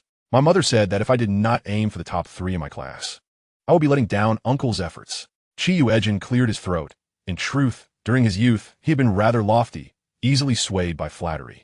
While several younger sisters had unwavering confidence in his ability to support them, he had indeed accomplished a few matters of significance. Thus, now is the time to assess their academic performance. After all, students from Jinshi First High School should not fail to qualify as teachers in the commune. With 15 slots for educated youths, she must secure one. Zhang Zinan straightened her posture, smiling as she saluted. Uncle, I promise to accomplish the task. Yuejin then turned to Bai Siwan. Little Bai, your grades must be commendable as well. Together with Nan Nan, let's give it a try. Do not allow that Sheng Huachu to outshine us. He has never believed that effective safety promotion could lead to Bai Sihin's entry into the commune. In pursuit of stability, she must grasp at both ends. She cannot afford to falter on either side and continue to toil in the fields, can she? Bai Sihin, a delicate and vibrant young girl, has been worn down into a robust village maiden. Just thinking about it is exhilarating. Named specifically, Bai Sihin could not help but shield her face with a notebook, her voice barely audible as she said, Uncle, I have average grades at school. Yuejin was momentarily taken aback. How could such a seemingly clever girl possibly have poor grades? Was her intelligence not applied to the right pursuits? Bai Sihin touched her own petite face, giving a bitter smile. Indeed, she bore the appearance of someone who should excel academically. Chapter 56, Passion with Flavor. Bai Sihin murmured, my adoptive parents are busy with work, so I've been raised by my grandparents since birth. It wasn't until I was 8 that I was brought to live with them for schooling. They aspire for me to succeed, enrolling me in numerous extracurricular classes, claiming that the type of family one comes from dictates the education one receives. I was perpetually participating in one competition or another, daily practicing dance, playing the piano, or calligraphy. Today I'd help my eldest brother with a bulletin board, and tomorrow I'd please my second brother's girlfriend by playing the piano. Or my father would require calligraphy works for his workplace, and my mother would need performances for her unit's gathering. My time and energy for study were insufficient, leading to significant gaps in my coursework, coupled with the increased difficulty and variety of subjects in middle and high school, and my poor relationships with classmates. My grades continued to decline, and I became the target of mockery, labeled as a fool. In just a few succinct sentences, Yuejin could envision the entirety of her story. Children raised away from their parents often seek attention, retreating further and further until they become easily overlooked, with their efforts taken for granted. The affection perceived by outsiders starkly contrasts with the personal experience. A pang of sympathy flickered in Yuejin's heart. How young this girl was, yet she had endured so much. Sister Sin, I will tutor you. We still have more than half a month. And you only need to focus on Chinese, math, and politics. If you concentrate on memorizing Chinese and politics daily, I can help elevate your math skills. You have a foundation. Perhaps you can make a final push. Zhang Zinan earnestly grasped Bai Sihin's hand. Bai Sihin bit her lip and nodded. Then I shall strive. Regardless of the outcome, at least I won't have regrets. Just as Yuejin was about to reach into his pocket for a cigarette, Bai Sihin pressed a handful of sunflower seeds into his hand. Uncle, eating sweets at night can harm your teeth. Have some sunflower seeds instead. As he cracked the seeds, Yuejin chuckled and added, by the way, we should also include measures against bullying and resisting temptation in the promotion. Bai Sihin's eyes sparkled as she exclaimed, then let us create a story about a village girl's pursuit of education, with the main theme established. The vital elements could be woven in as subplots, rendering the entire narrative akin to a leaf, with clear veins and a full-bodied structure. Upon returning home that evening, Yuejin continued his meditation and cultivation. Not only he, but also Zhong Yuran, Ji Zhiguo, Zhang Zinan, and Bai Sihin followed his lead in learning health preservation techniques and military boxing. His expectations of them were modest. The goal was to enhance their physical fitness and ensure they possessed a degree of self-defense capability. Moreover, by occasionally adding a touch of spiritual essence to the water tank, they maintained an exceptional spirit. No matter how exhausting the previous day had been, they would invariably spring back to life the next day. After a period of observation, Yuejin discerned a correlation between the production speed of the spiritual essence in his space and his good deeds. When Secretary Liang presented him with a banner, the essence dripped twice in response. The following day, Yuejin awoke to bright daylight, only to find himself alone at home, with no alarm clock to rouse him. And with Zhong Yuran and the others allowing him sleep in, he felt a faint sense of helplessness each time he opened his eyes to the sun rising outside. After washing up and practicing his boxing routine a few times, Yuejin took a shower and had a meal before heading towards the village entrance. However, as he crossed the stone bridge and stepped into the village, he sensed an unusual atmosphere that pervaded the air, a pungent odor that jolted his senses. Unable to endure it any longer, he stopped an old man and asked, Grandfather, are we fertilizing the fields today? Shouldn't the manure be fermented first? Did I miss something? The old man, upon realizing it was him asking, chuckled before responding. Little Chi, a while back during the busy farming season, everyone had enough oil in their bellies, so we're just clearing out the toxins to lay the groundwork for the next phase of fertilization. Yes, laying the groundwork. Yuejin was still puzzled, but that did not prevent him from offering the old man a cigarette. After walking a few more steps, he encountered a young man hopping away with his hands clutched to his backside, his face flushed as he hurried home. This was not an isolated incident. He came across 5 such individuals on his way. When he spotted Zhao Keifeng, who was covering her mouth and nose with a scarf while looking despondently at the feces, the realization of what everyone had been up to dawned on him. Upon reaching the field, several young men approached him with mischievous smiles. Uncle, this morning my grandmother steamed wild vegetable buns, specifically adding some croton powder to help us cleanse our intestines. My mother also added some to the coarse millet porridge, saying the growth of our crops depends on farmyard manure. Uncle, my grandfather has not been in charge at home for many years. He suddenly sprinkled some croton powder in the kitchen, and our whole family ran to the toilet 3 to 5 times. We ran out of toilet scrapers and only felt comfortable after drinking mung bean and millet porridge. With his newly elevated status, Yuejin's lips twitched, feeling the villagers' sincere and united enthusiasm, so genuine that he was at a loss for how to respond. The tractor drivers took turns operating the vehicle, and it was now Hong Camping's turn after working for 2 hours in the early shift. Yuejin donned a straw hat, chewed on milk candy, and diligently plowed the fields, not taking an extra second beyond the 3 hours he had accumulated in the morning. Once he dismounted from the tractor, Yuejin felt as though he could dance with joy, the throbbing sound of the engine still echoing in his ears. Uncle, Zhang Zinan, seated under a tree at the field's edge, waved at him.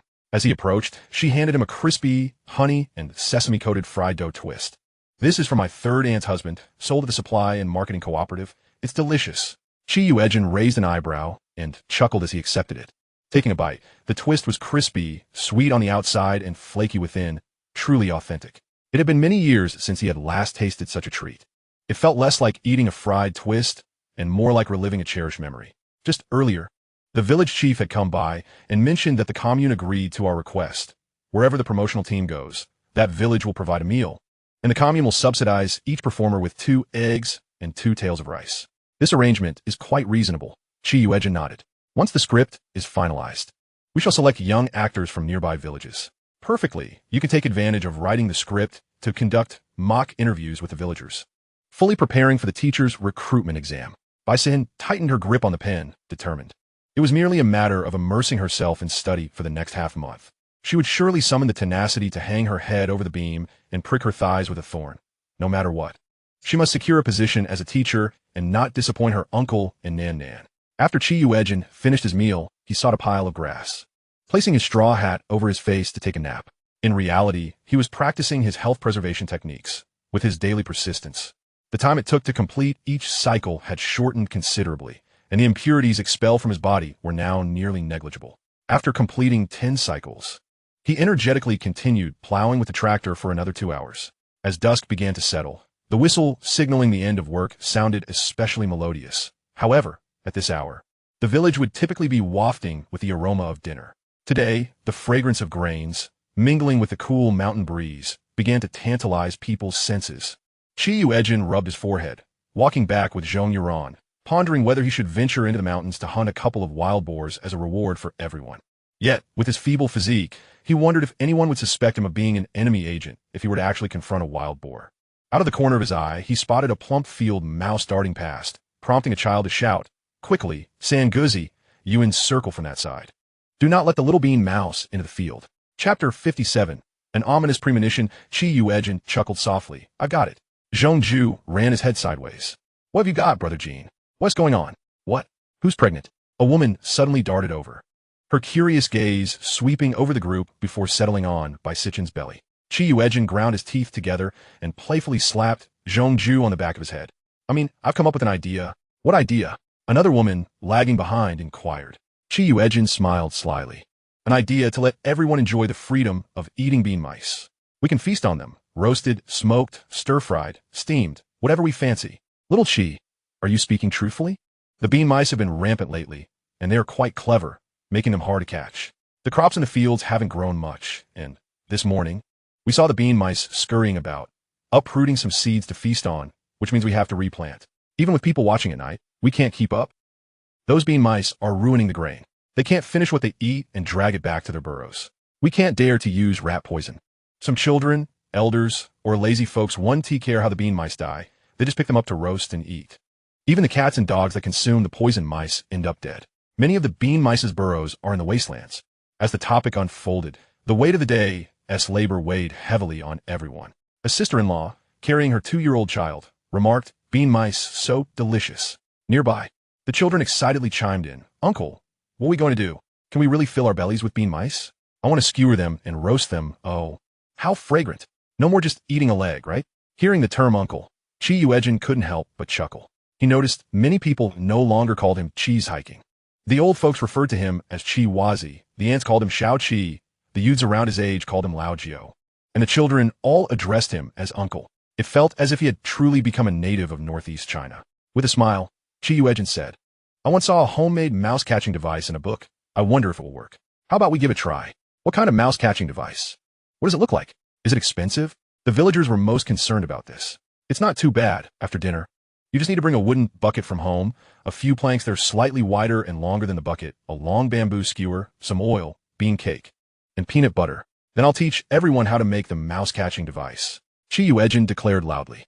The villagers pondered. It didn't seem too difficult, so they nodded in curiosity and hurried home to prepare. Zhongju scratched his head in curiosity, but Yuejin remained mysterious, calmly heading home to shower and eat. Ji Ziguo quietly gathered the materials, glancing at Yuejin from time to time, feeling as if time was dragging. Just as they set down their chopsticks, villagers began arriving with their supplies. Before long, Half of the villagers had crowded the yard, making it nearly impossible to move. Yuejin quickly stepped outside, accompanied by Ji Ziguo and Zhongju, who were also holding their gear. I won't waste time. Let us get straight to making the mouse-catching device. This device was quite simple. Insert the bamboo skewer through the 2 hanging holes in the edge of the bucket. Then select 2 thin wooden boards that are slightly smaller than the bucket opening. Carve a shallow groove in the center of each board to fit the skewer. Then nail them together to create a suspended board. The remaining steps were even easier. Fill the bucket with water, grease the bucket walls, hanging holes, and a suspended board with oil. Then secure 3 or 4 longer boards around the bucket to help the field mice climb. All right, Yuejin said, patting the bucket with a smile. This is it. The crowd looked at the identical contraptions in their hands, feeling a twinge of regret. The oil they had just smeared could have sautéed 2 dishes. Would this even work? Right? Next, we need to find the places where the field mice frequent. Set the bucket down and smear some peanut butter or attach bean cake in the center of the boards. Yuejin instructed Ji Ziguo to carry the bucket into the fields. Tomorrow morning, we can wait for a bountiful harvest. Having come this far, the villagers could only accompany Chi's hiking in his excitement, inwardly wondering how such a small amount of bait could catch any bean mice. Each person placed their mouse-catching device in what they believed to be the most mouse-infested areas, glancing back hesitantly as they left. The villagers' lives were typically so structured that this spontaneous endeavor felt peculiar. When they returned home to lie down, they tossed and turned, unable to sleep, their minds consumed by the anticipation of the night, making it an exceptionally long evening. By the time morning came for work, before the village chief had even blown his whistle, the villagers were already dressed and rushing to the spots where they had placed their buckets the night before. Upon arriving in the fields, they heard the occasional panicked squeaks of the field mice, and their faces brightened with joy. Was the mouse-catching device working? They crept closer. With the dawn barely breaking, their keen eyesight allowed them to see field mice sneaking towards the bucket, drawn by the scent of oil and bait. Climbing up the boards to the edge of the bucket, the field mice walked back and forth on the edge of the bucket before climbing onto the suspended board to sample the bait. The board tipped under the uneven weight, toppling the mouse into the bucket, which quickly returned to its original position. The mouse that fell into the bucket squeaked in panic, struggling in the water. But with the walls coated in oil, it could not climb out. Eventually, it exhausted itself and drowned. So that is how it works. The villagers were overjoyed, peering in to see a bucket brimming with mice, nearly overflowing. My goodness, these bean mice are so plump. There must be 100 or more in here. Ha ha. What a great side dish. What was that saying? There are treasures in books. Xiao Qi has brought us a nest of mice. Uncle, you're amazing. I want 3. No, 5 bean mice skewered to roast. The joy of the bountiful harvest was unparalleled. The villagers, holding their heavy buckets, filled with energy, erupted into hearty laughter. Ha ha. Ga, oink oink. When Yuejin finally got up and prepared to go to work, the air was filled with the aroma of meat. Wazi, I'll make pickles with the bean mice, dried beans, and chili peppers, and bring you back a couple of jars. Xiao Qi, once I smoke my bean mice, I'll bring you some skewers. Uncle, don't cook lunch today. My mom said she'll stew cabbage with bean mice. I guarantee you'll savor every bite. Uncle, my grandpa said that after we finish the bean mice, we can drink some castor bean water. As Yuejin encountered villagers along the way, they pulled him aside for a chat. His smile became somewhat strained, and deep down, he felt an ominous premonition that was confirmed during lunch. The villagers laid out a grand feast of all things mouse. Steamed mouse meat, roasted mouse, stewed mouse, stir-fried mouse, mouse noodles, mouse buns, and mouse meatball soup. Chapter 58. Has wealth rained down so suddenly? The land that the village planned to cultivate was adjacent to the wasteland chosen by Yuejin and the others at the village entrance. The wild grass was so thick that the village's drying yard was insufficient, so the grass was temporarily spread out in the fields to dry, with villagers occasionally going over to turn it with forks. In May, the northeast had just begun to warm up, and the ground was turning green, while the wasteland was still covered in last year's dried grass. The weather was fair today, and the grass could be dried and collected within a day or 2. As the wild grass was gradually brought into the village, revealing the rich black soil underneath, villagers with sharp eyes noticed that various mouse holes had become exposed without cover. The children were ecstatic, each carrying a bamboo basket filled with coarse cloth bags, armed with small shovels and spoons, rolling up their sleeves to start digging into the mouse burrows. The field mice diligently guard the farmland of the entire village, with every burrow brimming with an impressive stockpile of grain. Some nests contained merely 3 to 5 pounds, while astonishingly, one mouse den yielded a small cart full of peanuts. The villagers were astounded. Who would have imagined that these palm-sized, rotund rodents could possess such wealth? Each household had to mobilize half of their labor force to assist in the untamed fields.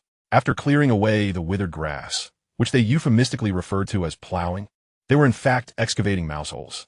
Yuejin, Zhongzhan, Zhiguo, and their companions, even when not operating tractors, joined in the effort to dig out the mouse burrows. Not to mention, this would ensure an ample supply of feed for their livestock in the future. Well-fed chickens, ducks, and geese produced eggs abundantly and of significant size. The piglets visibly thrived as well. The 5 men of Yuejin took the opportunity to raise a few chicks, ducklings, and goslings, as there are inevitable losses when raising poultry. Zhiguo also returned home with 2 piglets, placing them in the pigsty at the back of his yard. Initially, the villagers were reluctant to participate in the reclamation efforts, believing that any uncultivated land left unattended would revert to its original state. Moreover, with around 200 households in the village, they questioned how much land needed to be cultivated for them to genuinely feel the benefits. However, now, an energetic elderly woman joyfully watched her grandson extract 10 pounds of soybeans and peanuts from mouse burrow. She clapped her hands and called out to the village head, who was digging a hole not far away. "San Huzzy, how much diesel do you use for the tractor when clearing the land?" The village head straightened his back, patted his waist, and replied with a grin, "Aunt Wu, our tractor can cut 10 acres of grass in just one morning, taking about 5 hours, costing 4 yuan plus the diesel ticket from the commune." The old woman pondered momentarily. Could we contribute 2 yuan for diesel? As soon as her words left her lips, the nearby elderly men and women digging out mouse holes grasped her meaning. Once the grass was cut, the dried hay could be used for firewood, and after the hay was removed, the mouse holes would become visible. This area, being close to the fields, was inundated with mouse holes, with 5 to 6 holes per acre, and sometimes even more than 10. While excavating the mouse holes, they also turned the soil, allowing them to plant anything, even if they followed the commune's arrangements to plant pasture, ensuring they would reap profits without loss. The benefits of land reclamation were akin to harvesting chives, yielding crop after crop. "San Huzzy, apply for 2 yuan, no, for yuan of diesel for our family. We'll also provide the tractor driver with 2 meals. Our family too." The village head was overjoyed to hear this. It was undoubtedly a remarkable achievement. He abandoned the thought of digging out mouse holes and headed straight to the field. "Why not? I'll use the loudspeaker to announce it to everyone, to see who else is interested in renting the tractor. After all, the commune has only allocated us 15 days of diesel funding. We must prioritize our villagers." Upon hearing this, Yuejin approached him and whispered a few words. The village head nodded in agreement, quietly stating, "That makes sense. There are no free lunches in this world. If one does not wish to bear risks, it's better not to participate." Soon enough, the village loudspeaker crackled to life, and the voice of Lu Jinggao resonated. "Hello, residents of Fengmen Village. Can you all hear me? I have an announcement to make. Mouse burrows have appeared in the reclaimed fields, with considerable grain in each burrow. Some villagers have approached me expressing a desire to rent tractors for reclamation. Interested residents can come to me to register, and I will apply for diesel tickets from the commune for you. The pricing is transparent. Whoever rents the tractor is responsible for the diesel cost, 4 yuan for 5 hours, plus 1 meal for the tractor driver, at least a plate of scrambled eggs." The village head, having been preoccupied with the benefits of reclamation, listed them one by one, stirring the villagers' interest. He then emphasized Yuejin's suggestion. "Let me make it clear, we do not know how many mouse holes are in the reclaimed land. To avoid significant discrepancies, once everyone registers, we will designate the land and assign a number to each acre, allowing for a draw to determine allocation. After the mouse holes are cleared, we will conduct a second division for easier farming and management of the land." This novel approach elicited no dissent from the villagers. Rather, they felt a surge of excitement. Yuejin smirked, as this sentiment was akin to opening a blind box. Unfortunately, their focus on tractor plowing meant they never considered excavating the mouse holes, as the soil would cover the burrows. Once work began, nearly every household sent a representative to register for tractor rental, with requests starting at 5 acres. Some households with more laborers even requested 20 to 30 acres. The village head listened with delight as accountant Zhang reported. Aside from the commune sponsorship of 360 yuan for diesel, they could cultivate 300 acres of barren land. The village already boasted over 2,000 acres. Now, the villagers' voluntary applications for diesel funds were solely for mowing the grass, while plowing was done manually. Village head, we have a total of 237 households, and 164 have registered this time, with requests ranging from 5 acres to one family asking for 30 acres, totaling 1,395 acres. The village head, upon hearing this, was so excited he nearly rolled his eyes in disbelief. Had such immense fortune truly descended upon them? Previously, they had to mobilize each household for reclamation, with conditions becoming increasingly favorable until they surrendered all harvests of that year. Yet now, they were voluntarily seeking to reclaim land. It felt as though he had awoken from a dream, his mind clouded. Accountant Zhang chuckled and nodded. Indeed, who would have thought that the grain in a few mouseholes would entice everyone to rent tractors for reclamation? Old Zhang, he continued, the grain from a single mousehole could be worth 1 or 2 yuan. Reclamation is akin to planting pasture with virtually no investment. Despite our villagers lacking formal education, they are quite astute. The village head paced in his office, feeling overwhelmed. If it weren't for the encroaching darkness, he would have rushed to the commune to report such astounding achievements. At that moment, Yuejin approached him, smiling as he said, Village head, I believe we can continue to encourage everyone to invest in a box of bees. Chapter 59. A blind cat stumbles upon a dead mouse. The village head was still reveling in the overwhelming success of the reclamation task when Yuejin's words doused him with cold water, restoring his composure. He chuckled and shook his head. Little Chi, bees are delicate creatures, and a box isn't cheap, is it? Since no one has ever raised them, it will likely be even more challenging than when we encourage them to reclaim land. The commune surely hoped for us to develop side businesses, yet the risks were significant. Like a blind man crossing a river, no one wanted to be the pioneer. Yuejin replied with a smile. Everything must be approached gradually. Initially, we believe villagers would only see returns from the land reclamation next year.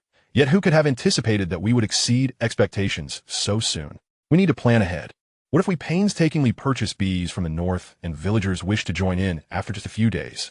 I've heard that bees can swarm once they reach a certain number, possibly even once or twice a year, and if raised well, it could be 2 or 3 times. Once the reclamation is finalized, we should purchase more bees. The village head scratched his head, feeling somewhat overwhelmed. I will first report the reclamation efforts to the commune, then discuss the beekeeping matter to see if we can secure some support. Once confirmed, we can select a few bright, quick-learning young individuals to go learn a trade. Little Chi, since you hail from a city and have a sharp mind, you should accompany them, otherwise I want to feel at ease.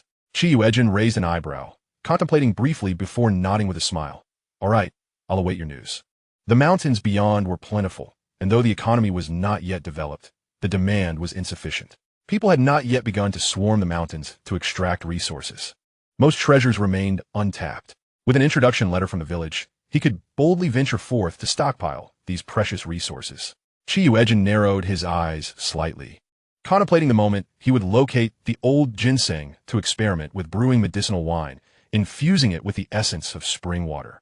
The following morning, the village chief hurriedly boarded a tractor en route to the commune, burdened with numerous reports to make, everything from a rodent-catching contraption to the reclamation efforts in Feng'an village, the rental of tractors, and applications for support in secondary occupations. With the weather warming and daylight extending, the villagers, having applied for land reclamation, had placed considerable demands on the tractor drivers. Thus, on the previous night, Chi had gathered the 3 young men who had been eliminated from their tractor training, forming a team of 9 that would rotate through morning, noon, and afternoon shifts, each working 4 hours. He opted for the morning shift himself, from 5 o'clock to 8:30, with a half-hour break, leaving him free for the remainder of the day. Zhong Yuran, surprisingly, kept pace with Ji Ziguo, also taking the morning shift. After finishing work, Yuejin handed over the tractor to Hong Kong Ping and, upon reaching the field, gulped down a refreshing drink of water while munching on a wild vegetable and rat meat bun. He nudged Zhong Yuran and whispered, "Shall we take a stroll up the mountain?" Zhong Yuran's eyes brightened, and he nodded vigorously, not waiting for Chi to finish his invitation before Ji Ziguo chimed in, "Uncle, I'll accompany you." Yuejin chuckled, saying, "This time, you stay in the village to protect Nan Nan and the others. We wouldn't want them to be bullied. Next time, you can join me on the mountain." Exactly. Those folks harbor ill intentions. If they see all 3 of us men heading up the mountain, they might seize the opportunity to torment our 2 female comrades. He added, "Ji Ziguo, the burden on your shoulders is heavier than ours. You must take this seriously." Turning to Zhong Yuran, he promised, "I'll bring you some wild rabbit meat next time." Zhong Yuran, filled with enthusiasm, patted Ji Ziguo on the shoulder and urged Yuejin to move along. As a city dweller, he had never encountered such vast forests. His experiences were limited to picnicking in suburban groves, where one could occasionally glimpse fruit orchards across the way. Yuejin also patted Ji Ziguo's shoulder, striding forward with Zhong Yuran, adding, "Don't wait for us for lunch." They resided at the foot of the mountain, so the villagers presumed they had returned home and paid little attention to them, merely greeting them cheerfully. The 2 indeed returned home first. Although busy lately, Yuejin had not been idle. He had been gathering tools for their ascent up the mountain. They carried large bamboo baskets, half their height, filled with burlap sacks, ropes, a chipped sickle, a cleaver for chopping pig feed, bows and arrows, water bottles, and a few buns, making their way up the mountain through the back door. The path they chose was seldom trodden, allowing them to evade the elders and children gathering pig grass at the foot of the mountain.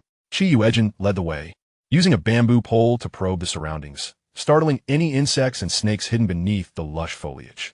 He had selected a route favored by barefoot doctors and hunters, characterized by its slight ruggedness, dense thickets, and sparse human presence, making a haven for wild beasts and rare medicinal herbs. After about 10 minutes of trudging, they found themselves amidst towering trees, with the distant sound of a babbling brook reaching their ears. Suddenly, a rustling sound erupted ahead, and a plump gray rabbit scurried away. Yuejin swiftly drew his bow, knocking an arrow with such casualness that it seemed he had not aimed at all. Yet, the arrow sliced through the air with tremendous force, striking the rabbit's ear and pinning it firmly to a tree. Yuejin gaped in astonishment, exclaiming, "What luck! What a remarkable shot!" He marveled, though it did not deter him from hastily approaching to retrieve the arrow from the rabbit's ear.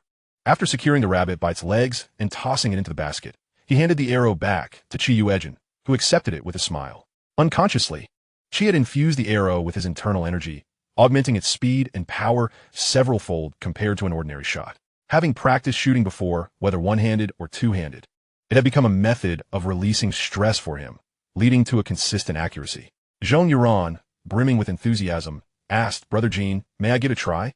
Yuejin chuckled as he tossed the bow and quiver over, saying, "These arrows were crafted by Higuo. Do your best to recover them. Focus on building strength first, then aim for accuracy." Having consumed spring water and practiced health cultivation techniques, Yuejin felt the flow of energy within him, though it had yet to coalesce into internal strength. Nevertheless, he noticed a change in both his strength and endurance. Men often took a keen interest in such pursuits, and Yuejin, wherever he went, mimicked the motions of shooting. They encountered 2 wild rabbits and a wild chicken along the way, but he missed each time. Yet, he remained undeterred, growing even more eager. "Did you see that, Brother Jean? I almost hit the wild chicken's wing, just now. It was just like how you pinned a rabbit's ear." Yuejin nodded with a smile. Given that people frequently traversed the outskirts of the forest, small animals were scarce and exceedingly cautious. He pressed on without pause. After another 5 minutes of walking, they reached the babbling stream, where a daft roe deer stood on the opposite bank, staring curiously at the unexpected bits. Chapter 60. Encountering an Acquaintance. The two had no thoughts of the adorable rabbit being untouchable, for the organization had yet to impose regulations on hunting. In the wild, the law of survival of the fittest prevailed. Deer meat was also a common game. Seizing the moment while the foolish roe deer was still puzzled, Yuejin took aim with his bow, but after a lengthy pause, he missed once more. Startled by the sound of the arrow slicing through the air, the deer bounded into the woods, escaping. "Such a large chunk of meat has slipped away," Yuejin lamented, hastily handing the bow back to Yuejin. Nearly on the verge of tears, "Brother Jean, you take over. If Nan and the others find out I let so many prey escape, they'll eat me alive." Yuejin raised an eyebrow, chuckling. "Not necessarily." "Not necessarily?" Yuejin was baffled until he spotted the previously fleeing roe deer returning nonchalantly to its former position, tilting its head curiously. "What? This is possible." This time, Yuejin lifted his bow, and the arrow struck the curious deer squarely between the eyes. The daft creature fell to the ground, twitching slightly. "I've heard curiosity kill the cat, but I never imagined it could apply to a deer as well," Yuejin exclaimed in awe. However, Yuejin had no time to indulge in his musings. He retrieved a ceramic jar from the basket, instructing Yuejin to bleed the deer to prevent coagulation affecting the meat quality once they carried it back. The mature roe deer weighed approximately 60 pounds, and within 4 to 5 minutes, they filled half a jar with blood. Yuejin sealed the jar and found some wild ginger to apply to the deer's neck, dissipating the blood's metallic scent. They dared not venture further into the woods, satisfied with their bountiful haul for the day. The two hastily made their way back along the same route, where Yuejin casually hunted a wild chicken and discovered a nest containing 20 eggs. They also gathered some mushrooms, concealing them in the bamboo basket to avoid drawing attention. Upon returning home, they exchanged relieved glances and began processing the deer in the backyard. After skinning, gutting, and removing the head and hooves, the 60-pound deer was reduced to just over 40 pounds, including some bone-in meat. They soaked the prepared meat in water. While Yuejin rolled the deer hide and stored it in their space, pretending to toss it along with other refuse into the waste pit dug downwind outside. Zhong Yuran piled a thick layer of soil over the pit, feeling it was insufficiently secure. He then cleaned out the pig pen and chicken coop, shoveling the collected waste into the pit, covering it with more dirt. Meanwhile, Yuejin meticulously examined the mushrooms they had gathered, wary of any toxic varieties that might have been mixed in. Indeed, he discovered 3 small specimens that they had inadvertently collected during their foraging. He promptly discarded those into the waste pit while thoroughly washing and drying the remaining mushrooms.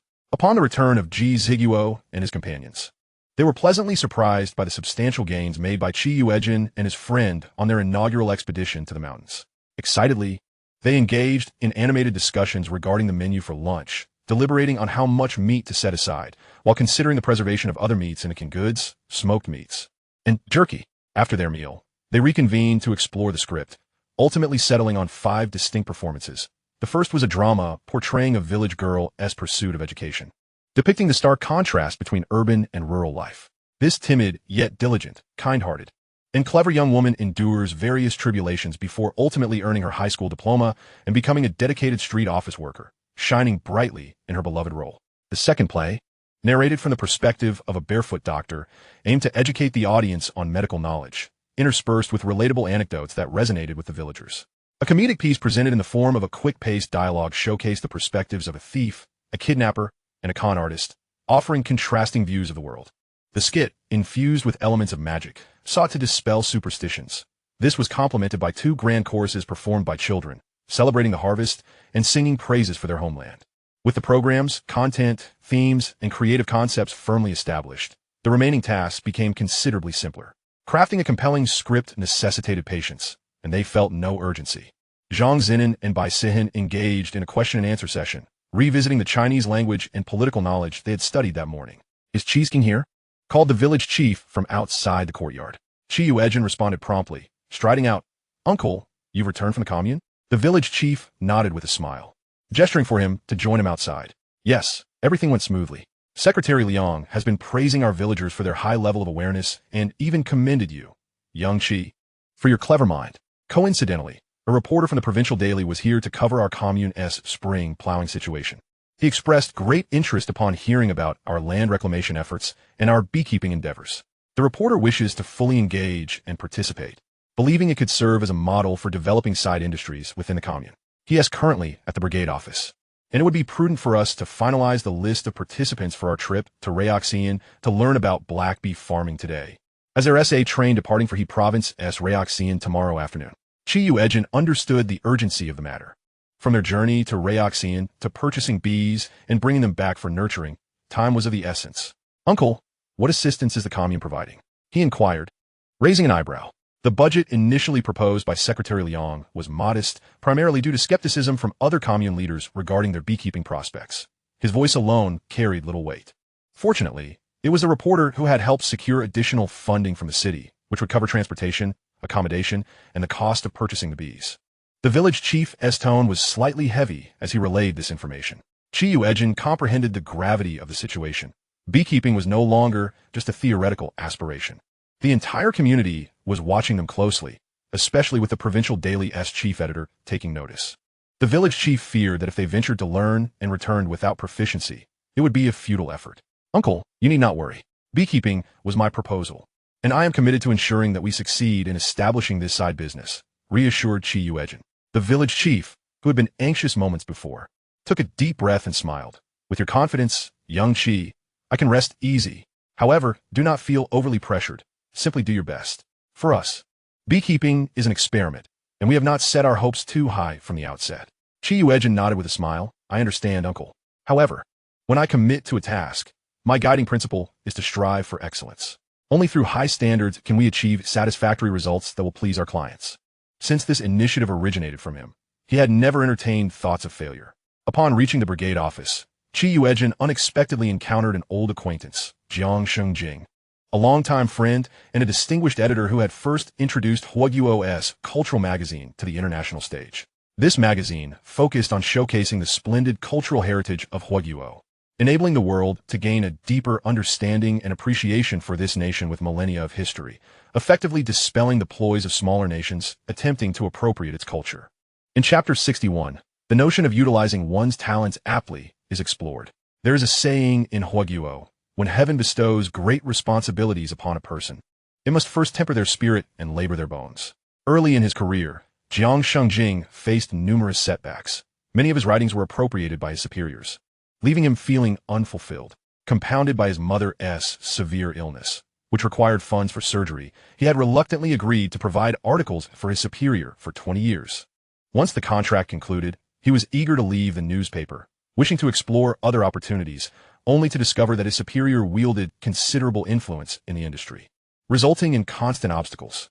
With no alternative, Jiang Shengjing feigned disillusionment and shifted to a career as a wedding MC. At that time, Yuejin had successfully profited from reselling used cars and had ventured into real estate while also selling home appliances for a time. During a wedding he attended for a certain executive's daughter, his standout performance caught Jiang Shengjing's attention, leading him to introduce himself. Their visions aligned perfectly. Yuejin acquired a defunct printing factory and allocated some initial capital, allowing Jiang Shengjing to experiment freely. To their astonishment, leveraging his 2 decades of experience as a journalist and his unique perspective, Jiang Shengjing launched a fashion magazine and an entertainment journal that set trends and promoted a healthy approach to celebrity culture among the populace. Once recognized as one of Huaguo's top cultural trailblazers, Mr. Jiang now radiated vitality and charm, his bright eyes and well-groomed appearance reflecting his spirited youth. "You must be Cheese King, right? It's an honor to finally meet you," Jiang Shengjing said with a warm smile, extending his hand. "I never imagined that the esteemed Cheese King, praised so highly by Secretary Liang and Village Chief Liu, would be so youthful and handsome. Should you successfully master beekeeping and lead the villagers in managing this side industry, I would be thrilled to extend an invitation for you to grace the cover of the Provincial Economic Journal." Yuejin replied with a grin, as he mentioned, "There are conditions. If I manage to fulfill the tasks assigned by the commune, I would certainly not decline such an honor. Just remember, Mr. Jiang." Jiang Shengjing was pleasantly surprised by his straightforwardness, his smile deepening. "I assure you, I will not forget.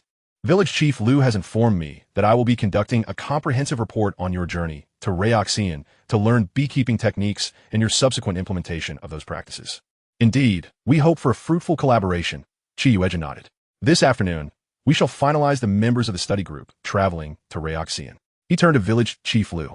The village chief, adjusting his smoking pipe at his waist, remarked, "Young Chi, the criteria for selection should be yours to determine. Our villagers have faith in you." Yuejin thoughtfully narrowed his eyes. "Very well, I will announce the criteria over the loudspeaker." The village chief led him into the office, where a broadcasting device was set up on a desk by the window. "This is the power switch, and this controls the volume." Jiang Shengjing was already seated nearby, preparing to take notes. Yuejin cleared his throat and, mimicking the village chief's earlier test, began testing. "Attention, citizens of Feng and Village. This is the youth Yuejin speaking. As we proceed with land reclamation, Feng and Village will expand by over 1,400 acres. More than half of this land will be dedicated to cultivating various forage crops and sunflowers to enhance the economic benefits of our fields. We are preparing to elect 5 villagers to accompany me to Reoxian to learn beekeeping techniques. The organization will reimburse travel and accommodation expenses. And this is a fantastic opportunity to explore outside our province and gain knowledge. We will finalize the list today. So I encourage villagers who meet the following criteria to apply enthusiastically. First, a minimum of a junior high school education. Second, attention to detail, patience, and keen observational skills. Third, strong learning capabilities." With each criterion mentioned, eligible villagers straightened in their seats, and as soon as he finished, many immediately set down their bowls and tasks, informing their families before hastily making their way to the brigade office. As Yuejin closed the broadcasting equipment, a considerable number of villagers had already gathered outside the door, some having registered to participate, while others were merely curious onlookers, and even more villagers were still en route. "Uncle, I graduated from junior high school, and, at that time, my academic performance was commendable. I was on the verge of attending high school in the county, but the heavy burden at home prevented me from doing so. Little Chi, when I was in junior high, you had just been born. Over the years, I have not forgotten the knowledge from my textbooks. I review them year after year. Uncle, I take care of all the chickens, ducks, geese, and pigs at home. Our poultry lays eggs with remarkable frequency, and our pig has been the king of pigs in the village for years." Yuejin listened with a smile as they spoke. A sharp-nosed man squeezed out from the crowd, grinning with yellowed teeth. "Uncle, I'm also a junior high student."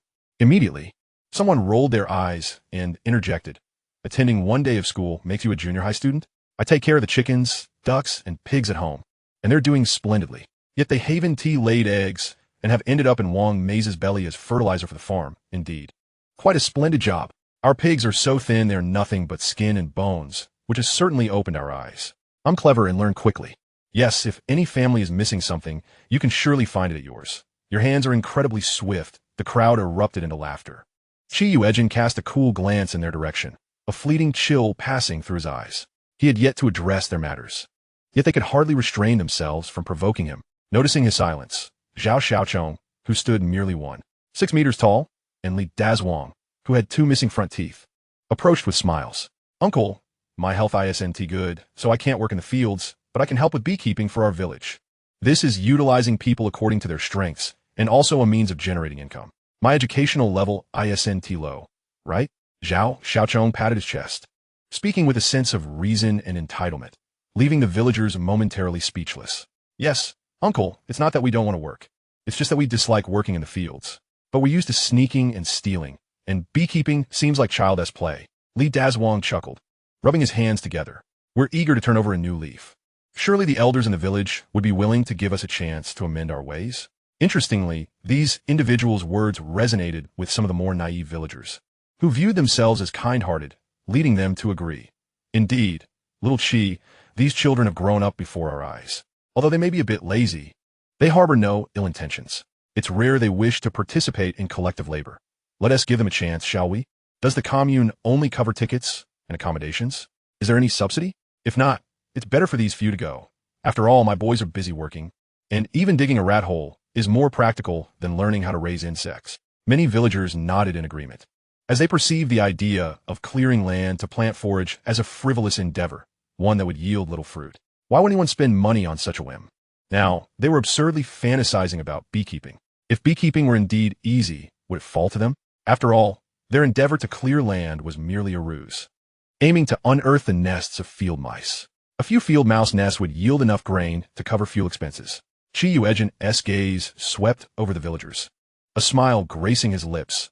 "Dear villagers, while your sentiments are understood, beekeeping directly impacts our village's collective income. If these indolent individuals were to pursue beekeeping, it would be tantamount to squandering organizational funds. This would be an irresponsible act on the part of Secretary Liang, the village chief, and myself. We genuinely wish to serve everyone. The training in beekeeping is based on the principle of voluntariness, and those who meet the criteria and aspire to improve themselves are encouraged to step forward." "Chi, your words are misplaced. How are we not responsible? Isn't this an opportunity for us to demonstrate our capabilities? You can't just label us with such a large hat. Are you discriminating against us? You truly think that by doing a little good for the village, you can do as you please?" Wang Mei's smile faded, revealing a more menacing demeanor. But Yuejin chose to ignore him, his gaze sweeping across the villagers once more. Unexpectedly, the first to respond to him was Dai Mingyuan and his group, who were not financially constrained and did not rely on working in the field for points. Zhao Xiaochong, a triple amputee, sneered, "I see Chi is indeed a youth. He is blatantly seeking benefits for the youth. I was aware that beekeeping was tied to educational qualifications. Does raising bees require writing or arithmetic skills? Bringing up education is merely a sign of disdain for our village folks. They relished the chaos, unwilling to let anyone else enjoy themselves if they could not." Some villagers, lacking discernment, became pawns in their game, shouting, "Little Chi, you've become one of us since arriving in Feng'an village. You can't always be thinking of benefiting the youth. When you chose tractor drivers, you favored the youth. We kept silent. Why is beekeeping now a matter for the youth?" Yuejin remained silent, a faint smile playing on his lips as he allowed the uproar to unfold. He gestured to the village chief to disregard the commotion. The majority of villagers stood in silence, observing the spectacle, while a small fraction retorted, "Little Chi is an educated person from the city. He is well aware. If he were indeed engaging in self-interest, he would have simply designated the participants without needing to call everyone together for selection. If you don't understand, don't meddle. You're too old to be causing a scene. After all, without Uncle bringing up beekeeping, no one would have considered it. He had also negotiated with the commune, and they should actively participate. Why cause discord? Whether the slots were allocated to whom was inconsequential, with a village of 1 to 2,000 people. Was it feasible for everyone to share one? What were they thinking?" Upon hearing this, the The villagers began to realize the gravity of the situation and started to rebuke the three individuals. Wang Meizi and his companions were merely cowards, bullying the weak and fearing the strong. Now caught in the villagers' ire, being pulled and pointed at, their faces coated with layers of spittle, their eyes rolling back in fear. Uncles and aunts, we were wrong. We won't pursue beekeeping anymore. We also wish to improve. Zhao Xiaochong began to gather his composure, but a matron struck him across the face with her shoe, splitting his lip as she cried, I dare you. We just wanted to ride the train for free, eat well, and earn points. Li Dazhuang's head was struck by a rock, blood gushing forth. Unable to withstand the wrath of the crowd, he could only shake his head repeatedly, pale-faced. It's not my fault. It was Wang Meizi and Zhao Xiaochong's ideas. I merely wish to indulge in something delightful. I harbor no ulterior motives. After observing the lively scene for quite some time, Yuejin finally proclaimed, Dear villagers, as journalist Jiang has stated, once we return from our beekeeping studies, we shall continue our reports. Our achievements in land reclamation and pest control will be documented, showcasing the industriousness and kindness of the Fomen villagers, along with our simple yet sincere customs, unity, and familial harmony. I appreciate everyone's hard work during this period.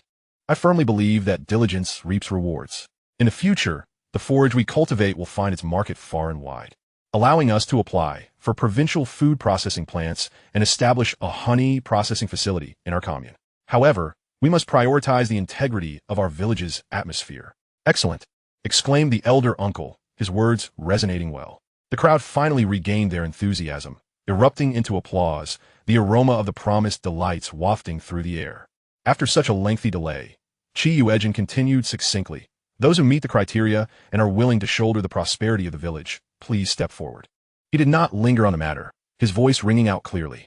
Instantly, numerous young men and even young women approached, over 40 in total, half of whom were educated youth. However, Ding Jiuwei tugged at Sheng Huachu's sleeve and whispered, Chicha, what do you think she, the educated youth, means by suggesting we go to Reoxian to learn beekeeping at this juncture? The land hasn't even been fully cultivated. Do they expect us to study for a month or two? Sheng Huachu immediately recalled the upcoming teacher recruitment examination at the commune school in less than a month and hurriedly pulled Dai Mingyuan and Ke Mao back. It's a scheme, an absolute conspiracy aimed at diminishing our competitive edge for the recruitment. They had almost been blinded by the enticing prospects Yuejin had painted, thinking that learning beekeeping would enhance their records and give them an edge when vying for student spots at the worker-peasant-soldier university. She cast a frosty glance at Bai Sihen, who had not made it into the crowd. In the past, Bai Sihen's gaze would have lingered on familiar faces, but now, her lips curved with a smile, her eyes sparkling as she looked at Yuejin, radiating pride akin to Zhang Zinan. Sheng Huachu twisted her neck to the point of discomfort, and when Bai Sihen's gaze swept toward her, she silently mouthed, Despicable.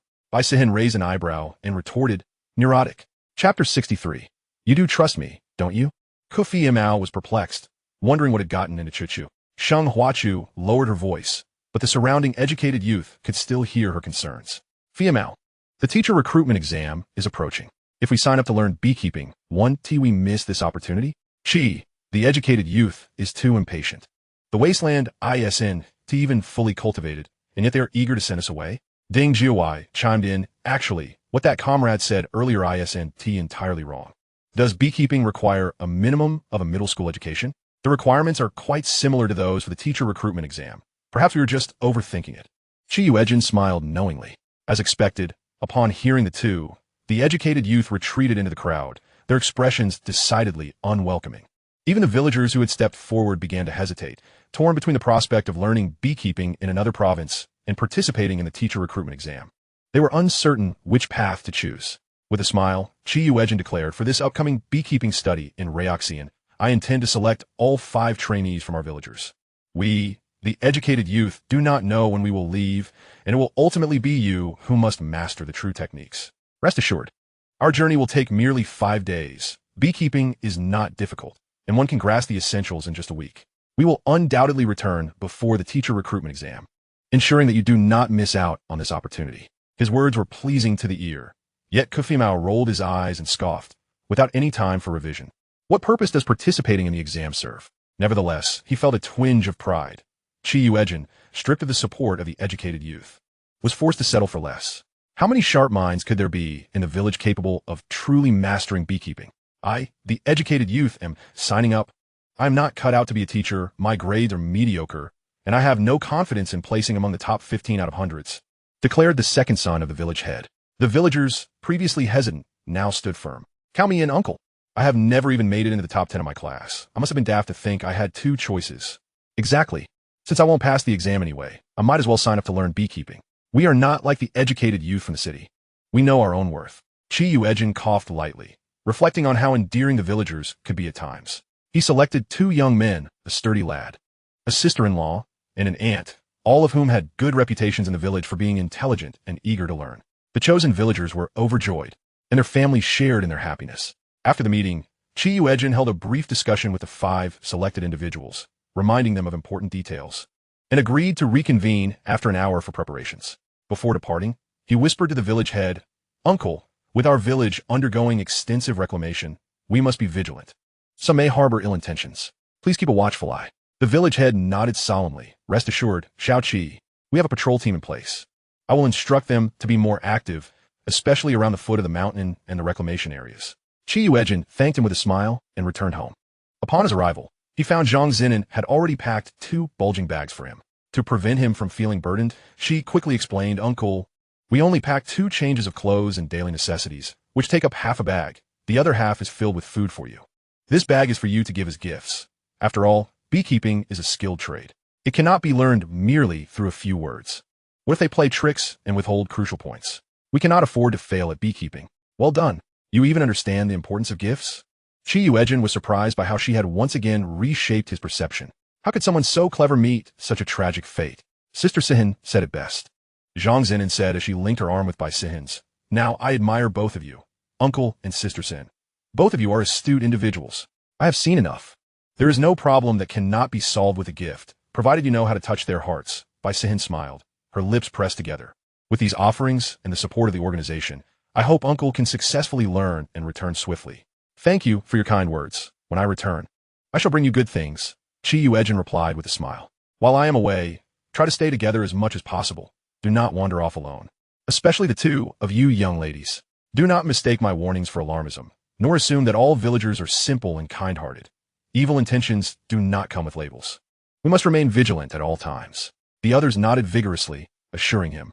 Yuejin spoke until his throat was dry, then shouldered a bag while carrying another as he made his way to the team assembly. Surprisingly, Zhong drove a tractor to transport them to the county town.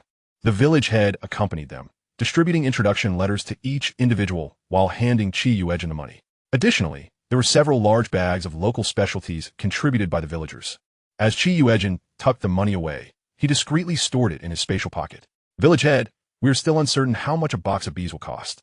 The commune has allocated 500 yuan, which seems substantial, yet it may not purchase many bees. I do have some funds." Yuejin's statement trailed off, but the village head understood his implication. If it were merely small-scale farming, as long as it was not excessive, no one would bother them, much like raising chickens and ducks at home. However, livestock like pigs, which could yield a couple of hundred yuan annually, would likely require a significant portion of that to be surrendered. In the 1970s, honey was a prized commodity, fetching 7 yuan per pound at the supply and marketing cooperative, with a purchase price likely around 3 to 4 yuan. A box of black bees could produce 50 to 70 pounds annually. Indeed, it seems half of the honey production from a box of bees would need to be surrendered. "Uncle, I recently helped resolve a problem at the city machinery factory and received a bonus. You see, this money is intended for the purchase of bees for the village. If we fail to sustain the bees, then this sum will have been squandered in vain. If we successfully rear the bees, the honey we produce will be of commendable quality." Yuejin hesitantly inquired. The village chief, still somewhat unfamiliar with the concept of such a bonus, estimated it to be merely a couple of hundred at most, and, after a moment of contemplation, he remarked, "Since beekeeping entails personal risk, and the bees will ultimately belong to the collective, we can adhere to the rules of land reclamation. The yield from the first year will belong to the individual, while subsequent yields shall be for the collective, with individuals able to exchange their contributions for rewards. Is there a limit to the number of bees we can purchase? Will the commune approve?" Yuejin's heart trembled at the recollection of his former wealth, still unsettled by the present circumstances. "It should be fine. I will discuss it with Secretary Liang upon my return and strive to provide you with a definitive answer soon." The village chief nodded, smiling reassuringly. "Rest assured, The organization will certainly not neglect any citizen wholeheartedly devoted to the nation. Bai Sihen, with a flicker of her eyes, turned her back and, taking advantage of Zhang Xinin's concealment, discreetly retrieved a handkerchief containing money from her bosom. She extracted 10 yuan, carefully rewrapped the handkerchief, and slipped it into Qi Yuejin's hand. "Uncle, please use this to purchase some bees for me." Qi Yuejin instinctively tightened his grip on the handkerchief, his fingers brushing against her soft palm. A rush of warmth surged to his ears, and he cleared his throat. "You place quite a bit of trust in me." Chapter 64. I wouldn't dare to do this even in my dreams. Bai Sihen smiled, her lips pressed together. "If Uncle can secure 3 tractors for the village, I believe you can also lead the villagers to prosperity with just a few humble bees. I aspire to be the pioneer. If we succeed, this money could at least double. If we fail, I can always earn my contributions honestly. At least I won't go hungry." Qi Yuejin raised an eyebrow and nodded. "You may be young, but your audacity and determination are remarkable. Very well, since you trust your uncle so much, I shall take care of it." Before he could finish his sentence, Zhang Xinan, Ji Ziguo, and Zhong Yuran all produced their rural subsidies, leaving only a small amount for themselves to hand over to him. They had kept this money close to them, fearful of it being taken. Little did they expect it to come in handy at this moment.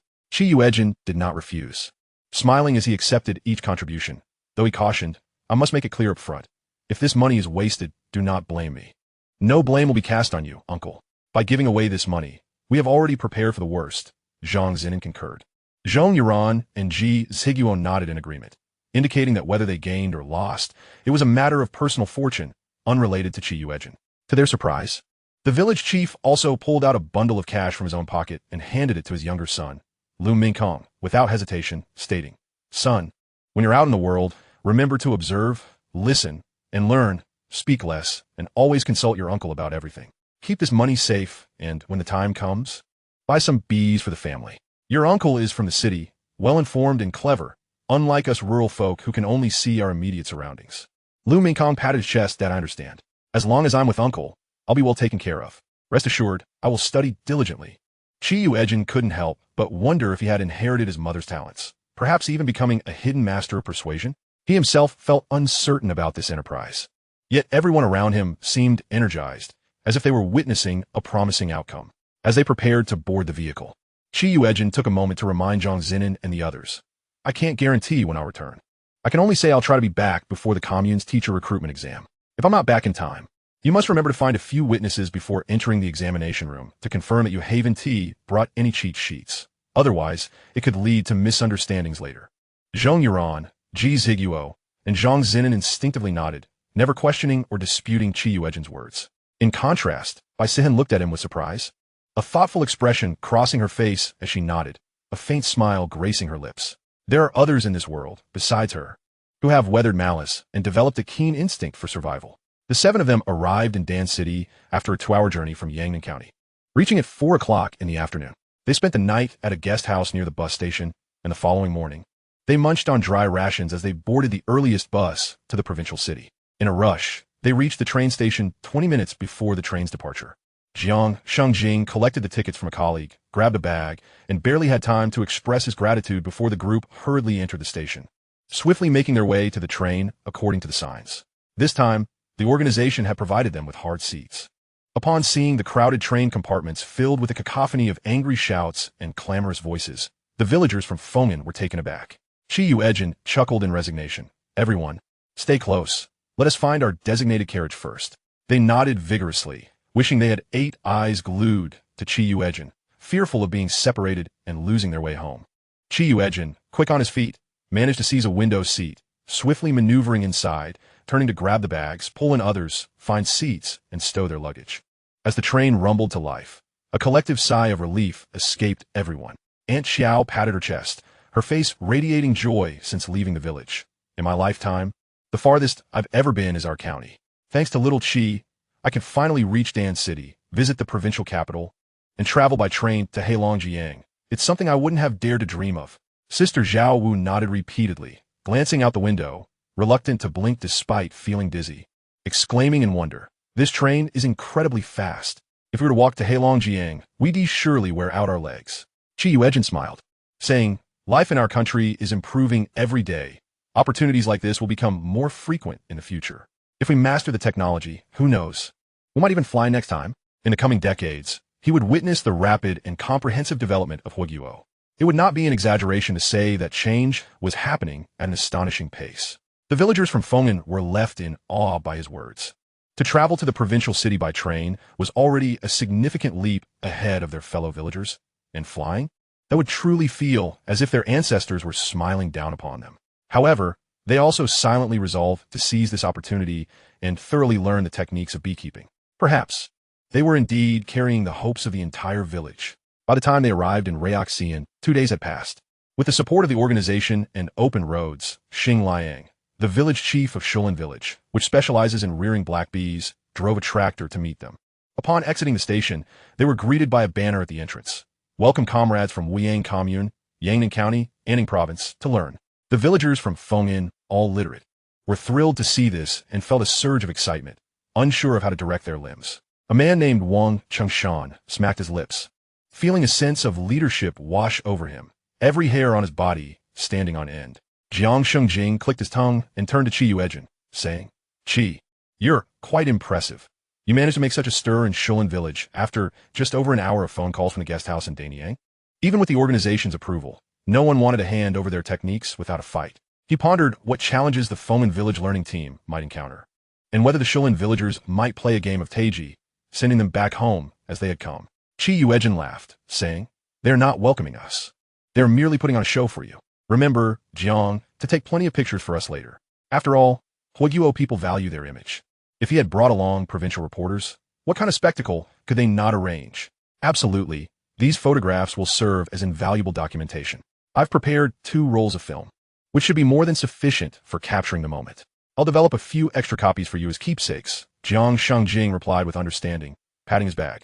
Qi Yuejin, with a friendly arm draped over Jiang Shengjing's shoulder, strode forward confidently until he reached Xing Liang, extending his hand with utmost warmth and sincerity.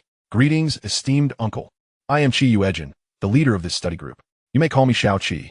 I'm immensely grateful for the formal reception you have arranged for us." Xing Liang momentarily appeared taken aback, surprised by the youthfulness of the team leader. Out of the corner of his eye, he noticed Jiang Shengjing with a camera, and his smile radiated warmth as he replied, "Comrade Qi, it is a pleasure to meet you. I am Xing Liang, the village head of Shanglin. You have all had quite the journey." The two engaged in an enthusiastic exchange, lavishing compliments upon one another. Qi Yuejin praised Xing Liang's reputation for beekeeping that had spread throughout the Northeast, while Xing Liang commended Qi's youthful ambition and knowledge. The conversation flowed with mutual flattery, each party extolling the other's virtues until Jiang Shengjing interjected with a grin, as the saying goes, like attracts like. It is clear that both comrades have struck a chord with one another, and I believe our forthcoming learning and collaboration will be exceedingly enjoyable. Shall we capture this moment with a photograph at the entrance? Indeed, indeed. The lighting here is poor. Let us head to the station's entrance, responded Xing Liang. Our village head specifically instructed us to learn the art of beekeeping diligently, as every villager in Shanglin is our teacher. We must express our gratitude and treat our 2 villages as relatives. From now on, you shall be my dear uncle, Qi Yuejin exclaimed, already leading village head Xing toward the exit. Lu Mingkong stepped forward, bowing slightly. "If uncle recognizes you as family, then you are my great uncle as well." "Ah, the art of kinship is indeed a fine one," chimed in Aunt Xiao and Wang Qingshan, addressing village head Xing as brother, while Zhao and the young man, namely Hongliang, followed suit, calling him uncle. Qi Yuejin reclaimed the conversation, smiling at the slightly bewildered village head Xing. "Uncle, although I am young, my lineage is significant. Otherwise, our village head and the villagers would not trust me to lead such an important economic exchange and learning activity. Journalist Jiang, do remember to capture the banner in your photographs. Our uncle is a man of action, genuinely warm-hearted. This organization is in need of such talent." Encouraged by the crowd, village head Xing found himself swept up in the moment, eager to give his all. Positioning him in the center, 2 female comrades stood in front, while others gathered closely for the shot. Xing Liang stood tall, having seen the world through his engagements with commune and county leaders, though he nearly elevated his chin to meet his nose. The villagers, however, were unaccustomed to being photographed, each blinking nervously and swallowing hard, their expressions stiff and bodies trembling, battling the instinct to flee. "Comrades, is our motherland beautiful?" Qi Yuejin called out. "Indeed," they responded. "Is our hearts sweet?" "Sweet. Shall we have a taste of honey?" "Yes." After a few rousing calls, the atmosphere lightened, and their radiant smiles were immortalized by Jiang Shenjing's camera. Upon arrival at Shanglin village, Yuejin was pleasantly surprised to discover a welcome celebration in their honor, complete with performances featuring the suana, erhu, gongs, and cymbals, along with yanga dances and stilt walking, creating an atmosphere as festive as the new year. With a mere glance, Yuejin prompted Jiang Shenjing to feign taking photographs. Although he only captured a few significant moments while leaving the rest without film, merely performing for the crowd, the villagers remained unaware. Preoccupied with the notion of appearing in the paper, their joy palpable as they danced with genuine emotion. Yuejin began to distribute various fruit candies from his pockets to the children who had gathered around, alongside small packets of fried dough sent by family. Though the treats were few, his generous demeanor conveyed a sense of openness and humility. His pleasant appearance endeared him to the villagers, leaving a positive impression upon all who laid eyes on him. Once inside the village headquarters, Yuejin and Xing Liang enjoyed a brief tea time before broaching serious matters. Xiao Qi, we have received directives from the organization to fully cooperate with your needs and share our beekeeping expertise. As fellow countrymen, we ought to assist one another. However, we lack formal education. While we can successfully tend to our bees, we may not be adept at teaching apprentices. Do you have a learning plan in mind? Beekeeping is no simple task. Even in our village, not every household keeps bees, so it requires careful consideration. Xing Liang spoke from the heart. They were not opposed to aiding the villagers of Fengyan in developing their beekeeping endeavors, yet they understood the complexities and risks involved in such an enterprise, which could lead to significant losses. Yuejin smiled. Uncle, we are well aware of your concerns. Would it be possible for each of us to have 3 skilled teachers? Each teacher can impart different methods and nuances, facilitating our swift acquisition of knowledge and skills without overly taxing their time. Rest assured, the organization has provided us with support, and we are not ungrateful. We have prepared tuition fees. We have traveled a great distance, filled with sincerity, eager to contribute to our motherland's development in our own way. The decision to pursue beekeeping emerged from discussions among our village officials and the commune. Our intention is to learn the techniques well, gradually explore with the bees we acquire, and accept the outcomes, whether successful or not. Lu Mingkong, catching Yuejin's gaze, swiftly placed 2 heavy bags onto the table, smiling earnestly as he pointed to them and the several other bags on the floor. Uncle, these, along with those, are the tuition fees prepared by our villagers. While the contents may not have been precious, and Shanglin village did not lack such items, they represented the villagers' utmost sincerity. Simply observing their effort in carrying such heavy bags underscored their genuine nature. Xing Liang beamed with satisfaction. Very well, we will follow Xiao Qi's suggestion. I will find 18 of the most experienced beekeepers in the village to guide you. As for how much you learn, that will depend on your own abilities. With that, he activated the loudspeaker, calling out the names of the 18 villagers in one breath. He also noted that Fomin village had 2 female comrades and deliberately arranged for 6 female teachers. Before long, villagers began to arrive. Not only those selected to teach, but also many curious onlookers. Xing Liang did not shy away from mentioning the apprentices, reassuring them. These comrades have come from Anning province, quite a distance away. They are here at the organization's behest to learn from us. You are all seasoned beekeepers in our village. Surely, you wish to contribute to our motherland's development through our collective efforts? The opportunity has arisen. Let us impart our knowledge and elevate the beekeeping industry, fulfilling the mission entrusted to us. Do you have the confidence to mentor these apprentices? The beekeepers chosen by Xing Liang were not only experienced but also possessed commendable character, integrity, and a sense of honor and responsibility. Hearing his impassioned speech, they nodded enthusiastically, pledging to take their roles seriously. Observing that arrangements were in place, Yuejin produced 2 flasks of liquor from his bag, requested drinking vessels from the villagers, and, along with 5 villagers from Fengyan, knelt to pour the liquor, offering a heartfelt toast. Before their arrival, he had learned of the village's simple customs, untouched by the chaotic influences from outside, where people held traditional values, formed strong bonds, and deeply respected craftsmen. The ceremonial act of paying homage to one's master is a profound expression of respect and sincerity, an attitude that cannot be dismissed lightly. Moreover, during the festive season, it is customary for the younger generation to bow in reverence to their elders. Human nature is inherently self-serving. It is only by formalizing this relationship that the masters will invest more care and attention in their disciples. As the saying goes, once a teacher, forever a father. We are indeed fortunate to have the opportunity to learn from a dozen masters through the organization's arrangements.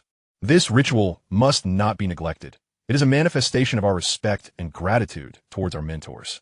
The significance of this moment was palpable, leaving the villagers of Xylan stunned, prompting them to rush forward to assist Yuejin and his companions.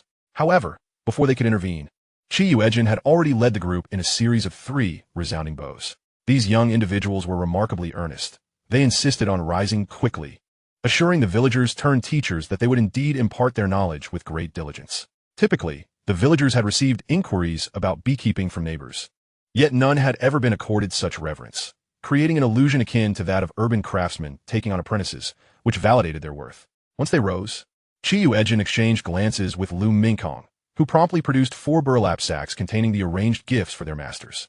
Each sack contained identical offerings: 20 salted duck eggs, a 10-pound piece of cured meat, 5 pounds of bean oil, 10 pounds of dried mushrooms, 2 smoked wild rabbits, and a coarse cloth bedsheet, totaling over 30 pounds. As Yuejin presented these gifts, he was deeply touched by the villagers' unity, who had quietly gathered such a substantial collection in a little over an hour. At that moment, he felt the weight of responsibility pressing upon his shoulders. "Was this?" he questioned. "We will certainly fulfill the tasks assigned by the organization with utmost dedication. We cannot accept these gifts. What would that make us?" A sturdy villager shook his head vigorously. While 1/3 of the families in their village kept bees, each household only managed a few hives, resulting in an insufficient honey yield. They often spent half their time transporting hives from place to place. After a year of hard work, half of their yield was given to the community, leaving them with profits comparable to raising 2 or 3 pigs at home, slightly better than the villager from other areas, but not by much. "This is entirely different. Please accept it, masters. At worst, you could provide us with a bit more guidance." Yuejin smiled as he turned to Xingliang. "Uncle, you should also help persuade them. We are not merely exchanging pleasantries. This is a sincere offering from hundreds of families in the village." Xingliang nodded with a warm smile. "All right then, accept these gifts. This is a fitting tribute for your apprenticeship. With the bond of master and disciple established, you cannot teach indiscriminately. You must nurture your apprentices." With the village chief's endorsement, the villagers accepted the gifts with genuine smiles, inviting Yuejin and his group to dine at their homes. However, they were accommodated in 3 guest rooms at the brigade headquarters, with the village chief's 2 daughters-in-law assisting in preparing meals, allocated based on the monthly grain quota for 6 individuals from the urban household registration. Having expressed gratitude for the villagers' hospitality, and with the evening growing late, they finalized the teaching schedule with the 3 masters before settling into their quarters. As night gradually enveloped the village, Yuejin, carrying his belongings, sought out the village chief's home according to his inquiries. "Little Chi has arrived. Come, sit down, and share a few drinks with me." Xingliang cheerfully instructed his wife to stir-fry a couple of dishes while calling for his eldest grandson to fetch some liquor. Yuejin smiled, his lips curling upward. This time, he refrained from formality. After greeting everyone, he handed the items he brought to the village chief's wife. "Auntie, I was unsure of what to bring on my first visit. Please don't find it lacking. I promised Uncle that we are now family. And what kind of family visits empty-handed? Otherwise, I would feel unwelcome in your home." Yuejin chuckled. Aunt Xing, seeing her husband nod, accepted the offerings enthusiastically, saying, "All right, I want tea stand on ceremony. Sit down quickly. I'll go fry some peanuts, and you 2 can chat." As she headed to the kitchen, her 3 daughters-in-law followed, whispering to one another, "Mom, what did Comrade Chi bring?" Aunt Xing shot them an exasperated glance. "You're all mothers now. Why can't you act more mature?" To which they cheerfully replied, "Isn't it because Mom treats us like daughters?" Even Aunt Xing was curious. As one of the 6 female masters, she had witnessed the generous offerings prepared by the villagers of Feng, and now, as she opened the burlap sack, she gasped at the luxurious contents. 2 packs of premium cigarettes, 2 bottles of liquor, a pound of tea leaves, a can of malted milk, 2 bags of powdered milk, 2 cans of mandarin oranges, 2 cans of pears, a pack of white rabbit milk candies, and a pack of fruit hard candies. This could be considered a top-tier gift even in the city. Hastily, Aunt Xing sealed the sack and instructed her daughters-in-law not to touch it. Then she called the village chief into the main room to show him the contents. Upon seeing the offerings, the village chief couldn't help but click his tongue. Once accepted, there was no turning back. He felt a pang of anxiety, fearing Yuejin might request something difficult to fulfill. When he returned to his seat, he appeared somewhat distracted, unsure of how to broach the subject with Yuejin. With a smile, Yuejin took the initiative to speak softly. "Uncle, please don't feel burdened. We have genuinely come to learn beekeeping techniques, and additionally, to purchase a batch of bees to take back with us." He detailed his intentions regarding the bees and the regulations set by the commune. "While we are learning, we would appreciate your assistance in selecting the bees, so we can determine how many we can afford." This is crucial for developing this side business upon our return. Hearing this, Xing Liang felt a weight lift from his chest, smiling as he invited Yuejin to drink and eat, secretly resolving to assist him in selecting the best bees and negotiating a fair price. Just as they were enjoying their meal, a commotion erupted outside. Xing Liang's expression shifted, and he apologized to Yuejin before donning his coat and grabbing a flashlight to head out. Aunt Xing opened the door to welcome a group of villagers, who anxiously exclaimed, "Village chief, my children, Erdin and Hutu, went to play in the mountains, and Haven T returned yet. These mischievous kids have been warned repeatedly not to venture deep into the forest, yet they ignored all caution. I heard wolves howling in the mountains earlier. I fear those unfortunate children might have encountered a pack." Chapter 67. The flashlight nearly slipped from his grasp. Xing Liang's face darkened. "Have you searched elsewhere? Are you certain they Haven T come down after going up the mountain?" "We searched everywhere. Someone saw them going up and warned them not to go too deep. But now they Haven T returned." A man with a grim expression rubbed his face, his eyes red with worry. "Village chief, please gather some people. We need to search the mountains for the children. I fear it may be too late, and we might not find them again." The parents of the children were tearful, wishing they could kneel and beg for help. Xing Liang nodded, gazing at the mountains merging with the night sky. With the weather warming, the dangers in the mountains were already significant. They dared not form a search party during the day, let alone at night. However, they could not simply ignore the fact that the children had gone up the mountain. "Old Zhang, go to the village and ring the gong," calling on the villagers to send one able-bodied person from each household to gather at the base of the mountain. "We'll form groups of 20 to search and rescue." The village chief immediately instructed, while he quickly made his way down to the mountain base with a group carrying a shotgun. Yuejin pursed his lips and followed closely behind. "Uncle, I heard some children went missing in the mountains." Lu Mingkong and the others, having heard the commotion, emerged and followed Yuejin. "Yes, you all head back. I'll go take a look." Yuejin nodded. He could manage his own safety, but could not gamble with others' lives. "Uncle, I'll go with you. Back home. I participated in the village hunts every year with my dad," Lu Mingkong declared earnestly. "Moreover, I, Li Hongliang, thumped my chest, proclaiming that during hunting seasons, I have always been the village's stalwart, consistently the one who brings home the most game. As the captain of the hunting team, though we may be unfamiliar with this area, there are many villagers ascending the mountain in search of the children. We shall lend our numbers to bolster their courage. How could we remain idle?" Wang Chengshan nodded earnestly in agreement. Unexpectedly, Yuejin found himself fortunate, as the villagers he had chosen based on vague recollections turned out to be proficient hunters. Aunt Xiao handed over a satchel filled with water bottles and provisions, meant to replenish the children's strength once they are found. "I shall accompany you," Jiang Shengjing declared resolutely. "As a journalist, I have traversed many places. Perhaps I can be of assistance." "Very well. Let us proceed together." Aunt Xiao and Sister Zhao Yuzhao ensured the doors and windows were secured. Yuejin felt warmth in his heart, recalling how the villagers of Fomin Village had willingly ventured up the mountain to search for him when he had once lost his way. "Do not worry about us. Take care as you ascend." Sister Zhao Yuzhao nodded affirmatively. Having escorted the two women back to the main base, they promptly joined the villagers' search and rescue team. The route taken by the children up the mountain was divided into 3 paths for the search. The night was as dark as ink, making it perilous to carry torches in the woods. The kerosene lamps they held illuminated only a limited area, and they had to be cautious to prevent sparks from igniting a fire. There were few households in the village with flashlights. Only the village chief, the party secretary, and 2 other villagers possessed them. Seizing the moment while escorting the 2 women, Yuejin feigned retrieving 2 flashlights and a pack of batteries from his bag, which, along with Jiang Shenjing's, totaled 8 flashlights. Distributing 2 or 3 in each direction, they had one to lead the way and another to illuminate the path for those behind, significantly hastening their progress. "Erdan, where are you?" "How you two?" "Erdan, Chu Eishi," they called out, responding as they heard. The villagers could not shout continuously. They called out loudly a few times, then paused to listen for any sounds. The mountain was eerily silent at night. The children, being young, could not have ventured far. They followed the usual paths where people ascended the mountain, but after an hour, there was still no sign of the children. This indicated that either the children had encountered danger, or there were blind spots in their search. Otherwise, the children would surely respond to their calls.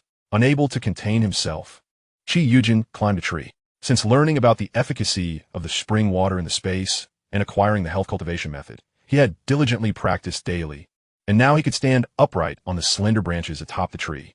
The trees on the mountain were tall and robust. From his vantage point, He could survey much of the mountain.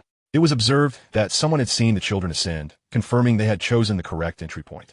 He noted the positions of the other two teams and faintly heard shouts from a neighboring group. In other words, given their pace, the entire mountain must have heard their voices. Was it the children who could not respond at this moment? He slowly illuminated each area with his flashlight, occasionally switching to the strobe mode, and suddenly he noticed a tree shaking violently. Yuejin's heart raced, his hand trembling as he pressed the red button on the flashlight repeatedly. Indeed, after a brief pause, the tree continued to sway. "Uncle, there's a response at that location. Let us investigate, whether it be a beast colliding with the tree or the children shaking it. We must check it out," Yuejin urged, his flashlight unwavering. The group below hesitated. They had traveled far enough, and the children, no matter how mischievous, could not have ventured this deep into the woods. Perhaps they had gone elsewhere? Yuejin understood their concerns and urgently insisted, "Uncle, let us split into two groups. I will remain here, and we will signal any developments with a flashing flashlight." One group continued along the original path, while the other moved toward the location of the disturbance. He was almost certain that the children were there, but without visual confirmation, further words would prove futile. Fearing that great hope could lead to great disappointment, he remained silent. "I believe Comrade Chi is correct. We have not searched that area, and it is downwind. The children have been in the mountains for 7 to 8 hours. With the temperature dropping, they likely have little strength left." The team leader nodded in agreement. Immediately, the group divided into two, with a small team continuing the original search while the other followed Yuejin's beam of light, inching toward the almost untouched route. Yuejin pressed the red button every 2 minutes to ensure the villagers did not stray from their course. After approximately 10 minutes, the villagers approached the area where the tree had been swaying. However, Yuejin noticed the rapidly flashing light and hurriedly sent a distress signal to the other group before swiftly descending the tree to chase after the departing villagers.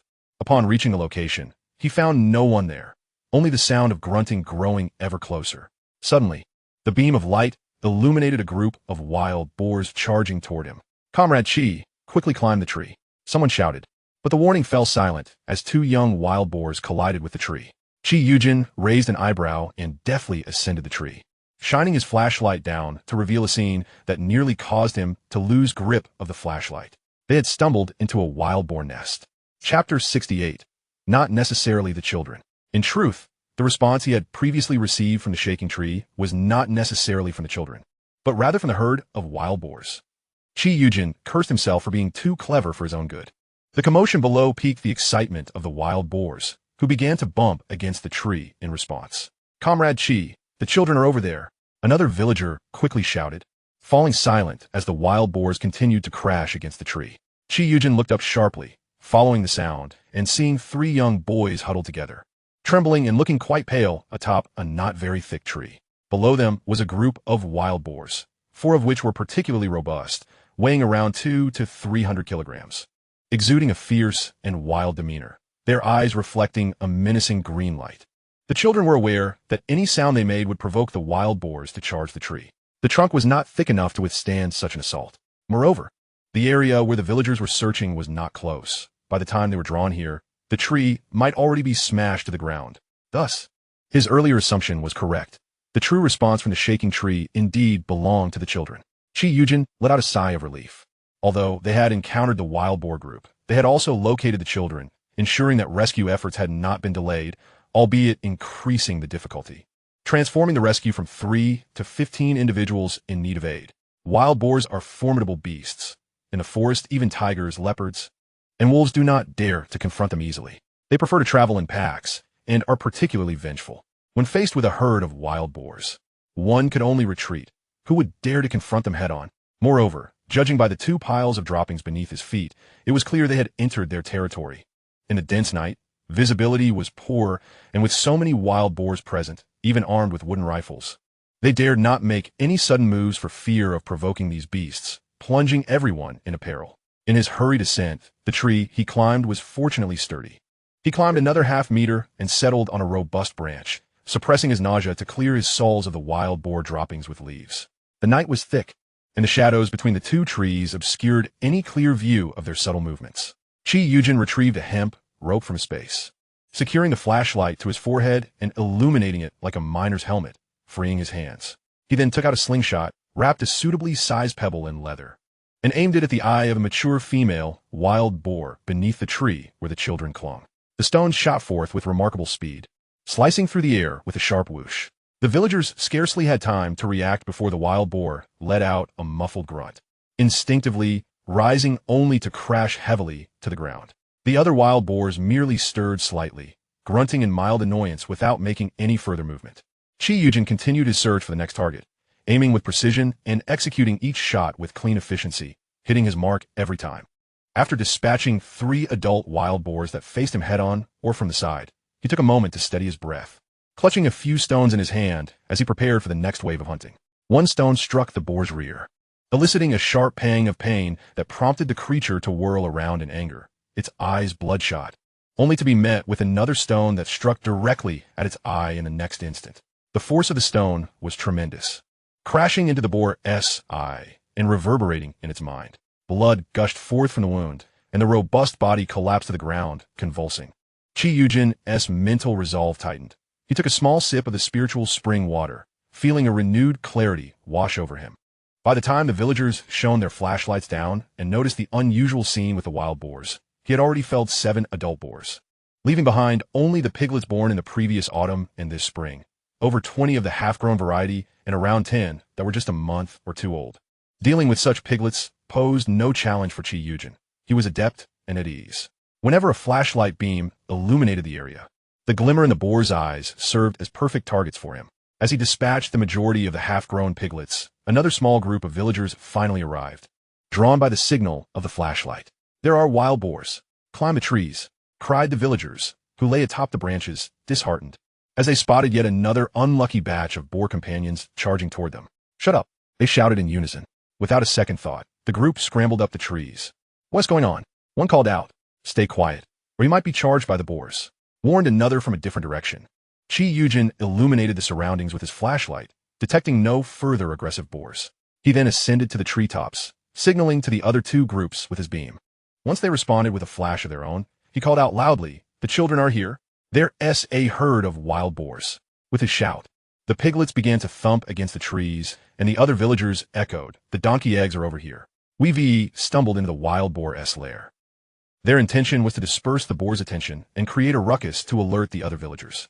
As the 2 groups started to retrace their steps and approach, Yuejin continued to serve as a guiding light, occasionally flickering the flashlight.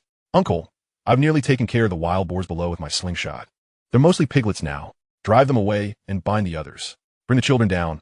I have water and food here. Once the other villagers arrive, we can quickly carry the wild boars down the mountain." The villagers hesitated, incredulous, but then shone their flashlights down and indeed found the wild boars sprawled on the ground. One bold villager snapped a branch and swung it at the boars, yet they remained undeterred. One young man slid down the trunk, brandishing a branch and striking at the piglets. The little wild boars, frightened, burrowed close to the larger boars. The onlookers held their breath. The young man's palms grew sweaty, yet he pressed forward, poking the large boar's backside. It did not stir, appearing as if it were in a deep slumber. He tiptoed closer under the beam of light, noticing that one of the boar's eyes was still gushing blood. "Is it really dead?" Overcome with both shock and joy, he proceeded to check the other adult boars, discovering that each one had suffered damage to its eyes. The other villagers descended, as if in a dream, marveling at how the newcomer, had so adeptly dispatched the herd with nothing but a slingshot. The boars were still alive, albeit immobile. One villager, after a thorough inspection, cheerfully remarked, "This one is alive too. If we move quickly, we might be able to drain the blood for flavor."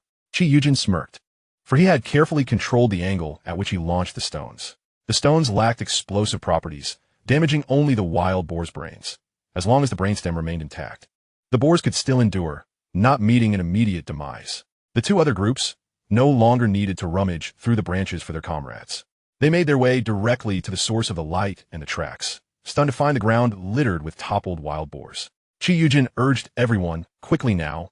Folks, the scent of blood will attract other beasts." The village head, Xing Liang, hastily rallied everyone to carry the wild boars down the mountain. The 3 little ones had been trapped atop the mountain for quite some time. Now, having sipped some water and eaten, they each dozed off on their father's backs. Yuejin, not surprised to feel the spiritual spring water in his space, let it drip down a few more times. It seemed he had not only saved the 3 children, but perhaps Without his involvement, some villagers might have suffered injuries in their struggle against the wild boars. In total, they harvested 7 wild boars weighing between 2 to 300 kilograms, along with 17 half-grown piglets over 100 pounds and 5 smaller piglets weighing 30 to 50 pounds. As they reached the foot of the mountain, nearly half the villagers were waiting with torches. They're back. When the villagers saw the lights drawing nearer, they hurried forward to greet them. The villagers from the mountain, carrying the wild boars, called out excitedly from afar, "Quick, take the wild boars. I'm exhausted. Call Zhao Dachin to slaughter the pigs." This bunch of kids is so reckless, venturing into the wild boar's den and leading us into trouble. Thankfully, little Chi is skilled with the slingshot. Otherwise, we would have had to wait until dawn to confront the herd. Indeed, you have no idea. There are dozens of wild boars in that herd. Even with our weapons, we would have surely suffered heavy casualties. The entire village of Shanglin remained awake that night, with villagers of all ages flocking to the drying ground to boil water and butcher the pigs. The villagers from Feng'an were generous, having paid such a hefty price for their education. After draining the blood and weighing each pig, the village accountant announced the total weight of the wild boars, sending the villagers into a frenzy of joy. Over 2,700 kilograms of wild boar, albeit in their unprocessed state, with a meat yield of about 60%, and half of it to be shared, would still leave them with over 800 kilograms, with around 100 households in their village. That meant each person would receive a kilogram, nearly enough to rival the feast of the new year. Thus, Yuejin became the beloved uncle to the young men and maidens, and the children sweetly called him Uncle Chi. As the saying goes, where there's milk, there's a mother, where there's meat, there's an uncle from the family. The 3 households, bringing heavy gifts, bowed in gratitude to Yuejin. "Uncle, had it not been for you, these unfortunate children might have become the wild boar snacks, and we wouldn't have found even their bones." As she spoke, one woman twisted her child's ear in frustration, causing him to yelp. Yuejin chuckled, waving his hand to steady them. "They say 3 cobblers can outsmart Zhuge. Without me, the villagers' eagerness to rescue would surely have led them to find the children as well. The kids are clever. This fright will surely be a lesson for them. Comfort them well when you return, treat them as something nice, and let them sleep." He did not accept their gifts, suggesting instead, "If you truly wish to thank me, when we successfully learn beekeeping and depart, perhaps you could help us procure some bees? On the condition that we purchase them, of course." Seeing his insistence, the villagers were deeply moved and agreed. With the enthusiastic assistance of the Feng'an villagers in searching for the children and hunting down a herd of wild boars, the villagers of Shanglin extended their warm hospitality. The masters teaching the 6 individuals about beekeeping were eager to impart all their knowledge, sharing every detail, and not just them. Other beekeepers also offered insights on successful honey production. Those who had not engaged in beekeeping sought guidance from relatives and then returned to learn from Yuejin and his companions. During the day, they immersed themselves in study, while the evenings were dedicated to exchanging insights, filling in gaps in their knowledge, and their learning progressed rapidly and solidly. In the initial 3 days, their focus was on the essentials of beekeeping and observational learning. The subsequent days were devoted to hands-on practice, with little to occupy his mornings and evenings. Yuejin would shoulder a bamboo basket and venture into the mountains for hunting. He deceitfully claimed to the villagers that his childhood mischief involved using a slingshot to shoot sparrows, which honed his aim. Aware of his capabilities, the villagers would often offer him additional words of caution whenever they encountered him. In reality, Yuejin was foraging for medicinal herbs. His light-footedness, still in its nascent stages of practice, allowed him to traverse the terrain at double his usual speed, his steps light and fatigue absent. Once out of sight, he honed in on a direction, utilizing his lightness of foot to follow well-trodden paths deeper into the wilderness. He searched for the conditions favored by ginseng and reishi mushrooms, venturing into areas sparsely populated where hunters dared not tread, ensuring that the precious herbs remained untapped. Suddenly, he was enveloped by a sensation reminiscent of entering a steam room, a captivating allure drawing him closer. Following this instinct, he discerned a cluster of ginseng leaves just 5 steps away, their palmate compound leaves on long petioles.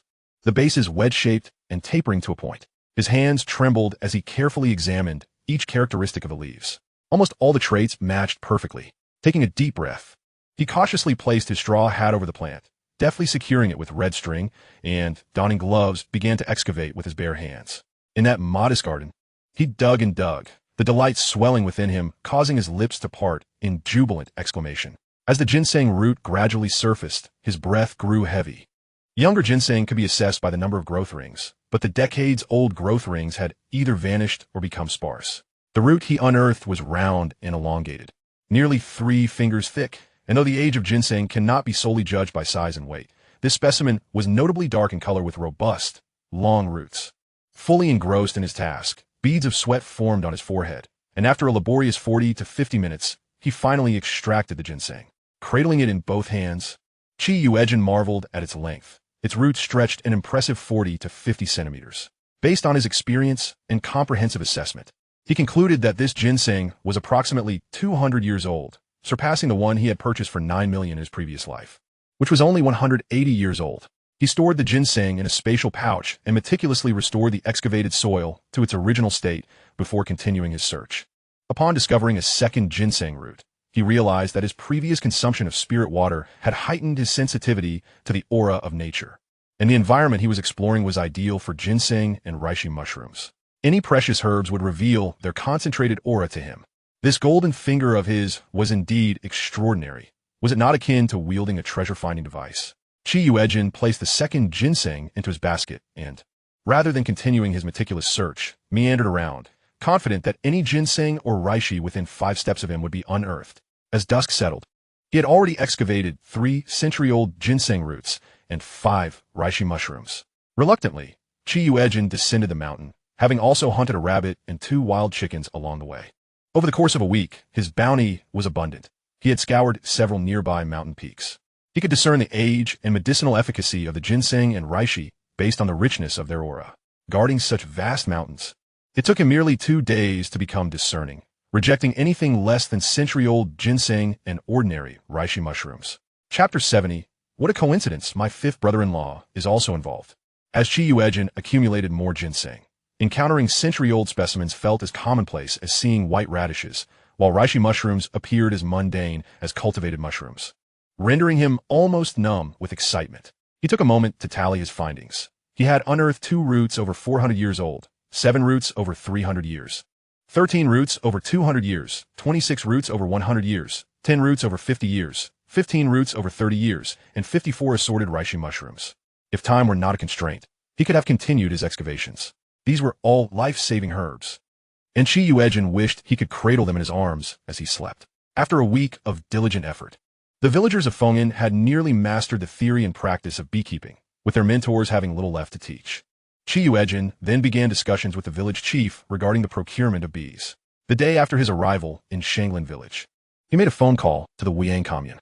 Lu Jinggao had been waiting by the phone and announced that his proposal had been accepted. The commune agreed to allow them to retain the first year's harvest from their land reclamation for personal use, applying this policy to beekeeping, thereby encouraging villagers to actively participate in collective side ventures, provided that the applicants were capable of beekeeping and financed their own purchases. Uncle, the commune has allocated 500 yuan for us, and our village has raised over 1,000 yuan. Please help us determine how many bees we can buy. Yuejin presented the commune's approval document along with a telegram from Lu Jinggao, stamped with the red seal of the Reoxian Planning Committee. The telegram served as proof of Yuejin and his companion's personal assets, validating their request to purchase bees for the village. Xingliang, seeing the paperwork in order, smiled and remarked, "We have already prepared the bees. You may have heard that our village originally had only a couple of households keeping bees, and they were ordinary, delicate bees with low honey yields. Our current black bees, however, were brought in by Lin Tiangang, also known as Tigerhead's father, having gained considerable experience while serving in the military, heard about these black bees and specifically acquired them from regions in collaboration with the Russians for everyone to raise. The beekeeping techniques were compiled from extensive research, inquiries with experts, and the villagers' own experience over the years, allowing them to develop a knack for it. Unexpectedly, over the past decade, the villagers' lives have improved significantly, and honeybees have become plentiful. Each summer, during the peak flowering season, they would naturally swarm, albeit with limited sources of nectar. Households in our village that keep bees can sell you 2 or 3 hives each, totaling 75 hives, all with queens, priced at a modest 5 yuan per hive. We have also contacted nearby villages with beekeepers who have 60 hives available. Hives with queens are priced at 7 yuan, while the ordinary ones are 6 yuan. Rest assured, we will ensure the quality. We will not sell you any problematic bees." Yuejin, with a slight narrowing of his eyes, calculated the numbers in his mind before producing 96 large notes and handing them over. "Uncle, could you please assist us in purchasing all these bees and help us transport the more than 100 hives to the county?" Xing Liang accepted the money without hesitation, counting it before attempting to return the excess. Yuejin, smiling, waved his hand. Uncle, honey is 7 yuan a pound, and this hive can produce 50 to 60 pounds in a year. We'll break even in just 10 days. You needn't worry about saving this little amount for us. It is crucial that we pay the full amount. How could the villagers from other villages profit, while ours incurs losses? Relationships cannot be measured solely in monetary terms. We wish to maintain familial ties with you. Xing Liang chuckled, realizing he was being serious. All right, I understand you're serious about transporting the bees. Tiger Head's father has already made arrangements with our county's armed forces. A truck will deliver them directly to the provincial city station. That is absolutely wonderful. Yuejin exclaimed, genuinely elated, as he had been fretting about where to borrow a vehicle. Xing Liang led Yuejin to purchase the bees, accompanied by several mentors who assisted in selecting them. In truth, this bee procurement was not their only significant expense. In June, the flowering plants in northeast China were sparse, and the nectar sources were scattered. More importantly, after bringing the bees back, they would need to allow them to rest in the hives for about a month due to the long-distance relocation. During this period, they would need to feed the bees honey. The villagers of Shanglin are truly sincere. Within a single box, there is a considerable number of bees, and once they emerge to gather nectar, it is essentially the time for swarming. This is akin to spending the equivalent of a box of money to acquire 2 or 3 boxes of bees. Moreover, a single box of bees consumes over 10 grams of honey daily, totaling nearly a pound in just a month. The honey trade is fraught with risks of exposure. Thus, Yuejin conferred with Xing Liang, deciding to raise the price of a box of bees by 4 yuan. Consequently, a box containing a queen bee, along with a bottle of honey for feeding, amounted to a total of 11 yuan for 135 boxes of bees, along with some shockproof materials. The total cost reached over 1,500 yuan. When Yuejin and his companions departed, they captured numerous photographs from memories. Uncle, you need not see us off. Once the photos are developed, I will send you a copy, he said. Jiang Shungjing laughed, responding at that time. Be sure to include a few copies of our provincial newspapers. Xing Liang and the others readily agreed and spontaneously accompanied them to the village entrance. As their vehicle traversed the smooth and spacious provincial road, Yuejin and his companions found themselves momentarily dazed. Their time in Shanglin village had been exceptionally fulfilling. In just a brief span of 7 or 8 days, it felt as if they had experienced a couple of months. Our company commander has already coordinated with the comrades at the train station, allowing our truck to enter the station for easy loading of the wooden boxes into the train's cargo compartment. The young driver, clad in a green uniform, possessed thick eyebrows and bright eyes, exuding a robust masculinity, and a smile revealing a row of white teeth. We must trouble Comrade Zhang to accompany us for a trip, Yuejin said with a grin. Comrade Zhang, were you a comrade of Lingo before? Indeed, I was his squad leader back then. After transitioning, I began driving for the armed forces. Comrade Zhang nodded with a smile. That was a decade ago. Our company commander exhibited exceptional physical prowess, ranking among the elite soldiers in our regiment, and he even holds a high school diploma. You see, as farmers, our humble soldiers lack connections and networks. Each step is arduous, relying solely on military achievements and hard skills, he remarked. Now, our commander has risen to the rank of regimental commander, and we are all genuinely happy for him. Yuejin couldn't help but give a thumbs up, affirming, Lingu is truly a capable individual. I have also heard from village chief Xing that he played a pivotal role in assisting the village's beekeeping endeavors. Indeed, our commander is stationed in the North Chun military district. It is a vast district with soldiers recruited from all corners of the country. Allowing for a wide network of acquaintances, Comrade Zhang expressed his admiration.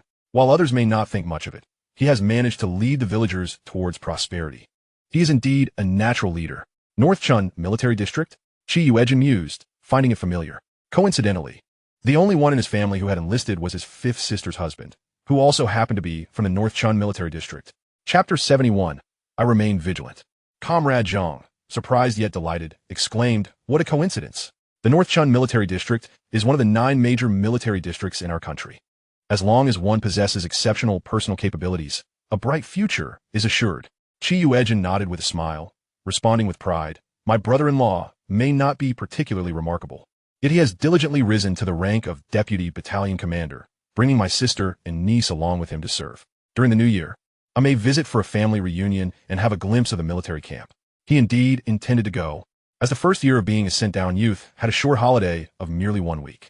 If he were to return to Jin City, he would spend 6 days on the road. Furthermore, this time, it wasn't just his sister-in-law and niece accompanying him.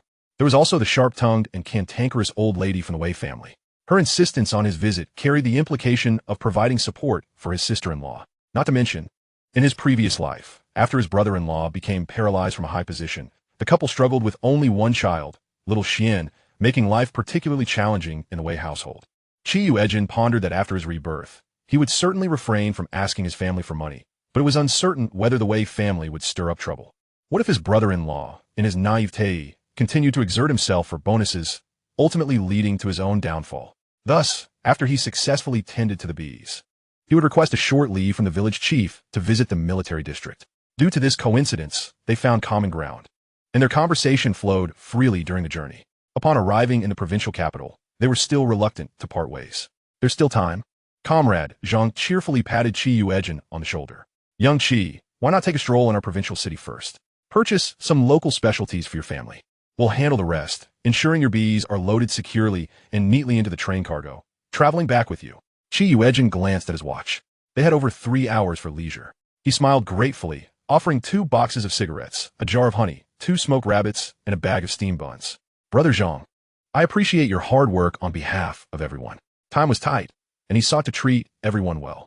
With over 100 boxes of bees, we can't let you all work on empty stomachs. Even brothers shouldn't go unpaid for their efforts.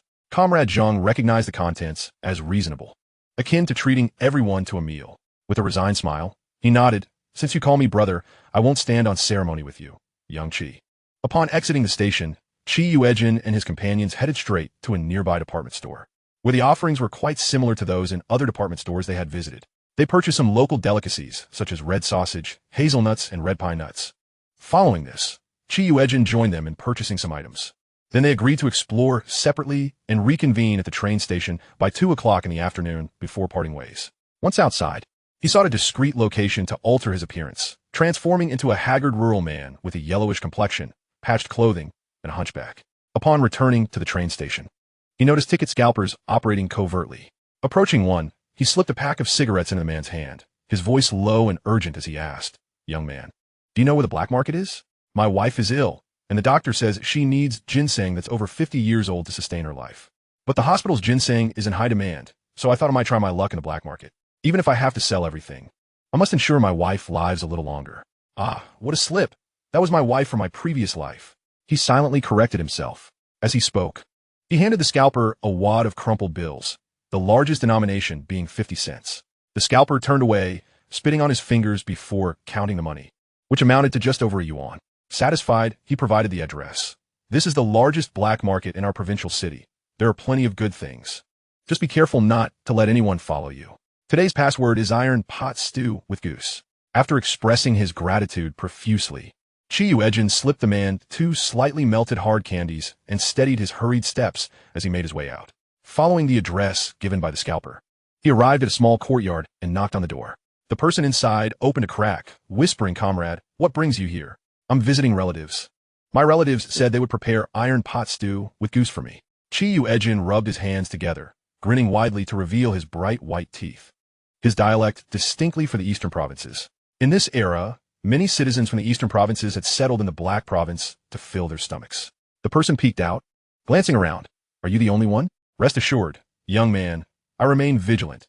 Yuejin nodded repeatedly, patting his bulging chest. "I've come into possession of something good.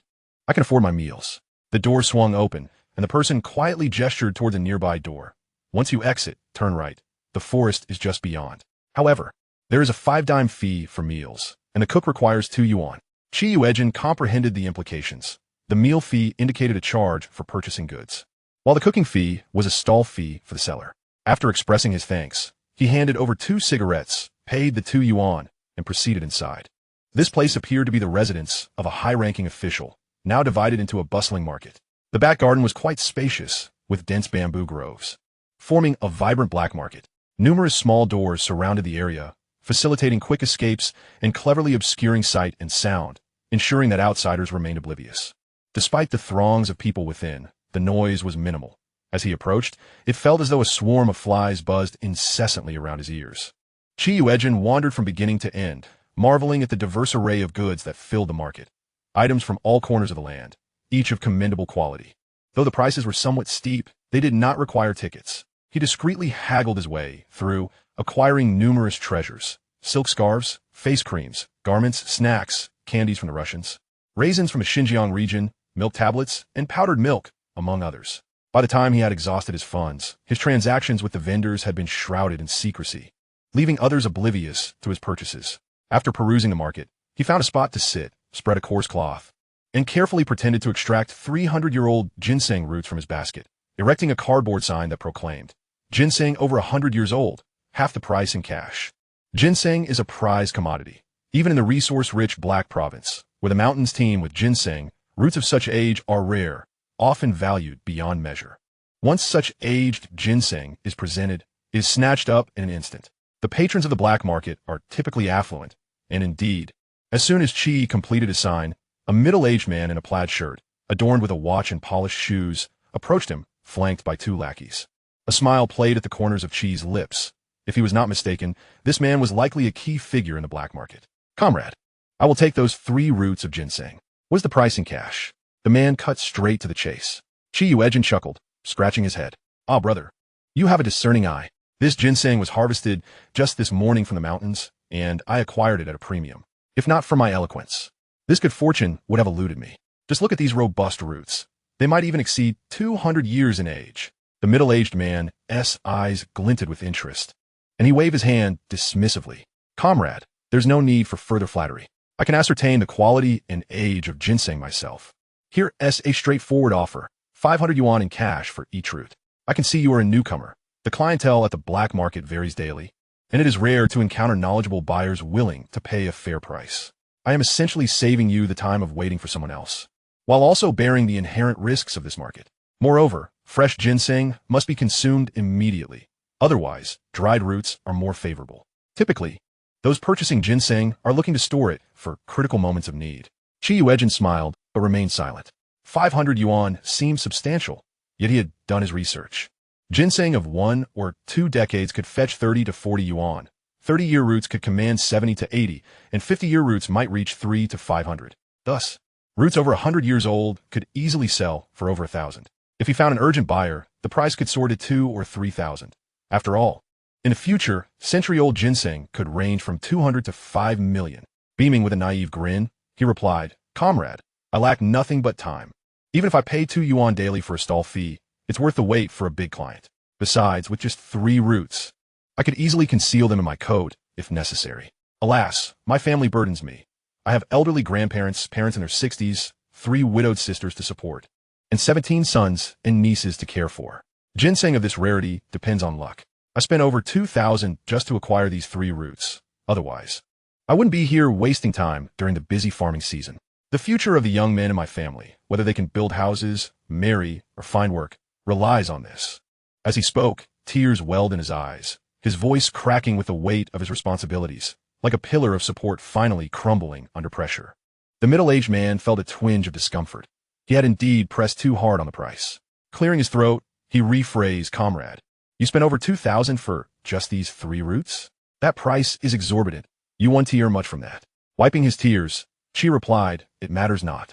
I borrowed from relatives and friends and am not in a rush to repay them. I refuse to believe I cannot sell these 3 roots within a month. My father told me that a single 100-year ginseng can fetch 3 to 4,000. With 3 of them, selling them for 10 or 18,000 would be a breeze, and then my family could live in luxury." The middle-aged man could not help but scoff.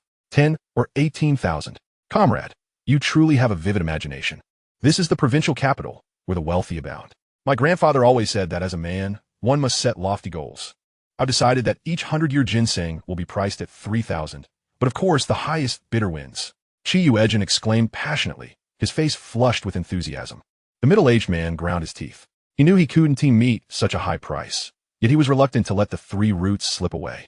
Ginseng is a life-saving treasure, especially roots of such age, which are truly rare. If he utilized them wisely, they could pave a smooth path for him. "Comrade, the price you propose is exceedingly rare. With the weather warming, ginseng spoils quickly. If you seek someone to process them, you risk being targeted. It would be wiser to sell them all at once. Let me offer you a bit more, 1,000 yuan for each root. You cannot fathom the chaos of the black market. If you do not sell today after a few visits, you may end up with nothing." The middle-aged man spoke earnestly. Chi Yuejin raised his chin defiantly. Thank you for your kindness, but no. 1,000 yuan is far too little. That's just pocket change. I want to part with them for less than 2,900. Upon hearing this, the man's eyes brightened. It seemed the other party was softening his stance. 1,001. Anything more, and I want to even cover my labor. 2,008, and I'm exhausted running around. 1,002 is a very reasonable price. Anywhere else, it would be hard to find someone willing to part with 300-year ginseng in one go. 2,007, and I can sell them separately, Chi countered. The two haggled for a full half hour before finally settling on a price of 1,900. The man winced at the loss, but quickly signaled to one of his lackeys, who nodded and dashed away, returning in just 5 minutes with a thick envelope. Here, count it to see if it's enough. The man tossed the envelope to Chi Yuejin. Excited, Chi rubbed his palms together before turning away to count. Inside were 4 bundles of cash, each containing 100 notes, totaling 4,000 yuan. The remainder consisted of various vouchers, which he had requested to be exchanged for universally accepted ones: grain, meat, sugar, oil, fabric, industrial goods, bicycles, sewing machines, watches, radios, and fans, valued at approximately 1,700 yuan. He tucked the envelope into his coat and pushed the 3 roots toward the man. Thank you, brother. I'm off to show my parents. With that, he hoisted his basket and departed. The man, intrigued, examined the 3 ginseng roots before casually instructing his lackeys. You know what to do, right? The 2 lackeys nodded vigorously, understanding the task at hand. They hastily followed Chi Yuejin, who, upon realizing he was being pursued, clutched his belongings and turned to run. What do you want? Are you trying to cheat me? Had you been more agreeable from the start, you might have left with 1,500 or even 3,000 neatly. Blame your own greed. No one has ever taken advantage of my business dealings with Zheng Yi. Hand over the envelope, and we'll let this matter go. Otherwise, if you lose an arm or a leg, don't blame us for our sticks lacking eyes. It is impossible. This is the fate of our family. Not a single penny shall be given to you. Chi Yuejin exclaimed angrily. You are committing robbery. Robbery? One of the young men laughed mockingly. You dare to shout robbery in the black market? You shall find that not only will you not recover your money, but you might also end up in jail. His tone darkened as he turned to the man guarding the entrance, barking, block him. Zheng's money is indeed life-saving money.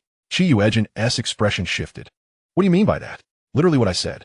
Just now, my brothers offered you a chance, but you refused. You are far too straightforward for your own good. If we were to take the cash and let you leave, the entire black market would surely be raided shortly thereafter. We cannot take that risk. Thus, it seems your life will be forfeited here today. One of the youths chuckled as he produced a fruit knife from his pocket, fiddling with the handle.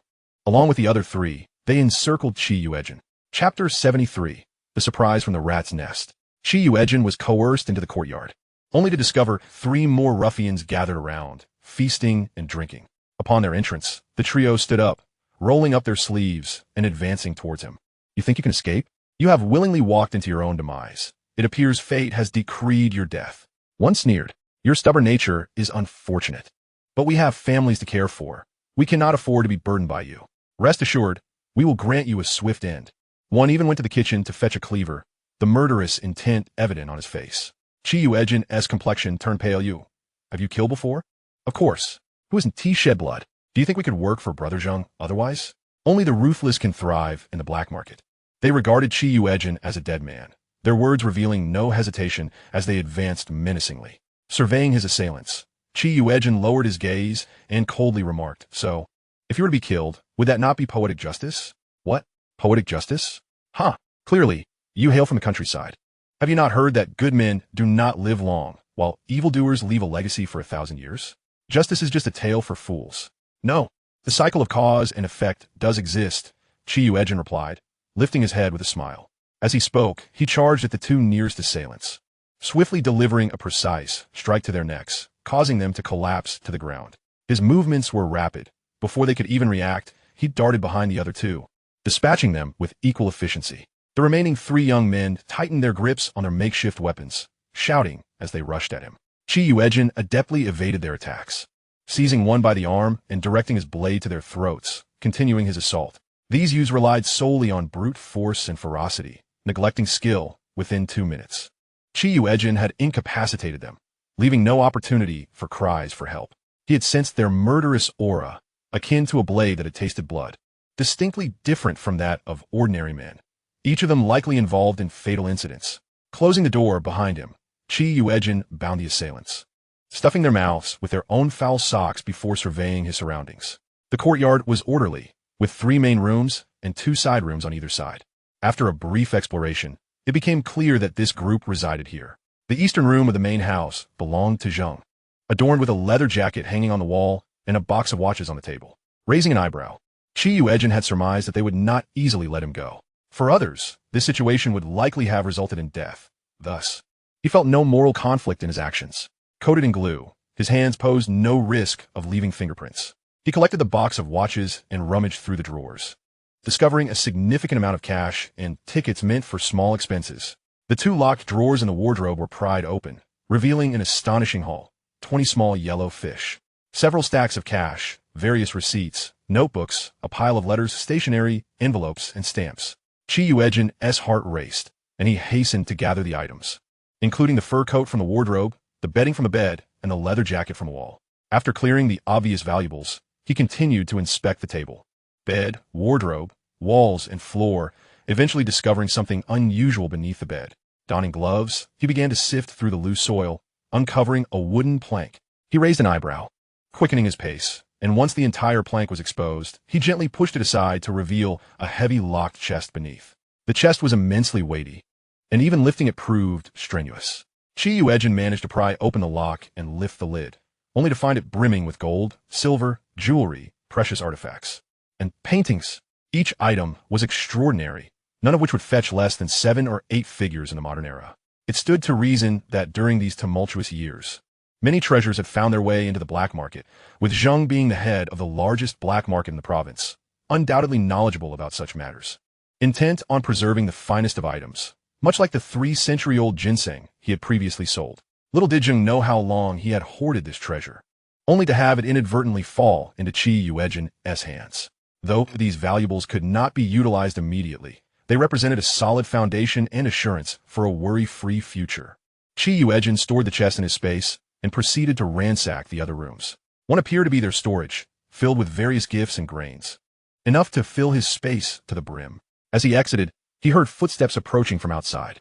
A cold smile crept across his lips as he concealed himself behind the door, holding his breath. When the door swung open and the intruder took 2 steps inside, Yuejin swiftly lunged forward, incapacitating him with a single blow. It was Zheng accompanied by a lowly henchman. Yuejin bound the 2 and locked them with the previous 7 in the kitchen. He secured them with a special not used by the military.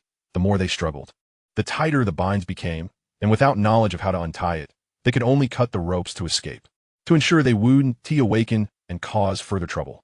Yuejin administered a soporific he had concocted from herbal remedies to guarantee they would remain in a deep slumber for at least a couple of days. Naturally, he did not forget the 3 ginseng roots he had sold earlier. He then nonchalantly retraced his steps back, and after leaving the black market, he retrieved the notebooks from his space and began perusing them. It seemed Zheng had a habit of journaling, perhaps adhering to the adage that a poor memory is better served by a pen, or perhaps he recorded information to leverage against others. The notebooks detailed his own dealings and the transgressions he had witnessed, including half a volume dedicated to the white flower trade. Yuejin's eyes flickered as he recalled the stack of empty envelopes. He sought a discreet location, tearing pages from the notebooks, selecting a few to glue together, and adding a line at the end with his left hand. May the provincial daily restore a piece of justice to us. The envelope bore the address of Director Wang of the Provincial Bureau. The letters would be sent from the Provincial Bureau to Director Zhang, then to Section Chief Li of the Provincial Office, and finally to Editor Liu of the Provincial Daily, among others. He filled out every address he believed could assist in restoring justice to the common people until the envelopes were exhausted. On his way back, he took a detour and, upon seeing a mailbox, dropped 1 letter in. With so many letters dispatched to various destinations, it was likely that several entities, fearing repercussions, would act preemptively. Not daunted by Zhang's looming power, after completing these tasks, he wandered around a public restroom and emerged once more in his tall, handsome demeanor. Upon reuniting with the others, Yuejin expressed his gratitude once again to Comrade Zhang and his group for their assistance in moving goods before boarding the vehicle. Compared to their lengthy journey there, they were now eager to return home. Yuejin crossed his arms, feigning sleep, while delightfully reflecting on the fruits of his black market dealings. He finally understood the kind of surprise villagers felt when they unearthed a rat's nest.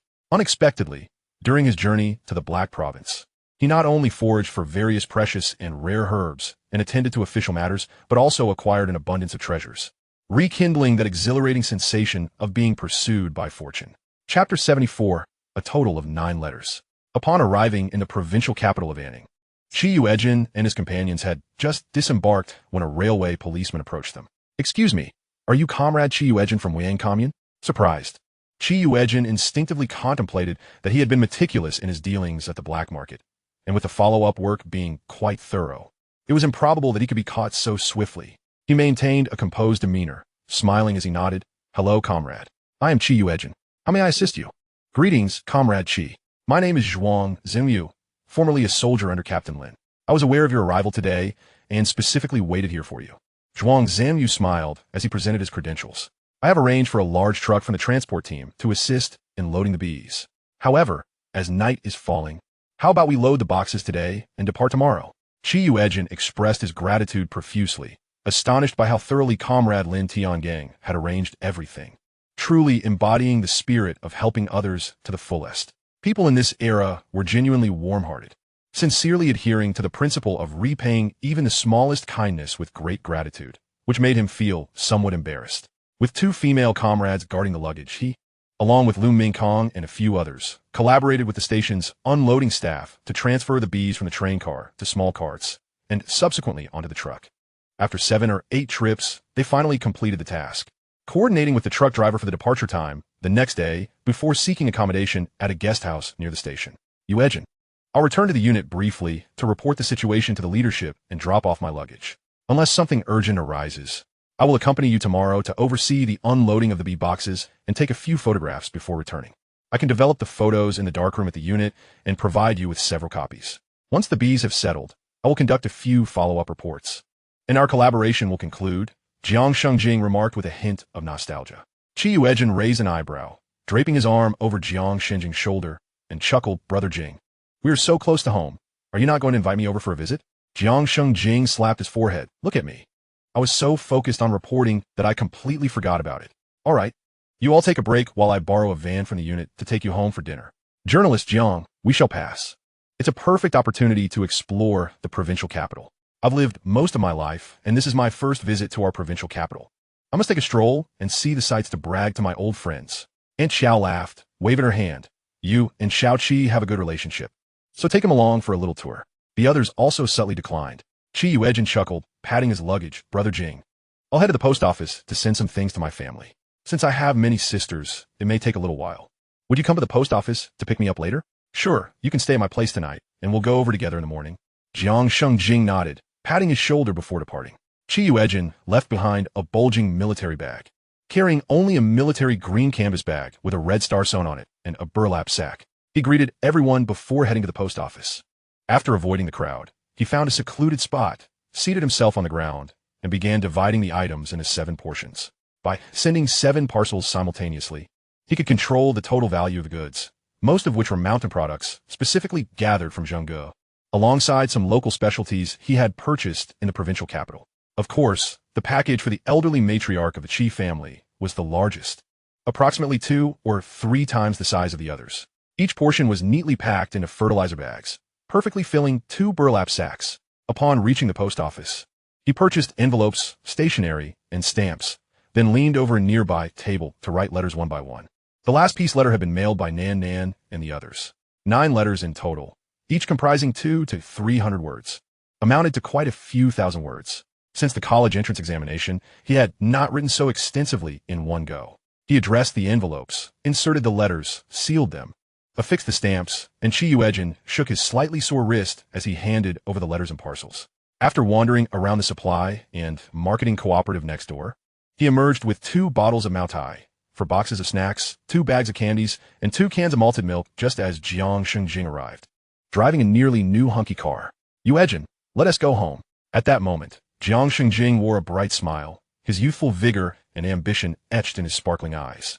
He was a far cry from the 40-year-old Jiang Shengjing Yuejin had first encountered in a previous life, who had graying hair and an air of desperation. In their last video call, Jiang Shengjing had been deeply depressed, having not seen anyone for half a year, his face devoid of expression and vitality. No one could comprehend how someone so accomplished still bore the scars of the pain from the first half of his life. Yuejin had always known that the rapid expansion of his business and its solid establishment were closely tied to Jiang Shengjing's promotional strategies and capabilities. If Yuejin was Jiang Shengjing's discerning patron, then Jiang Shengjing was the favorable wind propelling Yuejin forward. This time, their lives would be markedly different. Yuejin circled around the car with a smile, realizing that driving such a vehicle was no ordinary feat. Brother Jing, you're quite generous. Coming to pick up your brother in a hunky. He gave a thumbs up, recalling that in his family, there were many cars, and he had always had a dedicated driver. Never thinking to drive himself, feeling it beneath his dignity. Now, gazing at this vintage car, his hands itched with desire. Jiang Shengjing grinned and nodded, of course. You're fortunate. This car happened to be idle at the unit. I just mentioned it to the editor-in-chief and took it. Stand right there. Let me take a photo of you. You can show it off to your friends and family. Yuejin cleared his throat. Well, I will reluctantly comply then. Saying this, he immediately struck a pose, leaning against the front of the car with crossed arms, showcasing the emblem, allowing the setting sun to cast a soft glow around him. Even in black and white, it would surely convey a sense of serene beauty. He retrieved sunglasses from the car, perched them atop his head, rested one hand on the rearview mirror, and stashed the other in his pocket, striking a playful pose while flashing a bright smile, radiating sunshine. Sitting in the driver's seat, one hand on the steering wheel and the other resting on the window, he curved his lips, his gaze deep and contemplative. After the photo session, he chuckled at himself, realizing he might have gone a bit overboard, quickly entering the car to evade the curious gazes of those around him. Brother Jing, make sure to develop several copies for me.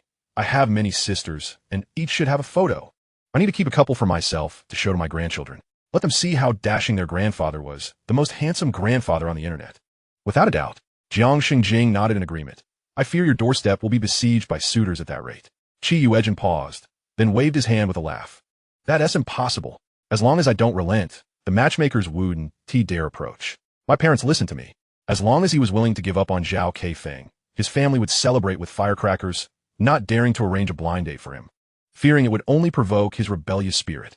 Jiang Shengjing's eyes glimmered with envy. Only a child who had been adored and cherished could live as freely and confidently as Yuejin did. I currently live with my mother and sister in a unit-provided apartment, Jiang Shengjing casually mentioned while driving, offering a brief insight into his family situation. Chapter 75. Similarly, it's a large pancake. Yuejin could help, but inquire, Brother Jing, do you have a sister? He had never heard him mention one. Jiang Shengjing raised an eyebrow in delight. What? Do I not look like someone with a sister?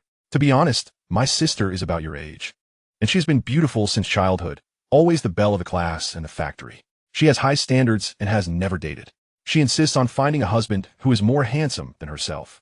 Yuejin could easily discern Jiang Shengjing's intentions of matchmaking. He quickly made a gesture to halt. Brother Jing, my dear brother, I regard you as a friend and merely intended to visit Annie. Please do not take any liberties. I'm still young, and my parents are not in a hurry. Furthermore, it is said that a man ought to establish his career before embarking on the journey of family life. Given my current status as a rural youth, I remain uncertain about when I might return to the city or what occupation awaits me. How could I possibly bring happiness to a young lady under such circumstances? Could it be that you are merely a stepbrother, wishing to see your sister leap into a pitfall? Jiang Shengjing shot him a glare, exasperated. You've already spoken your piece. Rest assured, I will certainly look out for my own sister. Moreover, I have no intentions of marrying her off to a distant place just yet. Though I say this, a hint of regret lingers within me. Having spent half a month together, I am well aware that Yuejin, though youthful, is an intelligent, practical, capable, and responsible young man. However, matters of the heart cannot be forced. As their conversation shifted, they began to discuss the recent interview. Jingu, I believe you could approach this interview from various perspectives. If beekeeping is considered a side venture, it could be pitched to agricultural publications. From the standpoint of two provinces collaborating to foster development, it could grace economic newspapers or dailies. If you focus on the collaboration between educated youths and farmers, it could be published in educational or youth journals, inspiring young people to find their place in rural areas and improve relations with local villagers, thereby achieving genuine knowledge-driven development. Furthermore, we can publish not only locally but also in Heilongjiang province. Jiang Shengjing abruptly slammed on the brakes, gripping the steering wheel tightly, his eyes glistening with emotion. We can publish not just in the daily, but also in other newspapers and in Heilongjiang. Observing his reaction, Yuejin began to speculate, smiling. Indeed, although you are a reporter for the provincial daily, you are free to submit work to other publications as long as you fulfill your duties. After all, We are all part of one nation. Your unit surely doesn't prohibit submissions elsewhere, does it? If you wish to avoid complications, you can always use a pen name. With your diligent work ethic and abundant talent, casting a wide net with multiple pen names will surely lead to one that becomes well known. Jiang Shengjing couldn't help but beam at the flattery. It seemed that this brother of his had a way with words. I suppose I'm just average. You're right. I've been living too comfortably, relying solely on this one job. I have my mother and sister to support, and in the future, I will need to marry and raise children. Money is essential. Thus, whenever I find the time, I'll write in truth.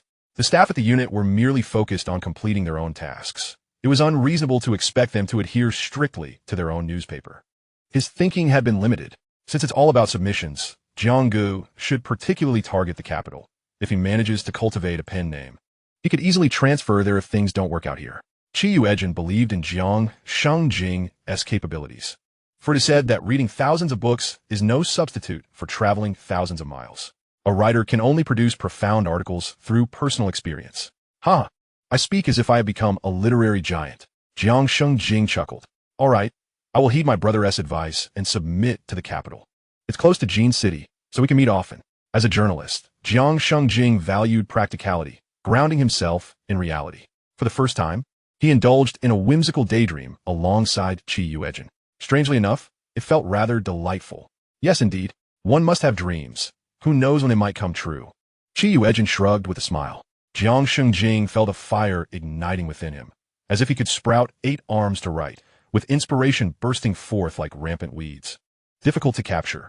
He nodded, a burgeoning vision for the future already forming in his mind. Jiang Shengjing drove back to the unit. Let us eat first. We can develop the photos later tonight. Perfect. We'll wash one set, select the best, and then print several copies of those, Yuejin replied, beaming as he carried down a net bag. As they reached the entrance, they encountered a well-dressed young man with silver-framed glasses. Xiao Jiang, you'll be working late tonight. Please draft a preliminary version of the article about our villagers' trip to Heilongjiang for beekeeping. He spoke with a warm smile. You've been out for half a month. Surely you can't have nothing to show for it? That would be quite negligent.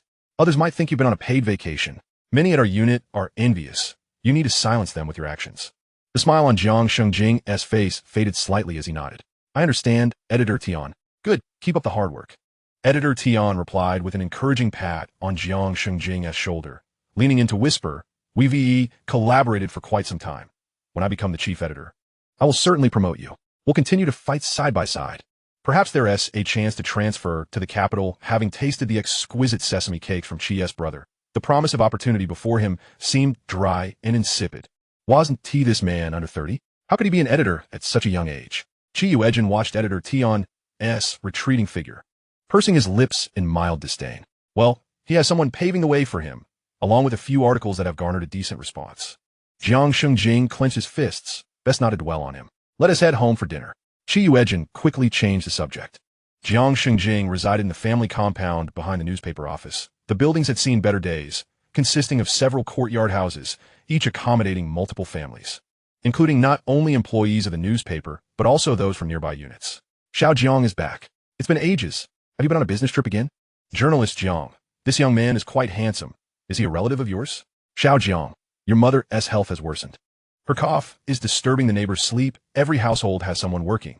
If they can't rest and something happens, who will take responsibility? If the street office doesn't intervene, I will inquire with your unit, Journalist Jiang. Is your mother's bronchitis truly chronic?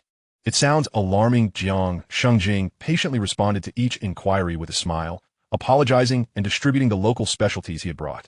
His facial muscles were tense, and, at last, when he reached his own courtyard, he let out a sigh of relief. He turned to Yuejin apologetically. Yuejin, my mother has always been weak. After giving birth to my sister and me, she didn't rest properly and often harbors her grievances, which only worsens her health. There are months in a year when she can barely get out of bed. I'm afraid I won't be able to host you properly this time. Let us head to the state-run restaurant for a meal. Yuejin chuckled, waving his hand dismissively. Jinga, since I'm here, let us eat something simple. What do the doctors say about your mother's illness? Is it treatable? Chapter 76. Love and indifference cannot be concealed. Jiang Shengjing furrowed his brow and shook his head. It's a chronic illness. It can only be alleviated with proper care, but it's challenging to cure completely. Yuejin pressed his lips together. I heard those Andes mentioning that your mother suffers from chronic bronchitis. Jiang Shengjing nodded, feeling a wave of helplessness wash over him. This illness doesn't allow for exhaustion, exposure to cold, or stress. My sister and I both have jobs, making it difficult to care for her constantly. She is strong-willed and keeps many things to herself, never sharing with others. How can that not take a toll on her health? Yuejin's gaze fell, recalling a traditional herbal remedy for chronic bronchitis. He remembered a few key ingredients. Although he couldn't recall all of them, combining them with the right amount of Lingquan water should significantly alleviate her condition. Brother, you're back. A lively girl clad in blue work attire pulled back the curtain and stepped out, joyfully approaching them.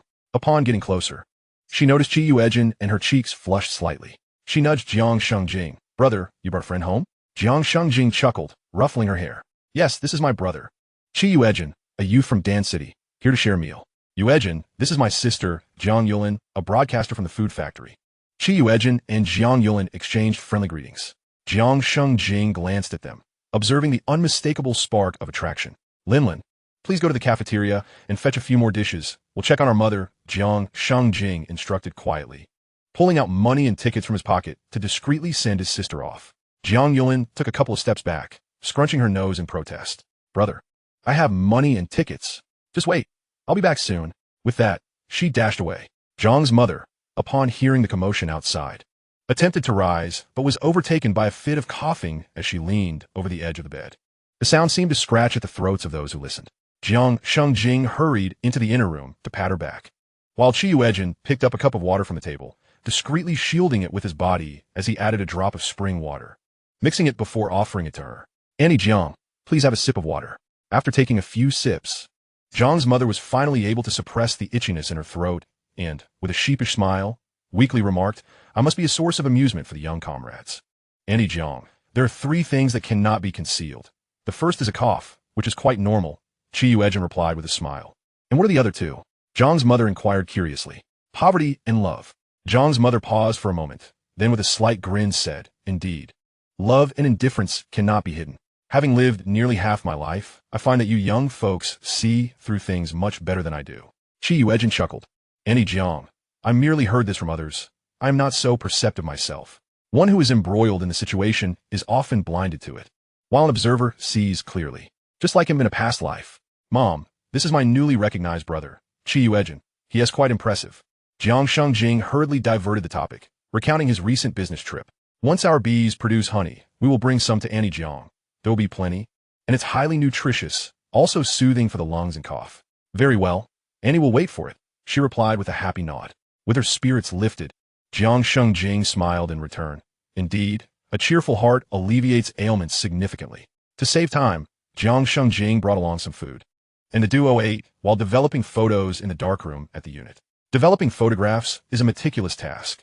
The preliminary cleaning must be thorough, and during the developing process, time and temperature must be strictly controlled for different films and papers, as the data varies. Yuejin studied earnestly, not daring to be careless. Once he became familiar with the operational steps, coupled with the insights imparted by Jiang Shengjing, he soon managed to operate independently. While the photographs were drying, the two went to the adjacent office to eat. Yuejin whispered, Brother Jing, has Annie Jiang ever taken traditional Chinese medicine? Yes. My mother drank it for over a month, but the results were not satisfactory. She stopped because she feared the bitterness. Now, my mother is on Western medicine and nearly consumes it like food. Jiang Shengjing rubbed his brow. I have heard of a traditional remedy for chronic bronchitis that seems effective. I only remember a few key ingredients, like Ganoderma, which is known for its energy-boosting, cough-relieving, and asthma-soothing properties, paired with ginseng, schisandra, dried ginger, and pinelia.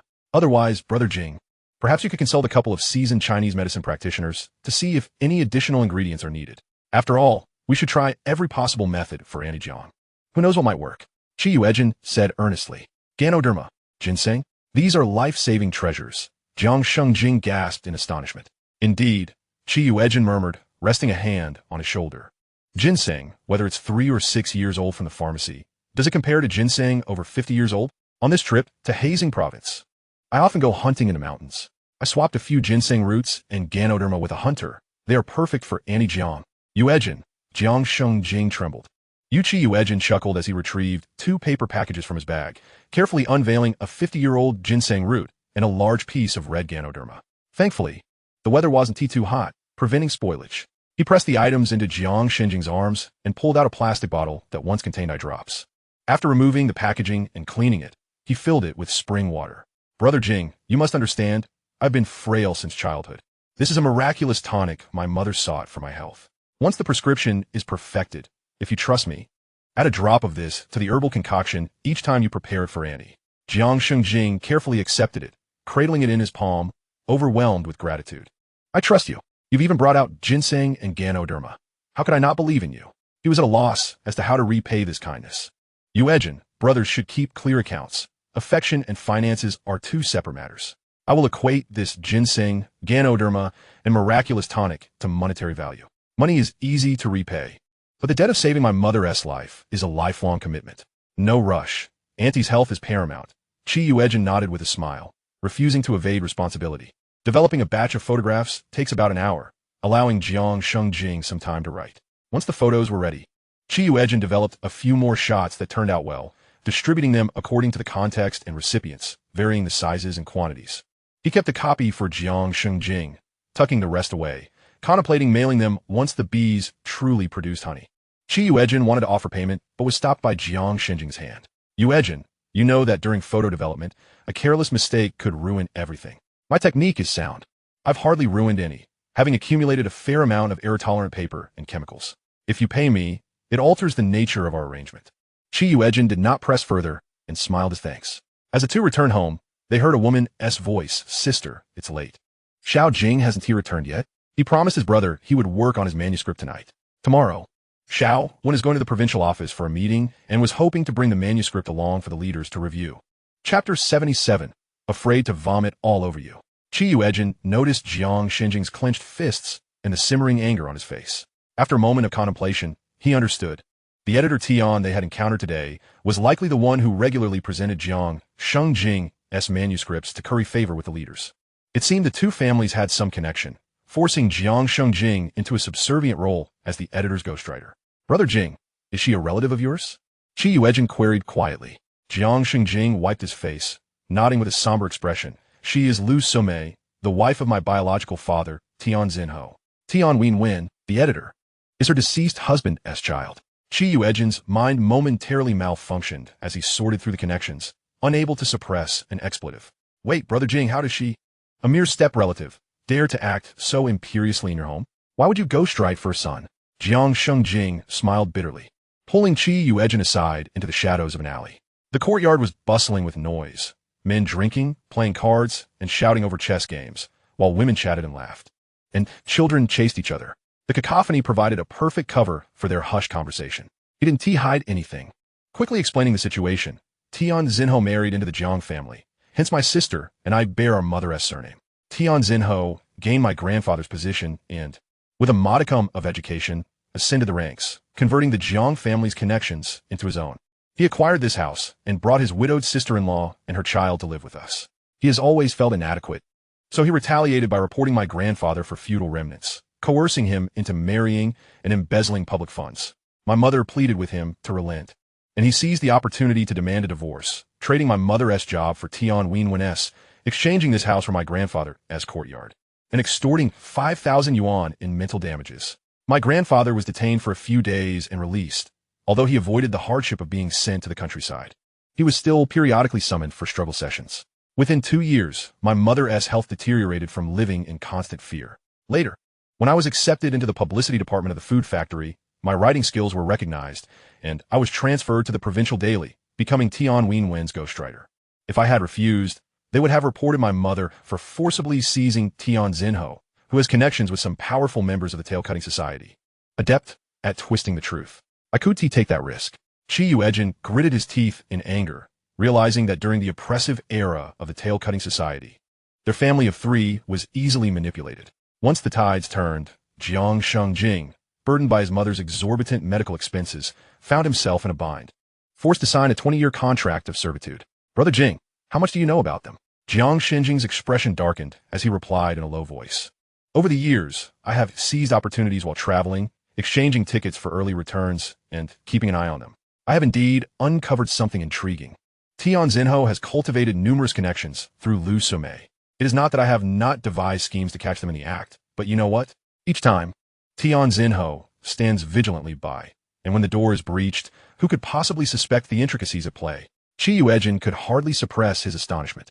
It is indeed unfathomable that a husband could be present while his wife engages in such indiscretions.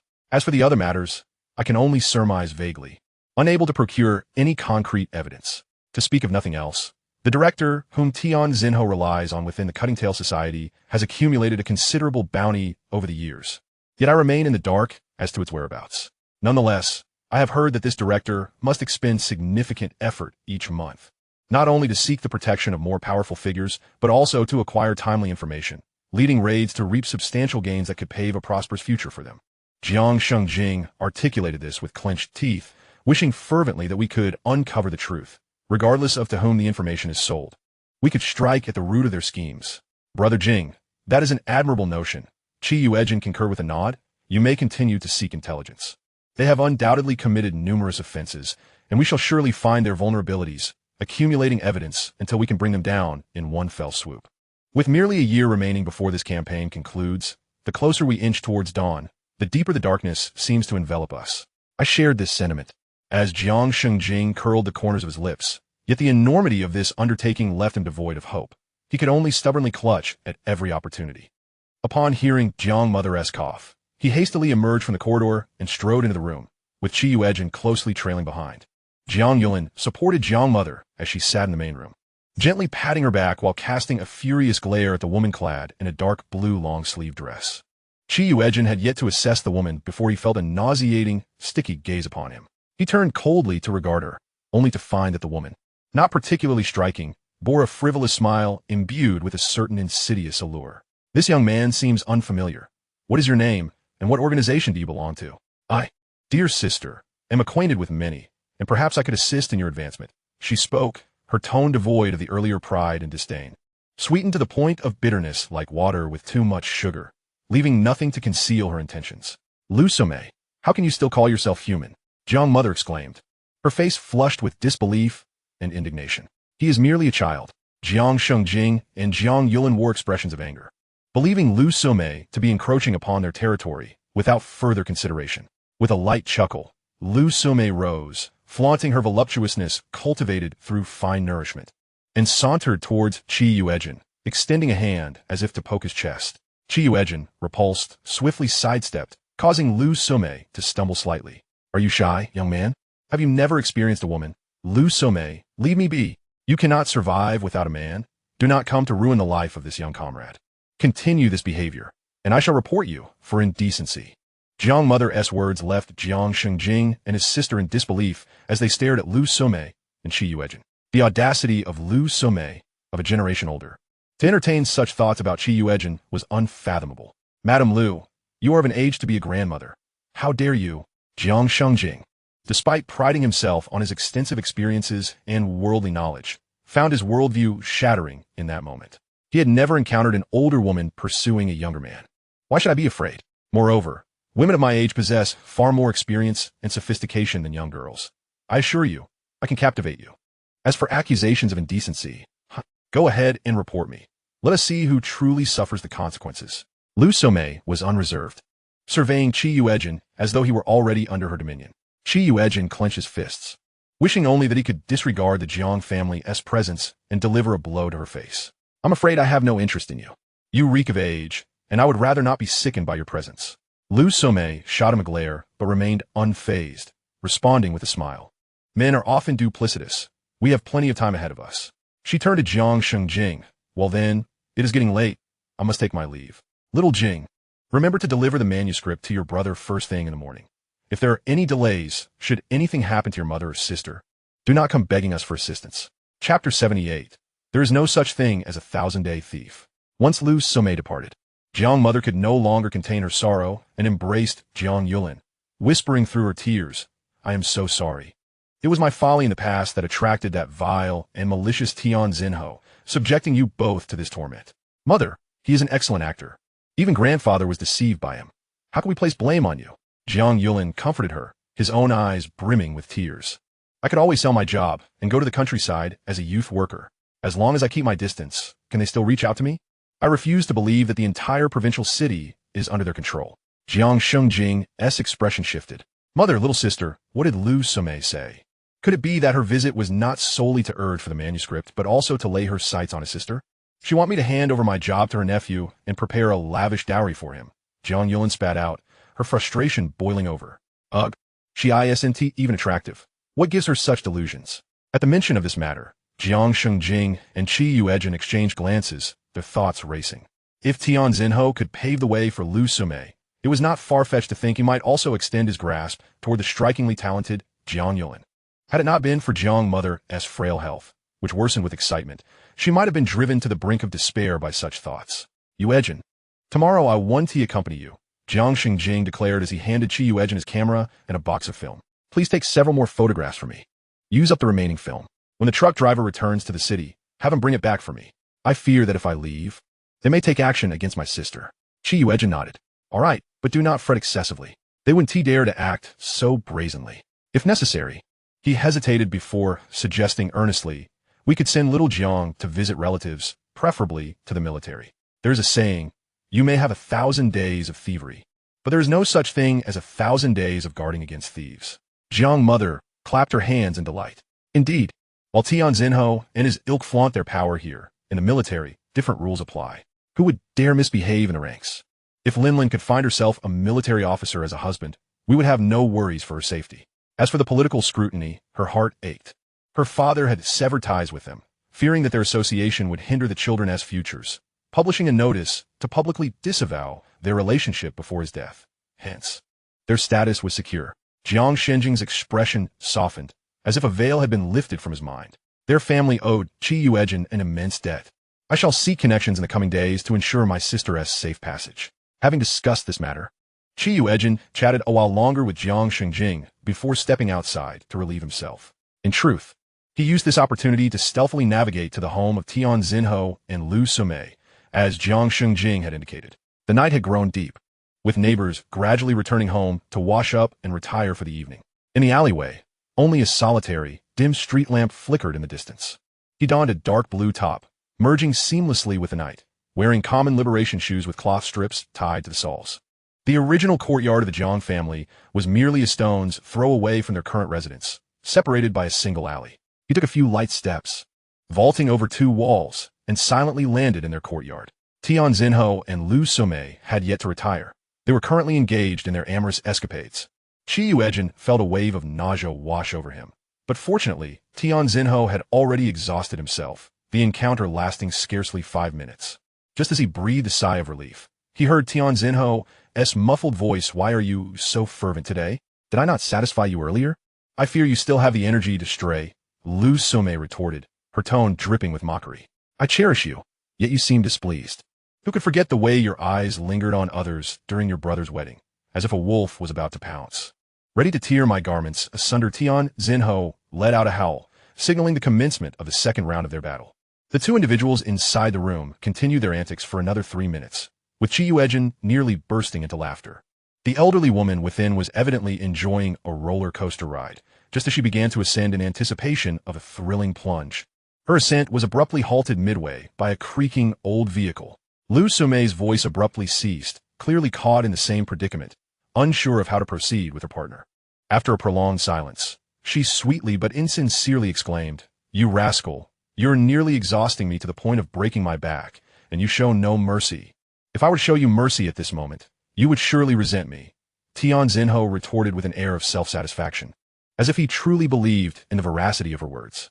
Qi Yuejin noticed the door to the main room ajar and stealthily crept inside. Utilizing the moonlight, he discreetly added a handful of castor bean powder to the tea cooling on the table, stirring it to a homogeneous mixture. Just as he exited the room, Lu Sumei emerged, draped in a garment, to quench her thirst. After she finished drinking, the sound of a man's snoring reverberated from within. Unable to suppress herself, Lu Sumei muttered in frustration, "Useless fool, what good is that thing he has got?" Youth is indeed superior, robust, and vigorous, especially when they've just begun to indulge. At this, Qi Yuejin couldn't help but shudder involuntarily.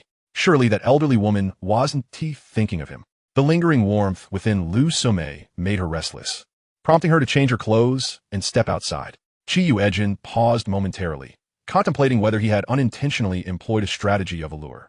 He followed her at a distance, observing as Lu Somei ventured into an alley, where she began to pitifully howl in imitation of a cat. Surprisingly, once she opened her mouth, it was evident she had practiced. Had he not witnessed it himself, he might have mistaken it for a nocturnal creature disrupting the peace. Before long, the door to one courtyard swung open, revealing a portly man who followed Lu Somei into a small yard. Upon entering, the two embraced passionately, their actions leaving little to the imagination. Yuejin found himself questioning his own choices. Why was he subjecting himself to such self-torture when watching pigs fight would be far more entertaining? Moreover, he wondered if the duration of their encounter could be contagious. He had caught a glimpse of the man stuffing a pill into his mouth as he entered. As the two middle-aged individuals finally retreated into the house after a struggle with their clothing, Yuejin barely heard the sounds of their activities before Lu Somei suddenly cried out, "Let go of me. I can't take it anymore." Mistakenly believing himself to be quite the catch, the man redoubled his efforts, only to be abruptly interrupted by an unexpected and foul occurrence that wafted into the courtyard. The world seemed to still, save for the sounds of a torrent being unleashed, accompanied by a series of sharp, cracking noises. "You foul woman! You dare to defile my presence!" The man, caught off guard mid-pleasure, was momentarily stunned before erupting in rage, delivering a flurry of blows to Lu Somei. Yuejin, unable to suppress the graphic imagery that flooded his mind, quietly retched in disgust. One could only wonder if this man would emerge with psychological scars from this encounter. Forever haunted by the name Lu Somei. Once the man's fury subsided, he kicked Lu Somei with considerable force, barking, "Get this mess cleaned up, you filthy woman!" Lu Somei, whimpering, clutched her belly and dashed outside, unable to contain the turmoil within her. She could only attribute her predicament to the consumption of cold tea, a mix of shame, anger, and exasperation washing over her. By the time Lu Somei had tidied herself and departed, it was nearly the dead of night, and she hastened to the restroom. The middle-aged man, having lost any lingering desires, was consumed by unbridled rage, shutting the courtyard door before retreating into the kitchen. Yuejin raised an eyebrow, his heart racing with anticipation as he drew closer to eavesdrop. The sound of firewood shifting, the creaking of wooden lids being lifted, followed by the clinking of jade and gold, indicated the presence of treasures. These baubles are indeed rare. That woman is old and unattractive. Were it not for her skills, I would never waste my time on her. He scoffed. If Tian Xinho doesn't compensate me with a fresh young lady, I will ensure he pays dearly. What followed were various affectionate exclamations, punctuated by the occasional smacking of lips. Just as Yuejin was on the verge of dozing off, the man finally restored the items to their original state and stealthily slinked back home. Yuejin entered the kitchen, shifting aside the firewood to reveal a large wooden lid. Upon lifting it, he discovered a water tank buried beneath, and upon opening a cloth bag, he was astonished to find it filled with exquisite gold and silver jewelry. His luck was truly extraordinary. If he continued to extract treasures from these greedy dens, he could effortlessly become wealthy. However, recalling the tumultuous year of 76, a heaviness settled in his heart. Perhaps these items could prove invaluable. On the train, Yuejin had already organized a storage space, which was now 1/3 empty. He retrieved several cloth bags, categorizing the treasures from the water tank. There was a considerable amount of jade, jewelry, and gold, far surpassing the value of what Zheng Ge had stored. Once he had emptied the tank, Yuejin restored the firewood to its original state, deliberately leaving behind a work ID belonging to Tian Xinho, which he had pilfered from the pocket of a Zhongshan suit hanging in the Tian household. Regrettably, he would not witness the fallout of their ensuing conflict. Upon returning to the Jiang family residence, Jiang Shengjing, noticing Yuejin's seemingly carefree demeanor and the faint smile gracing his lips, refrained from inquiring further. With only a few hours until dawn, Yuejin opted not to sleep, instead closing his eyes to practice his health regimen. The following morning, after breakfast at the Jiang household, Jiang Shengjing and Yuejin first escorted Jiang Yulin to her workplace before joining forces with Lu Mingkong and others.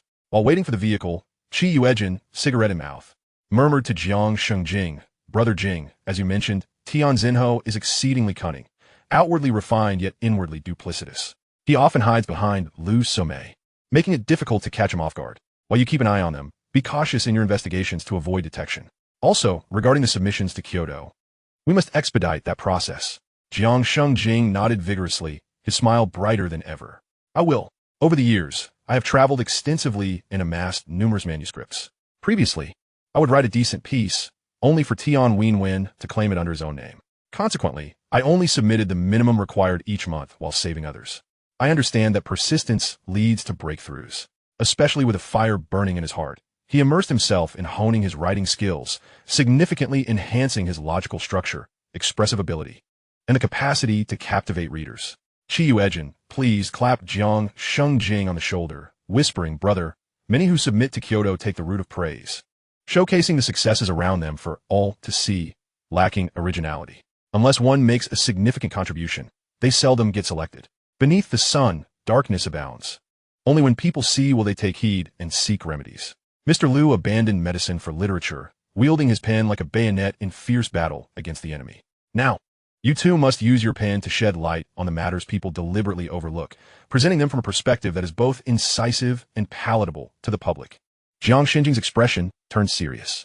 "I share your sentiments. From a young age, I have wished for my writings to be seen by all. Having traveled far and wide, I have gained profound insights into societal realities. Some malignant growths must be exposed to achieve healing. I will reorganize my previous manuscripts. By the way, Brother Jing, we've observed a significant lack of awareness regarding safety among the populace, prompting the commune to initiate a safety awareness campaign. Once we finalize the program, I'll send you a message. Perhaps it will inspire you to emphasize this issue to the public.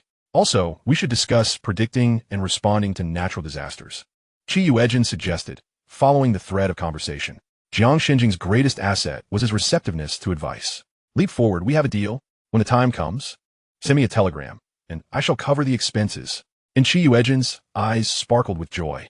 For as long as Jiang Xinjing could make a name for himself in Kyoto, the casualties from the incident in 76 could be minimized. The road from the provincial highway to the village was wide and inviting, allowing the driver to maneuver the truck directly to the village entrance. The villagers, young and old alike, rushed over, fearing to disturb the bees, and thus set off firecrackers at the brigade headquarters. "You youngsters, hurry and bring down our bees," an elderly woman called out. A group of young men laughed heartily, nimbly climbing onto the truck to carefully unload the beehives, which were each adorned with red silk ribbons, adding a sense of ceremony to the occasion. With the village chief and Lu Mingkong organizing the event, Yuejin, delighted, took on the role of a carefree overseer, snapping a couple of photos to report back to Jiang Shungjing. "Uncle, you're back," Zhang Zinan exclaimed, tugging at by Sihin as they squeezed through the crowd to reach Yuejin, their eyes gleaming with joy as they gazed at the package he held. Yuejin chuckled softly, tossing the bag to Ji Ziguo. Although the package appeared modest in size, its contents were hefty, causing Ji Ziguo to stumble back a couple of steps while grinning broadly. Zhong Jiran, filled with urgency, asked, "Jingu, was this trip smooth? How did you manage to acquire so many bees? How much did they cost per box? Was it fun in Hazehong? Have you mastered the art of beekeeping?" His inquiries echoed the collective curiosity of the crowd, prompting numerous nods and encouragements from those behind him. Just as Yuejin was about to indulge their eagerness for information, Aunt Xiao leapt onto a nearby tree stump, quenching her thirst with a large jug of water before launching into her performance. "Most of our villagers have been to the county, right? But how many of you have ventured to Dan City?" Laughter erupted as the villagers shook their heads. "What for? We are all locals here, and our relatives in the county live comfortably enough. The tickets cost several dimes. What can't we buy at our county supply and marketing cooperative? Haha, if we Haven Tea even made it to Dan City. We certainly Haven Tea reached the provincial capital. You should see how vast it is. Everyone rides bicycles. During rush hours, it's a sea of people. Just like when we head to work. They dress meticulously, not a patch in sight, speaking softly. The train is exceedingly long, and it takes quite a while to traverse from one end of our village to the other. Riding the train is an exhilarating experience." Aunt Xiao's dramatic narration captivated the villagers, who either held their breath in anticipation or applauded in delight. Truly, they understood one another well. Yuejin found it quite amusing, as he was handed a handful of sunflower seeds. "You all haven't encountered any trouble recently, have you?" He raised an eyebrow, glancing at the approaching Zhong Jiran. As Zhong Jiran cracked open a seed and leaned in closer, he confided, "The secretary's third son has taken a liking to a girl from the city. But she has one condition. They must separate the household and build a new house. It's quite urgent. They're puzzled as to why she has set her sights on our place." "How did you all respond?" Yuejin asked with a mischievous squint, intrigued. Their trust in their elder was palpable, and Bai Sihin looked on enviously, often hearing that maternal uncles are the most affectionate. Now, she was a pitiful girl who felt unloved by her own mother. Yuejin clicked his tongue, "But we signed a rental agreement with the village. They're willing to pay triple the penalty for breach of contract and even cover the cost for building the house," Bai Sihin added softly. "Then where will we live?" Yuejin inquired with amusement. They suggested we could stay at the secretary's house. Zhong Zhirun pouted. But can they even accommodate us? Not really. They want you to swap houses with Dai Siyuan, and then Sihin and I would share a room with Sheng Huachu, making space for Wang Sanzi and his wife. Zhang Zining grumbled, visibly annoyed. This must involve those 3 youths as well. And then? Are you truly considering yielding? Absolutely not. Ji Ziguo grinned. Isn't it a bit too coincidental that, by hiking mentioned this when you were about to leave? Is it a rush to marry? Or are they eager to finalize this before you return? Yuejin pondered aloud. Indeed, they are taking advantage of your youth and inexperience, hoping to manipulate you. By the time I return, the dust will have settled, and we will have no choice but to accept it. Yuejin nodded. What have you all done? He posed the question while looking at Bai Sihin, for it was clear that she was the leader among the 4 since his departure. Bai Sihin bashfully touched her nose. It wasn't anything major. We just firmly stated that we would not accept the secretary's family's proposal. Since we've come to the countryside and are participating in all village activities, we are part of the community. They are claiming that the youths are not villagers, which only serves to exacerbate the conflict between us and the villagers, severing our unity. Why should we relinquish this yard that has been neglected for so long? They did not purchase it when it was abandoned. Now that we have settled in, made it lively, and proven that the house is sound, should we simply hand it over? Isn't this taking advantage of our youth and naivete? Thus, we use the excuse of fearing that certain individuals might cause trouble to keep Ji Hiking and Ji Ziguo at home, she concluded. Zhong Zhirun and Ji Ziguo were both tractor drivers, and with Yuejin already absent, the village would be short 2 drivers, necessitating an increase in the workload for the others. Have Hong's Hiking and Meng's Hiking also found excuses to stop driving? Yuejin asked, chuckling. Uncle, how do you know everything? Ji Ziguo exclaimed in surprise, marveling at Yuejin's leaps in logic. Gaining validation from Ji Ziguo, Yuejin's smile deepened. The 2 youths he had selected were among the few who were grateful and principled. While they did not flaunt their worth, they could step up when it mattered. Have the other tractor drivers expressed their discontent? Several nodded vigorously, and this chain reaction led to growing dissatisfaction among the villagers, who felt that the village secretary was abusing his power. This matter would undoubtedly remain unresolved in public. The secretary's family did not seem the type to accept defeat quietly. Yuejin was curious about what might transpire next. Bai Sihin raised her chin slightly, a hint of pride in her demeanor. They cannot buy the house, so they hope we will voluntarily relinquish it. Therefore, when they attempted to intimidate us, we turned the tables and frightened them back. Zhong Zhirun elaborated.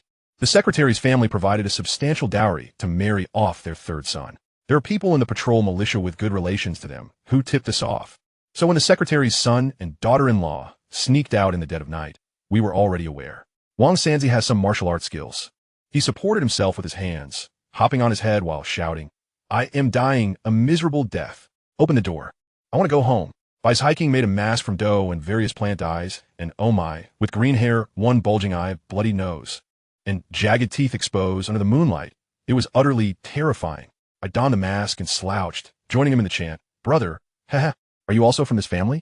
I was eaten by wolves. How did you die? As a result, he was so frightened that he fell over, breaking an arm and crawling away in a panic. Zhong Zhirun recounted, still excited by the memory. Zhang Zinan swayed her short braids, adding, Uncle. Wang San's wife was outside the courtyard wall, crying and singing. I draped myself in a bedsheet, topped with a wooden ball covered in hair, and shuffled over to her, performing a skit about my head falling off. She was so frightened that she fainted. Yuejin couldn't help but shiver at the mere thought of it. You must wonder, why would the village secretary's family, not in need of money, fixate on such a remote estate? They've even stirred up tales of hauntings. Bai Sihin pursed her lips and leaned forward, lowering her voice. Uncle, do you think there might be something in that estate that attracts them? I heard the landlord's property isn't as dilapidated as everyone believes. It's just that people think there are treasures hidden within, digging one after another, only to find nothing but disappointment. Our houses are merely separated by a river from the landlord's. That hunter used to be the landlord's bodyguard. Yuejin also saw the plausibility in this. Perhaps we should return tonight and dig both inside and out? The other 4 nodded in agreement. The village head had settled the truck driver and came to speak with Yuejin, accompanied by others from the brigade office. Xiao Qi, how should we distribute these bees? How do we teach the villagers to keep them? Yuejin had already contemplated this and smiled, saying, Esteemed uncles, the commune has allocated 500 yuan for purchasing bees. So 45 hives will belong to our village collectively. To ensure meticulous beekeeping, we will assign 9 villagers to oversee them. This task is not arduous and will not interfere with their agricultural work for points. There remain 90 hives, and considering the feed, each hive costs 11 yuan. Nan, by hiking, Zhong Yuan and Ziguo will each take 10 hives. The village head's family will take 15. I will also take 15. Li Hongliang, Wang Chengshan, Zhao Wule, and Xiaoani's family will each take 2 hives. The remaining 12 hives will be claimed voluntarily by the villagers, and whatever is left will be mine. As for the lessons, we comrades who went to He Province will take turns teaching. We aim to master the beekeeping techniques within a month of the bees' quiet period. Suddenly, an unfamiliar woman smiled and exclaimed, Comrade Shi, our family will take all 12 remaining hives. Chapter 81. She is the most obedient. Zhang Zinan whispered behind Shi Yuejin. I've never seen such a shameless woman. Shi Yuejin pondered for a moment and realized that this woman must be the newly married wife of Wang Sanzi. Yet he couldn't shake the feeling that her gaze towards him was overly fervent, as if he were a sumptuous feast laid before her. He lowered his eyes slightly and said blandly, Oh, I forgot to mention, each household is limited to 1 hive. This is to prevent villagers from blindly following suit and risking significant financial losses from failed beekeeping, which contradicts our original intention. The woman nodded with a hint of regret, a smile playing on her lips. 1 hive it is then. Chi Yuejin continued with a smile directed at the village head. Uncle, we have discussed how to conduct the lessons on the train. We have divided the beekeeping process and the issues encountered into 12 lessons, with each person teaching 2 lessons to ensure continuity in learning. This totals 6 rounds, allowing everyone to cover the complete content. Beekeeping is not difficult. The challenge lies in patience, careful observation, and thoughtful consideration. If villagers attend the 6 classes and engage in practical application, they will essentially learn the craft. Everyone nodded in agreement, appreciating the idea. Familiarity brings skill, and the more they listen, the better they can fill in the gaps and solidify their understanding, giving aspiring beekeepers greater confidence. Immediately, some enthusiastic villagers expressed their desire to claim bees. 2 ants vied for the last spot, their faces flushed and necks straining, while their husbands and sons eagerly glared at each other, ready to compete. This was primarily due to Xiao Ani's earlier calculations, which deepened everyone's understanding of the profitability of beekeeping. 1 hive's profit is equivalent to that of 2 pigs. Who could resist? Seeing the impending clash, Chi Yuejin quickly positioned himself between the 2 ants, smiling. Ants, there's no need to rush. Right now, the bees are in a quiet phase. Once they acclimate to the environment and the flowers bloom abundantly, their food supply will increase and they will soon swarm. At that point, the 135 hives will double. Everyone will benefit. His words helped to calm the villagers' emotions, and the 2 families agreed to draw lots to determine who would receive the final hive. The beekeeping lessons would take place after the villagers finished their work. The entire village was bustling with activity, farming, clearing land, and attending classes. Even those not keeping bees would learn the skills, enabling them to assist in beekeeping and earn additional work points. Once they witnessed the substantial profits beekeeping could yield, they would undoubtedly want to join in. Having returned for only 2 or 3 days, Chi Yuejin found that the teacher recruitment exam organized by the commune was about to commence. He drove the tractor, ferrying the candidates from Fomen village to the commune. It could be said that apart from tractor drivers, nearly all the educated youth had signed up, along with about 10 villagers, filling the tractor to capacity. Zhang Zinan and Bai Sihen sat on the tractor's wheel covers, where it was not crowded, offering an expansive view. The tractor halted at the entrance of the commune school, where Chi Yuejin spotted Secretary Liang from a distance, waving cheerfully as he jumped down and strode over. Secretary Liang, you are here too? Chi Yuejin naturally offered him a cigarette, taking one for himself as well, courtesy of a friend from the province. To give it a try. Secretary Liang accepted it with a smile, lighting it up. After taking a puff, he nodded repeatedly. The teacher recruitment is a significant event. I couldn't rest easy without being here. This smoke, like fine wine, reveals its quality with the first puff. Smooth, not harsh, fragrant, and leaving a lingering aftertaste. Chi Yuejin chuckled softly and handed him the half-pack of cigarettes. Take this to enjoy. It's a waste for me to smoke it. You represent our commune's dignity. Secretary Liang chuckled and nodded. All right, I'll consider you my nephew, so I won't be polite. The 2 conversed for a while about land clearing and beekeeping, before Chi Yuejin leaned in and whispered, Secretary Liang, since you're here, why not witness the exam together and see if anyone tries to sneak in cheat sheets? You see, the educated youth from the city tend to be quite resourceful. I'm concerned that some might resort to deceit and then blame others if they fail to eliminate their competitors. Such individuals, regardless of their knowledge, lack the character to be teachers. Wouldn't you agree? Secretary Liang solemnly nodded. In recent years, life has improved slightly, and more children are coming to school to learn to read and write. Several grades need additional classes. The villagers trust us by sending their children here. As Mr. Mao said, it takes 10 years to grow a tree, but 100 years to cultivate a person. Therefore, we must select our teachers with care, ensuring we are responsible to everyone. Yuejin shared a few more thoughts with him, and Secretary Liang listened attentively. Candidates gradually arrived, gathering in a dark swarm at the school entrance. Some clutched textbooks for last-minute revisions, while others huddled together discussing their study progress. A tense atmosphere enveloping them, the morning chill of June causing a shiver. With half an hour left until the exam, the school's headmaster took to the loudspeaker, calling out, "Everyone, please line up at the entrance to sign in and enter the school. Place your textbooks and notebooks on the row of tables against the wall. Only pens, pencils, and rulers are permitted." Once the candidates deposited their bags, they were instructed to line up on the playground, maintaining an arm's length distance for mutual supervision. The candidates looked a bit puzzled, but complied nonetheless. Once they stood on the playground, Yuejin walked to the podium, clearing his throat to survey the crowd. "Hello everyone. I am Yuejin. At Secretary Liang's invitation, I am here to maintain exam discipline. The weather is pleasant today, so we will conduct the exam outdoors. All candidates will line up to move the desks and chairs from the classroom. Each will receive a set as our commune leaders are present, which will significantly mitigate any undesirable occurrences during the exam. Yuejin commune is a large commune, overseeing more than 20 brigades, each with 7 to 20 candidates participating in the exam. Almost all the desks and chairs from the elementary school were brought out. Each individual was separated from their front and back neighbors by a distance of a forearm and a half. Thus, any slight movement was destined to be observed with utmost clarity. Yuejin stood upon the podium, casting a calm gaze upon the bustling crowd, and naturally, he did not overlook the barely concealed glee etched upon Mao's face. Lowering his eyes slightly, he awaited the candidates to arrange their desks and take their seats before smilingly announcing, "There are 5 minutes remaining until the examination begins. Please conduct a final check to ensure that no notes have been inadvertently concealed on your person or within your desk compartments. Any items found should be discarded into the baskets held by the students assisting with the event." The students, each carrying a bamboo basket, wandered back and forth across the playground. Everyone adopted a cautious demeanor, thoroughly inspecting themselves, even checking the corners of their desks. Zhang Zinan, unsure of her uncle's intentions, obediently scrutinized herself from head to toe, even feeling along the sleeves of her coat, only to discover several small slips of paper. Chapter 82. The human mind can be abstracted in such a manner. Zhang Zinan froze momentarily. The slips were cut out mathematical formulas and key passages from her literature that she needed to memorize.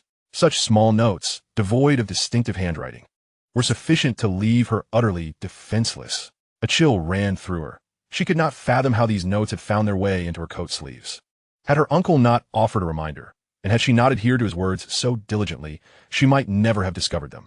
Had these slips not been found by her, but instead, during the examination or afterward, she would not only risk disqualification, but also tarnish her record for a lifetime. Pressing her lips firmly together, she lowered her gaze to the desk compartment, anxiously inspecting herself once more, even checking her hair, insoles, and shoe soles, before crumpling the notes and discarding them into the bamboo basket. Her movements were rather conspicuous, and naturally, by Sehin, seated just across the aisle, noticed. During the desk arrangement, she had already checked her own desk, and now she meticulously examined herself again, leaning in to peer into her desk compartment, only to discover a crumpled piece of paper inside. Turning to look at Mao, she was not surprised to see his expression shift abruptly. He coldly opened the paper and began tearing it into shreds, discarding the fragments into the basket. "What are you looking at me for?" Mao growled in anger and embarrassment. "You don't have some cheat sheet hidden away that we're supposed to remember, do you?" Bai Sihin chuckled softly, remarking, "How can you be so foolish? For the first time, I realized that besides the abstract nature of art, the human mind can also be abstracted in such a way. It's perfectly normal for a desk compartment to be unclean. Are you feeling guilty about hiding a cheat sheet that you suspect everyone of cheating?" Mao clenched his fists, intending to confront her, but was intercepted by Dai Mingyuan. "Mingyuan, you still cling to past sentiments with her and protect her at every turn. But do you hear the nonsense she spouts? If it weren't for the impending exam, I would certainly teach her a lesson. That candidate with the yellowed collar and disheveled hair, please be quiet. If you keep causing a scene, I will have you removed from this examination hall. Do you think this is your playground? Raising your fists, a young lady, I seriously doubt what kind of students you could teach," Yuejin declared coldly while brandishing a megaphone. Initially, Mao was taken aback, realizing the insult directed at him. As the crowd turned to gaze in his direction, he pointed to himself and then at Yuejin, furious enough to charge the podium. Chi Yuejin, are you avenging personal grievances? You're so fond of Bai Sihin that you can't even allow anyone to speak the truth? You may adore Bai Sihin's feat, but it's contingent upon whether she appreciates it. Her heart belongs solely to Dai Mingyuan. Who are you to think you deserve her attention? Bai Sihin trembled with rage. How could someone be so vile? Had she somehow wronged Ku Fiamao in a past life? Chi Yuejin turned to Secretary Liang, sighing and shrugging. Secretary Liang. You see for yourself, such a person openly spreads rumors and slanders in front of everyone, with such a volatile temper, akin to a rabid dog, ready to bite anyone in sight. Do you think he is fit to compete for a teaching position? Secretary Liang took the megaphone and spoke sternly. Comrade, please leave the examination site immediately. Your temperament is unfit for a teaching role. This is a school, not a place for you to display your aggression. If you cannot control your own temper, how can you instruct students? Ku Fiamao shoved Dai Mingyuan aside and strode forward. Chi Yuejin positioned himself protectively in front of Secretary Liang, declaring coldly, Comrade Ku, are you again going to publicly slander Secretary Liang for favoring someone? Let the crowd judge. Is such a volatile individual suitable to be a teacher? The crowd shook their heads in unison. No. A teacher must uphold their responsibilities and properly educate students. He is no different from a street thug, and he claims to be a youth cadre. To falsely accuse a female comrade without evidence, he must be quite troubled within. Dai Mingyuan tightly gripped Ku Fiamao's arm, contempt and anger flickering his eyes as he whispered, Fiamao, in front of so many people, if you act out, your future will be ruined. Chi Yuejin has connections with the commune secretary. We must plan accordingly. If you cannot endure this moment, it may disrupt our greater strategy. Just bear with it until we reach the school gate, and I will surely help you reclaim your dignity. Ku Fiamao could only glare furiously at Chi Yuejin before striding away. Following the uproar, the candidates grew even more cautious, and once the exam papers were distributed, they buried themselves in answering the questions. The two examinations concluded swiftly, and only after Chi Yuejin ensured that all papers were securely collected and sealed did he exhale with relief, beckoning the candidates from Feng'an village to board the vehicle. They had previously arranged with the village head to explore the county town after the exam. After about 10 minutes of rumbling along in the tractor, they arrived at Yangnan County. The county town was not large, consisting of just two intersecting streets. By now, it was already noon. Chi Yuejin halted the vehicle, set a time for the afternoon gathering, and took Zhang Zinan and Bai Sihin to a state-run restaurant for a meal. He ordered braised pork, chicken stewed with mushrooms, cabbage with tofu, 2 pounds of pork and scallion dumplings, and a bowl of coarse rice porridge. Pouring hot water, he rinsed the cups and chopsticks. Zhang Zinan propped her chin on her hand, smiling. Uncle, why are you so considerate all of a sudden? Chi Yuejin shot her a glare in the past. I would help with everything. Now, as a grown man escorting 2 young ladies, I must be a bit more diligent. I'm simply curious about what kind of future aunt will manage to win your heart. Chi Yuejin felt a pang in his heart. Thankfully, in this life, he behaved correctly, or else he might have thought the girl was mocking him. Nevertheless, he had been so busy since his rebirth that he had not given a thought to his personal life. He chuckled. It must be a marriage where both partners strive equally, supporting one another through thick and thin. His expectations for a partner were modest, someone pleasant to behold, who held him in their heart, and was willing to work together for their little family. Bai Sihin held her teacup, sipping delicately, these words resonating in her mind 2 or 3 times. Sihin, you are really here? We just went to the post office to collect packages and remittance slips, and upon seeing your letter, we helped ourselves to it. It seems to be a letter from your brother. It wouldn't be about something bad you've done, would it?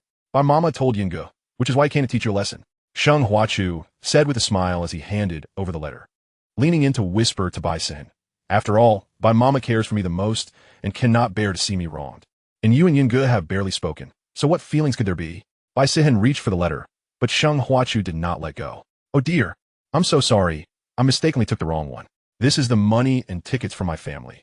This one is yours. Sheng Huachu said with an apologetic smile as he retrieved the thicker letter and handed her the thinner one. Chi Yuejin suddenly stood up to snatch the letter from Bai Sihin's hand, inadvertently toppling the teacup and spilling tea all over Sheng Huachu. Chapter 83. No longer pretending to be generous. Sheng Huachu let out a sharp scream as she recoiled, exclaiming, "Ah, that hurts." Chi Yuejin, filled with regret, said, "I apologize. Sheng's hiking. I was merely curious about how Bai's hiking's brother scolded her and forgot that one should not tamper with others' correspondence. In my haste, I accidentally knocked over the teacup. Really now, have you taken it upon yourself to play the postman and retrieve letters for Bai's hiking? If I am not mistaken, this letter was sent from the military, correct?" What if it contains something of great importance and gets lost or opened? Can you bear the responsibility? Does your family, Dai's hiking, know you are a petty and calculating woman? Sheng Huachu quickly glanced at Dai Mingyuan and indeed saw his disapproving frown. Mingyuan, I haven't. I was just concerned that Sehen might have a falling out with the Bai family and wanted help ease their relationship. I returned to the side of my biological parents and brothers, along with you good friends, and found happiness every day. I wish for Sehen to rediscover her happiness as well, but I fear I may have made things worse. Her expression was earnest, marked by a blend of regret and grievance, and anyone would perceive her thoughts as pure. Dai Mingyuan patted her hand and coldly addressed Bai Sehen. The Sheng family has done you no wrong, so there is no need to feign being a pitiful victim and allow others to fight your battles. If you continue this way, you shall repay all the money and resources the Sheng family has expended on you over the years before discussing anything else. After speaking, he turned his concerned gaze to Sheng Huachu, asking, Chu, where did you get burned? Does it hurt? We should go to the hospital to get some burn ointment. After a prolonged silence, Ku Fiamao chimed in, yes, they should compensate for the medical expenses, lost wages, nutritional support, and mental anguish. This matter will not be resolved without at least 300 to 500 yuan. Sheng Huachu clutched her chest, her face flushed. Bai Sehen chuckled softly, responding coolly, Sheng Huach, do not think that the place where the water splashed is hidden, so you can falsely accuse us at will. That water was hardly scalding. It had cooled for quite a while, maybe at most 50 degrees. It's merely a reciprocal gesture for your unauthorized retrieval of my letter. While familial affection cannot be measured in money, I have indeed enjoyed a life of affluence with the Sheng family for 17 years. Rest assured, I will work hard to repay every penny spent on me by the Sheng family, with interest included. So can you all leave now? I do not believe you lack money for a meal and need a sponge off us. Initially, the Sheng family had stated that they would return to their original lives, and everything from the past would be wiped clean. She believed that one must set aside money to discuss feelings. Sheng Huachu's expression shifted slightly. She no longer pretended to be magnanimous, a glint of triumph flashing in her eyes as she continued. I know, Sehen, you are proud and always think that once you repay the money, you owe nothing to the Sheng family. If that is the case, then I shall not act with ill intentions. I only hope you do not do something foolish in your pursuit of money. Money may not be omnipotent, but without it, one cannot achieve anything. Without the protection of the Sheng family, let us see how you, Bai Sehen, maintain your dignity. The thought of Bai Sehen having to grapple with a mountain of debt brings her much amusement. Yuejin could not help but retch beside them, exclaiming, Nan, little Bai's hiking, I might have eaten something spoiled while having chicken earlier, and I feel a bit nauseous. Bai Sehen pressed her lips together, smiling as she poured him a glass of water. Uncle, I apologize for the spectacle. I never anticipated that even while hiding from them in the countryside, I would still be pursued here. Dai Mingyuan snorted coldly, pulling Sheng Huachu to a nearby empty table and instructing Ku Fiamao to order food. Yuejin had caught a glimpse of the envelope and, upon seeing a familiar address, quietly inquired, Little Bai, is your brother also serving in the Baichun military district? Bai Sehen placed the letter on the table. Indeed. Uncle, do you know anyone in the Baichun military district? My 5th brother-in-law is there. My sister took my niece along with her to join the army, and her mother-in-law is rather difficult to deal with. I was planning to visit once the situation with the bees stabilized to check on them. Yuejin replied with a smile. The Baichun military district is located quite close to the border, and recruitment efforts are always vigorous. Many young men are drafted into the Baichun military district as long as they are capable. Bai Sehen initially held little interest in the letter. As Sheng Huachu had mentioned, her relationship with Bai Yuejin was quite tenuous, and she could hardly recall his face. Even Bai Mu, who had raised her, had become biased towards Sheng Huachu upon learning of the children's switched identities, treating her with disdain. Why should she transfer her yearning for familial affection onto Bai Yuejin? Bai Sehen tore open the letter, revealing a sheet of paper, a 5-gene grain coupon, a 2-gene meat coupon, and a sugar coupon. She paused at the 2 characters, Han. At the beginning, biting her lip as she read through the letter line by line. Noticing her eyes redden, Yuejin furrowed his brow, asking Little Bai, did your brother really reprimand you for Sheng Huachu? Which division and regiment is he in? When uncle visits, I will help you vent your frustrations. Bai Sehen could not help but chuckle softly, asking in a low voice, Uncle, when are you planning to visit? Can I accompany you? As she spoke, she pushed the letter towards him. Yuejin raised an eyebrow, unable to resist his curiosity as he glanced at the letter. Bai Yuejin mentioned that he had only learned about everything from Bai Mu. Since she was his sister, she was his responsibility. Coincidentally, his wife was giving birth and needed someone to care for her during the postpartum period, while Bai Mu could not leave the Sheng family. He suggested that Bai Sihin use this as an excuse to request leave for a visit. In reality, he had already asked the elder women in the courtyard to assist, while she could take a trip to the military district to relax and perhaps seek suitable employment. I see your elder brother is treating you quite well, fearing you might suffer in the countryside. He even found a reason for you to visit, Yuejin remarked with a smile. I initially intended to wait a few days, but since the situation with the bees seems stable, we should go visit first. Once the bees are settled, I will return. If all goes well, perhaps she will stay in the army. Zhang Zinan also nodded. Sihin, with my uncle here, you will surely not suffer. Besides, even if you are accepted into the commune school, classes do not officially start until September, so it won't interfere. As for the safety promotion matter, once you finish writing the script, we will help you select actors and rehearse.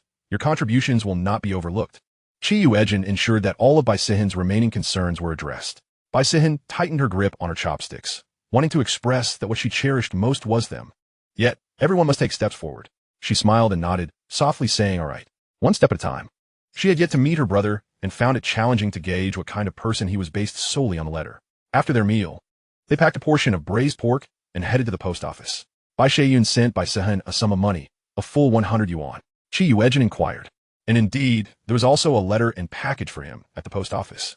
It was sent by his fourth sister, stating that relatives in Minyi had mailed some local specialties, including 2 jean of mutton jerky, 1 jean of beef jerky, 5 jean of milk strips, and 2 pieces of sheepskin. He doubted that his fourth sister's family had received only these and sent them all to him. Chapter 84. There's no running away. Upon returning to the village, Yuejin and Bai Sihin carried 2 bottles of wine and went to the village chief's home to discuss their visit. Uncle, rest assured, we will keep an eye on your bees and Bai's hikings. During this time, our whole family has been diligently learning how to raise bees. If you are still concerned, you can leave your notes with us, Lu Mingkong said with a smile. This morning, I inspected the beehives. The bees are in good condition. The number of larvae is considerable, and the queen is healthy. Once the bees are settled, and if there is an abundance of nectar, it won't be long before they swarm. Now, he spoke incessantly about bees, and the villagers who sought him out also inquired about these matters.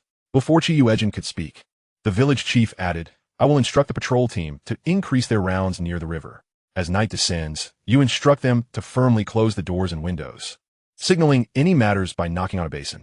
Father, during the days that uncle and Bai's hiking are away visiting relatives, why not invite little Zhang, the young girl, to stay with us?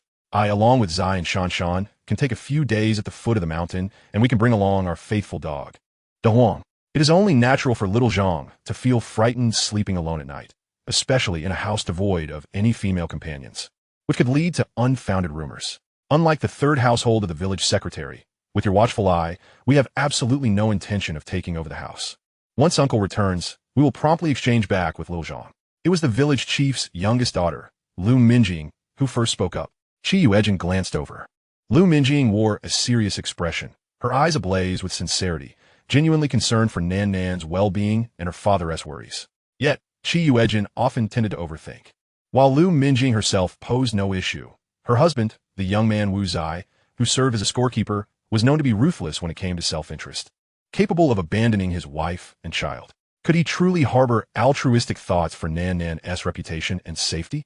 The third household of the village secretary had failed to claim the house. With the village chief present, Wu Zai would indeed be unable to benefit from the situation. So, what was his motive in encouraging Lu Minjing to step forward? At this moment, the village chief also deemed Lu Minjing's suggestion to be quite reasonable. The young girl could easily fall prey to the world's cruelties, and residing in their home, under the protection of your aunt, would ensure no one dared to bully the young Zhang. Yuejin nodded with a smile. Then we must trouble uncle and aunt. Out of the corner of his eye, he noticed a significant shift in Wu Zai's demeanor at his agreement. Upon receiving the introduction letter from the village chief, Yuejin and Bai Sihin quickly returned home side by side. Uncle, are you sure about agreeing to whatever that Wu Zai is planning? Bai Sihin inquired, her brows furrowing. What else could I do? Yuejin replied nonchalantly. Bai Sihin seriously analyzed the situation, her thoughts mirroring his own. Uncle, we have thoroughly excavated the front and back of the courtyard, even made some noise inside the house. Yet we have discovered nothing. Could it be that we misjudged earlier? She pursed her lips. What could Wu Zai's intentions be in wanting to move in? Uncertainty regarding their motives always made her uneasy. Yuejin smiled. Perhaps we have overlooked something? Surely not. Bai Sihin shook her head. The 5 of us conducted a thorough search of the house, multiple times, even uncovering the rat holes. Yuejin, with his hands tucked in his pockets, mused, or perhaps those items are not located within the courtyard. He squinted, recalling events from his past life, as if recalling that during the rainy season of June or July, a portion of the stone bridge connecting the village to the back mountain had been washed away. A section of the courtyard wall by the river had collapsed, allowing the third son of the village secretary's family to seize the opportunity for renovations. It suddenly clicked. Yuejin stood and strode back. Bai Sihin jogged behind, her eyes fixed on his long legs. With his tall stature and long strides, he moved with such vigor that he finally resembled someone of their age. Upon reaching the stone bridge, Yuejin slowed. Memories from over 40 years ago were now a blur. He noticed where the stone bridge had suffered damage. Squatting by the riverbank, he observed intently. The abundant rainfall had led to a swift river, yet the stone bridge had stood for many years. Its damage could not have occurred overnight. Similarly, if someone had hidden something within the bridge, even in this secluded area, it would have been impossible to do so without alerting anyone. Thus, his gaze shifted towards the courtyard wall of their residence, which had been newly constructed and appeared quite sturdy, having been built only a few years prior. How could the stone wall here have collapsed? He stood up with a smile and declared, "Tonight, we shall break down that wall." Bai Sihin paused, her eyes lighting up as she whispered, "Uncle, do you mean to say that something is sealed within the courtyard wall? That would explain everything." Yuejin chuckled. "I merely have such a hypothesis. Whether it holds truth or what it may entail remains uncertain." Bai Sihin pressed her lips together, smiling. "Regardless of whether it exists or not, with the wall down, no one can occupy the space. Moreover, if we demolish the wall and still find nothing, it indicates that our fate remains unchanged." Yuejin glanced at her in surprise. He had not anticipated that this young girl, despite her age, possessed such perceptive thoughts. The two were preparing to visit the military for a family reunion, requiring a considerable amount of items. Clothes, toiletries, food for their family. Packing them all together filled an entire sack. As night enveloped the surroundings, Yuejin and the others began to knock on the wall. The stone wall concealed something. With keen hearing, they would surely detect any differences. Yuejin could not recall where the bridge had collapsed, but could pinpoint that it was the wall facing the back mountain that had fallen. The five of them struck the wall, and before long, Zhang Zinan quietly exclaimed, "Uncle, come listen here. Doesn't this sound different from the rest?" Yuejin swiftly approached, squatting to knock on the spot with a stone, comparing it to the surrounding areas. The sound here was markedly louder, indicating that it was not a solid wall. He meticulously assessed, marking out the hollow area. The wall was primarily composed of clay-bound stone bricks. They thoroughly soaked the wall-less surface with hot water, allowing the clay in the crevices to soften. Following this, Yuejin used a chisel to pry around the stone bricks, and when they loosened, he pulled them off by hand. Zhang, holding a flashlight, peered inside and gasped, "My goodness, there truly is something hidden within. It's wrapped in oil paper, quite well." Yuejin grinned. "It appears this treasure is destined to be ours.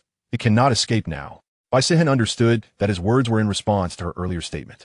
She smiled back. "Uncle, quickly see what it is." Yuejin was equally curious, hastening his movements. One brick was removed, and the others followed suit swiftly. However, they feared an uneven weight distribution could cause the wall to collapse, so they temporarily replaced the removed stones with wooden sticks. The stone bricks were heavy and long. Dismantling them required both strength and technique. These bricks lay nearly flush with the ground, making them difficult to discover, had the wall not collapsed. Who would have thought something was sealed here? Chapter 85. Let us accompany each other. As Yuejin pried at the wall, Zhang and the others managed to contain their excitement and quickly struck other areas multiple times, including several other walls, without discovering any anomalies. The courtyard wall was 3 layers thick. To facilitate the retrieval of the hidden items, Yuejin dismantled 3 bricks from the inner layer of the courtyard. These stone bricks were sourced from nearby stone hills, painstakingly shaped into large, uniform pieces using tools. Each measured around 30 to 40 centimeters long, 15 centimeters thick, and 20 centimeters wide. The concealed items were carefully wrapped in oil paper and neatly stacked within the wall, surrounded securely by stones. Yuejin donned gloves and forcefully extracted the top package, feeling its weight pressing down on his hands, leading to a clear assumption. Indeed, when he unwrapped the oil paper, a brilliant golden fish emerged. The other 4 were left astonished. Could this be the immense fortune they had stumbled upon? They dared not utter a word, merely watching as Yuejin continued to retrieve the oil paper packages, stacked like candles. After confirming there were no further omissions, he inserted one of the extra stone bricks from the courtyard wall back into place, readjusting the inner wall's bricks, sealing the outer gaps with a thin layer of soil to ensure it looked identical to the surroundings. Only then did the group carry the heavy oil paper packages back in the house. Zhang Zinan could not contain herself, reaching out to count them. After 3 rounds of counting in silence, she exclaimed, "Uncle, are these all gold?" 54 packages in total, each containing 10 pieces? Yuejin chuckled as he handed her 1 golden fish to wash in a basin, saying, "Go ahead, take a bite, and see if it's truly gold." Zhang Zinan accepted it, taking a bite that left her teeth sore, yet she beamed with joy at the 2 bite marks left on the golden fish. Grinning from ear to ear, Zhong Yuran and Ji Ziguo, upon witnessing the scene, eagerly picked up a piece and rubbed it against themselves, gnawing at several bite marks with an insatiable desire to leave their imprint. "Jinge, this is indeed gold." The old man spoke the truth. The test of gold lies in whether it can be bitten. Zhong Yuran was elated, almost foolishly so, and grabbed another piece to continue his nibbling. Yuejin chuckled, shaking his head. His own experience with fortunate finds was limited to a couple of instances, otherwise he would not have been able to withstand such overwhelming wealth. A single large yellow fish weighed 10 taels, a measurement from antiquity, amounting to a mere 310 grams. With 540 large yellow fish, that equated to an astonishing 162 kilograms. What does that even signify? The gold price before his rebirth was approximately 350 yuan per gram, translating to over 56 million soft sister coins in the modern era. Even in the year 75, when the gold price was 11 yuan per gram, it would still amount to 178,000. It is often said that in chaotic times gold flourishes, while in prosperous times antiques reign. Perhaps the hunter had stumbled upon this trove of large yellow fish, with no place to hide them, and had secretly embedded them within the walls as a family heirloom. Bai Sihin also took 2 pieces of large yellow fish, lightly tapping them together, producing a crisp sound that was particularly pleasing to the ears. Yuejin nodded, his expression turning slightly serious. The hunter's family was murdered. Perhaps this is linked to these large yellow fish. Instantly, the group felt the weight of the large yellow fish in their hands. "Old uncle, what shall we do now? Should we continue to conceal the large yellow fish within the walls?" Those who killed the hunter's family failed to recover the large yellow fish, which indicates that this method is effective. Zhang Zinan felt as if someone outside was eavesdropping, her voice barely above a whisper, almost laced with tears. Such immense wealth must be accompanied by the assurance of their lives to enjoy it. Indeed, we cannot inform the authorities. Otherwise, if word gets out, even if we retain none, others will speculate and invite endless trouble. Zhong Yuran nodded earnestly. Human nature must never be underestimated. Yuejin chuckled lightly. What is there to fear? Before we moved in, this house had been searched countless times. If we firmly refuse to allow Wu Zai and his family to move in, those treasure hunters will certainly create a ruckus. They agreed readily, feigning ignorance, thus averting suspicion. Previously, they had turned their home upside down, fearful of being discovered, always attempting to restore the original state. Bai Sihin also considered this aspect and quietly advised, in the initial 3 to 5 days, everyone should remain vigilant, gradually easing up later. It would be best if they concentrated their searches during the night. Not only would our disturbed land remain unnoticed, but they would secretly seek treasures, all the while believing they had us dancing to their tune, thereby clearing us of suspicion. Yuejin added a few more words, urging them to be alert and particularly cautious about the entrance. He then tapped the spread-out large yellow fish on the table. "Let us make it fair. There are 5 of us, so each shall receive 108 pieces." The others exchanged glances and shook their heads in unison. "Jingo, this gold was discovered by you. We merely lent a hand. A couple of pieces would suffice." I could wake up smiling. "Old uncle, my mother says you have good fortune. You feast on meat while we merely sip the broth." Ji Ziguo scratched his head, grinning. It was the first time he had witnessed what it meant for fortune to rain down from the heavens, landing squarely upon him. "Old uncle, had you not suggested inspecting the walls, we would have returned to the city, completely unaware of the treasures lying in wait." Bai Sihin lifted a piece of large yellow fish, shaking it with a smile. "Consider this a hush fee. Any more talk, and we may find ourselves restless at night." Who was it that just moments ago gazed at the large yellow fish with wide eyes, overjoyed to the point of desiring to roll on the ground? Now, they all appeared righteous, treating money as if it were mere dirt, a stark contrast to their earlier demeanor. Yuejin reflected that had they not turned the courtyard upside down together, checking every corner, he too would not have deduced that the large yellow fish was sealed within the walls. "We all share the credit. Here is the plan. I will take half, and the remaining shall be divided among the 4 of you, 7 pieces each. I will safeguard it for you. Whenever you need it, just ask. Old uncle, give us each 2 bags. Any more would only inflate our greed," Zhang Zinan said, cradling 2 bags of large yellow fish with a satisfied smile. The others nodded in agreement, acutely aware of their contributions and the efforts they had invested in this matter. In this regard, they possessed a remarkable self-awareness. A warm feeling surged within Yuejin. Very well, then, I shall keep these large yellow fish for now. I'll head up the mountain shortly to hide these treasures. You all check your homes and see if there are any signs of disturbance. With that, he grabbed a flashlight, slung a heavy bamboo basket over his shoulder, and departed through the back door, stepping into the moonlight towards the rear mountain. In just a few steps, he transferred all the large yellow fish into the space, took a stroll around, and caught 6 wild chickens before returning. As dawn broke, Yuejin drove the tractor to take Yuejin and Bai Sihin to the county town, only to be intercepted at the village entrance by Sheng Huachu. She's hiking. Sihin, are you off to visit the North Spring military district? What a coincidence. My second brother and sister-in-law invited me over to play for a few days, and Mingyuan has given me a ride. Let us go together. Chapter 86. It seems they are truly in love.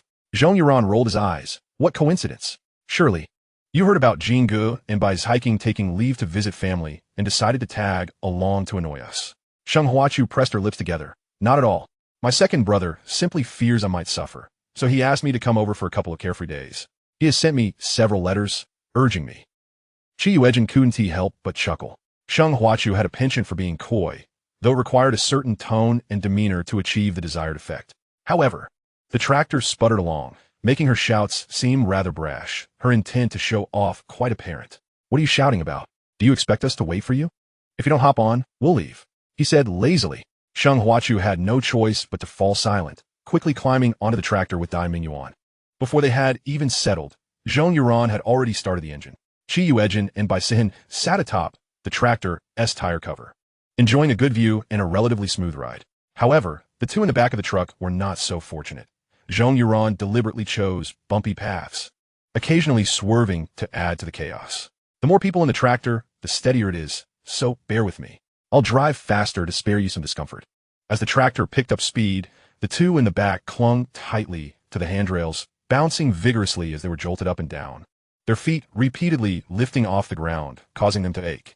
Upon reaching the station, Sheng Huachu's face turned pale, and she bent over, about to vomit, her eyes casting a vengeful glance at Yuejin. Yuejin leapt into the truck bed, grabbed her by the collar, and flung her out.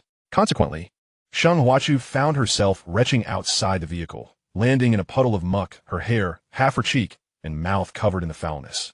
The acrid stench making her roll her eyes in distress. Before she could even curse, another wave of nausea hit her. Those around her gagged in response, some with weaker stomachs, even vomiting.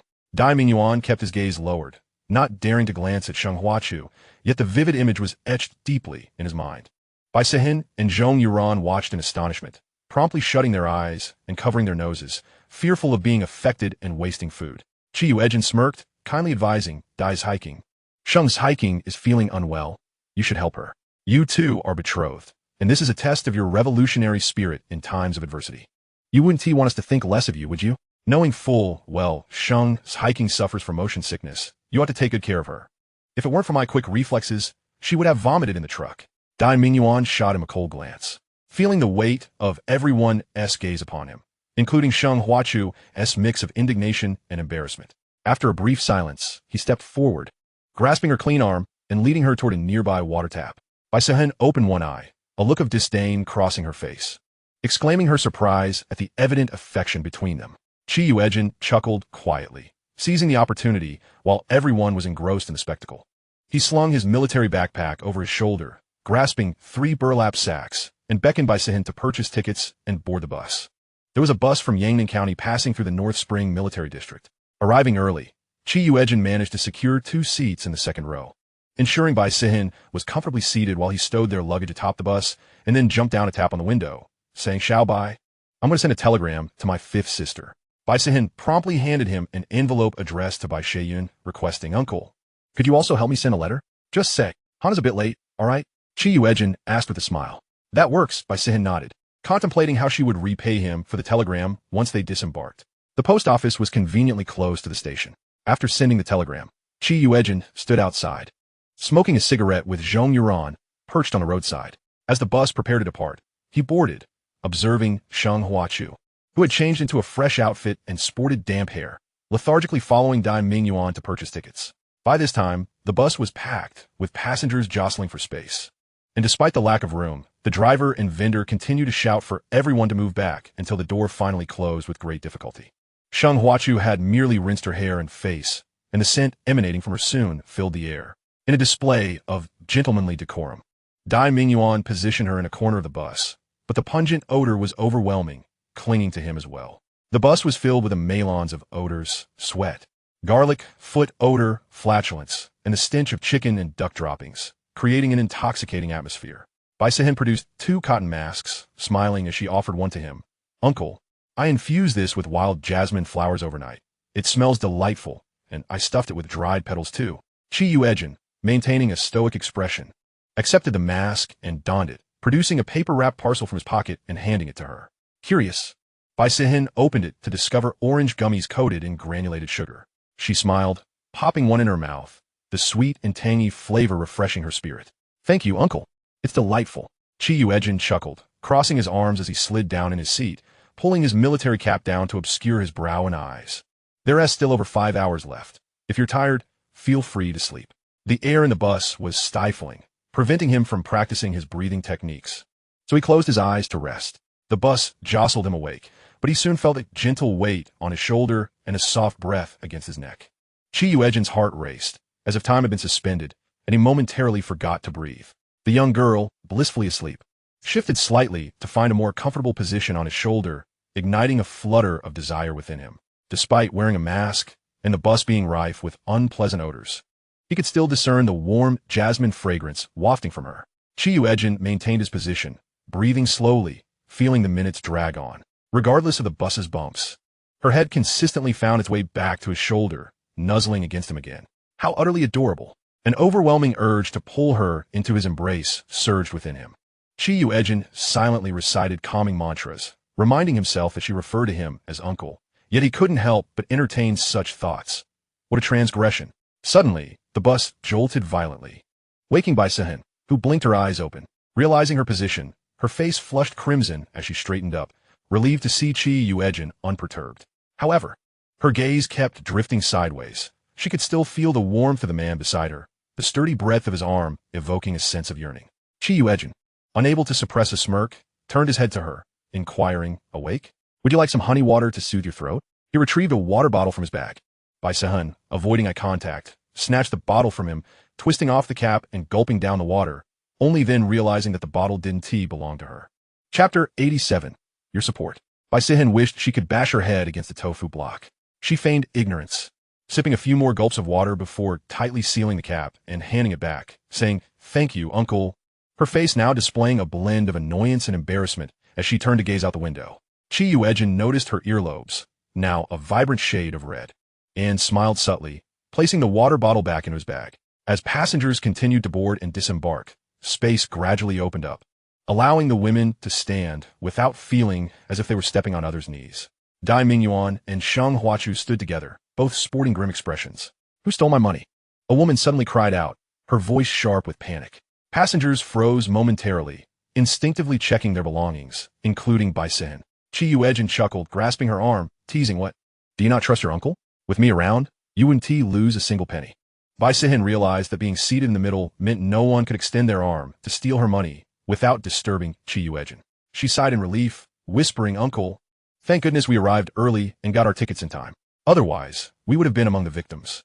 After all, she had heard several people lamenting about their lost money, including Sheng Huachu and Dai Mingyuan. Unable to resist, she added, "Those two are truly unfortunate, uncle. Why did they even come along?" Yuejin laughed. What else could they be doing but seeking to escape labor while trying to assert a sense of superiority in front of you? With so many people on the bus, the pickpockets must have made their exit long ago. After some commotion, the unfortunate few were left to lament their losses. Gradually, seats began to free up, and Dai Mingyuan and Sheng Huachu quickly found places to sit. Having risen early and endured the chaos, they were now hungry and exhausted, drifting into a light slumber as the bus continued to sway. Yuejin had received a letter from his fifth sister detailing their journey on this particular bus and where they would disembark.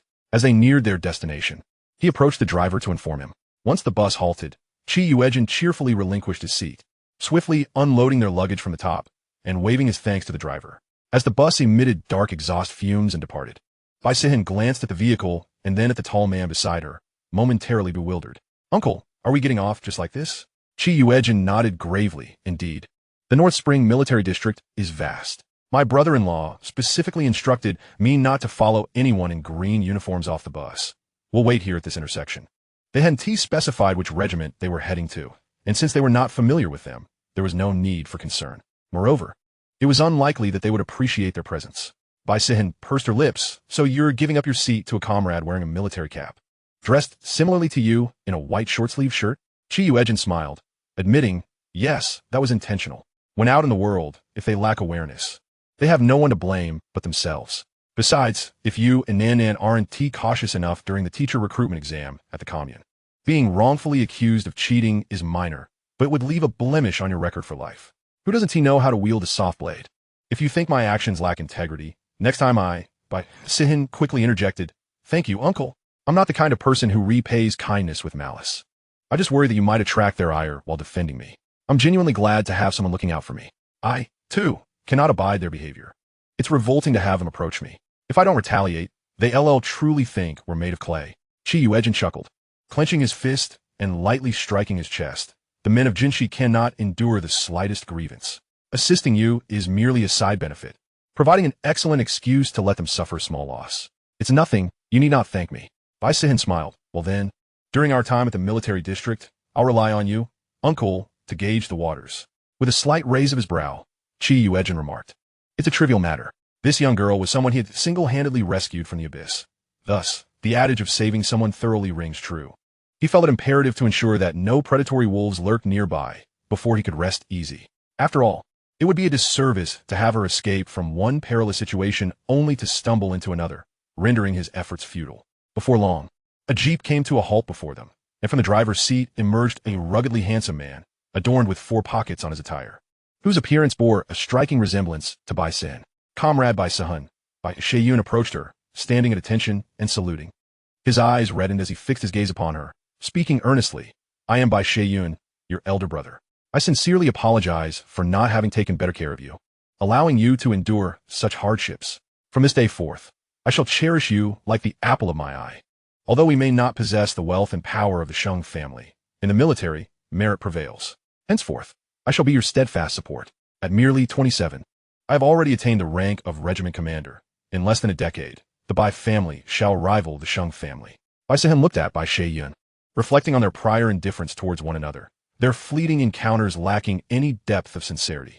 Upon learning of her lineage, she felt no connection to their mother, yet now, she sensed an inexplicable warmth from Bai Sihin, an affinity drawn from blood ties that compelled her to trust him completely. Perhaps it was also his military attire that instilled in her a sense of security. Hello, brother, I am Bai Sihin. I look forward to your guidance. She greeted with a smile and a bow, then introduced, Uncle, this is my elder brother. Uncle? Bai Sihin was momentarily taken aback. He had never heard of such a relative from the Sheng family, and given that the Bai family had migrated from another province, the concept of an uncle seemed implausible. Yuejin coughed lightly, smiling as he produced an envelope from his bag and handed it over, saying, Don't be so formal, my dear niece. This is a token of our meeting. Noticing Bai Sihin's gaze upon him, he chuckled as he offered her an envelope as well, adding now, Don't look so pitiful. What others have, you shall have too. What's going on here? Bai Sihin was left bewildered. May I inquire who you are, comrade? Bai Sihin tucked the envelope in her pocket and briefly explained to Bai Sihin, Uncle rescued me from human traffickers. Otherwise, I might have been locked in a cellar, forced to bear children by now. Moreover, in the countryside where we were, Uncle's family treated me with great care. Upon hearing this, Bai Sihin was drenched in cold sweat. He had not anticipated the audacity of human traffickers to target young intellectuals traveling in pairs. What about Dai Mingyuan and Chuchu? I've heard they went to the countryside with you. Bai Sihin bit her lip, her heart heavy with conflicting emotions. With someone standing up for her, she felt she had the right to voice her grievances. Would he choose to stand by the sister he had just discovered by blood, or the foster sister she had lived with for over 20 years? Well then, Yuejin chuckled. Are you referring to those 3 companions of Xiaobai? Chapter 88. Who would believe that there was nothing amiss in this situation? Bai Sihin nodded, affirming, indeed. They are friends whom Han Hang has known since childhood. With them around, how could Han Hang possibly fall prey to human traffickers? Yuejin frowned and remarked, Ah, dear nephew. You must give credit where it's due. Your perceptiveness is commendable for a soldier. Those 3 had sleeper tickets, claiming that Xiao Bai was merely a girl from an ordinary family, without money, hence she was left alone in hard seats. It was fortunate that Xiao Bai crossed paths with us, otherwise, her situation could have been dire. If I recall correctly, the trafficker mentioned a surname Dai, which led everyone to mistakenly believe they were Xiao Bai's relatives. If there were no ulterior motives at play, who would believe such a tale? Bai Xian turned to Bai Sehen in disbelief. Han Hang, is what this comrade says true? Did Dai Xiyuan and the others truly treat you this way? With uncle having spoken, if she remained silent, she would surely be deemed hopeless. She nodded, her voice low as she confessed, when we want to give our statements. The trafficker claimed that much of the information was leaked by Sheng Huachu and Ku Fimao. It was precisely because I was sitting alone in the hard seat and had a dispute with them that they found an opportunity. She added, brother, regardless of whether their actions were intentional or accidental, I wish to sever all ties with them. If I have caused you any trouble, I shall take my leave. Bai Sheyun, feeling a pang of heartache, gently ruffled her hair. Silly girl. Everyone used to say that you were the only girl in the Sheng family, destined to be spoiled beyond measure, and everyone envied you, calling you the paragon of elegance in the courtyard. Yet, I can see that you are not truly happy. Your smiles seem forced, unlike the genuine joy you radiate now. Everything I do in the military is to provide our family with greater security, not to be a burden on the Sheng family. They are blind to your worth. Han Hang, come, your sister-in-law has been eagerly awaiting you. Aunt Zhao has prepared a feast. Bai Sihin felt her eyes well up with tears, unable to contain herself as she threw herself into his embrace. Brother, do I really have a family now? Yes. Han Hang is our family's treasure, Bai Shay Yun replied warmly. To be honest, I've longed for a sister like you, sweet and beautiful. Even knowing that Sheng Huachu is my sister, I never felt a connection. Perhaps it was the absence of blood ties, or perhaps her inherent elitism, her disdain for the poor, and her tendency to elevate the wealthy. Bai Sihin was taken aback by Shay Yun's integrity, realizing that he stood firmly by her side against the Sheng family. Witnessing the bond between the siblings, Yuejin felt a twinge of jealousy, akin to seeing his cherished vegetable garden trampled by a pig. Comrade Qi, let's board the vehicle, Bai Shay-yun said with a smile, lifting their luggage onto the jeep. What division and regiment does your brother-in-law serve in? Perhaps we are acquainted. He is the deputy commander of the 1st Division, 2nd Regiment, 1st Battalion, Wei Kaiyan, Yuejin replied. Ah, Deputy Commander Wei. I know him. He possesses commendable physical abilities and is diligent, though he has faced some setbacks due to his education and background, Bai Shay-yun remarked, feeling a sense of fulfillment and relaxation at reuniting with his sister. I should certainly encourage him when I see him. Indeed, Deputy Commander Wei is adaptable in combat and possesses intellect, but he often overlooks details, leading to mistakes. This is a shortcoming caused by the lack of systematic training. Yuejin added, as long as one has sufficient capability, there is nothing to fear. Yuejin chuckled, just like Regiment Commander Bai, right? I heard from Xiao Bai that you enlisted alone, and no one knew which unit you were in. Everything you have now is a result of your own hard work, far surpassing the second son of the Sheng family, who relied on resources. Bai Shiyan waved his hand dismissively. I merely persevered for the sake of my convictions. We, the younger generation, are still shadows of our parents, unable to escape the influence of the Sheng family. Had Han Hang not volunteered to go to the countryside, I would have arranged for her to join me. As a regiment commander, it is not difficult to secure a position for family members, especially since Han Hang is talented and precisely the kind of asset the military needs. Bai Sihin clung to the seat of the vehicle, smiling, brother. I shall work diligently to prove to everyone that the sister of regiment commander Bai is quite capable. Yuejin, feeling somewhat detached, gazed out the window, choosing not to partake in their affectionate banter. The roads were flanked by lush, orderly rice paddies, with soldiers carrying farming tools towards the fields. Conditions were grim in various regions during this era, particularly in the mid-1970s when a number of soldiers in Hoyuo reached its zenith, rallying under the slogan of 10,000 miles of rivers and mountains, 10,000 miles of camps. The Northern Spring Military District is situated at the juncture of plains and woodlands, overseeing vast stretches of uncultivated land, necessitating a self-sufficient existence. Each soldier is assigned a specific quota, meticulously detailed to the annual harvest of grains or vegetables. He furrowed his brow, pondering if there was no escape from farming. No matter where he went, while lost in thought, he noticed a soldier vigorously pedaling a bicycle, resembling a whirlwind in motion. As he drew closer, a sense of familiarity washed over him. Bai Shiyan abruptly slammed on the brakes, lowered the window, and called out, Deputy Camp Commander Wei. I brought your brother-in-law back with me. Wei Kaiyan abruptly engaged the brakes, producing a jarring sound as he barely managed to halt beside the vehicle. Catching sight of Yuejin, who was smiling and waving at him. Baidai, I apologize for my tardiness, Wei Kaiyan earnestly admitted after thanking Bai Sheyun. Did Annie have an accident? Yuejin inquired lazily, a smile gracing his lips. Wei Kaiyan couldn't help but wipe the sweat from his forehead, feeling that his brother-in-law exuded a pressure even more formidable than that of the political commissar. My mother chased after me to give me food stamps, urging me to fetch you for a meal, but she tripped and fell. Though he was merely stating facts, his words dwindled in confidence, tinged with an inexplicable sense of guilt. Old Lotus? Yuejin detected the scent of aged tea, realizing why Fifth Sister and her husband were so attached to the Wei family, having drawn sustenance for so many years, yet willingly so.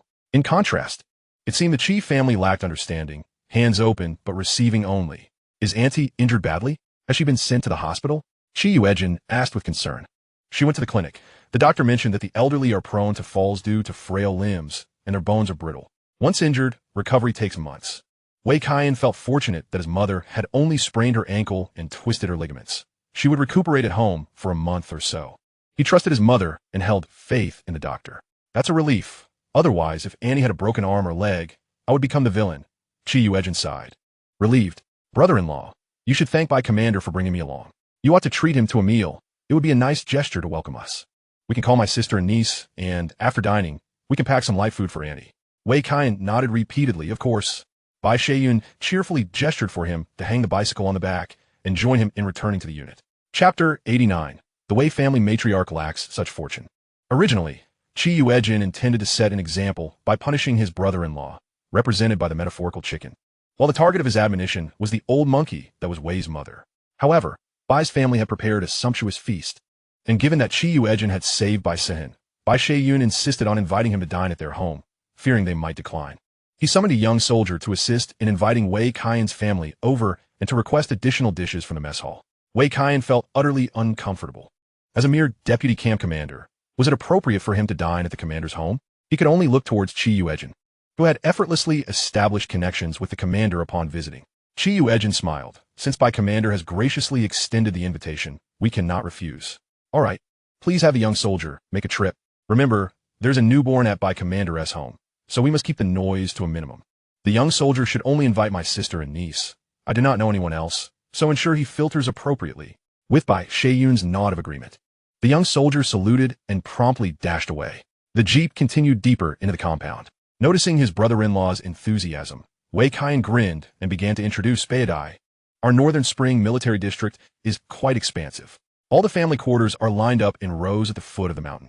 We belong to the 1st Division, stationed at the southernmost part of the district. To the west are the mess hall, clinic, several factory buildings for family employment, and administrative offices. Beyond that lies the training ground. To the east are the family quarters, with new buildings constructed last year. Our home is on the 6th floor of the middle unit in the 3rd row. The eastern side consists of bungalows, and the rather haphazardly cultivated land outside the courtyard wall is divided among families. Our family possesses a neatly organized plot of land measuring an acre, which belongs to the military. Bai Sheyun chuckled. Some families prefer the apartment buildings. My wife and I have discussed it. Having our own entrance is more comfortable and convenient. Our home is in the 2-story building behind the apartments. Sure enough, after driving for a while, they arrive at a row of small red brick villas with blue tiles, each accompanied by a yard of about 100 square meters. Further along were the family quarters of the 2nd Division. Although there are 3 divisions within a military district, each division comprises 3 regiments, and each regiment contains 3 infantry battalions. There are also various communication companies, artillery companies, high machine gun companies, regiment headquarters, and logistics. The logistics include mess teams, transportation companies, medics, and service personnel. Naturally, the regiment's cultural and artistic troupe is included as well.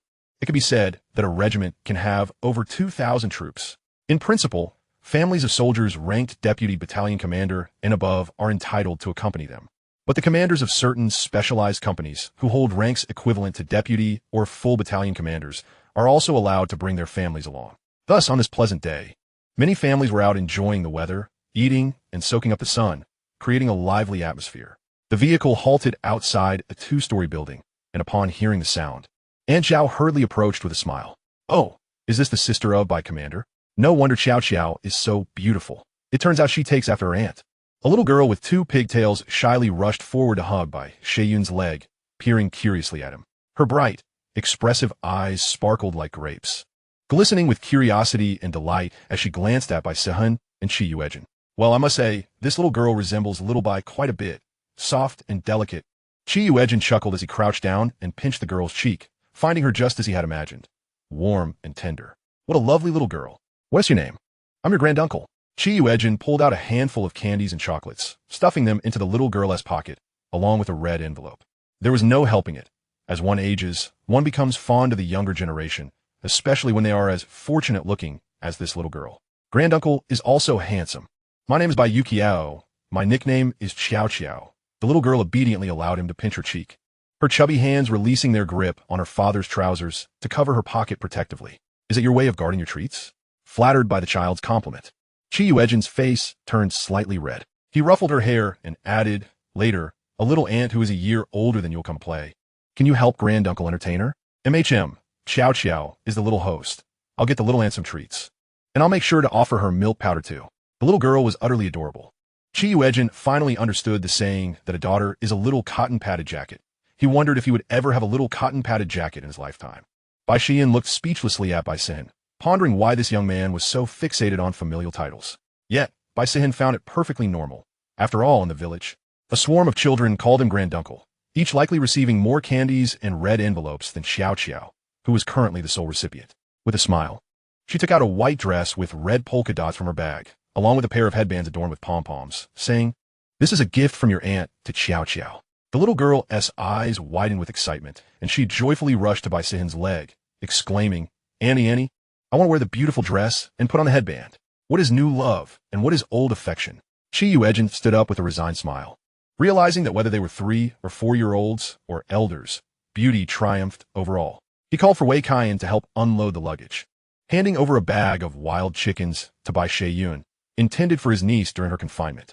Bai Sheyun and even Bai Sihin were momentarily taken aback. "Uncle, are you giving us all these wild chickens? Aren't you leaving any for your family?" Chi Yuejin noticed heads peeking over the courtyard wall on either side and chuckled. "Well, our whole family will come to visit shortly. I can't arrive empty-handed, can I? Moreover, my niece needs to replenish her nutrition during her confinement more than we do." Sighing, he added, "Alas, Aunt Wei lacks the fortune to enjoy such gifts. They were initially intended as a tribute to her, who caused her to sprain her ankle, leaving her unable to indulge in the savory delights. Surely, we cannot feast while she merely watches. How cruel! I hope she understands my heartfelt intentions." Bai Sihin immediately grasped his meaning and urged Bai Sheyun, "Brother, please take it quickly. This is from uncle for my sister-in-law and nephew. In the future, we'll slaughter a chicken every 2 or 3 days to nourish my sister-in-law. Then we can invite uncle and Xian over to enjoy the chicken legs." Bai Sheyun, somewhat bewildered, brought home a bag of wild chickens, tied them beneath the cherry tree, filled a chipped bowl with water, and scattered some vegetable leaves. Jiang Qingqin was in confinement, and Chi Yuejin found it inconvenient to enter, so he asked Bai Sihin to take in 2 bags of milk powder and a red envelope. "Yuejin, have you ever considered joining the army?" Bai Sheyun inquired as he handed cigarettes to Chi Yuejin and Wei Kaiyan in the courtyard, smiling. "I see you are tall, eloquent, and physically fit. You would make an excellent soldier. If you cannot endure hardship, you could always become a communications soldier or a medic. The propaganda department is also an option." By the time Chi Yuejin reached the family compound, Wei's mother had already spread the word about this wasteful young man with 8 sisters, tarnishing his reputation. Even Bai Sheyun had heard whispers, aware that he lacked the qualities of perseverance and resilience. Chi Yuejin coughed softly, covering his chest, and replied weakly, "Captain Bai, I have been frail since childhood, and military service is not feasible for me. However, I can still serve my country in other sectors." He didn't want to undermine himself, yet in this era, who wouldn't desire to enlist? To not do so would indicate a lack of ideological awareness. He, having lingered too long in a cocoon of comfort, was indeed reluctant to tread that path. Chapter 90, A Feast of Tofu. Bai Sheyun fell silent. Recalling what Wei's mother had said, Chi Yuejin was the sole heir of the Qi family, physically weak and unlikely to continue the lineage. Rather than relying on him, it would be more prudent for old Lady Qi to conceive another child, or perhaps the Qi family could adopt from the Wei family. He seemed to have meant well, but inadvertently struck a nerve. He couldn't help but feel vexed and scratch his head. Wei Kaiyan nodded in agreement. Beidai is clever.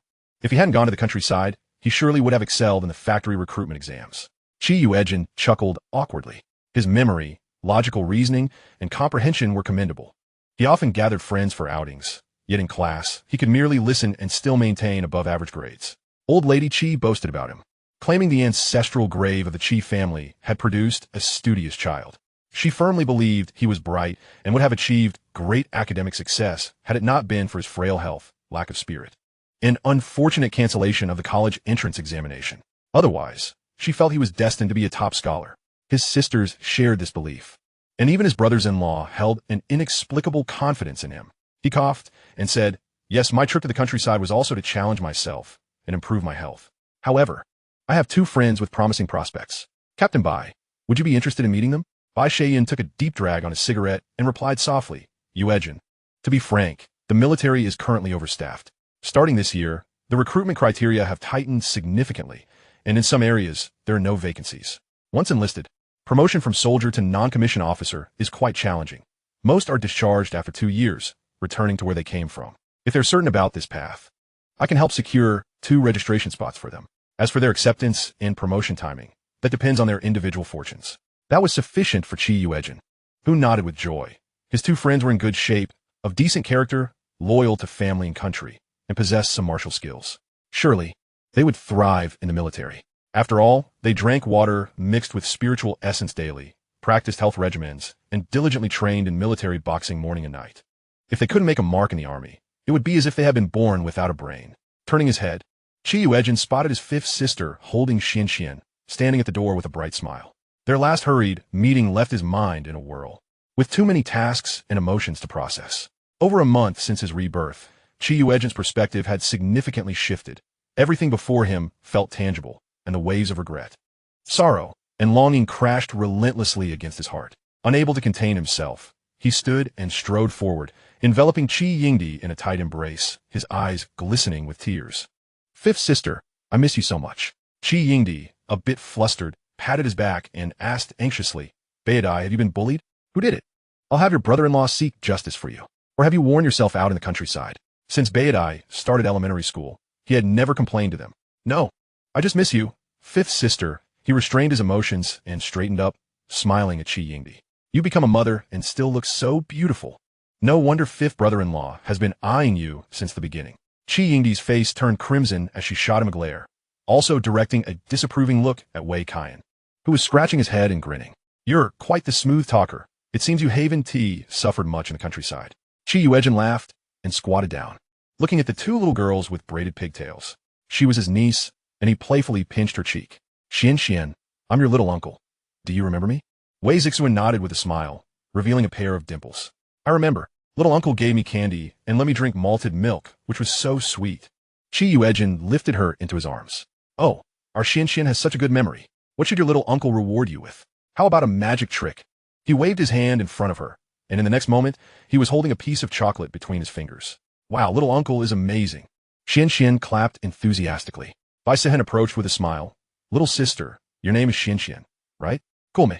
Let your sister carry you inside to change into new clothes and have some candy. Don't tire your uncle out.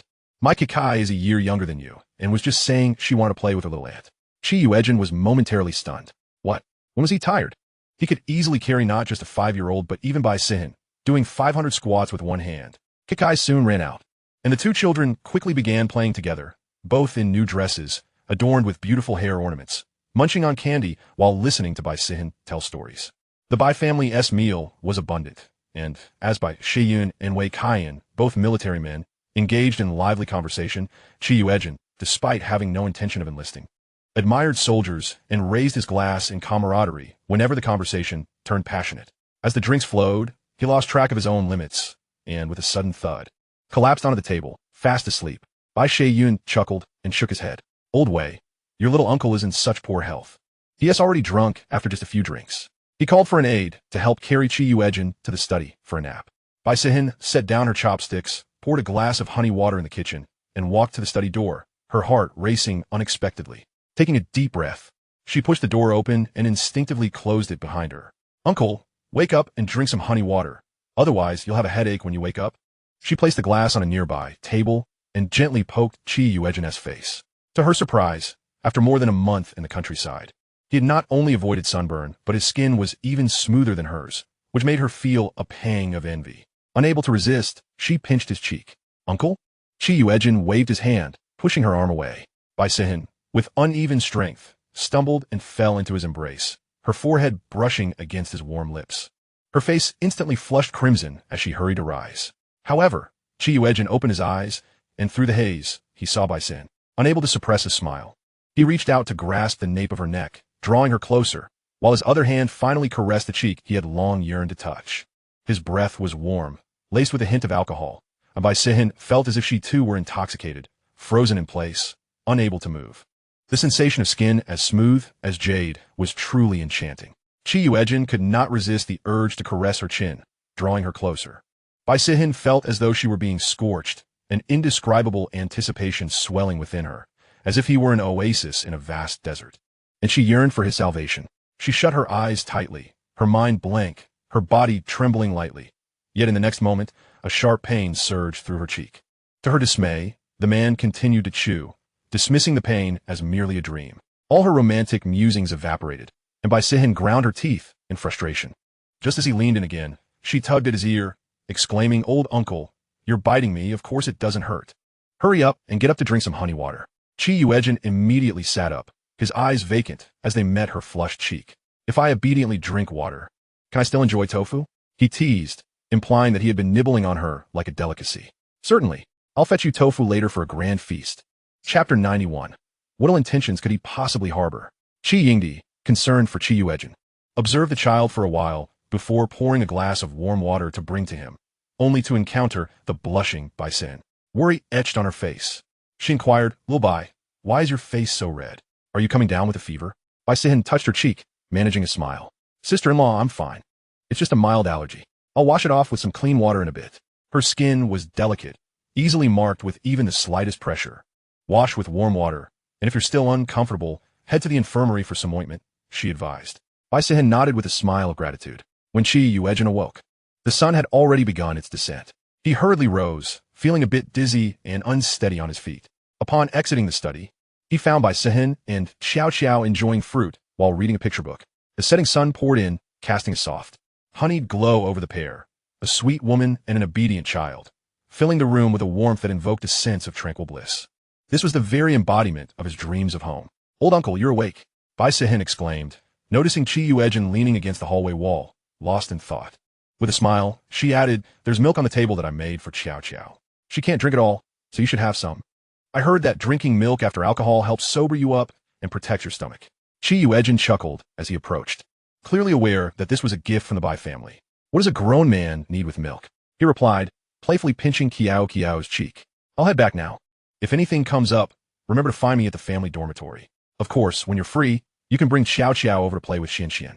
Xian had only recently arrived, and there weren't many children around. Sehen bit her lip. Although this was her brother's home, she couldn't shake the feeling that old uncle was her pillar of strength.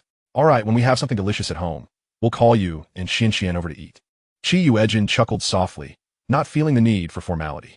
"Sure, these days, the family is probably running low on provisions. My sister, my niece, and I might drop by for a meal now and then. Let us keep the standards modest, maybe some braised pork, sweet and sour carp, or savory ribs every couple of days." As he spoke, he pulled out some ration coupons from his pocket, placing them on the table, before waving goodbye with one hand while the other remained in his pocket. As soon as Yuejin left the Bai residence, he was met with pointed fingers and whispers. It seemed that old Lady Wei had already set the gossip mill in motion.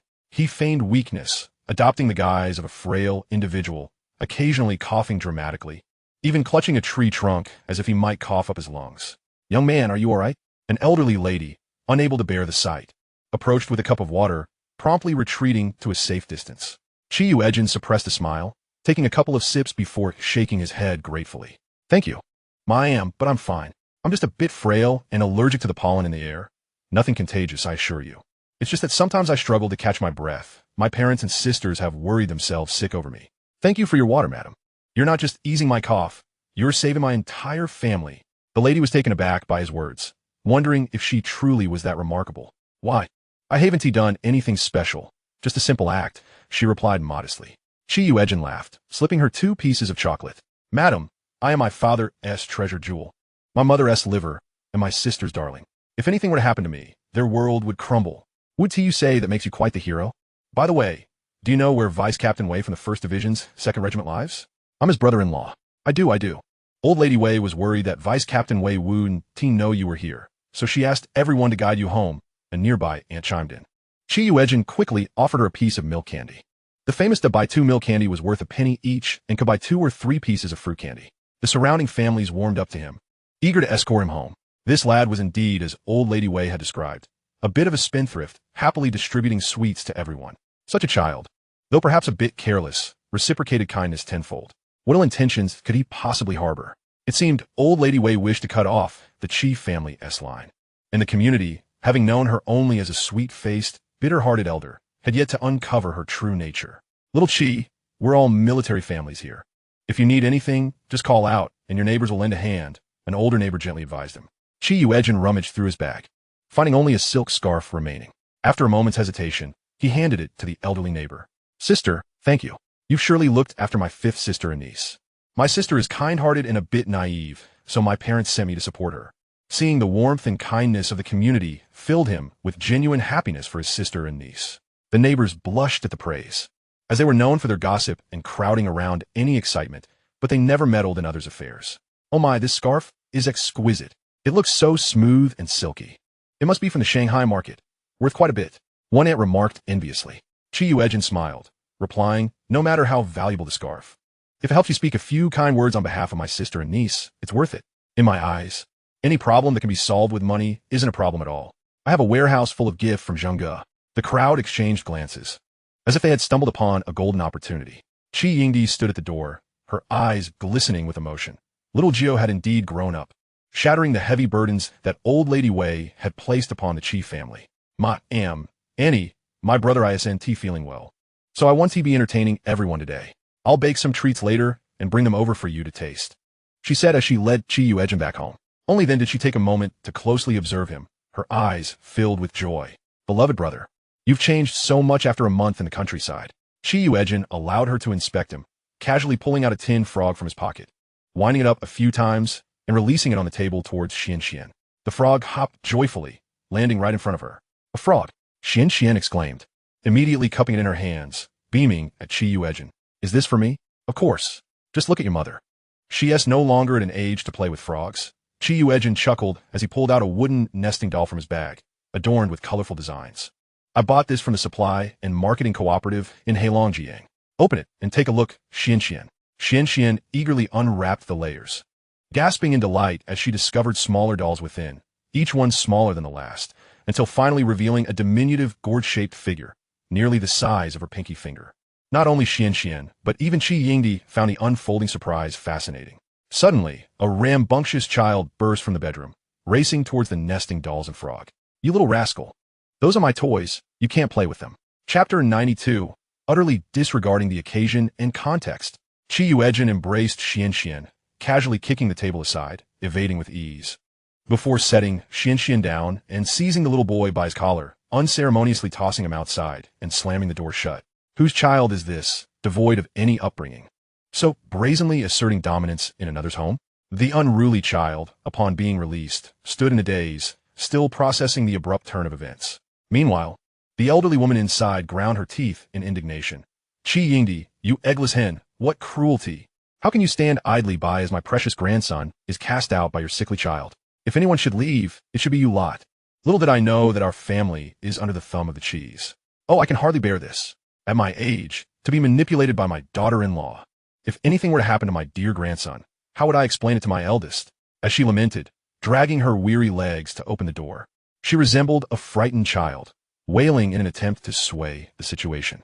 Come and witness how ruthless my daughter-in-law is, using the wealth of her in-laws to support her own family. Her brother, spending the Wei family's money, brings home toys while forbidding my grandson from touching a single one. How can an elder stoop so low as to compete with a child? I can still manage to help with childcare, cooking, and laundry. But when I am unable to move, can I expect the second son's family to assist? Now that he has become an official, he thinks he can look down on his mother. How can such a person hold the rank of deputy camp commander? Yuejin was taken aback by the ruthlessness of Old Lady Wei, who would even threaten her brother-in-law's future to force their hand. Observing her howl without shedding a tear, he noted the smugness in her gaze, believing she held the upper hand in public opinion. Yet, The neighbors merely peered in for the spectacle, not one stepping forward. He chuckled, nodding in agreement, and coughed lightly. I find your words quite astute, dear lady. As the saying goes, how can one govern the world if they cannot even tidy their own home?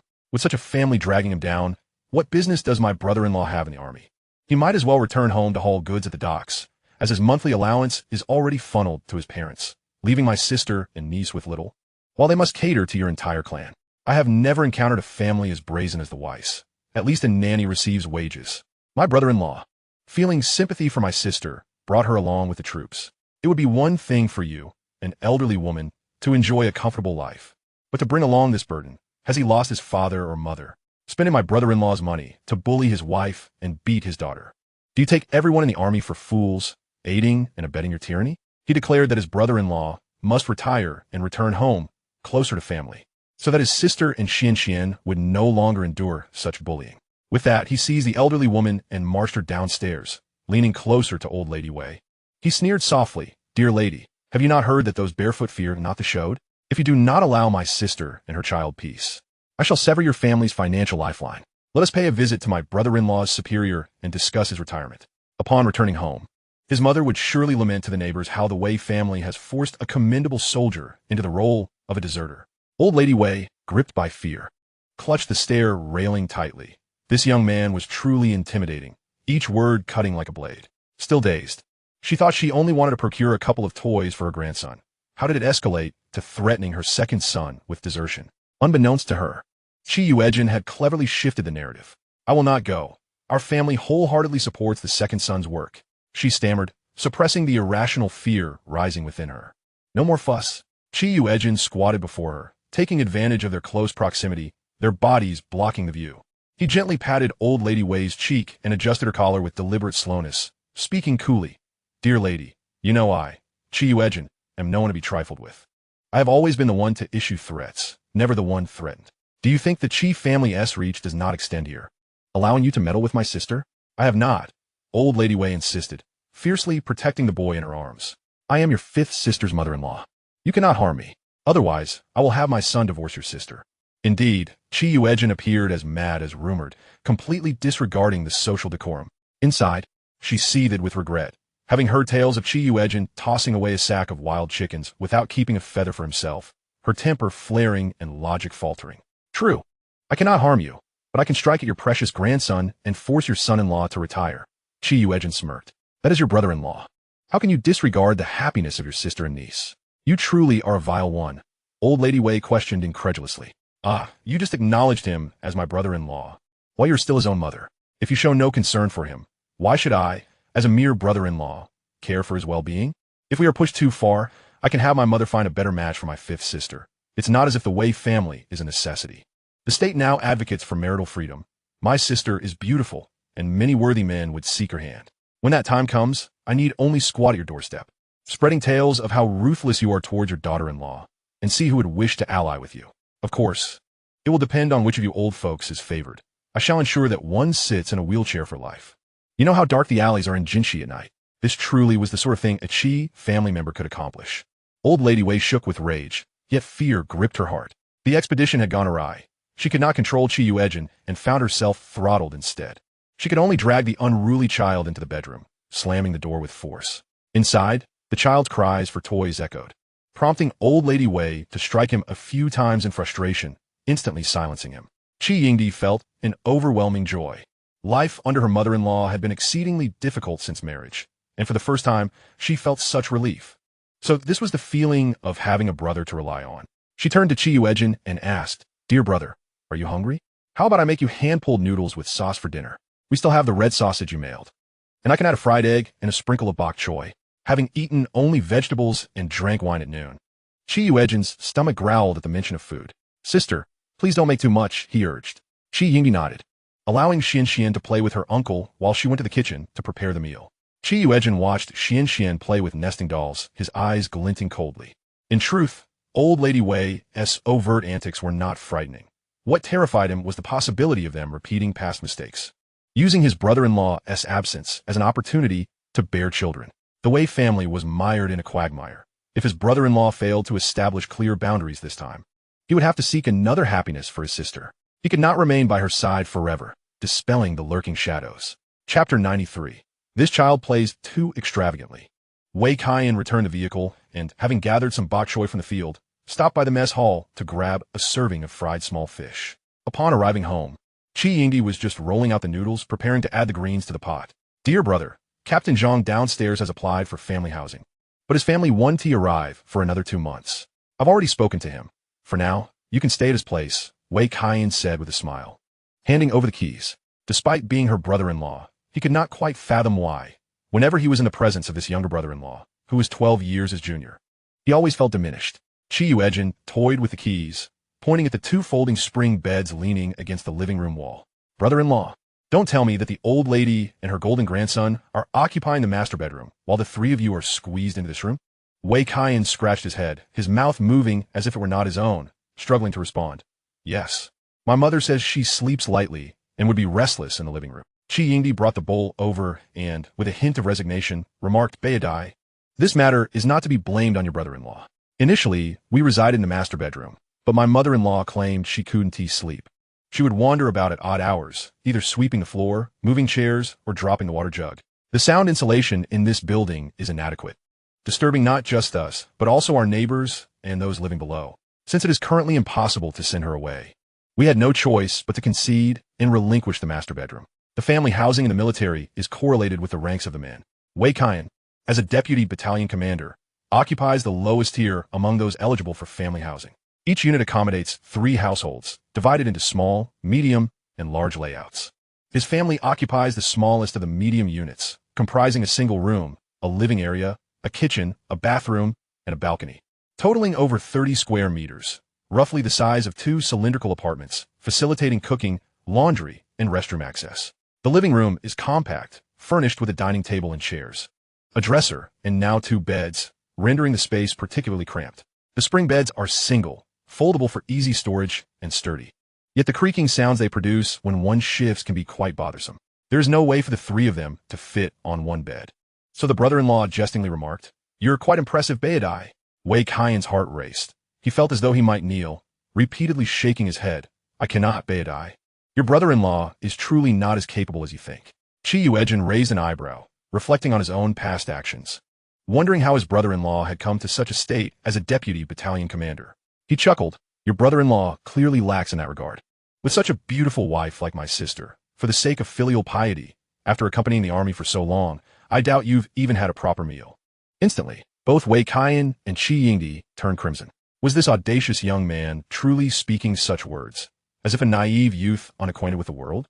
Yet, the attentive Xian interjected softly, Uncle, since we arrived here, we have secretly eaten meat many times without Grandma knowing. Chi Yingdi hurriedly placed a piece of red sausage into the little one's mouth. Yes, Xian, try the red sausage your uncle bought. Is it delicious? Xian chewed carefully, nodding repeatedly in approval. The 3 adults exchanged awkward glances, and Chi Yuejin cleared his throat, leaning toward Wei Kaiyan to suggest, brother-in-law, why don't you and my sister stay at the guest house tonight? I will take care of Xian at home. I guarantee that within a couple of days, your mother-in-law will voluntarily propose a change of sleeping arrangements. Wei Kaiyan stiffened, his ears flushing red as he stammered. But, Beidai, you're not married yet. Can you really sleep with Xian? Chi Yuejin turned to Xian with a smile, asking, Xian, would you like to sleep with your uncle tonight? Look, your grandma has her precious grandson with her, and your dad has your mom. We can't leave your uncle all alone, can we? You're not fulfilling your role as the little host. The sudden responsibility weighed heavily on the 5-year-old girl, causing her to sway slightly. She quickly declared, Uncle, I will stay with you and read you bedtime stories. What a good child, truly worthy of being my niece, Chi Yuejin thought, smiling as he pinched her cheek. Chi Yingdi and Wei Kaiyan exchanged a glance and immediately turned away, blushing profusely. You little girl, aren't you the one who can't sleep without your mother? Chi Yuejin's charming words could enchant anyone, young or old, and if he wished, even the most rational person could be led astray by his persuasion. As Xian matured, she needed to act as a worthy little host, ensuring her uncle enjoyed his time at home. Amused, Chi Yingdi continued to serve, bringing a plate of scallions tossed with tofu, drizzled with a few drops of sesame oil, and placed it beside Chi Yuejin. This is what we brought from a Bai family. Comrade Bai insisted you would like it. Chi Yuejin paused, seemingly bewildered. Had he dreamt of eating tofu and inadvertently spoken in his sleep, prompting Comrade Bai to hear him? This attentive young lady was always so thoughtful. I will just accept it, and later I'll go catch a few fish from the nearby river to send over. Next, Yuejin was unsurprised to see Yingdi bringing out other dishes. Cornmeal pancakes, cabbage stewed with vermicelli, a plate of pickled vegetables sautéed in oil, and coarse rice porridge. Regardless of whether at home or as a guest at his sister's, his meals were always unique. His nephew and niece would have to stand aside. He nodded in satisfaction and called out, "Aunt, dinner is served. Am I really expected to treat you, the guest?" Wei's mother had hardly eaten at noon, hoping that Wei, Kaiyan, and the others would bring back delicious food. Yet they returned with only a bowl of tofu, but had given away 6 wild chickens. The flavor of wild chicken far surpassed that of domestically raised ones. With these she could stew, steam, fry, or make soup for her beloved child. Jinbeo would surely grow a couple of centimeters taller. Having just heard about the planned meal of handmade noodles with red sausage, Wei's mother took Jinbeo's hand and limped back outside, her earlier agility for being startled now a distant memory. Yuejin, seeing through the pretense, had Yingdi fetch another bowl, transferring his handmade noodles and red sausage from his basin to Xian, along with a fried egg. The little girl gazed at the bowl with sparkling eyes, her smile nearly reaching her ears. Upon witnessing the stark contrast of the food on the table, Wei's mother could no longer contain her indignation and slammed her chopsticks on the table. Yuejin interjected calmly before she could, "Brother-in-law, don't think your earnings are a testament to your merit. My sister also had a job before. Had it not been for preparing for pregnancy and taking care of your entire family, how could she have made such a significant sacrifice to become a housewife, managing household affairs and allowing you to work without worry? A virtuous wife brings prosperity to 3 generations. A couple is one, striving together for their family, regardless of status. You earn your money with half of her contribution. If I eat a bowl of your handmade noodles, no one will point fingers at my sister as back, will they?" Yingdi lowered her head, almost burying it in the bowl. She had only aimed to help her sister find a good match, not out of any grand sense of sacrifice. Wei Kaiyan quickly added, "Of course not. Yingdi's brother is my brother. We are family and do not speak as if we are strangers. Beidai, if you're not full, I can make you more." Yuejin chuckled and glanced at Wei's mother. "Aunt, I am enjoying the fruits of my sister's labor. The offerings from my brother-in-law to you should be used to support the eldest household, right? Alas, the plight of parents everywhere. Aside from presenting you with a precious grandson to worship, does your eldest son provide you with any tangible benefits?" Chapter 94. How can you two, as a couple, have the audacity? Wei's mother's conviction wavered momentarily. "I am rotating my care among the homes of my 3 sons. I do not require financial support from the eldest." Yuejin nodded. "Brother-in-law, did you hear that? From now on, when Aunt is with us, you must take good care of her. Treat her in the same manner as she is treated in your brother's homes. Observe whether she helps the eldest and youngest with laundry, cooking, and childcare, and don't be foolish enough to keep sending her monthly allowances. She is not solely your mother. Your display of wealth should not deprive your brothers of their opportunity to show filial piety, right?" Wei Kaiyan was struck with realization. Patting his head, "Right, I must not overdo it. It was my fault before. No wonder the eldest brother and the youngest brother are dissatisfied with me. As our political officer would say, unclear responsibilities lead to internal conflicts." He resolved to learn from his elder and younger brothers, ensuring that his mother never felt the disparity between their families. With her brother backing her, Yingdi understood he was standing up for her and suppressed her amusement, seriously affirming, "Mom, please rest assured." Previously, Anza did not have the qualifications to accompany the army, necessitating everyone's care for the 2 of us. Thus, he sent back a considerable amount of money each month.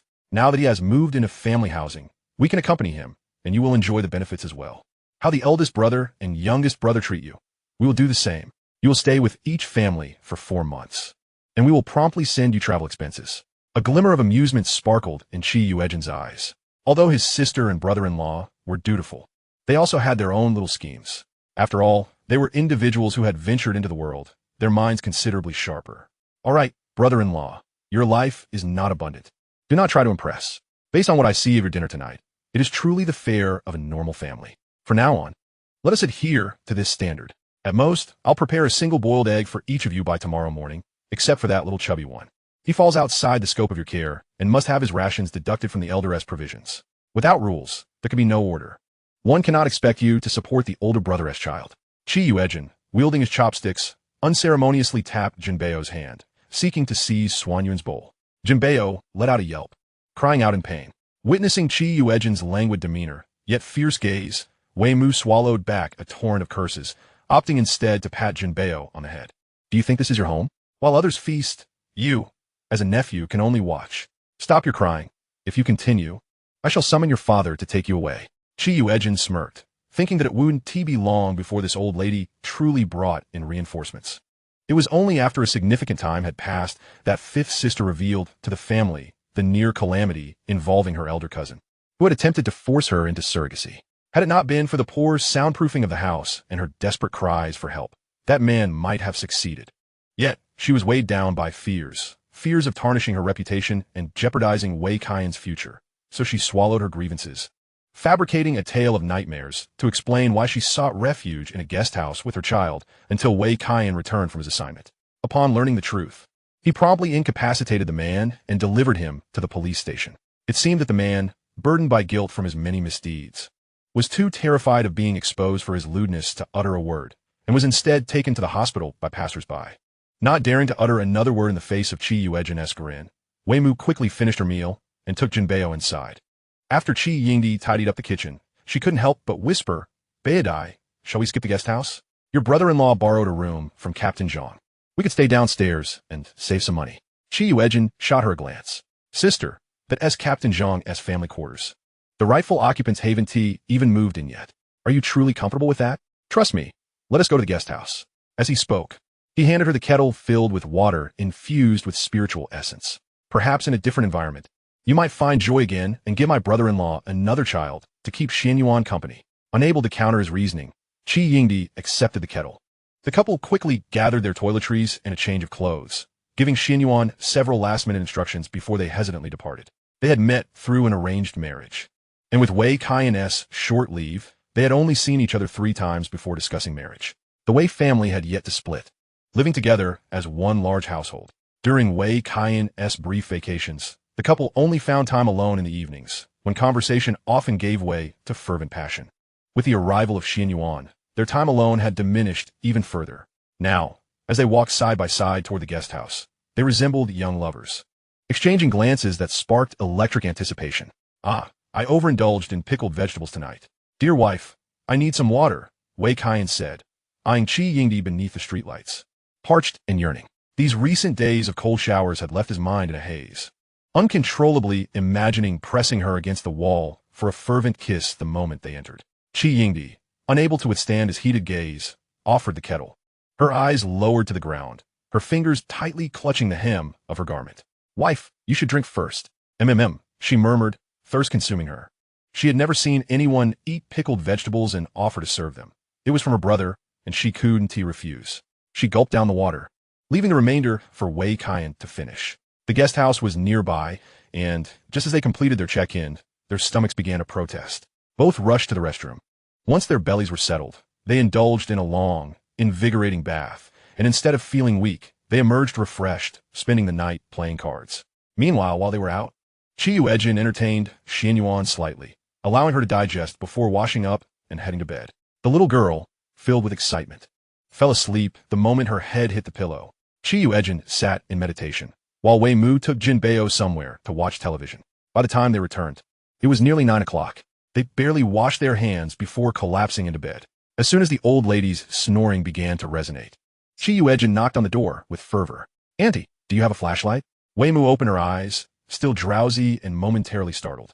The persistent knocking continued, and she grit her teeth, replying no. After shouting those 2 words, she waited for a considerable time, and when no sound came from outside, she squinted her eyes and attempted to drift back to sleep. "Auntie, are you thirsty? My brother-in-law reminded me that you often feel parched at night, and I should be attentive." Wei Mu felt a pulse throb at her temples. As one ages, sleep becomes lighter. She was accustomed to napping in the afternoon, and today she had not managed to doze off properly. She was counting on the night to catch up on her rest. "I'm not thirsty, Baidai. You just sleep. Don't mind me." Outside, silence reigned once more, and it wasn't long before Wei Mu's eyelids began to droop, and she gradually succumbed to sleep. "Auntie, are you hungry? I feel a bit peckish. How do we start a fire?" Wei Mu, devoid of any enthusiasm, opened her eyes. Her head felt heavy, and she couldn't command her limbs, so she weakly replied, "I'm not hungry. I can't," but she was so very tired. Chapter 95, Annie inspired me. Once again, there was silence outside. Wei Mu desperately wanted to stay awake to see what Yuejin would do next. Yet the more she tried to remain alert, the more her eyelids betrayed her, and she began to snore while seated. Suddenly, Yuejin burst through the door, frantically yanking the soundly sleeping Jinbei from the bed. Shouting in a peculiar tone, "Hurry, hurry! Auntie, there's a fire! Take Jinbei downstairs. I'll go extinguish it." Upon hearing this, Wei Mu's eyes flew open, and she dashed outside, forgetting to put on her shoes, dragging the dazed Jinbei along as she rushed down the stairs. As the night wind hit her, she became fully alert. What fire? It was evident that this little rascal was merely toying with her. Wei Mu's eyes narrowed, and with a cold huff, she began to shout, "There's a fire in my home." In the stillness of the night, her heart-wrenching cry roused many neighbors, who poked their heads out to inquire. "Auntie, which household are you from? Where's the fire?" Wei Mu anxiously replied, "It's in Unit 1, 6th floor, in Wei Kaien's family. His little brother-in-law got hungry in the middle of the night and set the kitchen ablaze. Ah, if they wished to mock her, she would make the situation escalate. And let us see who would ignore it." Immediately, several people rushed to knock on the door, and, after a few seconds, a groggy voice emerged from within.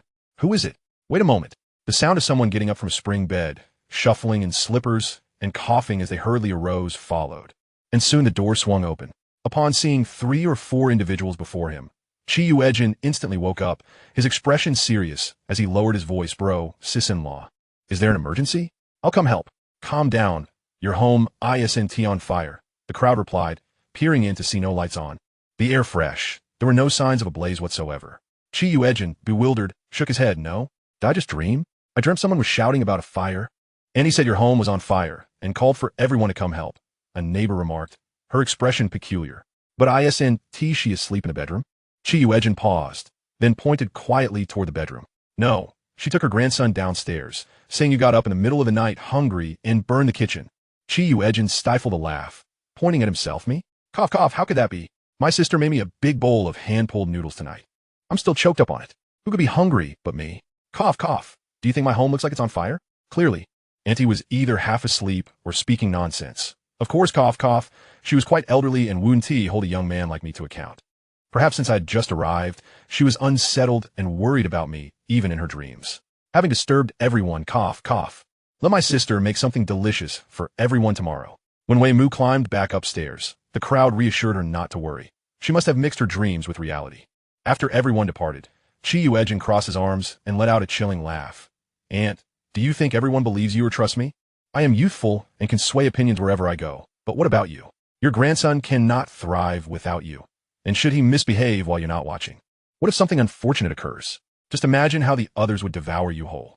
Tisk tisk, if this continues, you will undoubtedly become a mere shell of a person." Wei Mu, despondently cradling the already drowsy Jinbei, asked helplessly yet defiantly, "Yuejin, what exactly do you intend to achieve?"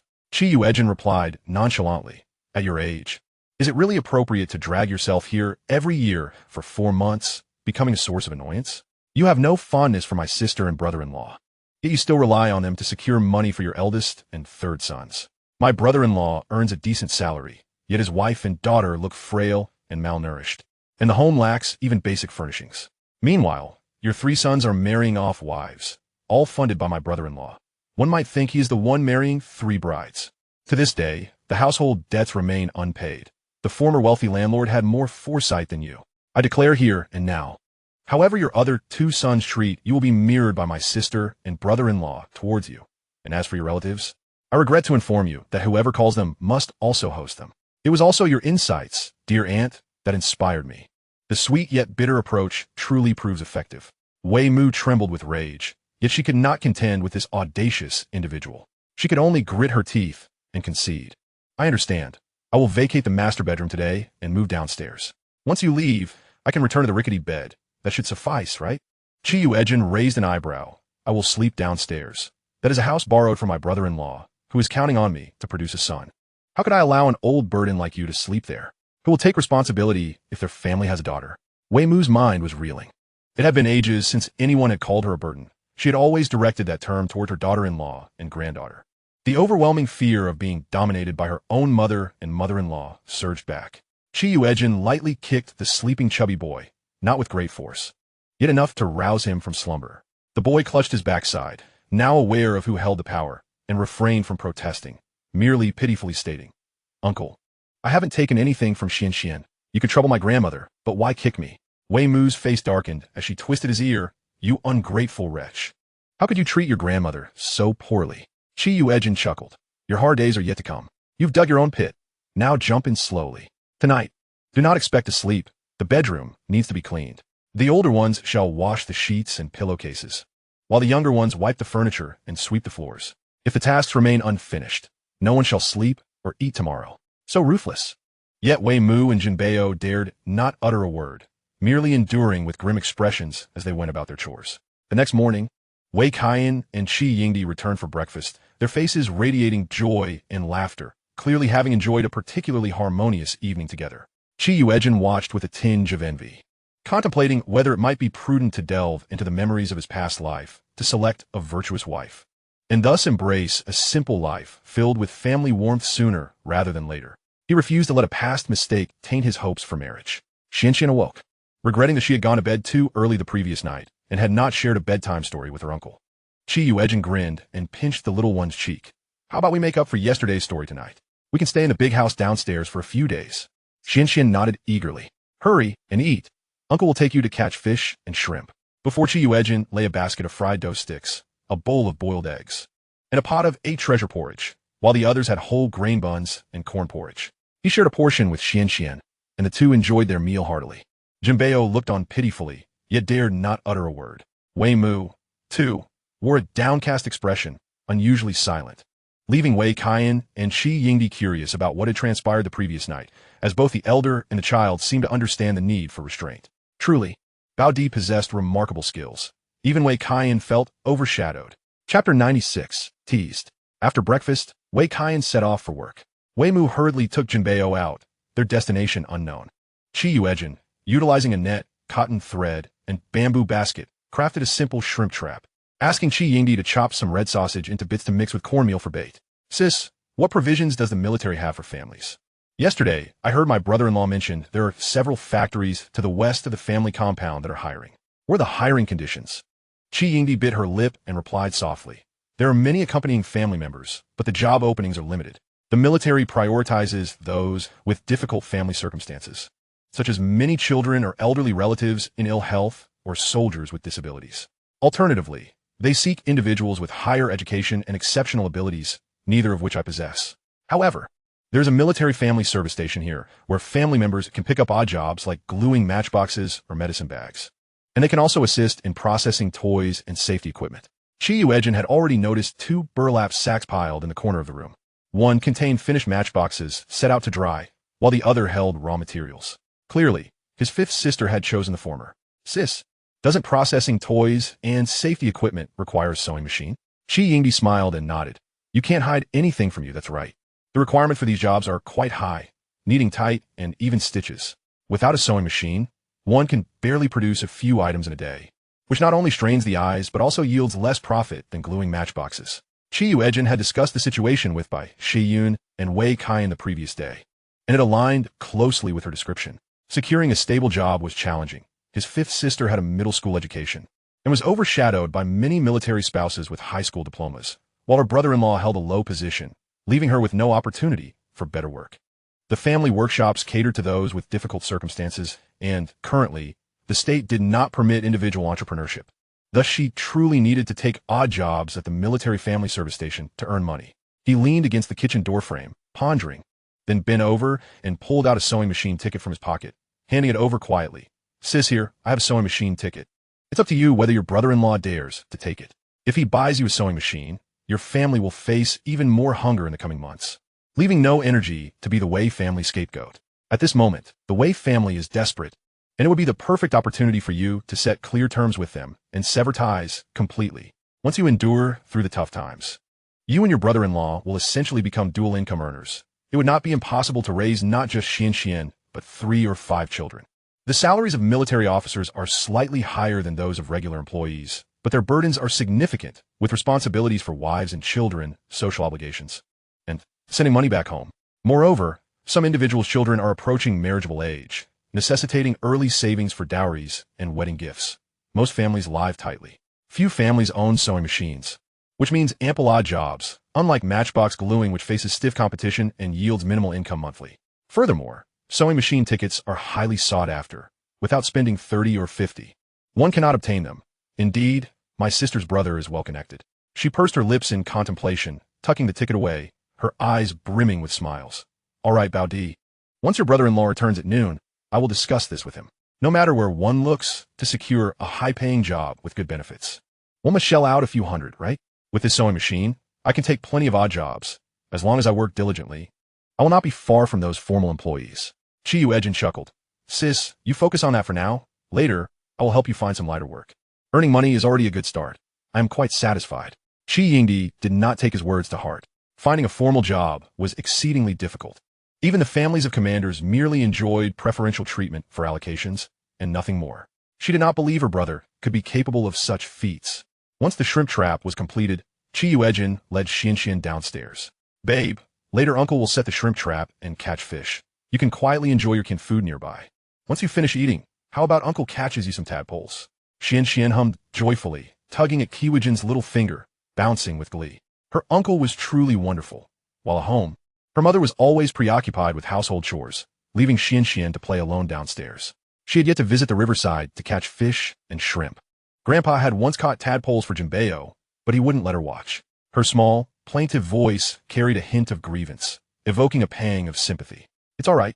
They don't care for Xianxian. Mistaking pearls for fish eyes is merely their folly, she reassured herself. With her uncle's affection, and Jinbeo's too, our dear little one has her share of love. Now speak up. Today, your uncle will serve as your wishing bottle, helping you fulfill a desire. Yuejin said with a smile, cradling her in his arms as he walked. The little one was rather short, necessitating him to bend slightly for her to grasp his finger. Otherwise, she would have to tug at his pants. Xianxian wrapped her arms around his neck and cautiously inquired, Uncle, can we invite Xiao Xiao too?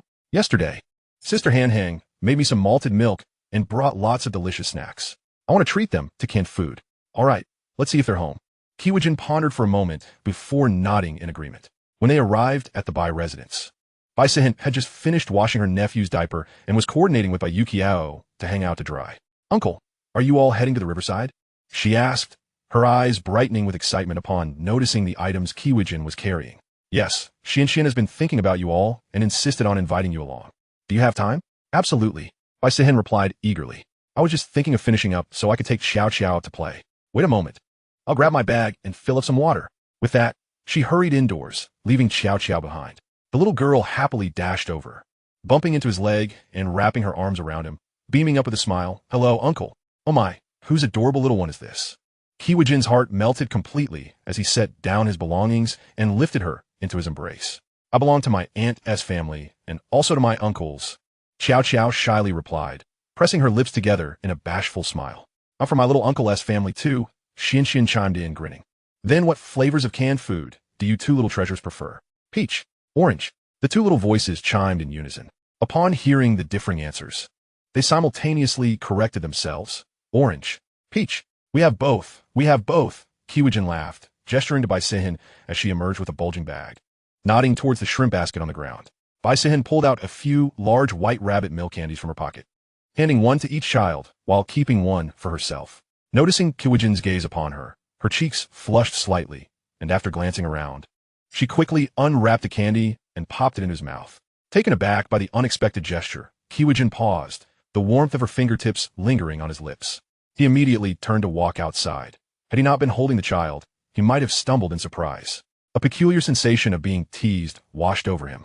Uncle, how oblivious Bai Sihin was as she trotted along, whispering gossip. Huh. Dai Mingyuan and Sheng Huacha dozed off in the car and actually got off halfway, following that person dressed just like you.